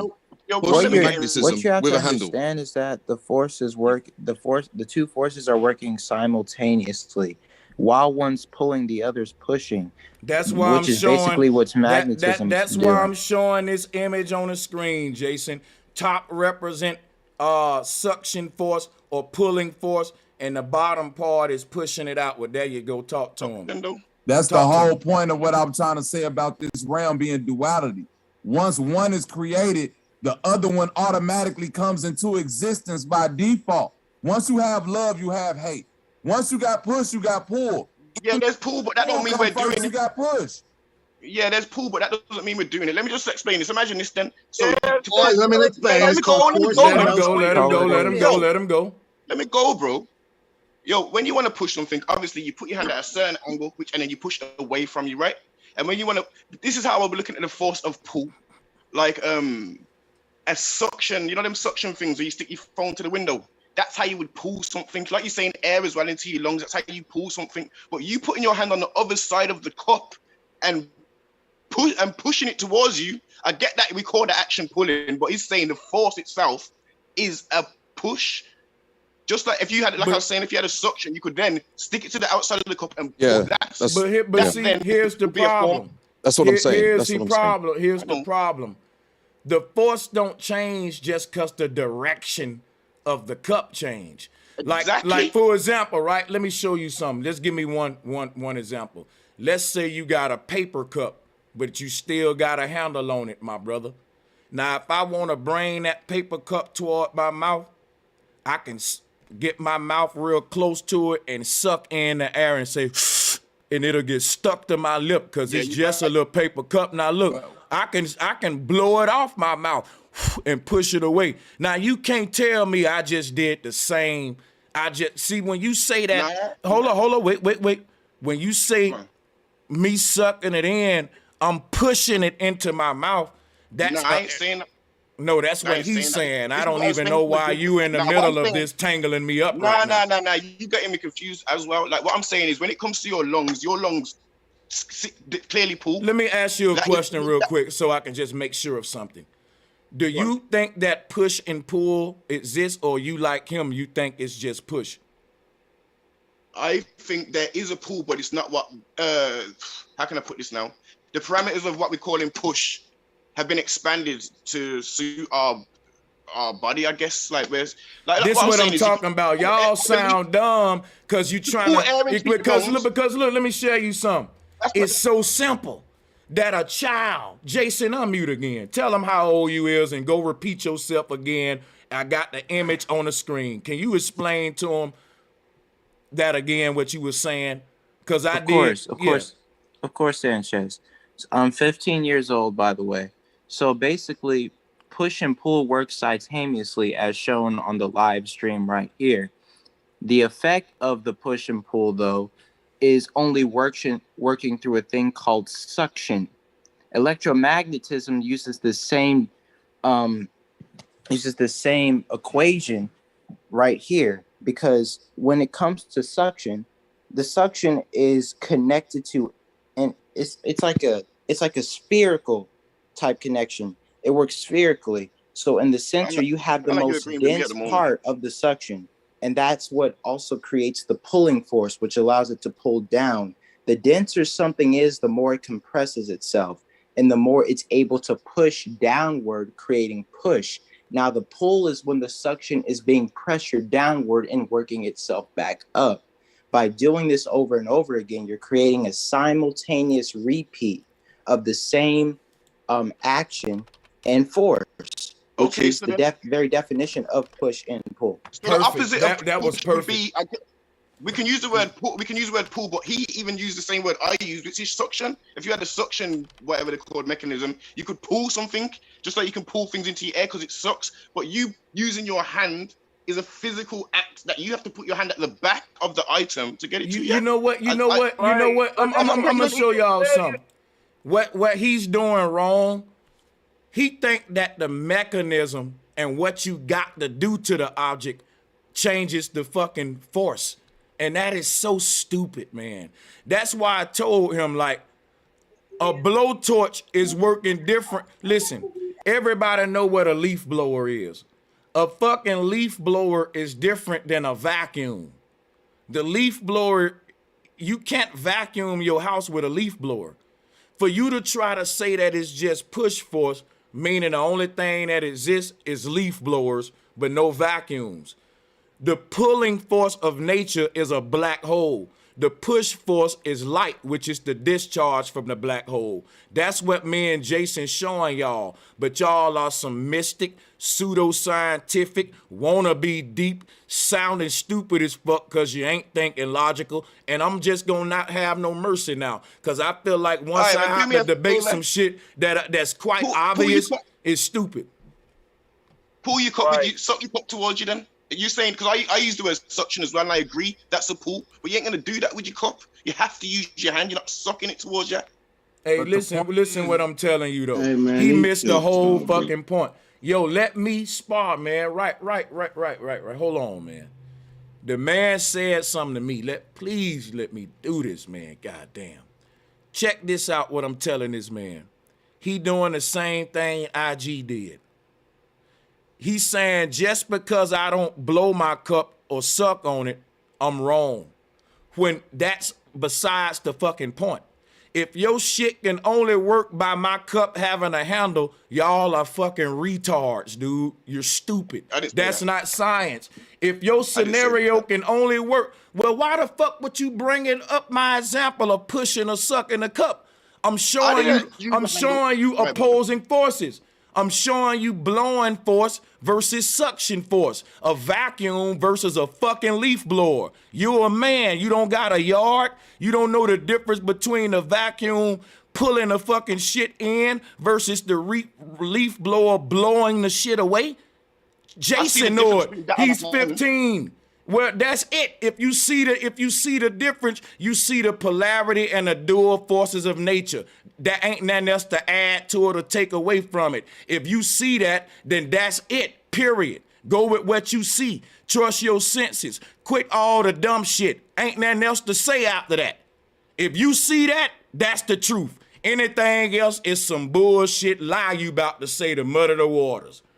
I was never disputing that part. I started off by saying body blow, body blow, body blow. Knocked him the fuck out. Becky, where you at, I Becky? started off by saying that by saying suction is the pool. That was my point from the start. That the only pool is suction. And you keep saying Okay, suction, we're here to suction. build, yeah? And I'm saying, yeah, that's the pool, bro. I agree with you. I'm saying your hand doesn't Ain't no suck. butts out there that we don't count. You don't tell me what my hand fucking do. Anything after you say you agree with me, that's it. I want a debate. Nigga, you agree with me? Nope. Be quiet. I'm talking.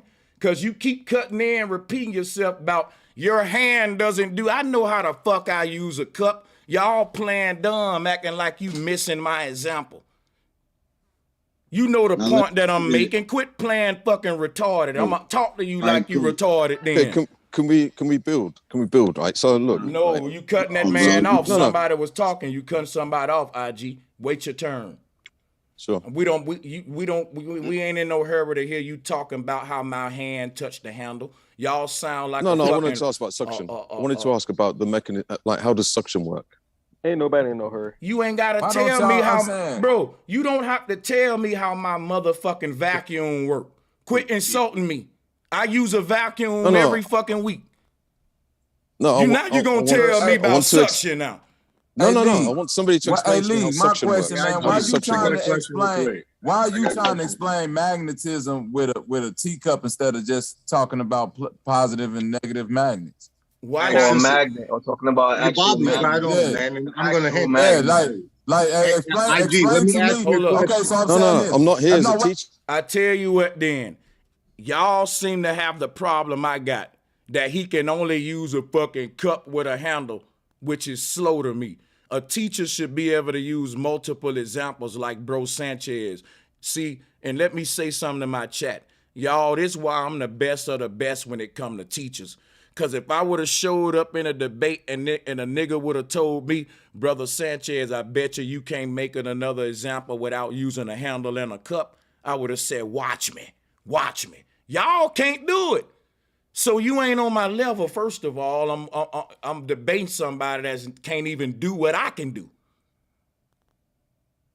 All right, let me help him out, right? When you push something, right, there's still an entity that's pulling it in, but he's not smart enough to go to this realm. Now, if I push something, there's still something that's pulled in too. But he not saying this, I'm saying this. If I pull something. I want to go with the smoke, though, what he's saying real quick.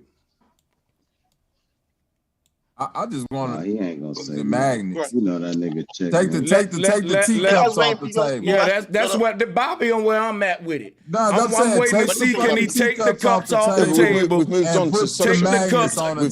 There we go. We've moved on to vacuums and suction. There we go. No. Break this down. No. Let's do what Bobby just said, man. Let's get straight to fucking magnets. What did he say? No, I want to talk about okay. So this a positive magnet, this a negative magnet. When they do this, is that push or pull? When the other that's like which one is which? Oh, I gotta drop a bomb on that. Yep, got him. Hey, Bobby, you got him, Bobby. Bobby, you killed they motherfucking ass. Bobby, let me show you what the white boy IG doing with his deceptive ass. He don't want to say you right that it's pull, so he call it attractive. That's just like I'm attracted to my girl, so what I do, I pull her toward me and embrace her, right? If I wasn't attracted to her, I would be like them magnets that pushed her ass away. Now, then that push away, right? He don't want to admit that. We gonna, hey y'all, let's just disrespect and dog their ass since they want to be disingenuous. That's what I'm saying. Let's dump them, yo. That's what you keep talking about. Hey, no mercy. And I'm trying to get to the magnets, man. Hey, no, it's the magnets, man. Magnets don't do what you say that you saying these teacups do. Hey man, hey, look. One thing I can't stand is intellectual dishonesty. They know we right, but can't admit it. That's why I told them. And listen, and let me repeat. The reason I'm so relentless right now, I told the man earlier with a nice voice. I said, brother, can we just agree to disagree, man? Let's move on. You right? But you couldn't do it.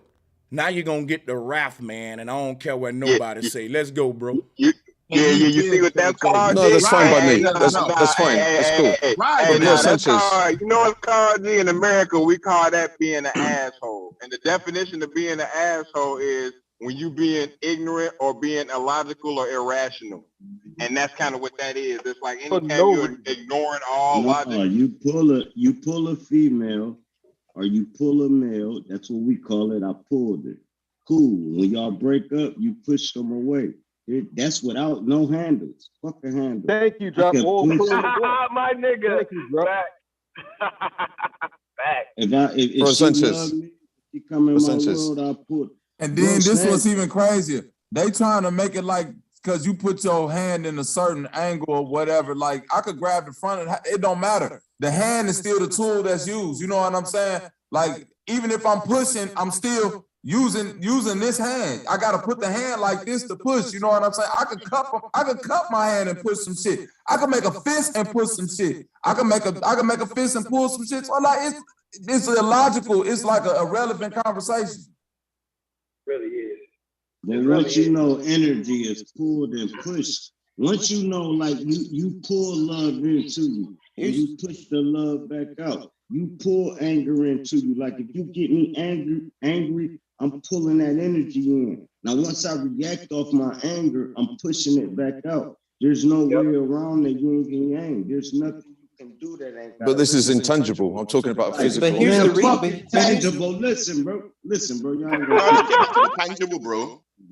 No, I be dropping gems, bro, and y'all just interrupt like You literally wait a minute. Hey, Wait a minute. Let me Say say nothing. It's literally a 15-year-old in here that's looking at the pushing. It's literally Sanchez got pull Damn. on the And in screen. fact, let me say something. In fact, let me say something real quick. The reason why you even see the magnets coming together at the exact same time is exactly what you see with this ethereal wave right here. They're pulling and pushing at the same time. So if they're pulling and pushing at the same time, then the magnets are going to come together at the same time. Hey, this look, is basic proof that Hey they man, work drop a bomb for my man simultaneously. Jay Sims, man. Yeah, bro. That's automatic proof. You don't even need to debate anymore. Anything further is uncontroversial. Anything further is uncontroversial. Look, young homie, you and the little homie got that. When you magnetize something, the energy actually pull it. But when it magnetizes, the energy actually comes in. When it magnetizes, it pushes it away. That's the feminine. That's the positive and negative. So as the magnets is pushing away, and you got the energy trying to pull the magnets together, you harness that energy in the middle. That's what making an electric motor. I've been trying to tell y'all. So cool, that push and pull is the energy. Right, we was hearing run electric shit off of. But go ahead. Hey, but look, I'm gonna say this right here, man. I have a question though. Because you have the dominant forces and the recessive forces. I'm gonna say this, and I'm gonna mute up and let y'all have it for a minute, right? Because I've been sparring a minute. I'm finna explain in just 1 minute, 2 minutes, why I was going so hard on them brothers.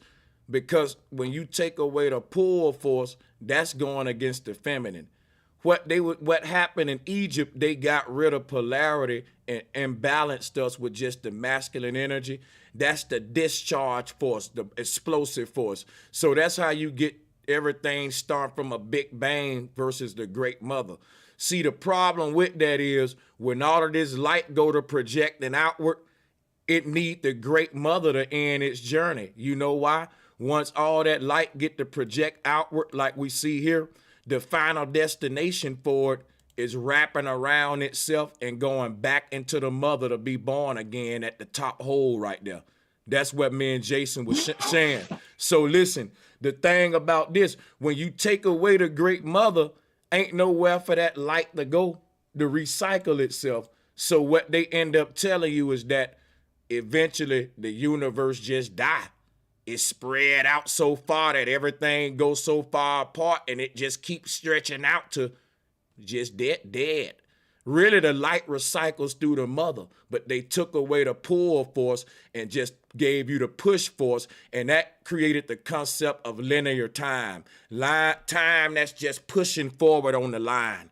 But when push and pull forth act together, it create a circle. Push and pull together make this circle, because as it's equally pushing, it's pulling, and when you combine those two actions together like that, the ultimate pattern will be a perfect circle. That's what this thing's showing. Drop another bomb. See, everything has its place. The best thing about everything having its place, though, is that it all works together simultaneously. The moment you try to rearrange that order, you mess the whole function up, and then everything becomes confusing. This is what science has done today. They may have proven some things, but they've also lied about some things too. So it's a half truth and half lie. But once you try to mix the whole concept up, it gets into a debate, and now we're struggling to help each other understand. And this is the exact term that science is trying to use against us, the art of confusion. So by doing this, you disroute and reroute the whole system, and it jacks everything up. So only by explaining it simply, and by having all the complicated stuff out of the way, just by looking at it, explaining it, and showing what it's doing, you get all the confusion out of the way, and you put everything back in its place. So by doing that, you have a chart of things that you can prove, along with the things that people can't prove. Which one outdoes the other? The things that you can prove, because it's simple. Anyone can get it. Anyone who tries to make it seem more complicated than it already is, they're complicating themselves, and it discomplicates other people. I mean, it makes people have complications when you try to teach something that isn't complicated at all, but you make it complicated for other people. And then you have this whole world society of just people who are confused and misled. And this is what we're trying to stop, the art of confusion. Hey, let me ask you one real quick question, right? All right, now look. Facts. I put in the private chat, ionized gases inside the plasma pixels TVs, right, that they used to produce. They don't do it no more. They say it's because of such and such, et cetera, et cetera. But what I've learned about the ionosphere, ions, what ions are, how it was an ancient Greek god before it was a Greek god. It was just the understanding of how we manipulate our thought into light frequency, which is why I believe they stopped making those type of televisions, right? But that's a whole nother light theory. But what I want to know about is how do you feel about the new sort of all right, Bob Lazar has a whole bunch of like films out right now. He talks about how the Higgs boson, the fabric of reality that we use to create wormholes or go into time travel or going for like past and future, right? Is pretty much digging a deep hole in the fabric and connecting the hole to the other side of the fabric, right? How do you feel about them creating super solids that actually like carve a deep ditch into the fabric of reality? I don't know if you researched the super solids, Jason, but I just want to know if how you feel about it. Hold on. I actually wasn't listening to that part because my mom was just talking good, to bro. me just now. I'm No, sorry. you good, bro. No, I got you, bro. Hey, that's life. Hey, the super solid. It's all right? good. But if you want to make it like real short, yeah, I got you real short. Bob Lazar was one of the ones that too was much working time on to try to do that. I'm listening now. Yeah, all right. No, you good, bro. Yeah, Bob Lazar, he reverse engineered. He was one of the ones in the basis. He's out now talking about the UFOs or ASPs, whatever they call them now, unidentified aerial phenomena, right? But UFOs, right? He was reverse engineering. He was talking about the oscillators that actually form, they create a warp in front of the ship, the physical ship, tangible ship, right? And what it does is it eliminates the electrons, which drops the gravity down on the actual fabric of reality, which allows us to look like it's going like anti-gravity, but what it's doing is moving away the electrons in front of its airspace. That's the technology that Bob was always working on, the anti-gravity. Because I had to research what anti-gravity actually is, and essentially that's why I want the whole chat, especially like Bro Sanchez, how small can we see? I promise you that's gonna be one of the most powerful lectures you ever gave, bro. Because when we delve it down into how small we can actually see, it goes real deep into everything that we talking about. But yeah, how you feel about super solids, Jason? Yeah, super solids, those it's kind of like having different layers basically. So with super solids, you have you can, it goes back to the art of densification again. So once you densify something, you can condense it down to a smaller state where you can actually pierce through that section of that solid state, which is how you get through the layers. It's the same thing they're doing with CERN, but on a bigger scale. And right, so Exactly, that's what I want to see. so basically, by using the art of densification, you apply pressure to a singular point, which is where the word pressure point comes from. Technically, applying all that pressure to one point, and once you apply all that pressure to one point, it breaks that layer, giving you an entrance to another layer. But you're doing this constantly. So by moving electrons into a specific point, you actually create a tear or crack in that one part, in that one segment of our universe, and it leads you into another. This is technically what the minds tried to do, but it was safer. Instead of just trying to break through it, you simply put them all together, and then you pinpoint a specific location of where your consciousness wants to go. But CERN's trying to change the art of that and actually just break right through it. So it's not the art of actually taking all these things together, it's actually breaking them apart. They're synthesizing our organic. It's hard to explain what we are. We're the everything. We're all the dimensions. And what they're trying to do is categorize it, separate it, and then you conquer. You divide, then you conquer. Right? And so what they're doing, man, is that they're down to the molecular particle manipulation of ourself, our spirit, which coats the soul. Our spirit is the mothership of the energy within it, the soul, right? The constant. But that's why they say you got an old spirit, you got an old soul. But a lot of people misconstrue those two things. But the spirit encompasses the soul. But what they're trying to do is break down the microscopic particle formulation of what we really are. And that's what they've already done. And CERN is so deep inside the earth. I just want people to look up how deep inside the earth it is. So, hey, but me myself. Go ahead, bro. Yeah. Quick, but what that's kind of what. Hold on, Jason. I think that's what bro been teaching, that we light, and that's what they break. That's what the smallest we can see is light. So think about this: when they say particle, right? Light is not an element. They say light is a particle, but then they say light is just light. You know what I'm saying? Because they confused. You know, but they can't be too confused off the shit that they doing it exactly. You know no, they not confused. They trying to confuse us. They definitely not confused. They got it. No, they whatever they doing, they know what the fuck they doing. They not confused at all. So what they giving us is confusion by giving us molecules, genes, and this. They working off of light only. You see what I'm saying? They understand light. Light is they found the God particle. It's light. Light is the God particle. Facts, Bob. And yo, like, think about this, bro. I'm just building off what you're talking about. Like, imagine, right? Because hold on, let me put this up. Let me show y'all what the fuck. Let me not cuss, because I just gave my grandmama this, right? This is what I painted. I'm an actual visual artist. I had to get this printed out in a whole bunch of graphic design print shops down in Richmond, Virginia, man, because that's just on some cardboard. Then I had to get it reposted and digital artwork. That's physical out of my brain with some pigment and paint. And then I'm going to transfer it to a digital computer. They're going to print it out on a fake synthetic piece of board, and that's going to be perfect for what I need to put it behind the canvas. When we're talking about dimensions, is different understandings and comprehensions of our constant self. It's all one thing. All the spectrums, all the colors is the same.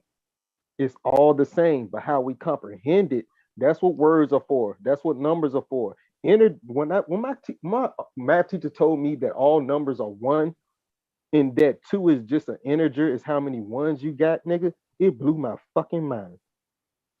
And then I found out that Islam named every tree is one, and that blew my fucking mind.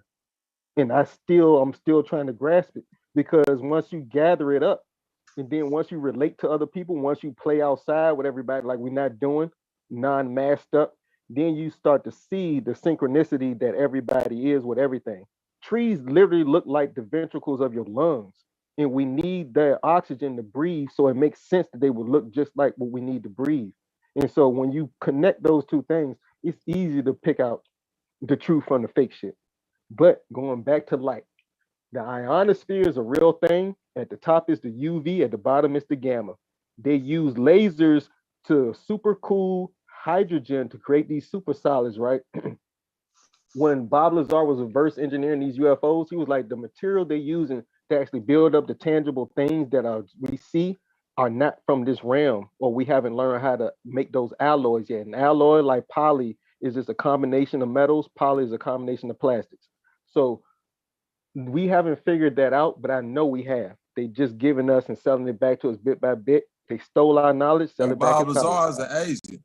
Exactly, he is. That's why he's still alive talking to us right now. Right. Bob Lazar is sent out here to because he know what they out there, they really out there working. Like whatever Bob Lazar is sent out here to do is a whole throw off. You know what I'm saying? But he gotta like put the half truths in it. Like if you they do. Like hey Bobby, why you think that is? Hey, let me ask an honest question to everybody. Why do you think that they have to give us some truth in all these lies that our country perpetrates over the years? Still be able to Y'all think that right. the deceivers are being deceived? I'm finna tell you. I'm finna they gotta be the head of the answer, bro. I'm finna give you the honest answer right here. This it right here, because they understand the real laws of the Kemetic principles. That's right. And the herb. That's right. They scared. And the Kabbalion. This it. All I got to do is give you the truth. You know what I'm saying? Like to face no karmic repercussions. Like how we keep on saying how these motherfuckers in power ain't nothing happening to them. They ain't facing no karmic because they giving you the truth.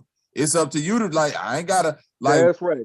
You gotta choose to take that free vacation they give. Right. That like it's kind of like if you ask your girl if damn baby is you cheating on me and she laugh like nah like or she like yeah right.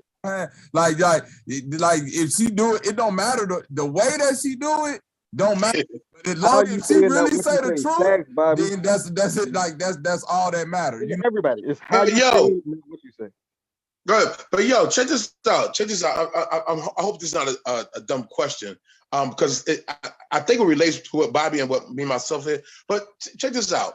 Do you think maybe that if all of us got the answer, like the real, like as we getting building up to finding out the truth, do you think maybe it's a limited space of the reason that, like, do they know that they can't invite too many people, conscious people in this realm? I think it's an infinite space. Because I don't understand why it won't, huh? I think it's an infinite space in that the elites have if you read, like I'm deep in the scripture, right? You already know I'm a true believer. I can relate to Christ to what's in me, et cetera, et cetera. I already know who Yeshua is. Yeah. I'm a Christ. Yeah, I know the Bible. Right. Go ahead. I'm a true believer. But I can I know the science of religion, all of them.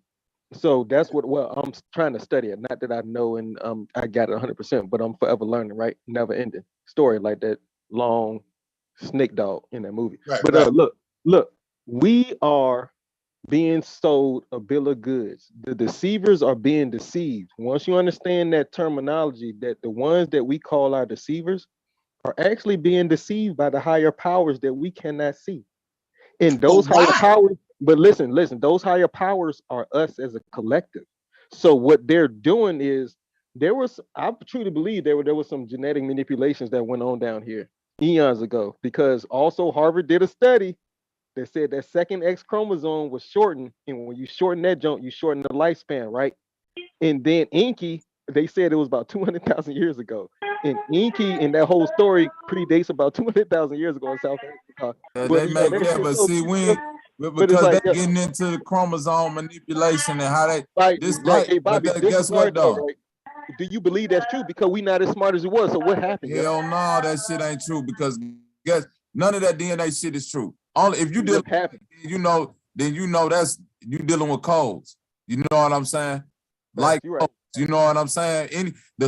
Anytime you look at the smallest shit that they done seen, they show you, guess what it is?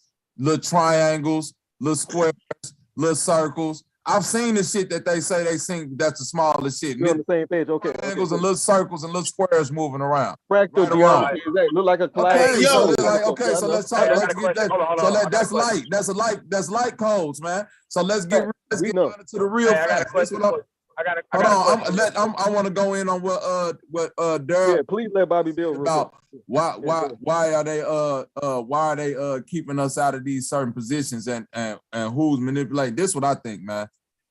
I think that if you was here, right, and like how they say, the sins of the father, karmic, you know what I'm saying, karmic resonance, you know what I mean?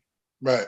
You, like how they say, certain people see the other side, the light, the other side. This a light spectrum.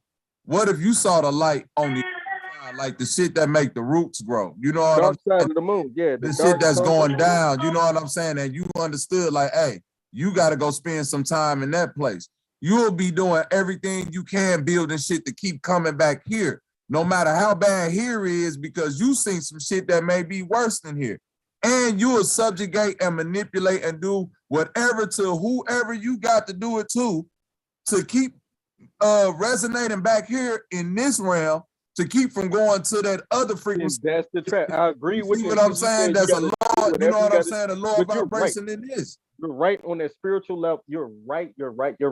And everything I've studied and researched, you're right. Except for when you said the only way, like, look, there's no negative or there's negative and positive. There's the only evil happens with us.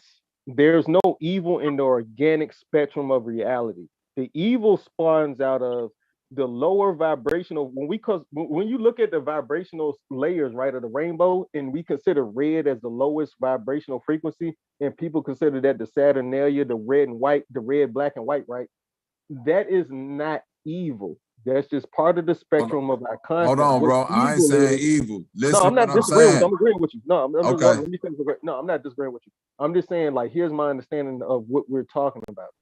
There's a whole collective spectrum that we're a whole part of. How we regulate that whole entire spectrum is what will allow evil or so-called good. I don't believe in that. I believe there's an organic way for us to exist perfectly in harmony. What I say harmony. I love that term, harmony, right? I don't believe in evil or good. I just believe that we are beings and we create. Our imagination imagines us. I'm gonna just leave it at that. But think about it. I'm saying this though. The roots, right? Think about what it take to make the roots. All that grimy shit. Now think about our system here now and how I said, like, the tree, the top of the tree, the leaves is beautiful. You in the sun, the things that's living at the top, the things that's at the bottom that build it. Think about infrastructure. All the brothers that's the people that got to work the infrastructure drive, the NAS. Don't nobody want to do that. That's the shit that got to get done to build the. You know what I'm saying? You know about totem poles, right? You know the bottom of the totem pole. I'm saying, yeah. Facts. So think about, we're layered. So think about this, the layer we're in here. Think about the layers beneath us that gotta build up these layers and what the fuck that's going. So if they peaked on it, not saying good or evil, but just saying, like, damn, even at the top of that food chain, like, if you had to be a fucking ant, even if you was the best ant in the world you had to live in day to day, it'd be like, God damn, like, even though I'm the best ant, the shit that's exactly right. I'll go back to being a fucking human and live in the hood. Thank you for bringing that up. In all the alien movies, right, how they refer to humans as. In all the alien movies, how they, exactly. That's my point. You see how it's forever lasting. But that's my point. That's we gotta tap into. But think about and take advantage of it. Them higher conscious people refer to us as insects because they don't want to be us. This how they looking down on us. I'd rather be at any time one of them beings gotta fall back to being a human. They like, bro, whatever the fuck, I go back to being the lowest god. You know in all the ancient facts, and in all the ancient religions, right? The one thing that the rule we broke is when we decided to become physical, inanimate beings, tangible beings. We were not supposed to be this. That's what all the religions start off with, that how they are said something to be something spoken into reality. in the art. You go back and it's like, yo, they fighting in the spiritual realm, in the entities up in outer space before we even thought about creating ourselves down here. So it goes real deep into ourselves. So look, I got a question. I got a question to that right there, man. So I was just sitting here thinking, like, okay, as a human and a god, that makes you a demigod. A demigod in the theological days of the Bible would have meant that we were like Goliath, right? So if we were huge at one point, because I remember Bro Sanchez talking about us being spiritually bigger than what we are, which is why we have to elevate. It's still giants right now. You see what I'm saying? So if we, I know we're giants, right, in the spiritual realm, but physically right now we're like. No, it's still physical giants right now, nigga. Shaq is a giant. I mean, yeah, well, okay, facts. But he talking about okay, but what I'm saying is like big ass motherfucking 30, 40, 50, 60 feet type. Okay, let me ask you this. You know what I'm saying? Like, where did that go, bro? You know, look up. Oh, wait a minute. Look, I'm finna give you some research then, real quick, bro. Do some. You talking about the Nephilims? Do some research on some of these mountain ranges, and do some research on some of these hilltops, and take a close look at them, the faces in them, the bodies, and then you'll understand that these mountains that people walking on and these certain things that we call in rocks, like out in Arizona, it's them big ass rock formation that they can't explain. That's like a big ass rock with another rock on top, bro. Them petrified mud. That's how big mushrooms you see, bro. You see what I'm understand that? Y'all can get it. Y'all can get wait a minute. Hey, like I said, y'all can get this shit. I'm just plugging a disclaimer in. The views and opinions of my particular panelists does not necessarily represent mine. All right? So, because when people get on petrified bodies, I don't. That is not Brother Sanchez. Y'all no. I'm talking about petrified. I'm talking about it's a state. Let's fuck the petrified giant shit. Let's just talk about petrified wood. I've been to a petrified forest before in Illinois. A whole forest of fucking out here in Virginia is a whole bunch. That's stone. You see what I'm saying? Like it blew my mind when I was young, and then when I got to as I got older and doing research and looking at brothers saying like, nah, these mountain ranges ain't mountain ranges. These are big trees that was that's like how they fell like. And then look at these mushrooms over here in Arizona. Like, ain't no way a fucking stone could grow like this, and then another stone could sit perfect. Like, that's a petrified mud. And as you looking at this shit, you like, damn, I guess so, because wood and objects like that do petrify. You see what I'm saying? If something was that big, I mean, it could be feasible. It does. According to what they're teaching us, what their brainwashes us with in them 12 years of brainwashed knowledge, it does. Absolutely it do. Your cells look like torus fields for a reason, because the light of God, the Christ child, is within us. There's a torus field flowing. It's billions of them flowing within us. They say that all cells have memory. Every single one of them shoots off photons when they expire. It shoots off light, electrons, protons, neutrons, nucleus.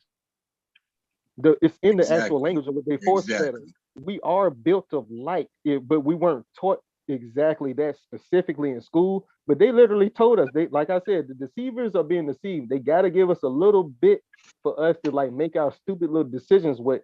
But the absolute truth is within between the lines. We're built of light on the microscopic level, right? Exactly. Now look. Here's my point. Now, what he was talking about, all the other, absolutely, that I believe in everything. I believe in everything because I know I'm it. So if it can happen, well, I forget what that law is. If it's possible, I promise you we're gonna try to do it. Yes, shouts out to the panel. Y'all go ahead. Yeah. Hey, yo, you said before it was a giant, right? There's a lot of giants. You got it right. Like, there's a lot of giants that we live among right now. It's true, but I kind of feel like I'm not like y'all niggas may be giants if you over 6 foot, but anybody under 6 foot probably feeling like, yo, what the fuck? What happened to me or mine? Yeah, and that means you just the Twa people from the Pygmy tribe of the but look, hey, you know that Polynesian calendar that bro keeps showing, right? And he showed the like cosmology, right? and at the top, at the center of the North Pole, if y'all notice, it's little people like little figurines, and then it's super giant figurines holding up that art, that actual dome at the top of that little sculpture that he showed. That's my I meant point. to You're point that right. shit out before, but it's a positive and negative. It's a lowest and the highest, and we part of the same thing. It don't matter how small you are, or how big you are. You come from the same source. Period. It's just about how you adapt to your current reality that we was never supposed to be a part of. That's what the guys argue over. He's like, we should have never became physical. Yeah, we should have. No, we shouldn't. Yeah, we should have. No, we shouldn't. But yeah. Think about, hold on. But you know what? Let me I say just this went and though. looked up petrified. Hold on, one thing. Let me say one thing. When he talk about the gods arguing about us becoming physical, that's pseudoscience to me too. I'll debate it later. I don't go along with all that stuff.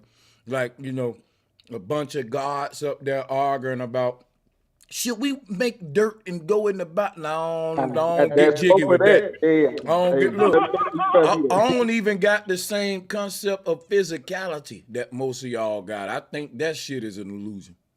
It like on some Morpheus shit. What's your definition of the physical world versus the spiritual, right? Nope, I'm not gonna give you the clues to the. Nope, you let me know you trying to do that. No, right there. Yeah. Me myself. Bro, Sanchez did say that. Though. He did say that. Hey, but look, all I'm gonna say is this, man. We could debate. I don't know where y'all want to go. Like my brother was saying about the giant shit, but I do know, you know, for me living here in Illinois, and you know, I'm right here around the mounds. I'm like in Southern Illinois, St. Louis area. This is Mound City. Like I know for a fact, it's research a motherfucker like finding all them giants under the 15 foot tall people. Hold on, you know Robert Waldo. That nigga right around here in Alton, you know what I'm saying, which is right down the way. That he was like 8-9 foot tall. Like look, for tall. I don't really want to go into like the 8 foot, 9 foot folks, because this man just mentioned a mountain. Like that when they talking about giants, these cats talking about some of these mountains as old giants. That's Trump and Shaq and the 8 foot dude. Like let's really talk Paul. Like you can't really start comparing Shaq and them to what they were saying Paul Bunyan would have been. But that's what I was getting into. But wait a minute, Sanchez. That's my point. That's what I was getting into. You know what I mean? I don't know when the shit like from around. I know graduated from 12. Was finding people 18 foot tall around here. Like this documented. You know what I'm saying? Oh no, you ain't gonna find no motherfucker 18 foot tall. The tallest man in the world is like think like 14 feet or some shit like that. But he was 8 foot. That was Robert Waldo. He was from around here, the same area where they was finding these big 15. You already know in Illinois. I'm already knowing. I'm from that quality. You from the shop, so you already like that straight up. Like I'm saying, like it's a book. You can pull up tallest man. He was in the Guinness Book of World Records. Yeah, pull it up right now. That's the tallest man in the world. Ever. Yeah, pull that up, bro. Pull that up, bro. Listen. Hold on. Real talk. Did y'all see that video of that guy with the chain, the tall guy? Hold on a second. One thing at a time, man. Because I'm trying to mute up. I didn't want to stay on long. Robert Waldo, he's the tallest man in the world, 8'11".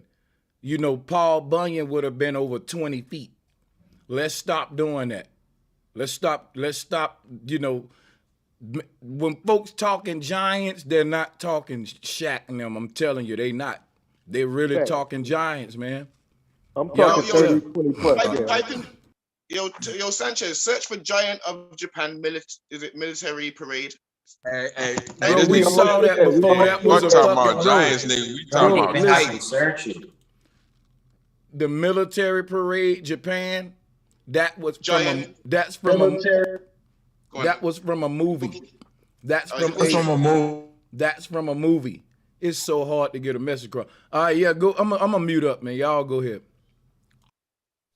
Cause man, yo, on that petrified joint, man, I remember they were saying that back in the old days. Matter of fact, man, I cannot find this picture, man. It was on YouTube.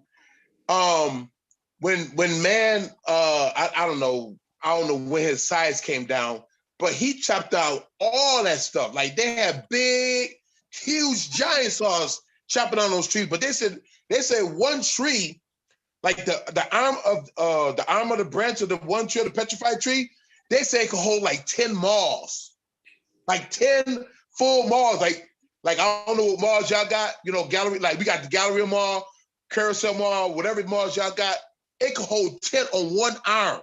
That's how huge it used to be. And then I made a mistake and saw it was like these guys had these big giant saws and they cut all that shit down. They cut everything down.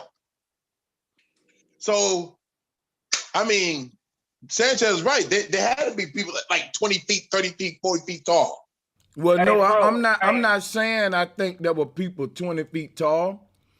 I think the giants are the machines. Like if you look at the giants in the world as erecting these big buildings, tearing down these big trees, these are giant cranes, caterpillar machines. What man don't want us to know, these giants was on the earth. I want y'all to close your eyes and think about something real quick. Think about this.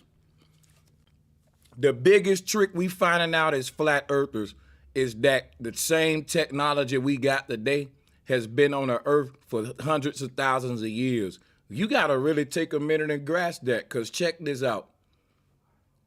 When you talk about the giants that was on the fucking earth, that's machines. They give you dinosaurs and all that shit, but y'all don't think of bobcats, caterpillars. Like when you look at some of these cranes and machines, it's called a T-Rex.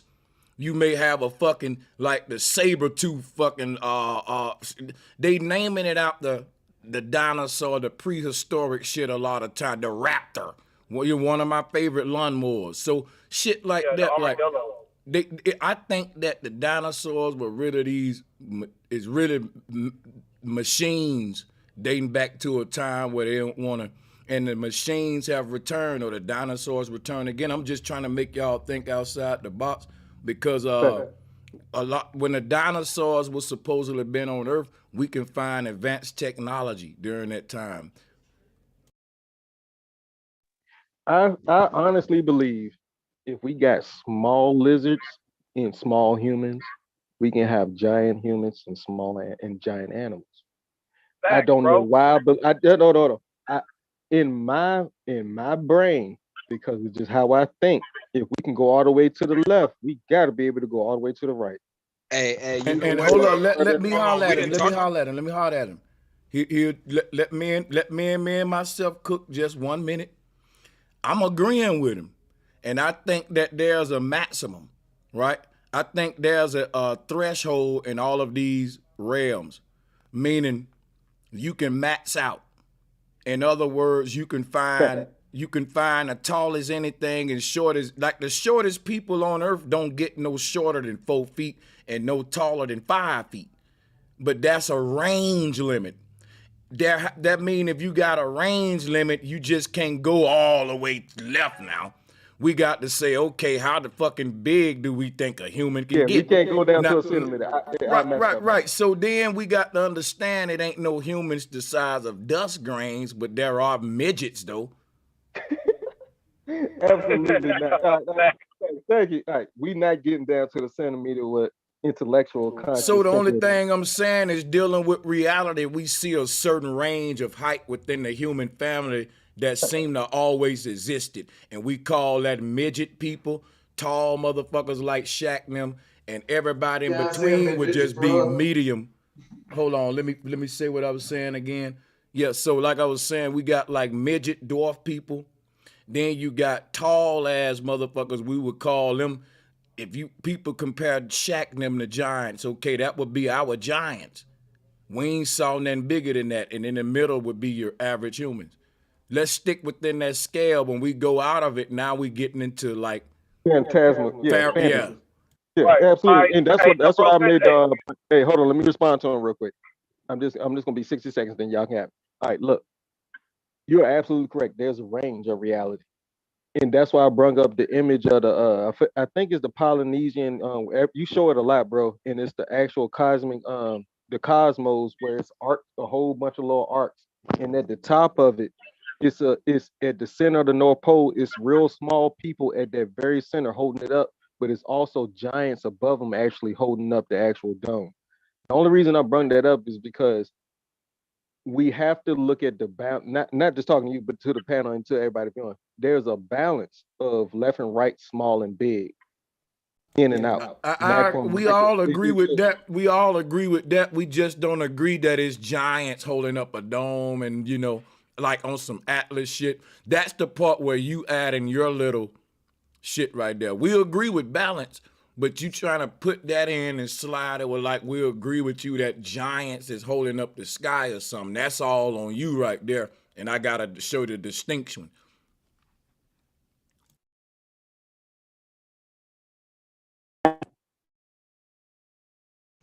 You muted, bruh. Yeah. I don't believe. I believe there are giants that are 20 plus feet tall. I do not believe that we stop at 7, 8 feet, or the tallest is 9 feet. I know we got taller than that, bigger than that, but because of all the genetic manipulation, the fluoride, the chemtrails, everything. You don't really know that though. Then, like, the chemtrail study shows that it stunts our growth. Well, hold up, bro. You still, but chemtrails is brand new. Chemtrail, look, we don't have no carvings in the wall of motherfuckers that's 30 feet tall. So my thing is that chemtrails went around back in the ancient day. So what happened? On how you look at those stats. It depends on how you judge the stats. Brother, let me say something real quick. It's remote places on Earth where chemtrails don't exist, and them people still ain't grew to be giants yet. That's true. I'm not gonna hey, I'm gonna just plug this in. I just say, you know, as far as big and small people, you know, large, you know, midget and giant, it's like shit. If we talking from a flat Earth perspective, like we done said before, it would make sense that the bigger motherfuckers would be on the outer rings, and the smaller motherfuckers you go inner. So the more inward you go, the smaller shit get. The more outward you go, the bigger shit get. That's all I was trying to say from the picture that broke. And I'm not saying I know everything. You know what I'm saying? As far as the facts. So here's the thing right here. Here, hold up, y'all. Hold on. Let me respond to him. You don't gotta apologize, brothers. Don't do that.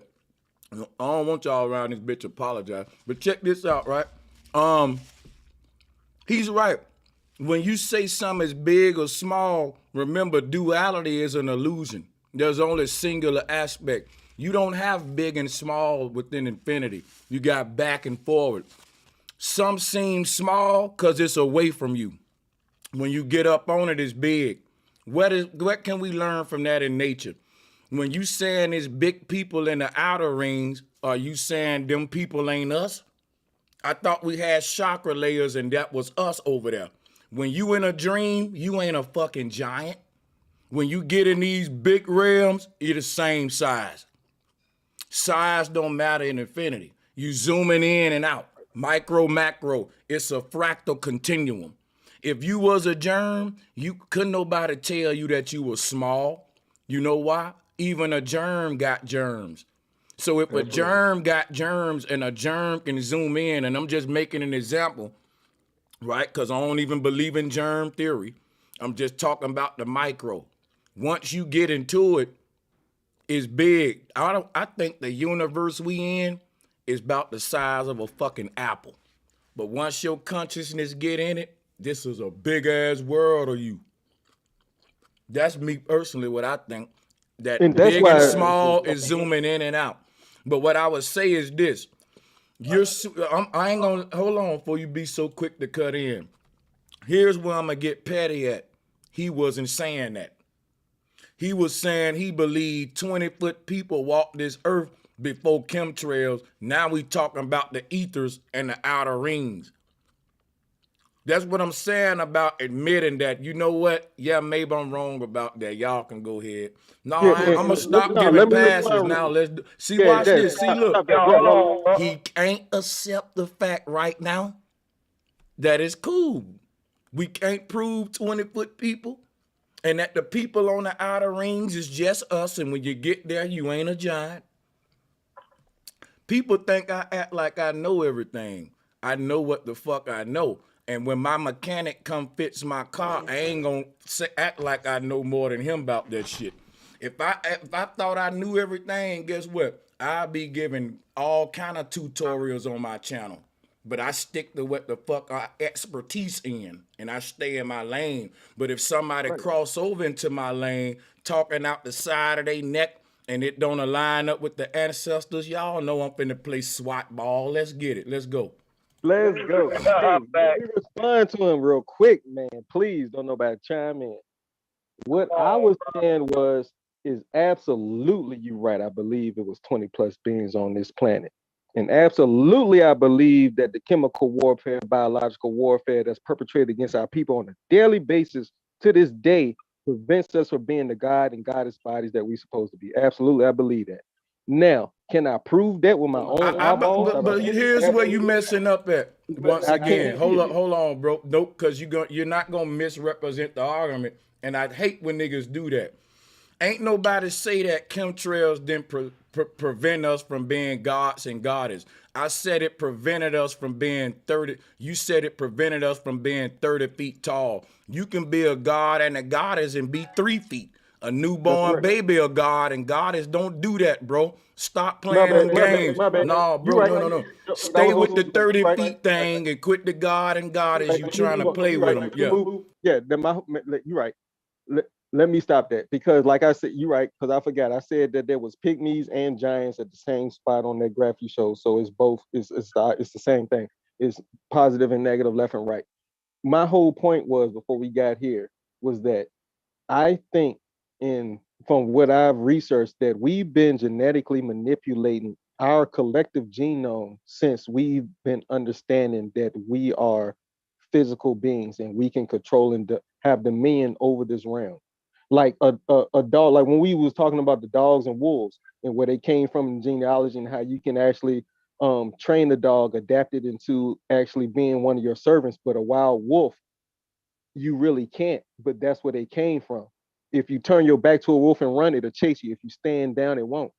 So I believe that, I went off on a tangent, but I believe that we've been manipulating our genome, me personally, for forever, since we became part of this reality and understanding our tangibility. But that's all I wanted to put out there. I believe the same thing, but I don't believe that because of it, we ain't no longer giants, though. That was the whole thing. Yeah, we agree. Yeah, okay, we on the same page. I got you. All right, so Beth, I've been trying to get to it for a minute, man. I just wanted to speak on the giant concept, and the reason why I brought it up, bro, because one panel you was doing one day, you was talking about how we are bigger on the inside than what we are physically on the outside in this reality, and I can sometimes in meditation, I've sometimes felt myself elevating. Like on a mental level, like feeling like expansion, like if like I'm looking down at myself at some point, like I'm watching myself from a higher point of view. So like that's why I asked about that whole giant thing, because I mean spiritually, I know it's infinite. We can be anything spiritually, but physically there is a maximum, there's a cap to it. But that's why I asked. But at some point in time, like my man had elaborated on, could we have been those ones that were on the outer rims that are like way bigger than what we are now? Well, what I'll say is this, man. If asking me that, I would have to ask you, do you follow my teachings? Because if everybody know, if you research what's taught about the other realms, you're already there. That's where you go in the dream state. Now, I'm yet to dream of a giant or myself being a giant in a dream. But this wasn't a dream. This was a meditative state. Wait, hold on. But you also got to take into account. Hold on, let him finish. Let me clarify something for him real quick. Are you saying, brother, are you making your argument from the standpoint that giants existed on this earth, or are you saying the other rings? I need to clarify. I'm saying, could we have this on either because I do follow you. I've been watching you for a good minute now, and so I do understand that there are different realms. But couldn't it be possible that we existed at one point as giants, whether it be in this realm? Listen, man, let me say in something. this world? Let me answer you. It's possible that we existed as rabbits, turtles, snakes. Like once we start exploring the possibilities, that's like what I call sort of the realm of mysticism instead of doing, to me is this. If you caught up into the possibilities versus canceling out the probabilities, you're not eliminating the bullshit to get to the truth. You're enthused by the many different ways it can be. And there's only one truth. And that's what I'm searching for. And I think I'm on the brinks of it as far as this whole electromagnetic thing, the North Pole, the masculine, feminine. Now my thing is this right here though. When it comes to us being giants, I don't think that you can be bigger than infinity. And infinity is a paradox, meaning the size of infinity is the smallest thing in the universe, smaller than a nano. See, humans got the wrong idea, right? We think bigger is better, which is why we want to be giants. I tell nigga, if you want to see giants, you should move to New York and they play the Jets sometime, right? If you want to go and see some giants, that's what you need to do. So my thing is this: the only giants I know is the motherfuckers who Bruce who Lawrence Taylor and all them niggas played for. I don't know no other giants, right? So I said all that to say this: giants have always existed in fairy tale and myth. And if we say was there once giants on earth, a motherfucker can say it was there once tooth fairies on earth. They both originate from the same source and reference, fairy tale and myth. When you want to talk about spirituality, you got to get out of the Paul Bunyan section and start talking about fucking magnets and light and black holes. Hey, hold on. Let me point this out though before we go any further. I just wanted to say, when it comes to us talking about people being giants and shit on different realms and aspects, and what we notice it or not, even if an outer realm or outer ring is bigger than this, once you own that plane and this and that, and you in your other body, you got to understand it's normal size to you, so you will never see yourself as a giant. That only be from the perspective of another reality or incarnation. Just like it's just like if you're a basketball player, when you amongst motherfuckers that's all 6'11" or 7 foot, then you just feel like you amongst normal motherfuckers. It's only when you a regular short motherfucker do you feel like you around giants. Facts, perspective. Yep. Question. That's why they use the Reddick scale the way they did, because it's just like if a motherfucking midget come in my house, if a cameraman that's a midget walk in with him, they gonna make my house look big as hell because of where they stand and how high the camera is. But really, I ain't giant, and all my chairs ain't big as hell. They just small. Right. What about these giant doors everywhere? So look, I wanted to finish what I was talking about, but I had in medicine. Your mic messing up, bro. Somebody tell him his mic messing up. We can't hear him. In the Matrix, bro. Hey, hello. Yo, can you hear me better? Yeah, we got you. We can hear you a little better. Yep. Okay, so no, what I was saying was that I had this feeling of ascension, and it wasn't while I was asleep, which means when you sleep, your conscience is gonna jump anyway because your bodily functions is shut down at that moment. You know, but I was awake, and I know I was, and I felt myself being ascended, like I had that ascension feeling, like, and you know what I mean, like I could. I know what you mean. Like I was being lifted up, you know, like it was elevation. Where in the fuck? I just don't understand.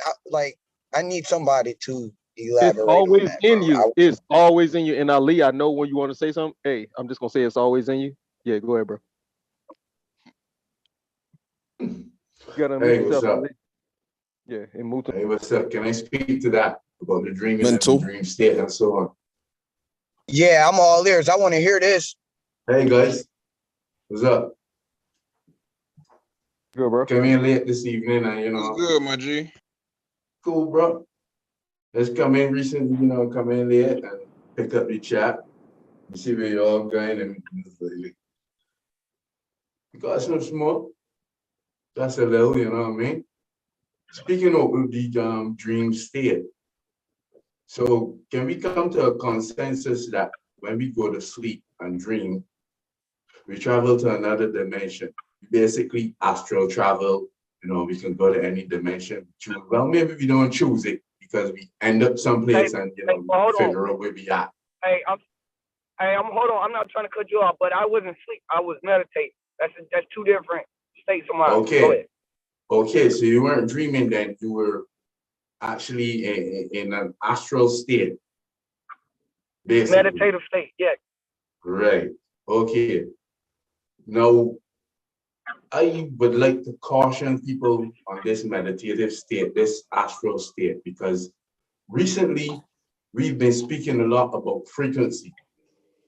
Understand? And during dream state or meditative state, we go into a beta state of mind, which is a beta state is basically a state where we absorb. We absorb, okay. So we just take in information.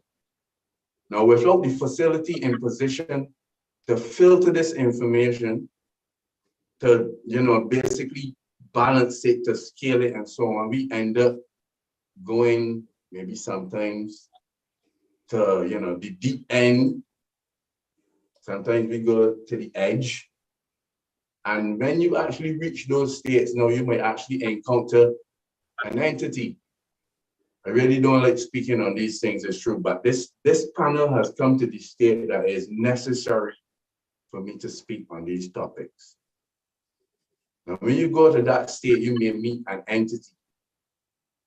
Depending on your own psychological state, you encounter an entity that is basically, what's the best word to use? He's catering to your situation. So you feel like you in control of the situation, but you're really not. It's like somebody giving you what you want to achieve a higher purpose. Now, when you meet those entities, depending on your state of mind, you may believe that you're doing good, or if you're so inclined, you might like to do evil. But in either situation, you will meet an entity who is going to encourage you in what you like. Now, the important thing to understand is this, sidebar. Our earth, our world has a particular natural frequency. We're going back again. Our frequency has been overlaid with a parasitic frequency stemming from a parasitic entity. This entity is the Godhead. Those who have ears will hear. This entity is the Godhead, and it projects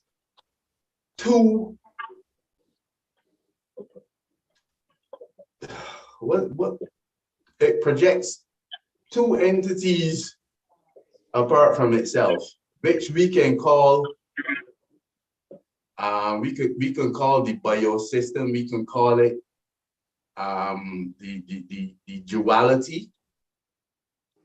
But in any case, framer shaper, this entity, this system makes sure that you must choose one or the other, either good or bad, evil or good. You understand? Help me up with a summary on that. I got ADD on phone now. But they're both stemming from the same place.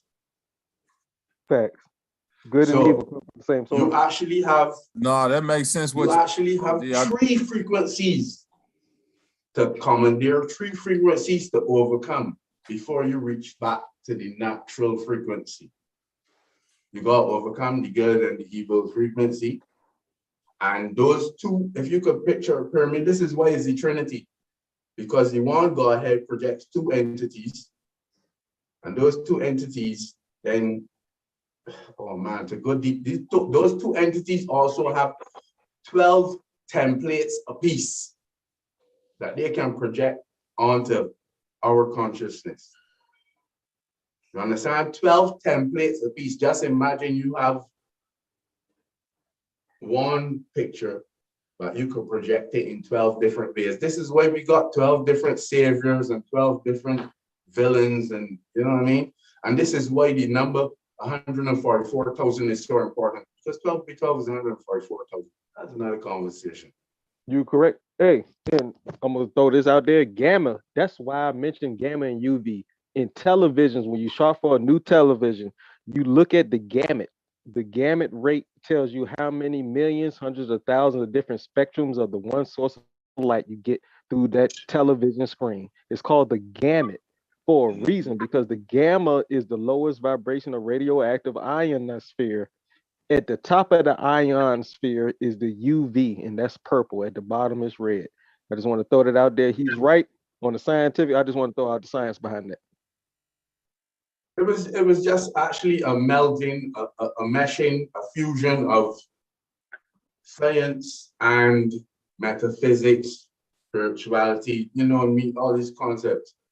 Because it's important that you can fuse these things together in order to come to the one truth. I digress. Anybody can take it over from there. I can dig it, bro. I appreciate that insight. Go ahead, my man. My bad. I got a question.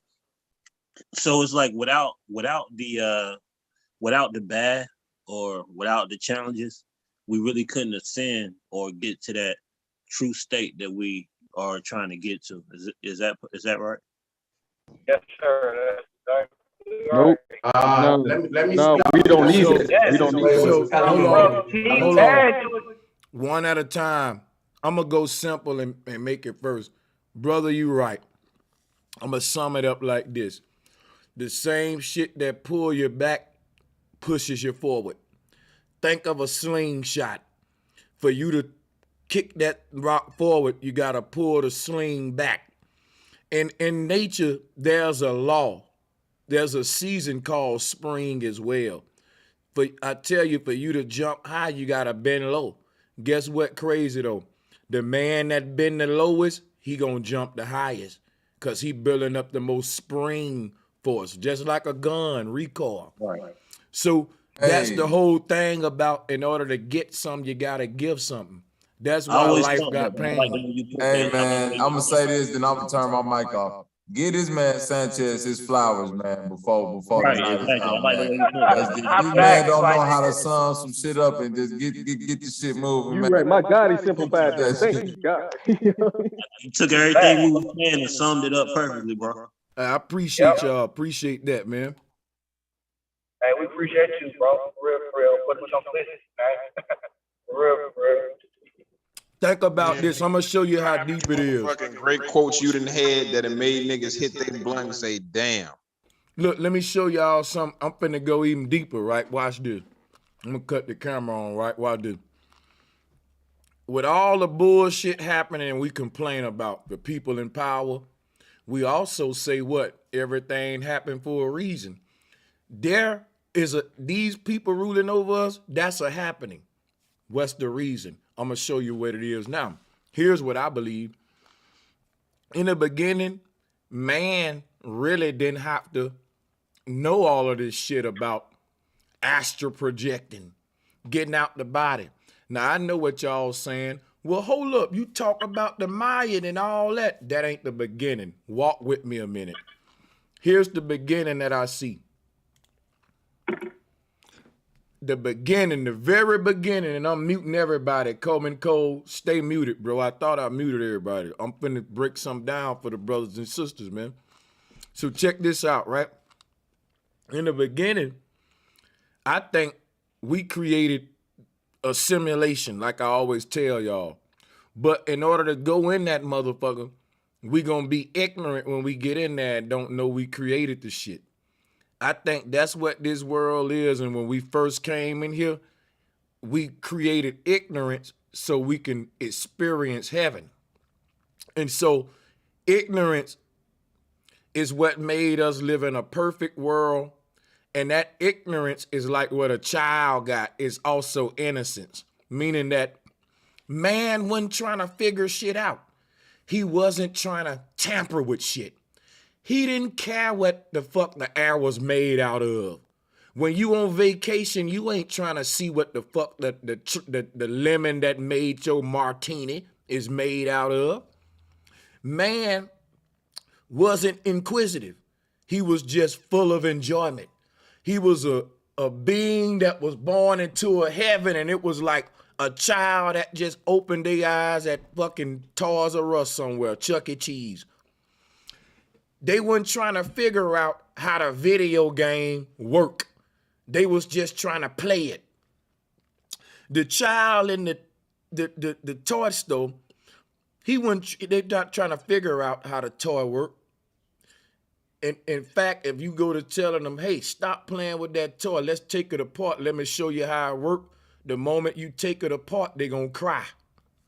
Let me show you what I mean by that. Man gotta grow up just like that child to a level where he start to mature like a child that said, you know what? I know you my mom and daddy, but I'm grown now. I'm an adult now.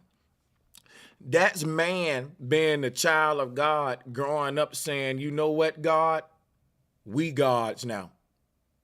Now, when the child say, you know what, mom, I'm an adult now, they don't get adulthood right the first time. Man ain't gonna get godhood right the first time. The whole point of everything we're facing in this reality right now is the mama bird trying to push the chick out the nest.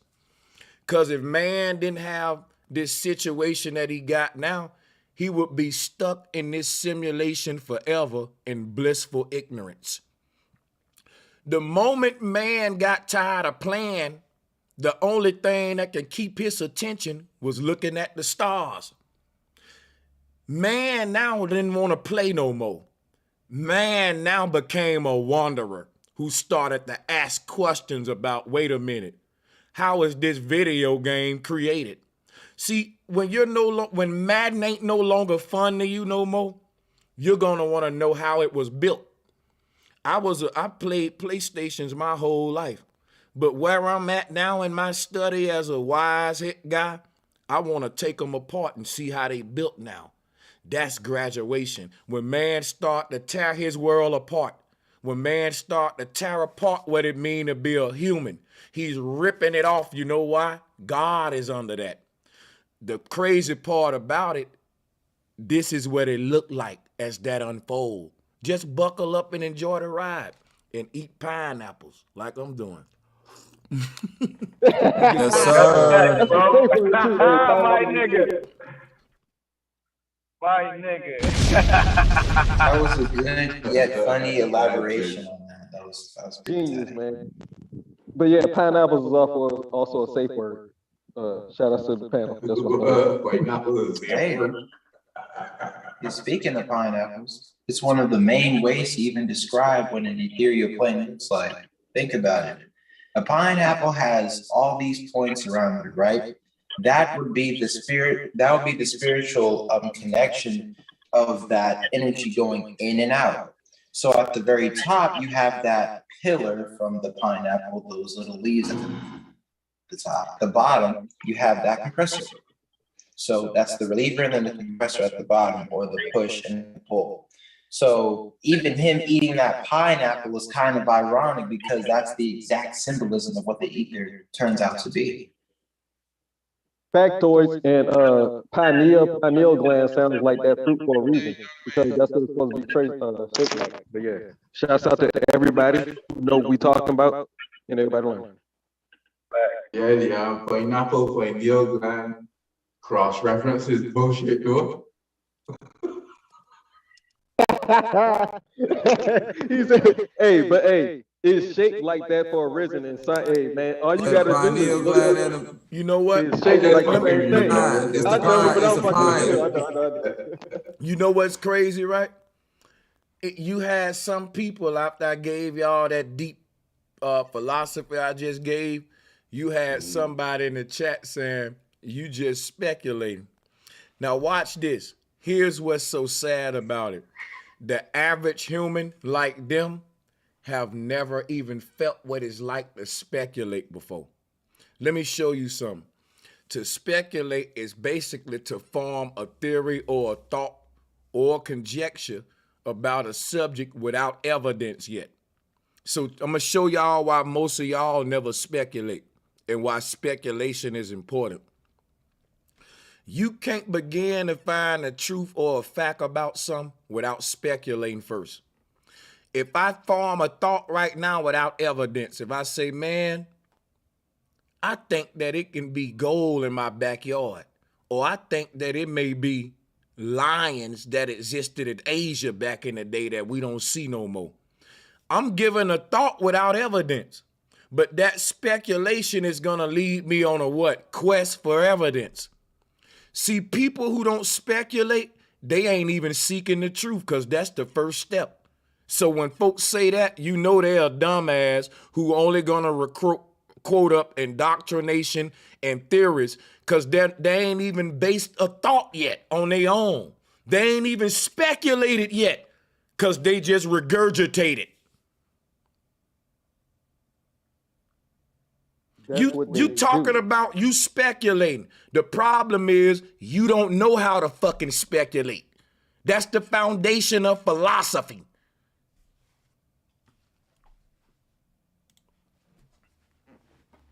My bad, man. Go ahead.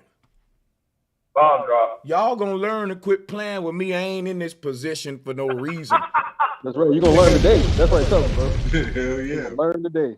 Gray sweatpants. They don't learn today, they'll learn tomorrow. They don't learn tomorrow, they'll learn days after that. Eventually, that's right. We got years. You know, the mind do that because it want to be. It's just a safeguard. You know what I mean? It's like, look, you know, I gotta keep this reality safe. It'd be the motherfuckers that don't even want to know. For me, I'd be like, shit. It's motherfuckers who, because they know that we are in the position that we are in, as far as the oppression and motherfuckers being stuck in this challenging position, they so like far gone and hopeless that they don't even waste their time trying to figure shit out no more. They just rather just leave it to niggas like us who actually take the time to do that shit, and that's the shit that be going me. It's like, wow, you motherfuckers have gotten that low of hopelessness to the point where y'all don't even speculate, y'all don't even think or even want to know what makes the reality the way it is around you. And Q, and look, I'm gonna say this and fall back right and enjoy my pineapples because look, PR Corey said something real. He said people need to never pass off speculation as facts. Here's the thing. When I talk about us having a soul that's infinite, that's me speculating because I ain't got the evidence of that. But guess what? Here's the paradox. Speculation is proof of the soul itself. Because you can speculate, it proves the observer, the soul, bomb drop. Y'all, but I'm talking about that's the deepest bomb of the night. They don't get that. That's the deepest bomb of the night. They don't get that. Hold on. They don't drop the bomb on that because that's the whole point. Back when dude was trying to explain this shit about the soul, they don't know where these signals come from. They don't know where the signal where your heart that make your heart beat. They don't know where the signal that make the electrical synapses in your brain go. They don't know where the actual thought come from, like Bro Sanchez come from, the actual speculation, the thought. That they don't know where the fact that you speculating, that thought prove that you got a soul because that's coming outside of what your five senses, air, what the fuck is that? And besides, the meaning behind theory doesn't mean that something isn't true. The actual meaning behind theory means it's just a way of explaining something that hasn't been explained, that hasn't been shown yet. But if you can actually build up things based off of what you learn and connect pieces together, it gives a potential factor behind that speculation. So that only adds on to the paradox effect. Hey, you know point there, brother. You gotta learn to recognize patterns and so on. Like when it comes to the damn, I just forgot my point. Go ahead, bro. Yeah, the imagination understands the imagination. What we imagine imagines us. What we're talking about when we come in consciousness of our reality and when we start to realize what we are and then project outside of that, we have to understand that everything, bro, and everything, honestly, everything we've been researching, if you do the research of what bro been teaching, is based off of the reflection. It's based off seeing that we are a duality, right? From a singular source. And that's what a mirror is. That's why the pyramids of Giza on 11 grid, man. It's on the 11. 11, when you multiply any number by 11, what it give you? That same number times 2, a reflection of itself. So that's why it's built on the 11 grid, because they know about the speed of light. 11 is the key to the speed of light when you equate, when you, all right, you know what? Should I start to the panel?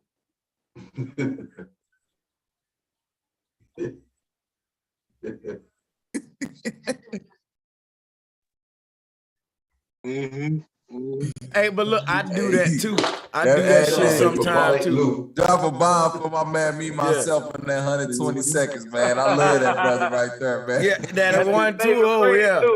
That 120. Give him that 120, boy. You better get it, boy. You got to give it to him. You got to give it to him. You just got to go and give it to him. Bro Sanchez, man. Hey, and I just want to add in real quick, man. I know you don't mean no disrespect, but my name is Calm and Cool. Kome as King of my empire and cool, not calm and cool. But you know what? Let me tell you what niggas' problems is, and I hope you don't take offense to this. Niggas like to spell they shit all these ghetto ways and get mad when you mispronounce it. Like that, the white people ain't trying to be racist. We shouldn't be spelling shit ratchet. Cause you got Coleman cool. Why couldn't you just put calm, C-A-M? You want it to be cool. So that's a price to pay. People gonna misinterpret it because you want to be cool. That's the price you're paying. You want it to be extra. So now you got to tell everybody how to pronounce it now because you wanted to spell it with some hip. So my bad, bro. That's all I'm saying, bro. My bad. Bro. Nah, y'all good, bro. I know, no disrespect, and I definitely see what you're saying. But I was just being creative with my naming, and some people will interpret it like that. So I completely understand what you're saying.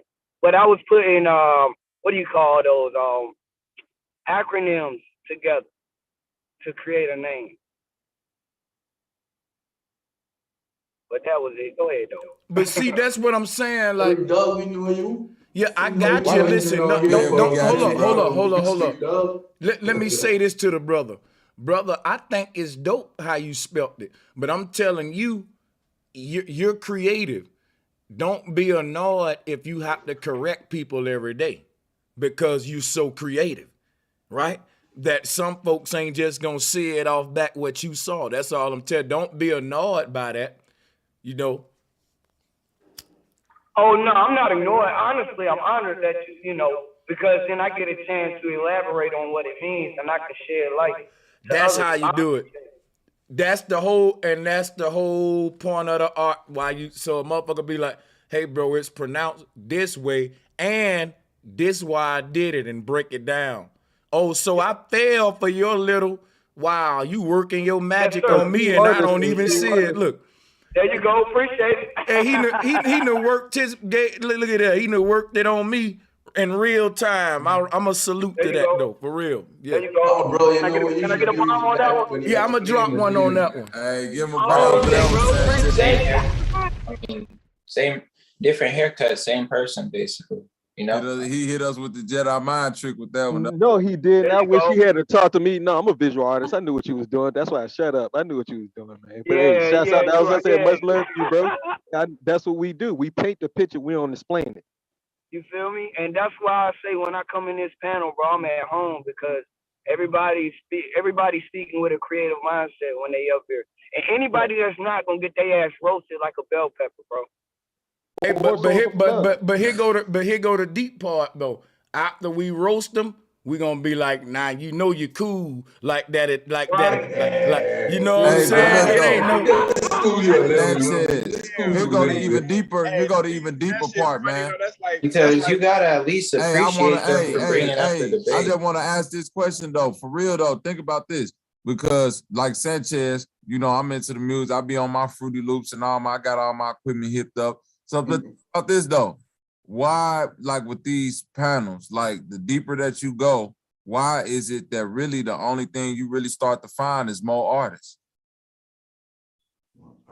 People with that artistic, I think the deeper that you start to go to certain levels, the only you ain't find niggas that's like basketball players. You ain't gonna find lawyers. You ain't gonna find no bro.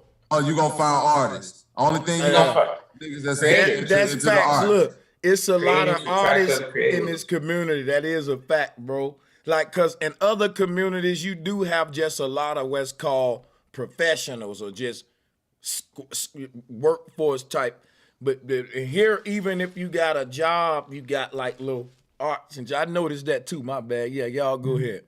You're really attracting creators to the panel. Studio tips, bro. Finna say, I'll link with you on work on FL Studio because I fuck with that shit too on the beat making tip. Yeah, hey, yeah, quality just like that. Yeah, because you know we got the FL Studio. We can go and link it up just like that.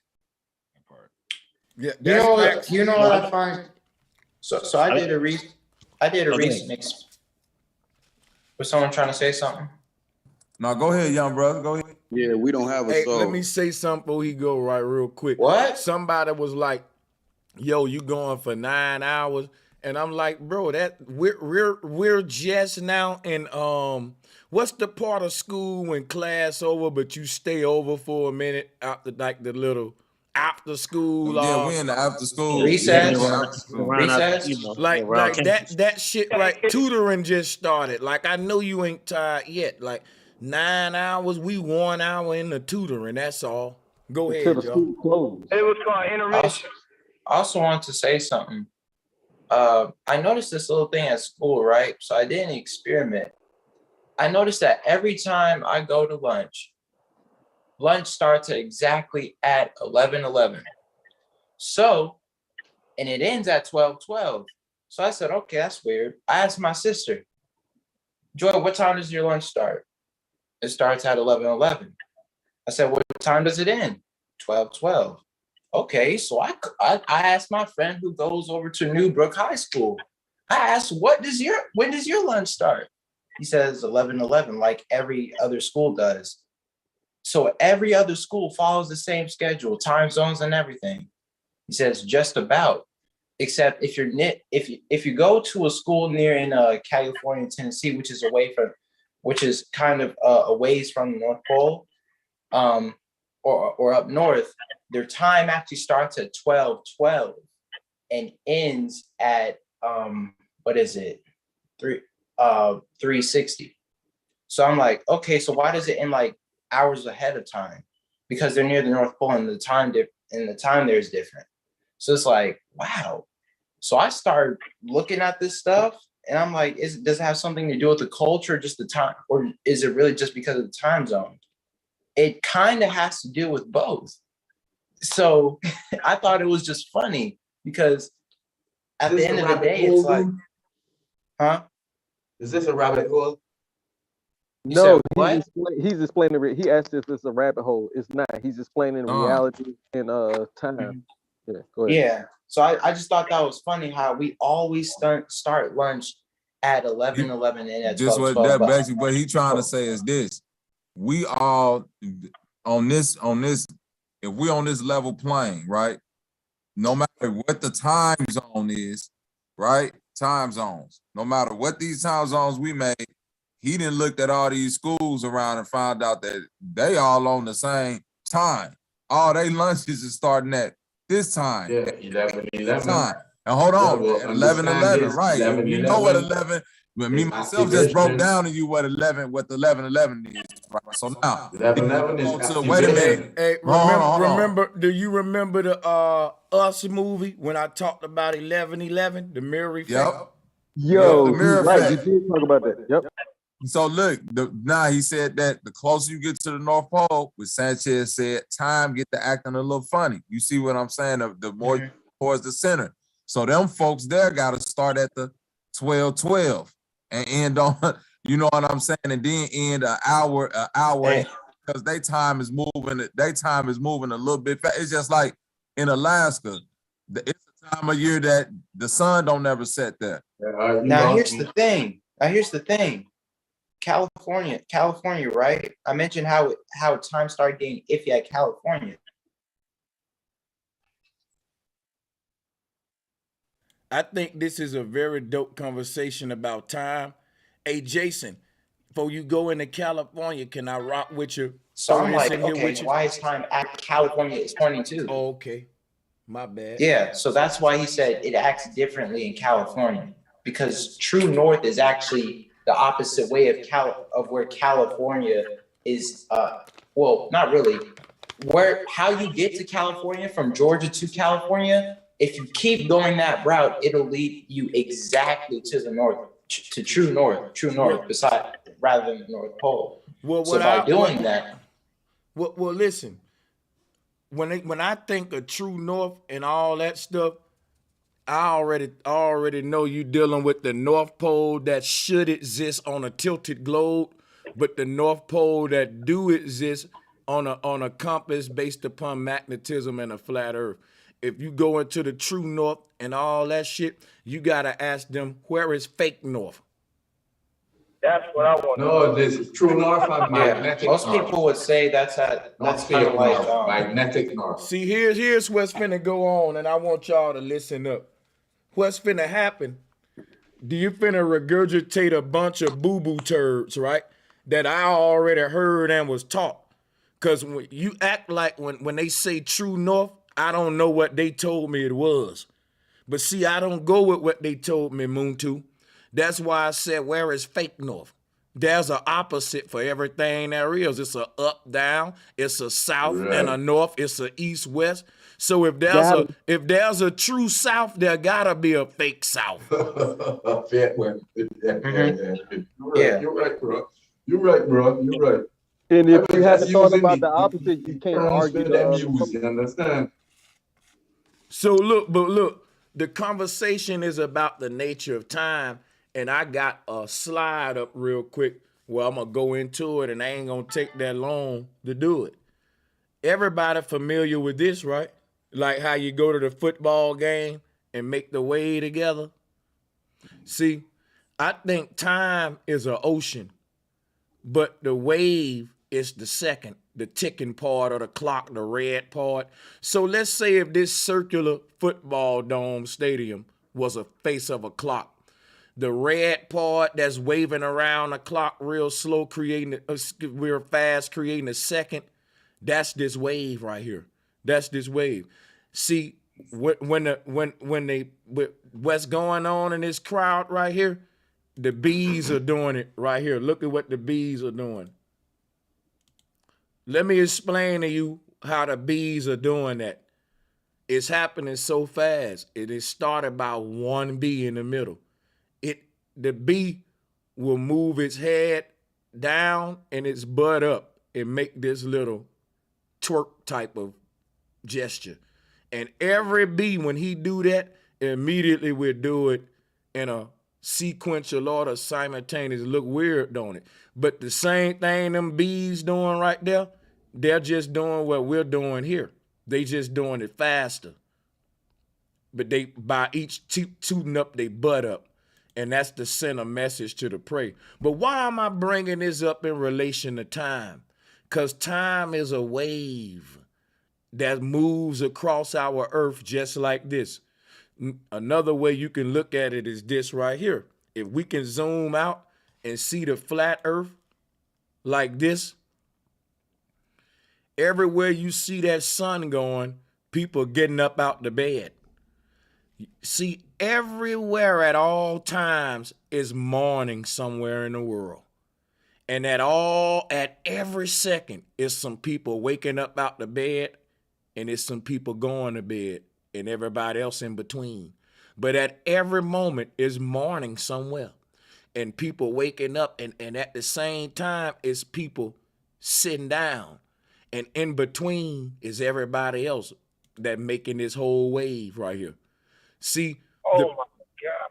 see all what's happening all around the earth. This is what we doing in micro. We making a big wave, sleeping and going to bed with the sun moving like this. We're literally doing this if you can zoom out and see every human on earth with the sun and moon. So time is just a wave that we're all passing in succession, so to speak. We're moving, we're following the path. Like, just say all of us humans is in water, right? The water is time. We're mimicking what the wave is doing. You ever saw humans in a wave pool? This how they look. Time is the water in the pool. That's creating a dimension of time. But the wave passing through the water is the passing of time. We're literally passing a vibratory current. And so time is spent around and around this stadium called Flat Earth. And it's going around the middle. Hey, so bro Sanchez, man, that's Yes, just go so on. crazy how you killing this thing, yo. Hey, so first when you had the flat Earth model up Well, time is circular. where you had the sun and the moon going around, can you hear me? You got you. Okay, you got that part right there, man. So from a top view, it looks like a police light.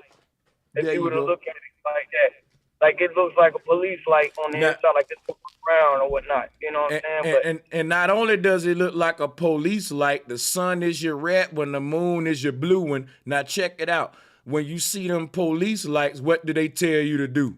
What these people doing? Put your hand up. Put your hands up. Yep. See there? Symbolism. Oh, that shit crazy. Symbolism. The Facts. symbolism in everything we do, man. You can't escape it, bro. You can't escape reality, man. As above, so below, micro, macro. We all know this, y'all.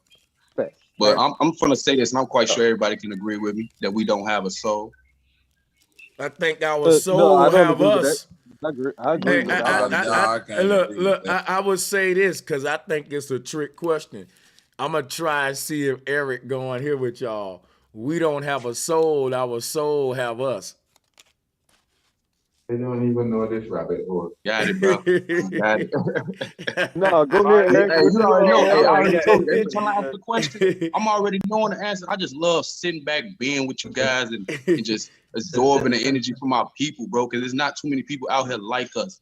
Now we can't talk rabbit about hole is know what fun. it is. People to me. So we all go ahead, y'all. Yeah. Hey, I'm finna say this to all the haters out there who be talking about my bro be reaching, man. Y'all be out here listening to niggas talking about Nibiru, the Nephilim gods walking the earth, you know what I'm saying, playing with DNA, what like y'all do all speculation, and then my bro come with symbols and connecting shit that make the most common sense, and y'all say, dang, get out of here, man. Y'all reaching towards gods that can't nobody reference to, conversations that God had with people that like you just was sitting there with them niggas in the room. Oh, you know what? It just be that the nigga defeat the shit so simple. Like, G, one of the funniest motherfucking examples your ass had was that time bro ass got up here and was talking about Bigfoot, and you was like, well, where's Littlefoot, nigga? Where's Mamafoot? Yeah. But I'm gonna tell you what's crazy though, man. These folks be saying I'm reaching, right? Like you said, you right, man. But the thing is this right here, yo. The reason they don't reach is because to them, talking about like aliens, Anunnaki, Atlantean, and all that shit like that, they're equating mysticism to aha moments. You know how, like, and not to toot my horn, but you see how I just broke this down, and like the way that it hit y'all, right? That's called the feeling that y'all get. It's called resonation. When y'all have that little aha moment, that it resonated with you. Thank you, bro. That mean even if you didn't pull out an equation and go into a long experiment to prove it, nigga, you didn't really got to, because I felt that in my soul, like it spoke to a part of me that I know that's right. That's called intuition. Now, that's why I use symbolism to teach, because I can bypass the bullshit. That's why I say, that's why people say, do you feel me? Because if a person feel me, I don't even got to prove what the fuck I just said at all. Yep. I don't need no, he felt me. Hey, look, listen, if I feel a person, they don't even got to prove shit to me. Like, if I don't feel your energy, I'm not fucking with you. If I feel your energy, you ain't got to prove a goddamn thing to me, nigga. You solid. Like, we vibing. And I've never been wrong about that. That's another term, bro. Like, literally, bro, like when you say you feeling like vibration, you solid.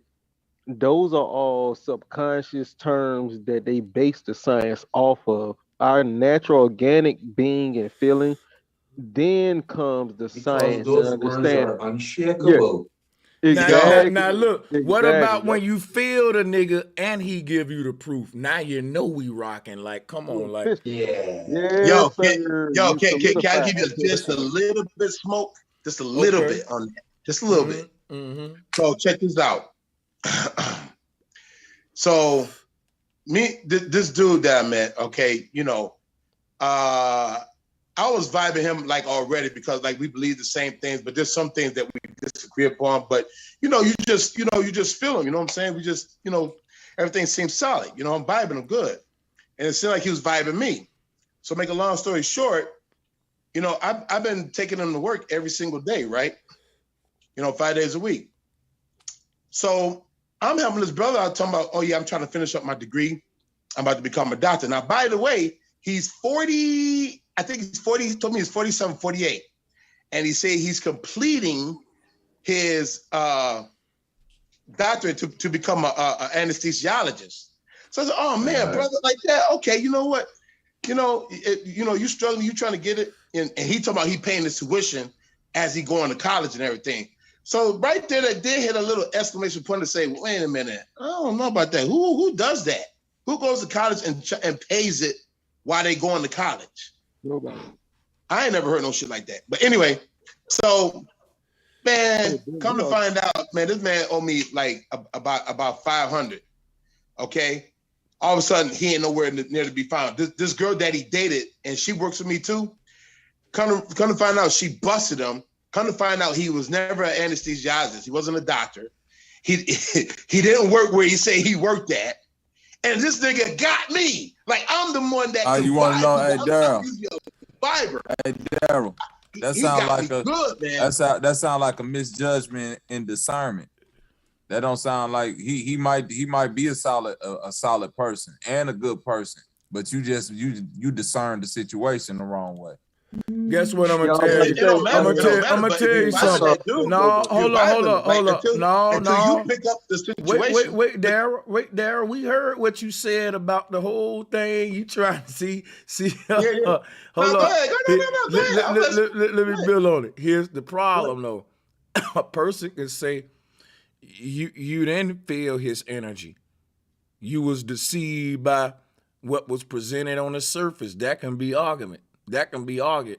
Like, when you say you vibing with a person, like, I will have to ask you what you mean by that, because I'm going to tell you something like this, right? For example, I know when I was coming up that the person I was fucking with wasn't right. Now, they was my nigga, though. Like, I vibed with them, or at least I thought. And I realize now, I had no idea what intuition was. I'm just now learning intuition, which is why my circle is small now. That's why I said once I'm learning intuition, I ain't never been wrong about a person energy. Never been wrong by a person energy at this age. Now here's the thing. The young version of me, I can bring no good motherfuckers to my mama house, and I'm like, in my mind, this my homeboy and shit. Man, my grandma will be over there and she'll tell your ass, come here. That boy ain't no goddamn good. You better leave that boy alone. And you like, grandma, but you don't know this man. And she don't know him either. But she got a feeling, and grandma tell you, that boy don't mean no damn good. Now in my young mind, but damn man, this nigga fight for me and all that. Grandma got to be wrong. And I'm thinking, I'm vibing with this, man. We'll ride for each other. Like that was not what feeling energy was. That's an illusion. That's not what it was. Grandma was tapped into what it was. Thank you. Yep, I agree. I agree with you 100%, Brother Sanchez. Because even my dad, like the kids that I grew up that lived down the street from me, they were in foster homes, right? So my dad never trusted kids that was foster home. He said, "Oh, you be bringing those kids in these house, they'll mess around, rob you, and da da da." I'm like, Dad, but we grew up together. What are you talking about? They wouldn't do that to me. To make a long story short, now I'm a musician. I'm a bass player. I got plays. I'm spoiled too, by the way. I'm spoiled. I got everything. Where the other kids don't even have that much. So when I got robbed for the first time, they went for my bass, my amp, and my PlayStation. They ain't took my mother's jewelry or nothing like that. That, you know, and this is maybe knowing them for 12 or 13 years at this time, and I got. But we can't prove that, who I claim to be my best friend actually did it or not. He never admitted. Now we're 56 now. We're in our 50s now. But I'm just saying, I can't tell you if he did it or not. But my dad. Has he been a person that stole before? Huh? Has he been a person that you ever known to steal from anybody? Oh yeah, he does. Like stores. Okay, like so you just proved my point. All Right, right, wait a minute. Now you're gonna prove my point. Stop right. Hey, Sanchez, I got him. Check this out. Growing up, I'm from the west side of Chicago, bro. With the quality, I had a homie. My granny would tell you, just like Sanchez would tell you. And this homie was a cool nigga, solid for real, to do anything, help your granny, whatever. But guess what? He stole. This nigga had it's like if he came here, he stole your games, he'll steal. So guess what? Granny was like, he could come, he can't come in the house though. Granny will feed him, give him a plate through. You can't come in, bro, because you steal. You see what but if you know that about a person, you steal, my nigga. So guess what? Certain things, I can't have you around because you my homie who steal. If I need somebody to get stolen from, I know who to go get. But if I got some shit to wait a minute, if I got some shit, because look, I might need somebody. I might need it. Hey, look, I might need to go steal. Hey, look, I might need to go steal some of these important research documents. I got a nigga that can get in there and get them shits straight up. Right? So, but at the same time, I know if I bring the new 4K TV in my house and it's an opportunity, that nigga will get me because his nature is stealing, bro. That's what he's doing. Guess what? You know what? Guess what, man? But you say that from a wisdom aspect because you realize that now. But when you in that shit, you know what I'm saying? I realize this at 9. Hold on. My granny told me this at 9. Well, okay. But that's what I was gonna say. I was gonna say because there are. See, you know what? I'm gonna be real with me. I ain't gonna be dogging myself all night. Just one thing I'm saying about myself is sometimes, man, they did call me a sucker though. They saw me coming, man. I was just been say, man, you got heart on your sleeve eyes, man. I could have been that. Listen, they saw me sucker. I'm the same. No, I could tell. Man, listen, man. If everybody in here read that, no, you a good brother. No, for real. Guess what? No. But I know exactly what you're saying, Bobby G. Stop. Quality. Guess what? Niggas like him in the hood, nigga like Daryl, quality will tell you. He got to keep somebody around him that's solid, but that's on the opposite side of you that really got love for you. That's like, bro, my bro is not like that. So if you play with him, you gotta fuck with a nigga. You know what I'm saying? You gotta fuck with a nigga that they want to show you solid love. So if you play with, and you ain't gotta be no street nigga, but I'm saying it's niggas that's like you that got people that's right beside him that's like, bro, don't play with him. He like my heart to me, and if he too good person, he working hard, he gonna help you get it. If you play with him, this was finna happen to you. So Yep. So man, keep it peace and so when how we get on that, but we were talking about energy and feeling energy, but also we was explaining like the nature of time and how it's a wave and all that. But just to bring it all back home, I'm gonna end with with the screen share with this. The reason I put this beehive up, cause the way these bees making that wave, I'm just was trying to compare to Thank you. how Yo, bro, thank yeah. you. Yeah, that's I forgot. The Higgs boson field, like you already know what I'm talking about, like the actual CERN, the hydro collider. It's called that for a reason because it's colliding two hydrogen particles together to create the same nuclear fusion that hold on. This shit is hot. All right, the same hydrogen and helium is the fusion that the sun creates. They've been trying to recreate that and synthesize it here on Earth, and that's the greatest like energy system that we can come up with. But they're not giving that to us now. They keep selling us fossil fuel energy. Well, Like look. we go to the oh no, all right, my bad. Let me clear that up. Well, you good. I want you to tie it back in because I'm trying to go back. To the I'm actual trying jump. Yeah. to the Yeah, time absolutely. how time is. Let me show you what I mean real quick. All right, Like go ahead, the I whole. got something for you too, bro. When you're done on that exact subject, go ahead. Yeah, I got one after you too, bro. All right, that's what's up. Because look, I'm about to go deep with this shit with the magnetism. Like, so when you look at what's happening with these people in the crowd, I'm finna show you how this look with magnet shards on the table. You'll see some real quick. So if you take these magnet shards and you spill them on the table, first of all, they'll organize themselves to make a magnetic energy field like you see right here. But look, the crazy thing about it, as you move the motherfucking magnet, you will shift the energy field, which means the part that's raising up in the middle right here, because everything else laying down, right? These two pieces right here where it's spiking up at, if you move that, the shards won't move, but the pattern will move. Like if you was to just move this magnet, that same pattern will move all over that flow where the shards at. But the particular shards that left away from the magnet, they'll just fall back dead, so to speak, how they are. This whole thing will leave a trailway like a footprint that look like somebody walking on these shards as it moved the magnet, right? But the thing what I was pointing out is humans are like the metal shards. As the magnet move around, when it's above your shards, they stand up. And when the magnet move away from you, you gradually lay back down. That's what I was saying about time on this earth. All the humans are like metal shards. And as the magnet rotate, they stand up and fall down. We respond to the sun and moon like we're metal shards. And it's like the sun and moon is the magnet. And I think that's interesting because we all want to get up in the day and lay down at night. And we got a lot of iron in our body. And if a magnet is above us moving like that, that iron will give us weight and sleeplessness and tiredness. And when the magnet leave away from you, you'll want to nighttime, you'll want to lay down.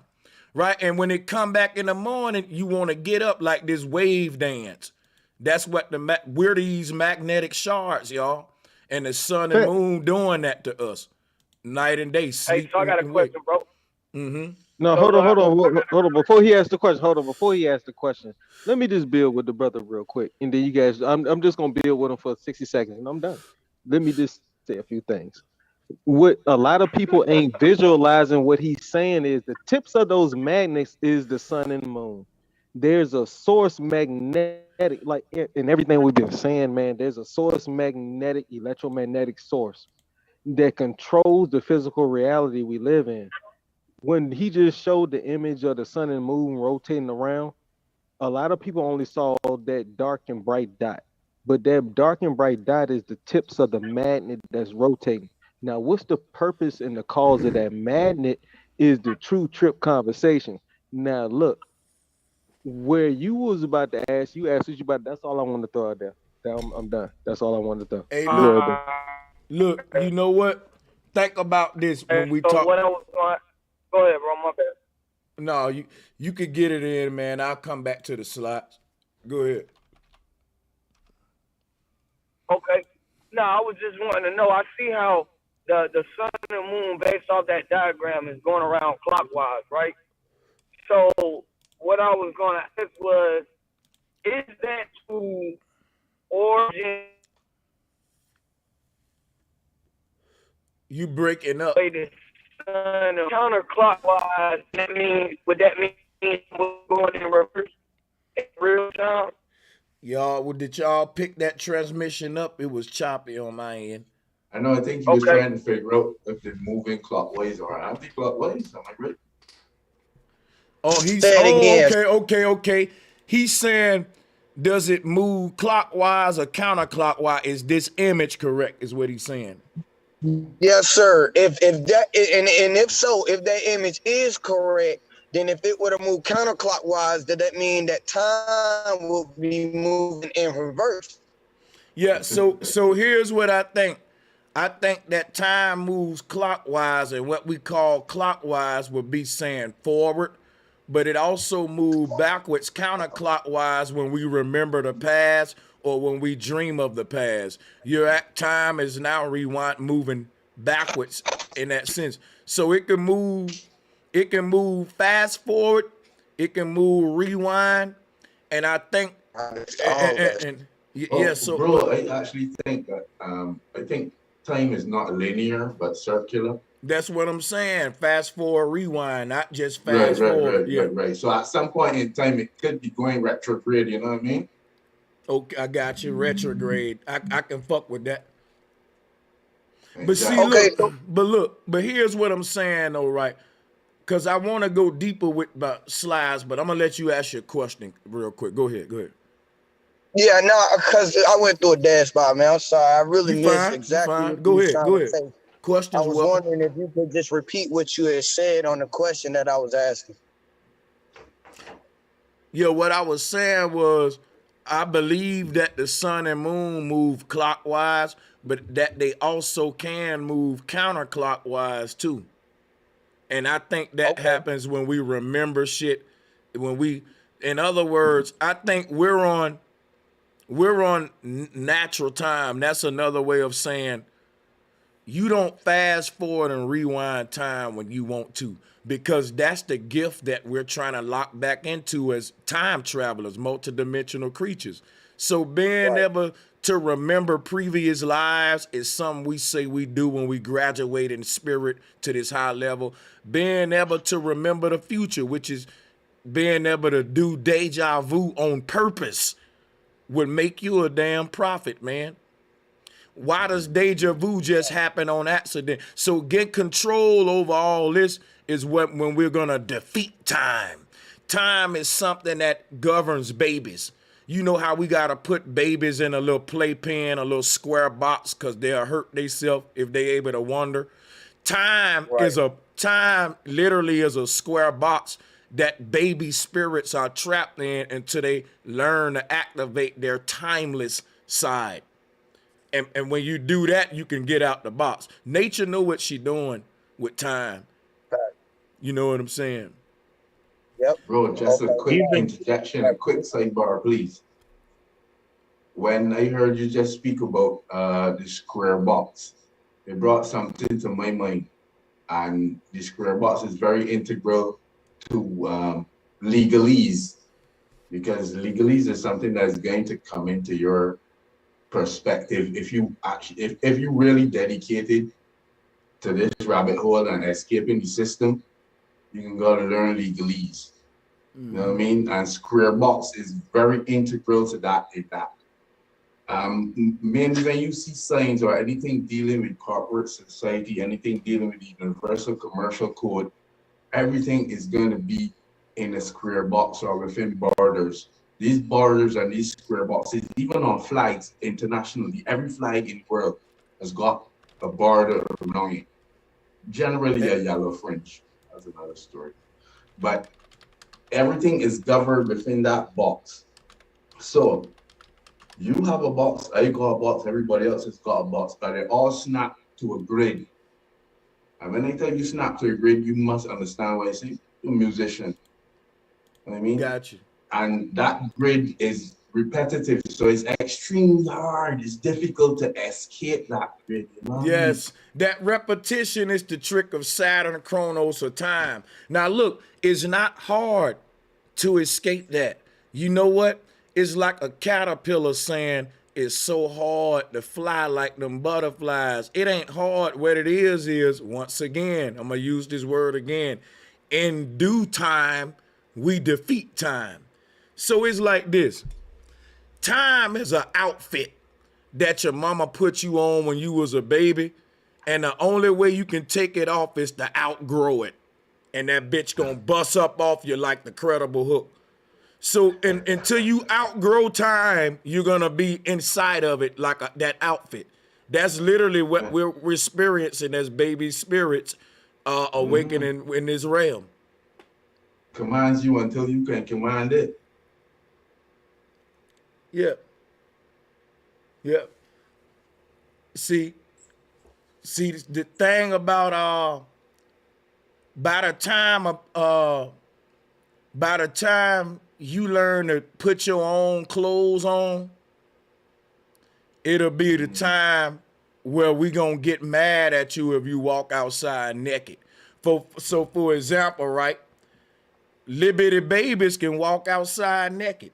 Ain't no adult gonna say nothing. That's a little baby, right? We expect them to have on what, a pamper, naked most of the time. But look, once that baby learn to put clothes on, we gonna say, boy, put some clothes. That's kind of like this time thing, like putting the clothes on. Make sense, bro. Make it make sense. Yeah, like time is an illusion that like I gave with the baby example.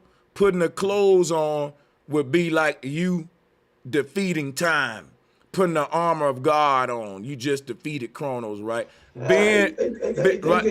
Now look, now listen. Being naked means not being aware to the fact that time don't exist. If you don't know time don't exist and you think time do exist, time will exist to you. And that's what makes you a baby trapped in the Chronos trap. The more we wake up, the more we get rid of our perception of time. And that's the whole battle between man and Chronos. Each one grasping the concept. Because look what we're doing. What we're saying is the opposite of time is infinity. No one gonna grasp infinity overnight. The paradox is that it even takes time to understand something that's timeless. You know what that reminds me of a saying, man? You listening?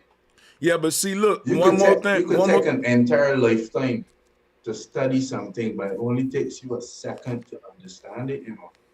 That's it. That's it, because it's like,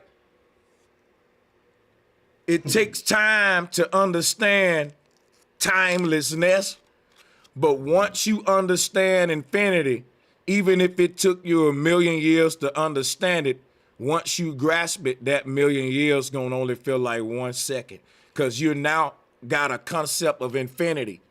It's like, no matter how much time it take you to defeat time, the moment you grasp this concept, it won't even matter.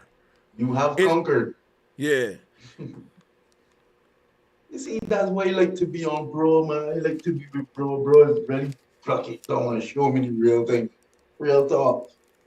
Respectfully, you hear? Respect up to the whole panel, Hey, too, look, you know what I mean? let me show you, let me add something else to it, right? Watch this. So here go the holographic universe, right, that we live in. Now picture the sun and moon above this thing. And at all times, one part of this holographic reality got the sun, one got the moon, right? Just going around the top, just like that, right? Now check this out, though. Hold on. Now, in our simulation, time is what gives the concept of growing. So if you see a building starting on a foundation, as the sun and moon turn and turn and turn, you will see that building get taller and taller. Or if somebody put a seed in the ground from this view, we'll see this thing turning, and as it turns, the seed will get bigger. Now I'm bringing all that up for a reason. Here go the reason right here. If you think about it, this is more proof of a simulation theory, and here's where I'm about to go deep. Time is like when you play a video game and it's loading or buffering, and so like if the people on Earth is moving on, they just say that everything we do, building a building, growing a tree, in a video game, just say I wanted to introduce a tree into the game. The computer would say loading, and it'll load the tree up real slow until it's in the game. And that's like when you throw a seed in the ground, the computer take turn to load that seed into a tree. So like when you say type in load the tree into the computer and hit enter, that's the seed. When you type that, just say you on a computer, right? And you programming a video game and you typing in a blank box, tree or whatever, to load in there. Typing tree in that blank box and hit enter is like putting a seed in the ground, and then the computer over time load the tree. Now, depending on the computer power, show how long it take to load that tree. If you got a computer that's fast as fuck, the moment you hit enter, the tree gonna pop up instantly. But if your computer's slow as fuck, it's gonna take so long for that tree to load, man, after I typed it in. And I'm telling you, if what I'm saying true and we in a simulation, you know how long it take a tree to grow. It make me think that the computer we're in is so fucking old that the ancestors say y'all need to get out of that. Time moving so slow in that bitch. Like, think about it. Maybe there's a world out there. Soon as the seed hit the ground, there go the tree, and that's like the real world, advanced computer that's processing this good simulation. So what I'm saying is this: when you look at the sun and moon going around the earth like that, think of it like this: loading. Each day, a tree getting bigger and bigger. We're in a computer, and a computer is loading the goddamn, each day it's updating as it loads this simulation. In other words, this motherfucking creation is so big that it's taking it forever to load, that it'll never reach a point where it fully load. Let me show you what I'm telling you right here. This is the Ouroboros right here, chasing his own tail forever. This would be like you telling a computer to do an action that requires so much computing power that the shit gonna be unfolding and loading forever from the point that you hit enter and you entered this earth. We entered when we hit enter, right? And that's what I'm saying. Now it's been loading ever since. Loading, we can't undo it. Like, once this start happening on your computer, you got to do a cold stop or task manager or something and just stop loading that shit. But that's kind of like what this Big Bang is, or this Ouroboros is chasing his own tail. It's a constant transformation. Each day, transformation, loading, just like a computer. Each day, some of that shit will be revealed little by little. And that's the nature of time in this world. We even say it's something new every day. But yeah, go ahead. I'm sorry. Yeah, go ahead. When it comes to like the CERN thing, when it comes to negative, positive, duality, everything that we've been talking about, when you put it all together, like the question we was answering earlier, and that you finished up real well, like, with CERN predicted to like be completed in 100 years or however it's supposed to be, and when you look at the evolution of our consciousness now, how we all kind of, even you're almost to the point where you know what you know and you got all the answers. You're not quite, but my thing is now, if you project the consciousness where we at now, 100 years, is it that really that's what's going on, is just part of the process that's going to take us to that next layer. That's going to take us to that that next evolution. Because once we know all, then really what else are we doing other than just we'll never know all. What'll happen is we'll know all there is to know in one particular classroom, then we'll go to a next class. The next class is just saying a whole nother experience after this human experience. And that's what's happening right now. We move into another class. We're going to keep graduating forever. We'll never complete this school. Yeah, well, bro, according to the metaphysicists and so on, we have entered the Aquarian age, and we like a minute past 12 now, if you could understand what he's saying. And the Aquarian age is really the age where enlightenment comes to man. And I mean, really and truly, it is happening. So can we believe this? Is this a myth? Can we believe this? Everybody seems to know something these days, you know what I mean?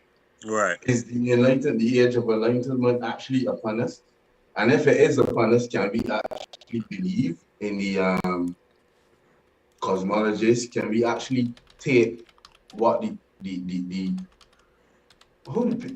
zodiacal scientists, the people who deal with astrological charts and so on, can we take what they say to be of some significance within the whole spectrum of things? Open question to anybody. What was that question? Sorry. Go ahead. He said, can we take these people serious because we see the things happening for real in real time, but we know not to believe the scientists that tell us and give us these signs and symbols in the sky. We really know what they mean. In other words, can we trust them because they have some significance we see? I'm gonna tell you how you do this, because at this point we too woke to have these kind of bills. But if you take this advice, you'll never have to ask that question again about trust and the people in power, or even go there no more in your life about nothing like that. This is how you look at it, right? Anything they say they gonna do good for you, don't believe them. And anything they say they gonna do to fuck you up, definitely believe that. They done kept every promise on that. And simple. You never gotta ask that nothing like that again. Just trust me on that one. Yo, I was just literally talking to my people about this shit. I was just saying when Ali, I think, was on, he was talking like the other day because I missed a few jumps. He was like, yo, whenever our government say these the bad guys, no, they kind of the good guys, just have that mindset when you go into your research. What he said. That's like if they be like, we gonna raise gas prices tomorrow. I'm not gonna doubt that shit. If they don't, I'm gonna be shocked as fuck. I'm gonna believe them on that. But if they be like, we gonna lower gas prices tomorrow, I'm gonna be, please, nigga. So I mean, with that, I'm so simple-minded when it come to trust and the people in power. You don't even gotta think deep, no sacred geometry. A child can figure this one out. So yeah, let's move on.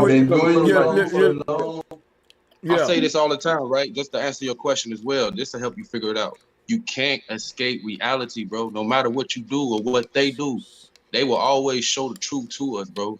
No, I think you need physicality, not reality. You need physicality. You just have to be able to see it, brother. That's all I'm saying. So when you say when you say all the time, man, you can't escape. Yeah, when you say buffering, yo, like I was telling the chat, because I see y'all in the chat, right? Yeah, that's why I put up the Ouroboros. Like when you saying buffering, that's related to the word buffet. And you know he eating his own tail, buffet style. All you can eat, because he'll never run out.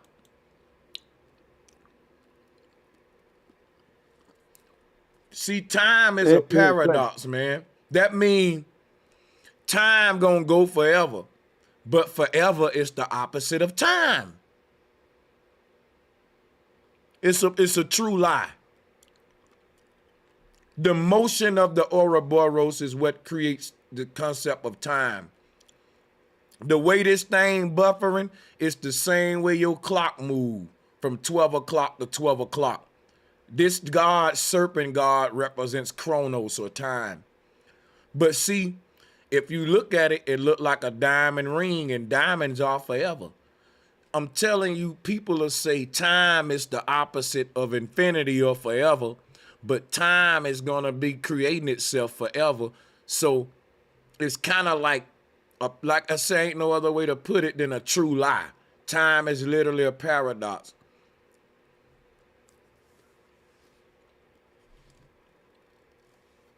I'm sorry, I was thinking about the song. Diamonds are for, but hey, that's the absolutely, we are what we eat, and let's keep on going deeper and deeper, into the rabbit hole. Alice in Wonderland. You are what you eat. Look at what that thing you is want doing. rabbit hole? Yeah, buddy. Yeah? I don't care Anybody what we talk- interested? Yeah, let's just talk. Hey, that thing is eating itself. We are what we eat, right? All right. You are that. You are what you Literally, eat. we're. Okay, But this seems like a topic listen to you what could my opinion throw out is. here. So now, Exactly. We are everything. So if whatever we eat, we're eating what we are. Not like we eat an animal. Be careful how you torture, blah blah. But no, if we're everything, right, and we're the consciousness that begat the light that begat all physical reality, we literally are what we eat. Everything we eat is a piece of us. So that's why we need to be conscious of what we eat. Veganism, pescatarianism, whatever we are ism from birth, it don't really matter. Just understand exactly what's going on. all When you right, I hear understand it, that, then the but balance happens. But yeah, go I ahead, bro. hear that, but I got a Go ahead, rebuttal for OG. that. As in, man is actually able to I'm trying ingest to be a just vegan too. about or almost anything that is produced by the planet, but not the planet, you know, playing by our world, our planetarium, whatever you want to call it. Because any doctor, any homeopathic practitioner would tell you that the difference between poison and medicine is dosage, the amount that you use.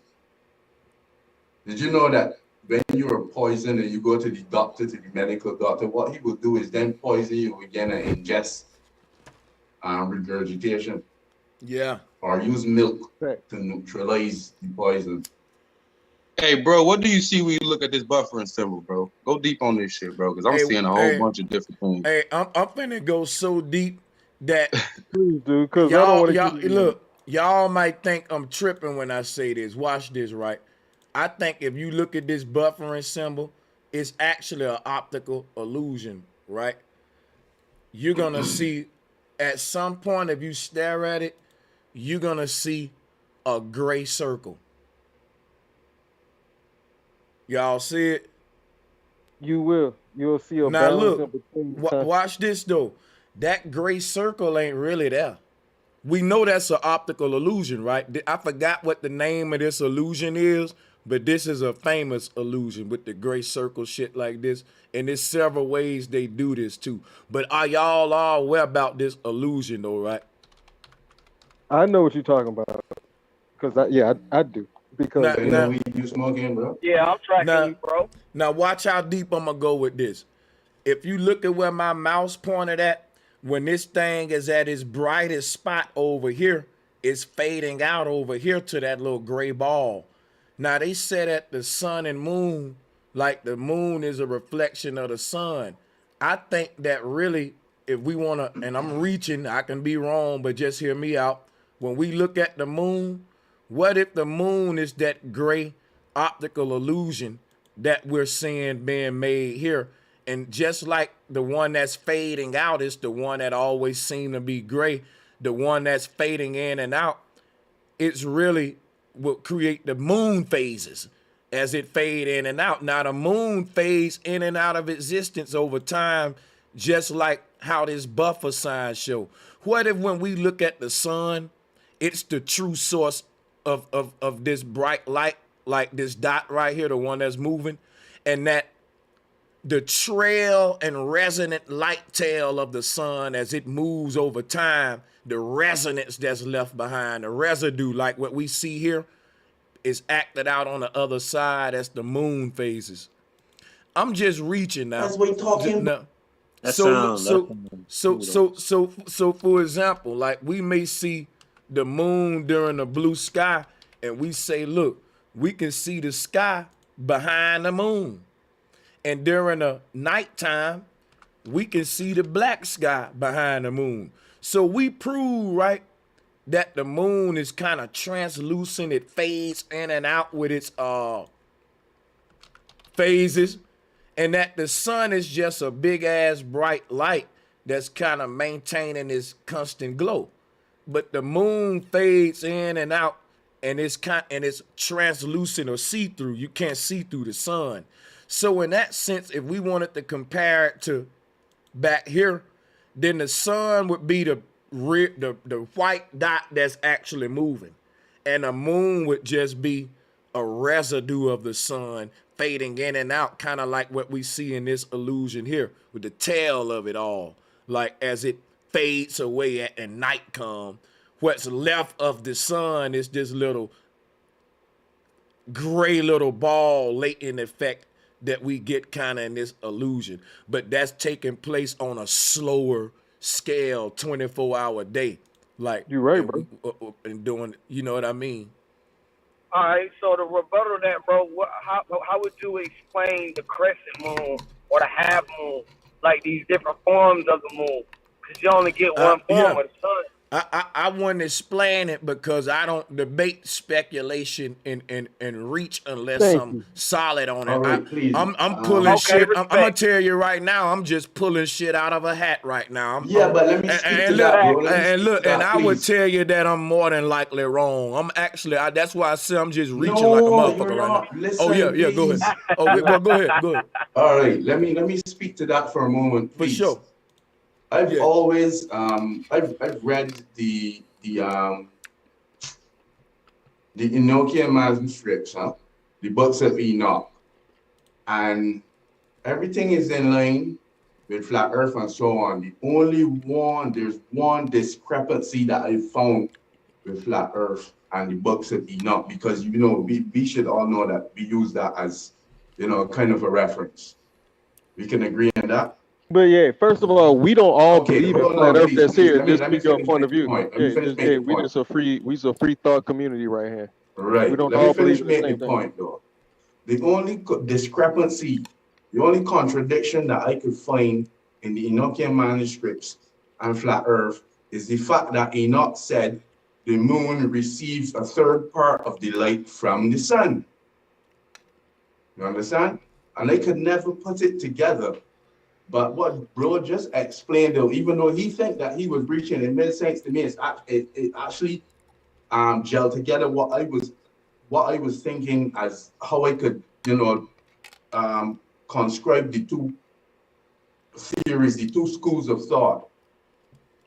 Because my thing is always about the synchronicity and finding the common ground. Hey, you know what? During an eclipse, like during a solar eclipse, what I think people was asking a question like, no, that's not during one of those eclipses, right? They did an experiment where they put a lens on the camera. I think it was Ghostbusters, and they was trying to see what this object was blocking the sun, and they literally detected nothing blocking it. Like who remember this experiment? They had the slides and all that. And I promise you, the new Ghostbuster movie will it predicts so much weird shit that's in the Bible. No, and everything. I'm talking about. I'm talking about. Ketu and Rahu. Yeah. I'm talking about globe busters. Jeranism them. They did an experiment during that eclipse with the lens, and it was like the deepest shit ever, yo.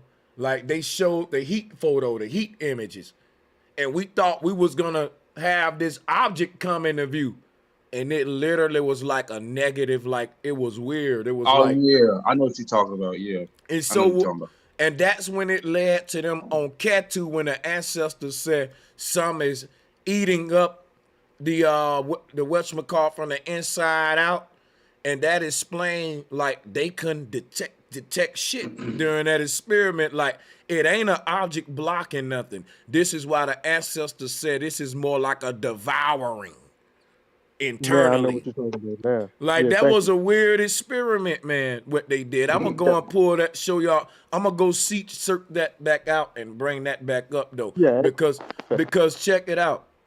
Like, that'll kind of support this little buffering theory right here on Moon 2. You know what I'm saying? Because think about this, right? Here. Yeah, that's why I was going to say it. The buffering seems like residual light. You understand that this is the only way that I could concrete the fact that the moon receives a third portion of the light from the sun, but you know, while the sun moves, it's residual light. That's what I got from what you explained. And you know what's crazy? Like, when we talk about time, time is something that's distributed to us. Like, it's delivered to you by the second, or whatever scale you can scale it down on by perception. Right. So when you talk about the Ouroboros and we get into the word buffet and buffering and how Kronos eats his own tail, because it's kind of like, think about it. You talking about a buffet, right? Then you need a server. And when you talk about a server, that's the part of the computer that will be responsible for distributing time, wouldn't it? Now, here's the part where I need the computer people to help me out. But what I'm saying in this case, time, right? With that, in a computer, time exists inside of our computers, right? And it's just like it's being distributed to our watches and all that. The computers are synced to it. But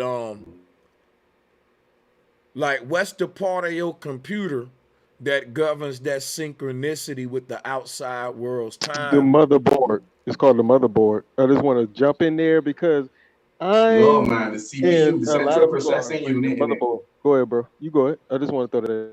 I think it's the central processing unit now, CPU.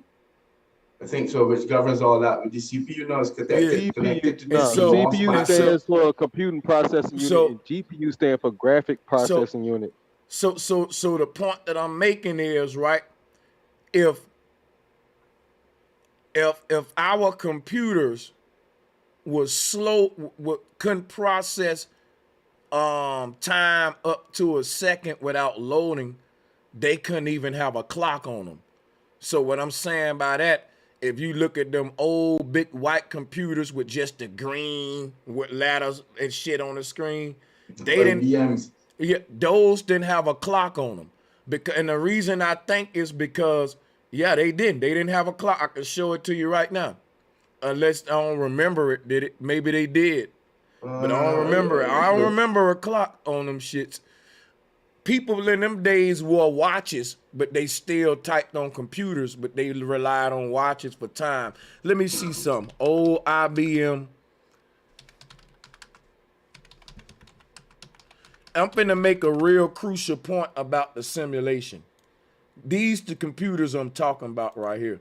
You didn't have these things ain't constantly keep the time in the they didn't keep that shit in the right corner. You feel me? Hey, Moon 2, mute up. Yeah, nah, they keep it in the right corner, bro. You right.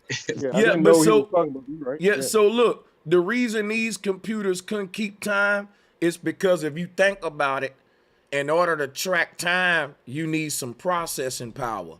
And if the computer that you made, if it take your computer more time than a second to process a second, it ain't even strong enough to process time. You see what I'm saying? So my thing is this right here. For them to speed their computing power up to a level to have clocks on them, that took a minute to get from these to where we at now. But now here's what's crazy when you see what's happening with the computer, the simulation and time and all that. Look, when we speed up time to a level where we able to time travel, we will also have the fastest computers in existence. You know why? In order for a computer Think about it. They say in the future, man gonna live inside of a computer, quantum computers.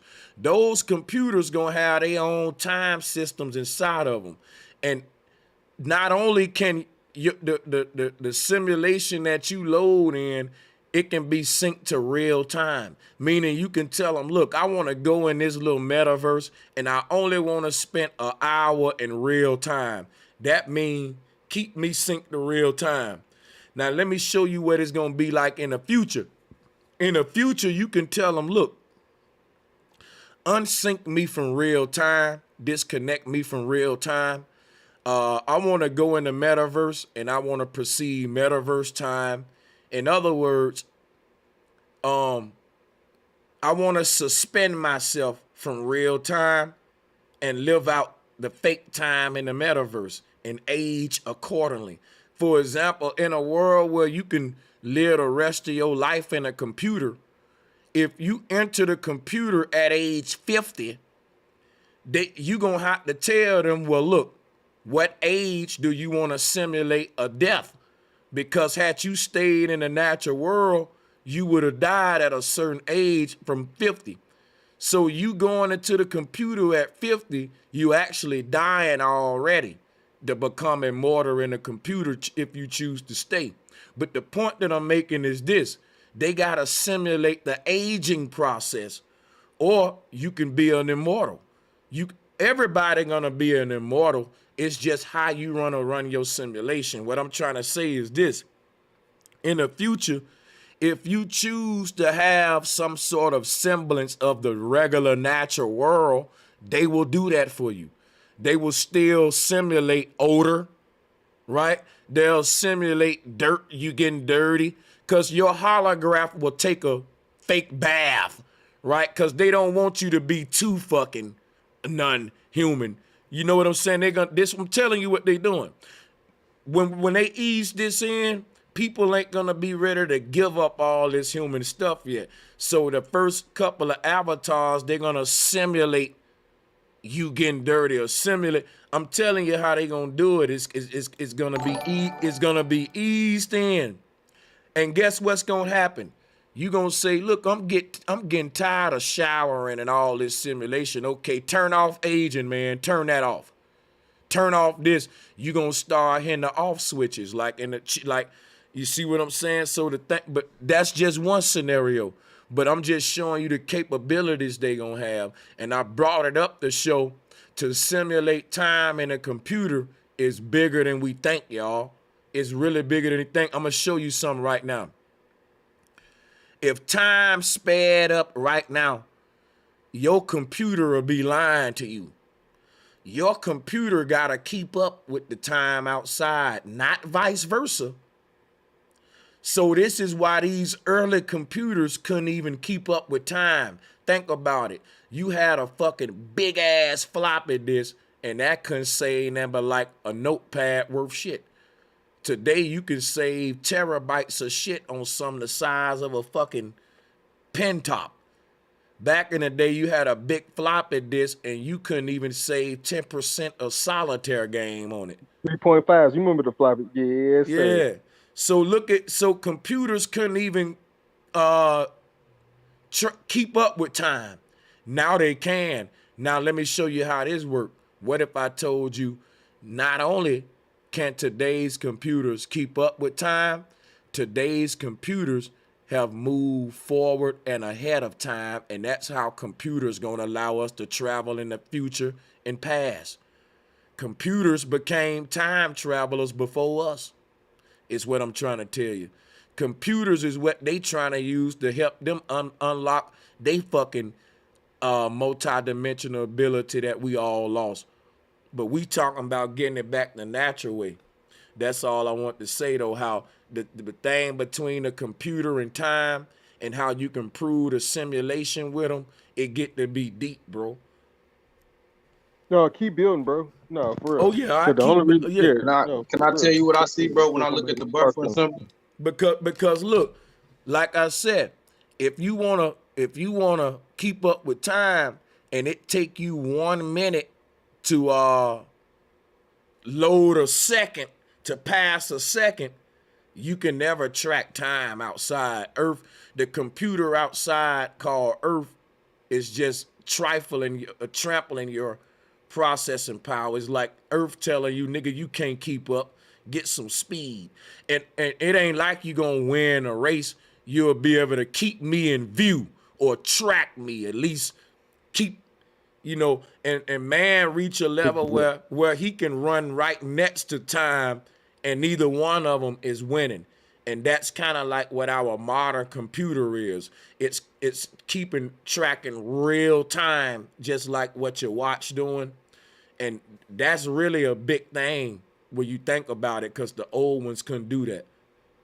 And when you was breaking down the watches, bro, it was tripping me out because I didn't think you knew about watches like that. Like Patek Philippe Pateks, Rolexes, Audemars Piguets, they all record time at the microscopic, the most finite you can get down to the millisecond of the millisecond of the microscopic second of the atomic, whatever they can go, as deep as they can go, as small as they can go with time, right? That's the most expensive watch that they can charge you for.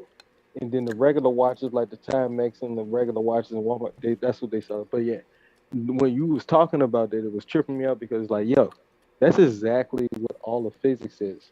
And when you were speaking about the time, man, it's so trippy because we really can't figure out what that is until we understand that it's from a complete source. It's a source pool of like, it's a material that we use to create reality with. That's what time really is. It's not a fabric because fabrics are built. So when they talk about time being a fabric that you can build, what's a fabric? It's something that's been woven together. So that's all from a source. So when the deepest understanding of what time and the actual space-time material is the thought of it. It's imagination is the only medium. Now, guess what? When you say time is not a fabric, that's literally what imagination is. That's why they say you fabricated something. Yep. You imagining it. You know what I'm saying? I didn't even think about that, and I was saying it. Yeah, that's true. So wait, is time imaginative or not?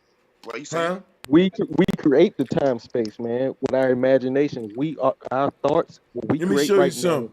now. Yeah, I go ahead. Look, here's the thing.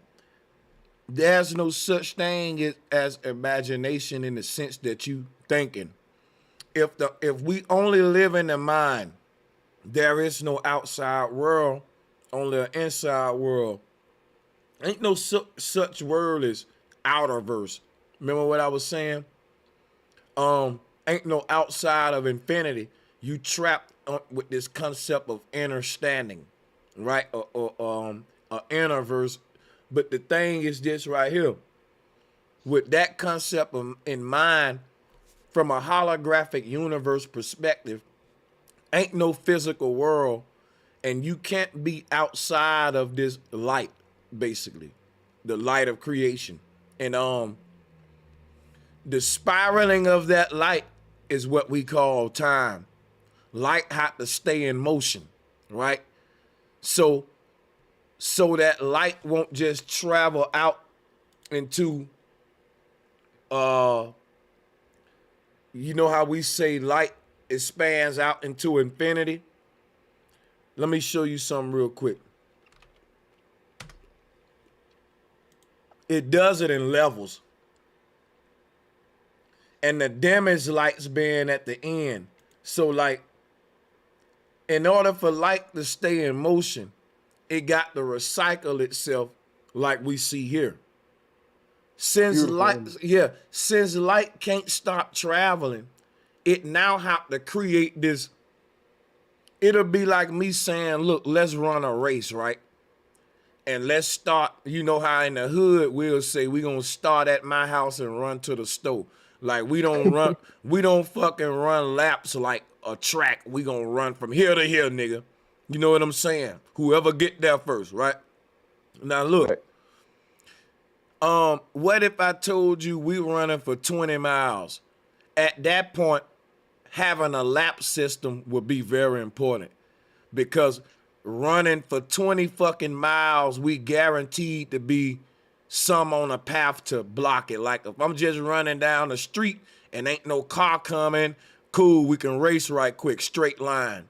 But I never thought about this, bro. but check this out. For 20 miles, it's gonna be so much shit interrupt the race that we might as well go to the loop, the lap thing, and run 20 miles in a circle, and so it won't be in a straight long ass line.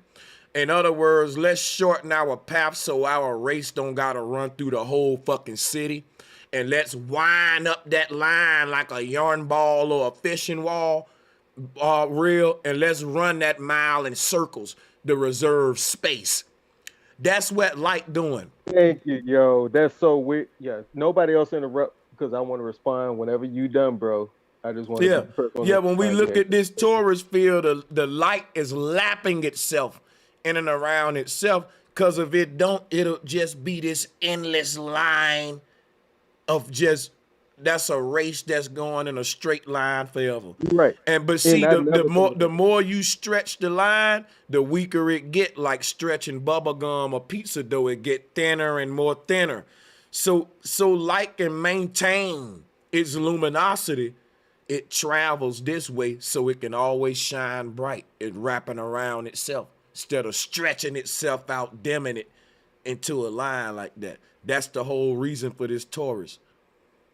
Absolutely. And you know, like how, like real researchers, we'll watch the whole hour. One more thing. Like, this is also the secrets to why man build lights that eventually burn out, but the stars in the sky will never burn out because they empowering themselves. Man, you stop stealing my thoughts out of my brain, man. Come on, man. I need something to start. Yo, stop that. Because that was the only thing. It's like, hey, that's why it's so many individuals, because each individual, each spark is another little mini spark of that. So if you have only one that extends out, of course it's gonna go thin like a bubble gum, like you blow a bubble out and they go. Yo, of course that, and that's why in all science, when you bring that top, I forget what the law is when what you was just bringing up. They can't argue against the fact that each and every single one of us has that in us, their own little mini universal Big Bang spark. And that's why there's no one singular spark, but every individual one is connected to the source. But yeah, I ain't arguing against that, right? Oh no, but you right with the bubble. Like, I was just thinking about how you blow out like any type of bang, any type of anything starts from a source and it gets thin, right? Even if you paint a stroke, like I'm an artist, like I showed y'all to paint the fruit I painted. When you dip your paintbrush into the ink or the pigment, right, and then you put it on the canvas, whatever the source medium is, and then you stretch it out, it's going to thin itself out. But imagine if there's multiple billions, about 100 of billions of these spark touch points where the paintbrush starts and then spreads out. Then that blows physics minds out of the fucking water, and they can't comprehend that that's inside of us.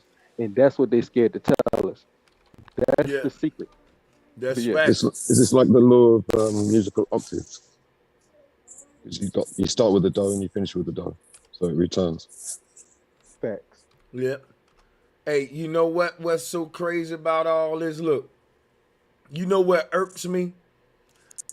This shit right here, man.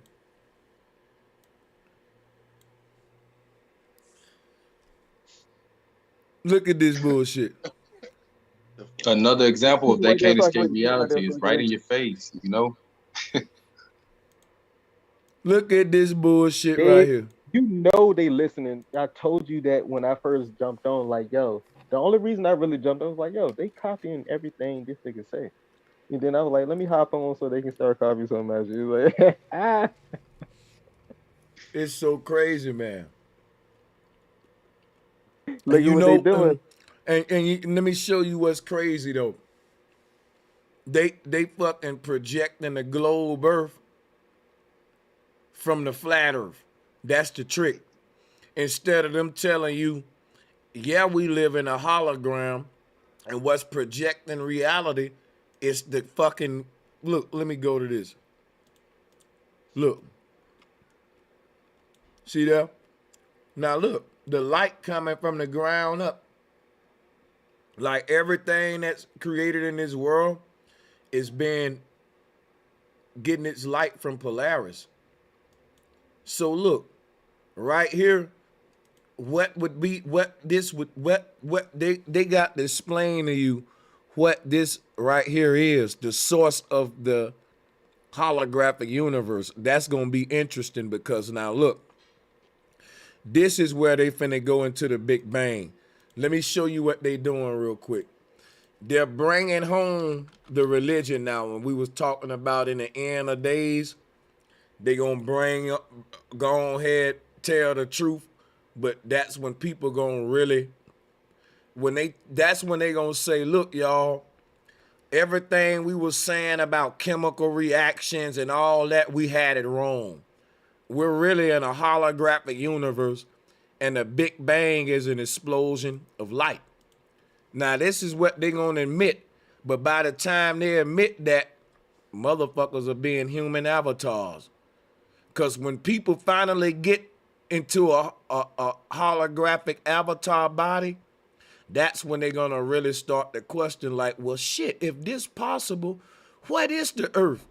And they can't even lie about physicality no more once we holograms. Like, they got to start slowly admitting the truth now as they bring in this damn holographic reality.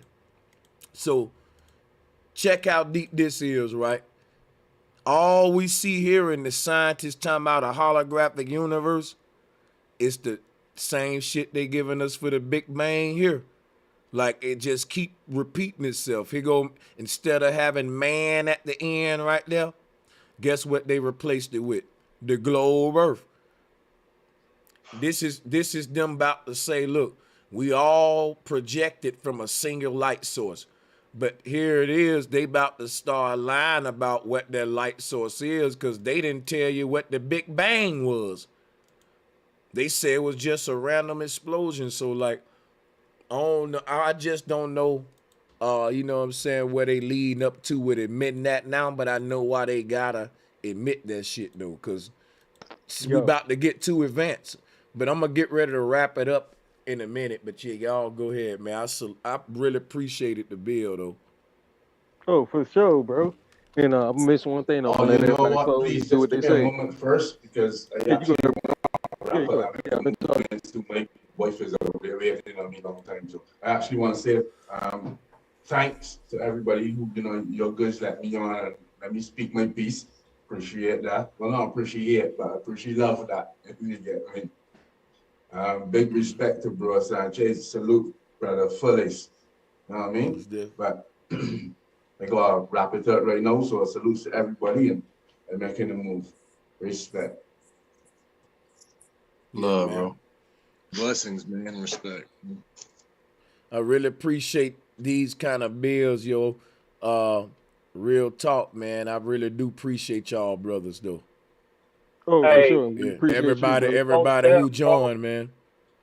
Most there, bro. Hey, I appreciate everybody on the panel, man. Appreciate you, bro Sanchez. Hey, if I had to voice an opinion, I would say tonight was one of the best debates, panel shows that you've had so far since I've been watching, man. It's been juicy, a lot of meat.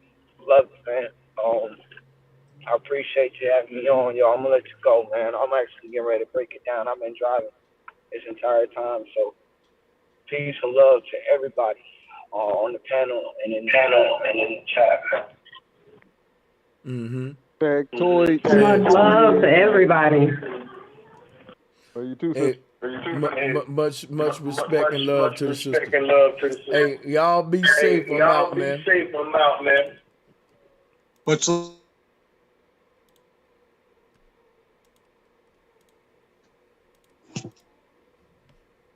Appreciate it, everybody. Most definitely. Y'all be safe. So, hey, check this out, y'all. I will be going live soon to talk about this article because I never did go deep into this because it's on the next part that I got for y'all. But listen to me. I'm going to go so deep with this to read all of this to y'all and break it down. It's going to really be a good stream. All right, I appreciate everybody that supported the show. I know, I'm passionate about this stuff. That's why the stream was so long. Shout out to Paul Baldwin, Gloria, Miguel Gonzalez, Trey Monique, Benny Glenzie, Leonardo, Blair Gatson, Aaron Cantley, Nat Cone Cole, Wuan, Malik Rahim, and Shadell Doss. Thank y'all so much for the donations. Appreciate the cash apps. I do read all of these cash apps and I reply to them too. But I'm just rushing my way up out of here now because, it have been 11 hours. But salutes to the Patreons and salutes to the PayPal donors. I'll see y'all in the future. We're going to be going deep on this holographic universe. Share the channel. Let's get the message out there. This is the knowledge of Aquarius that need to go viral. So let's be water bearers. Peace and much love.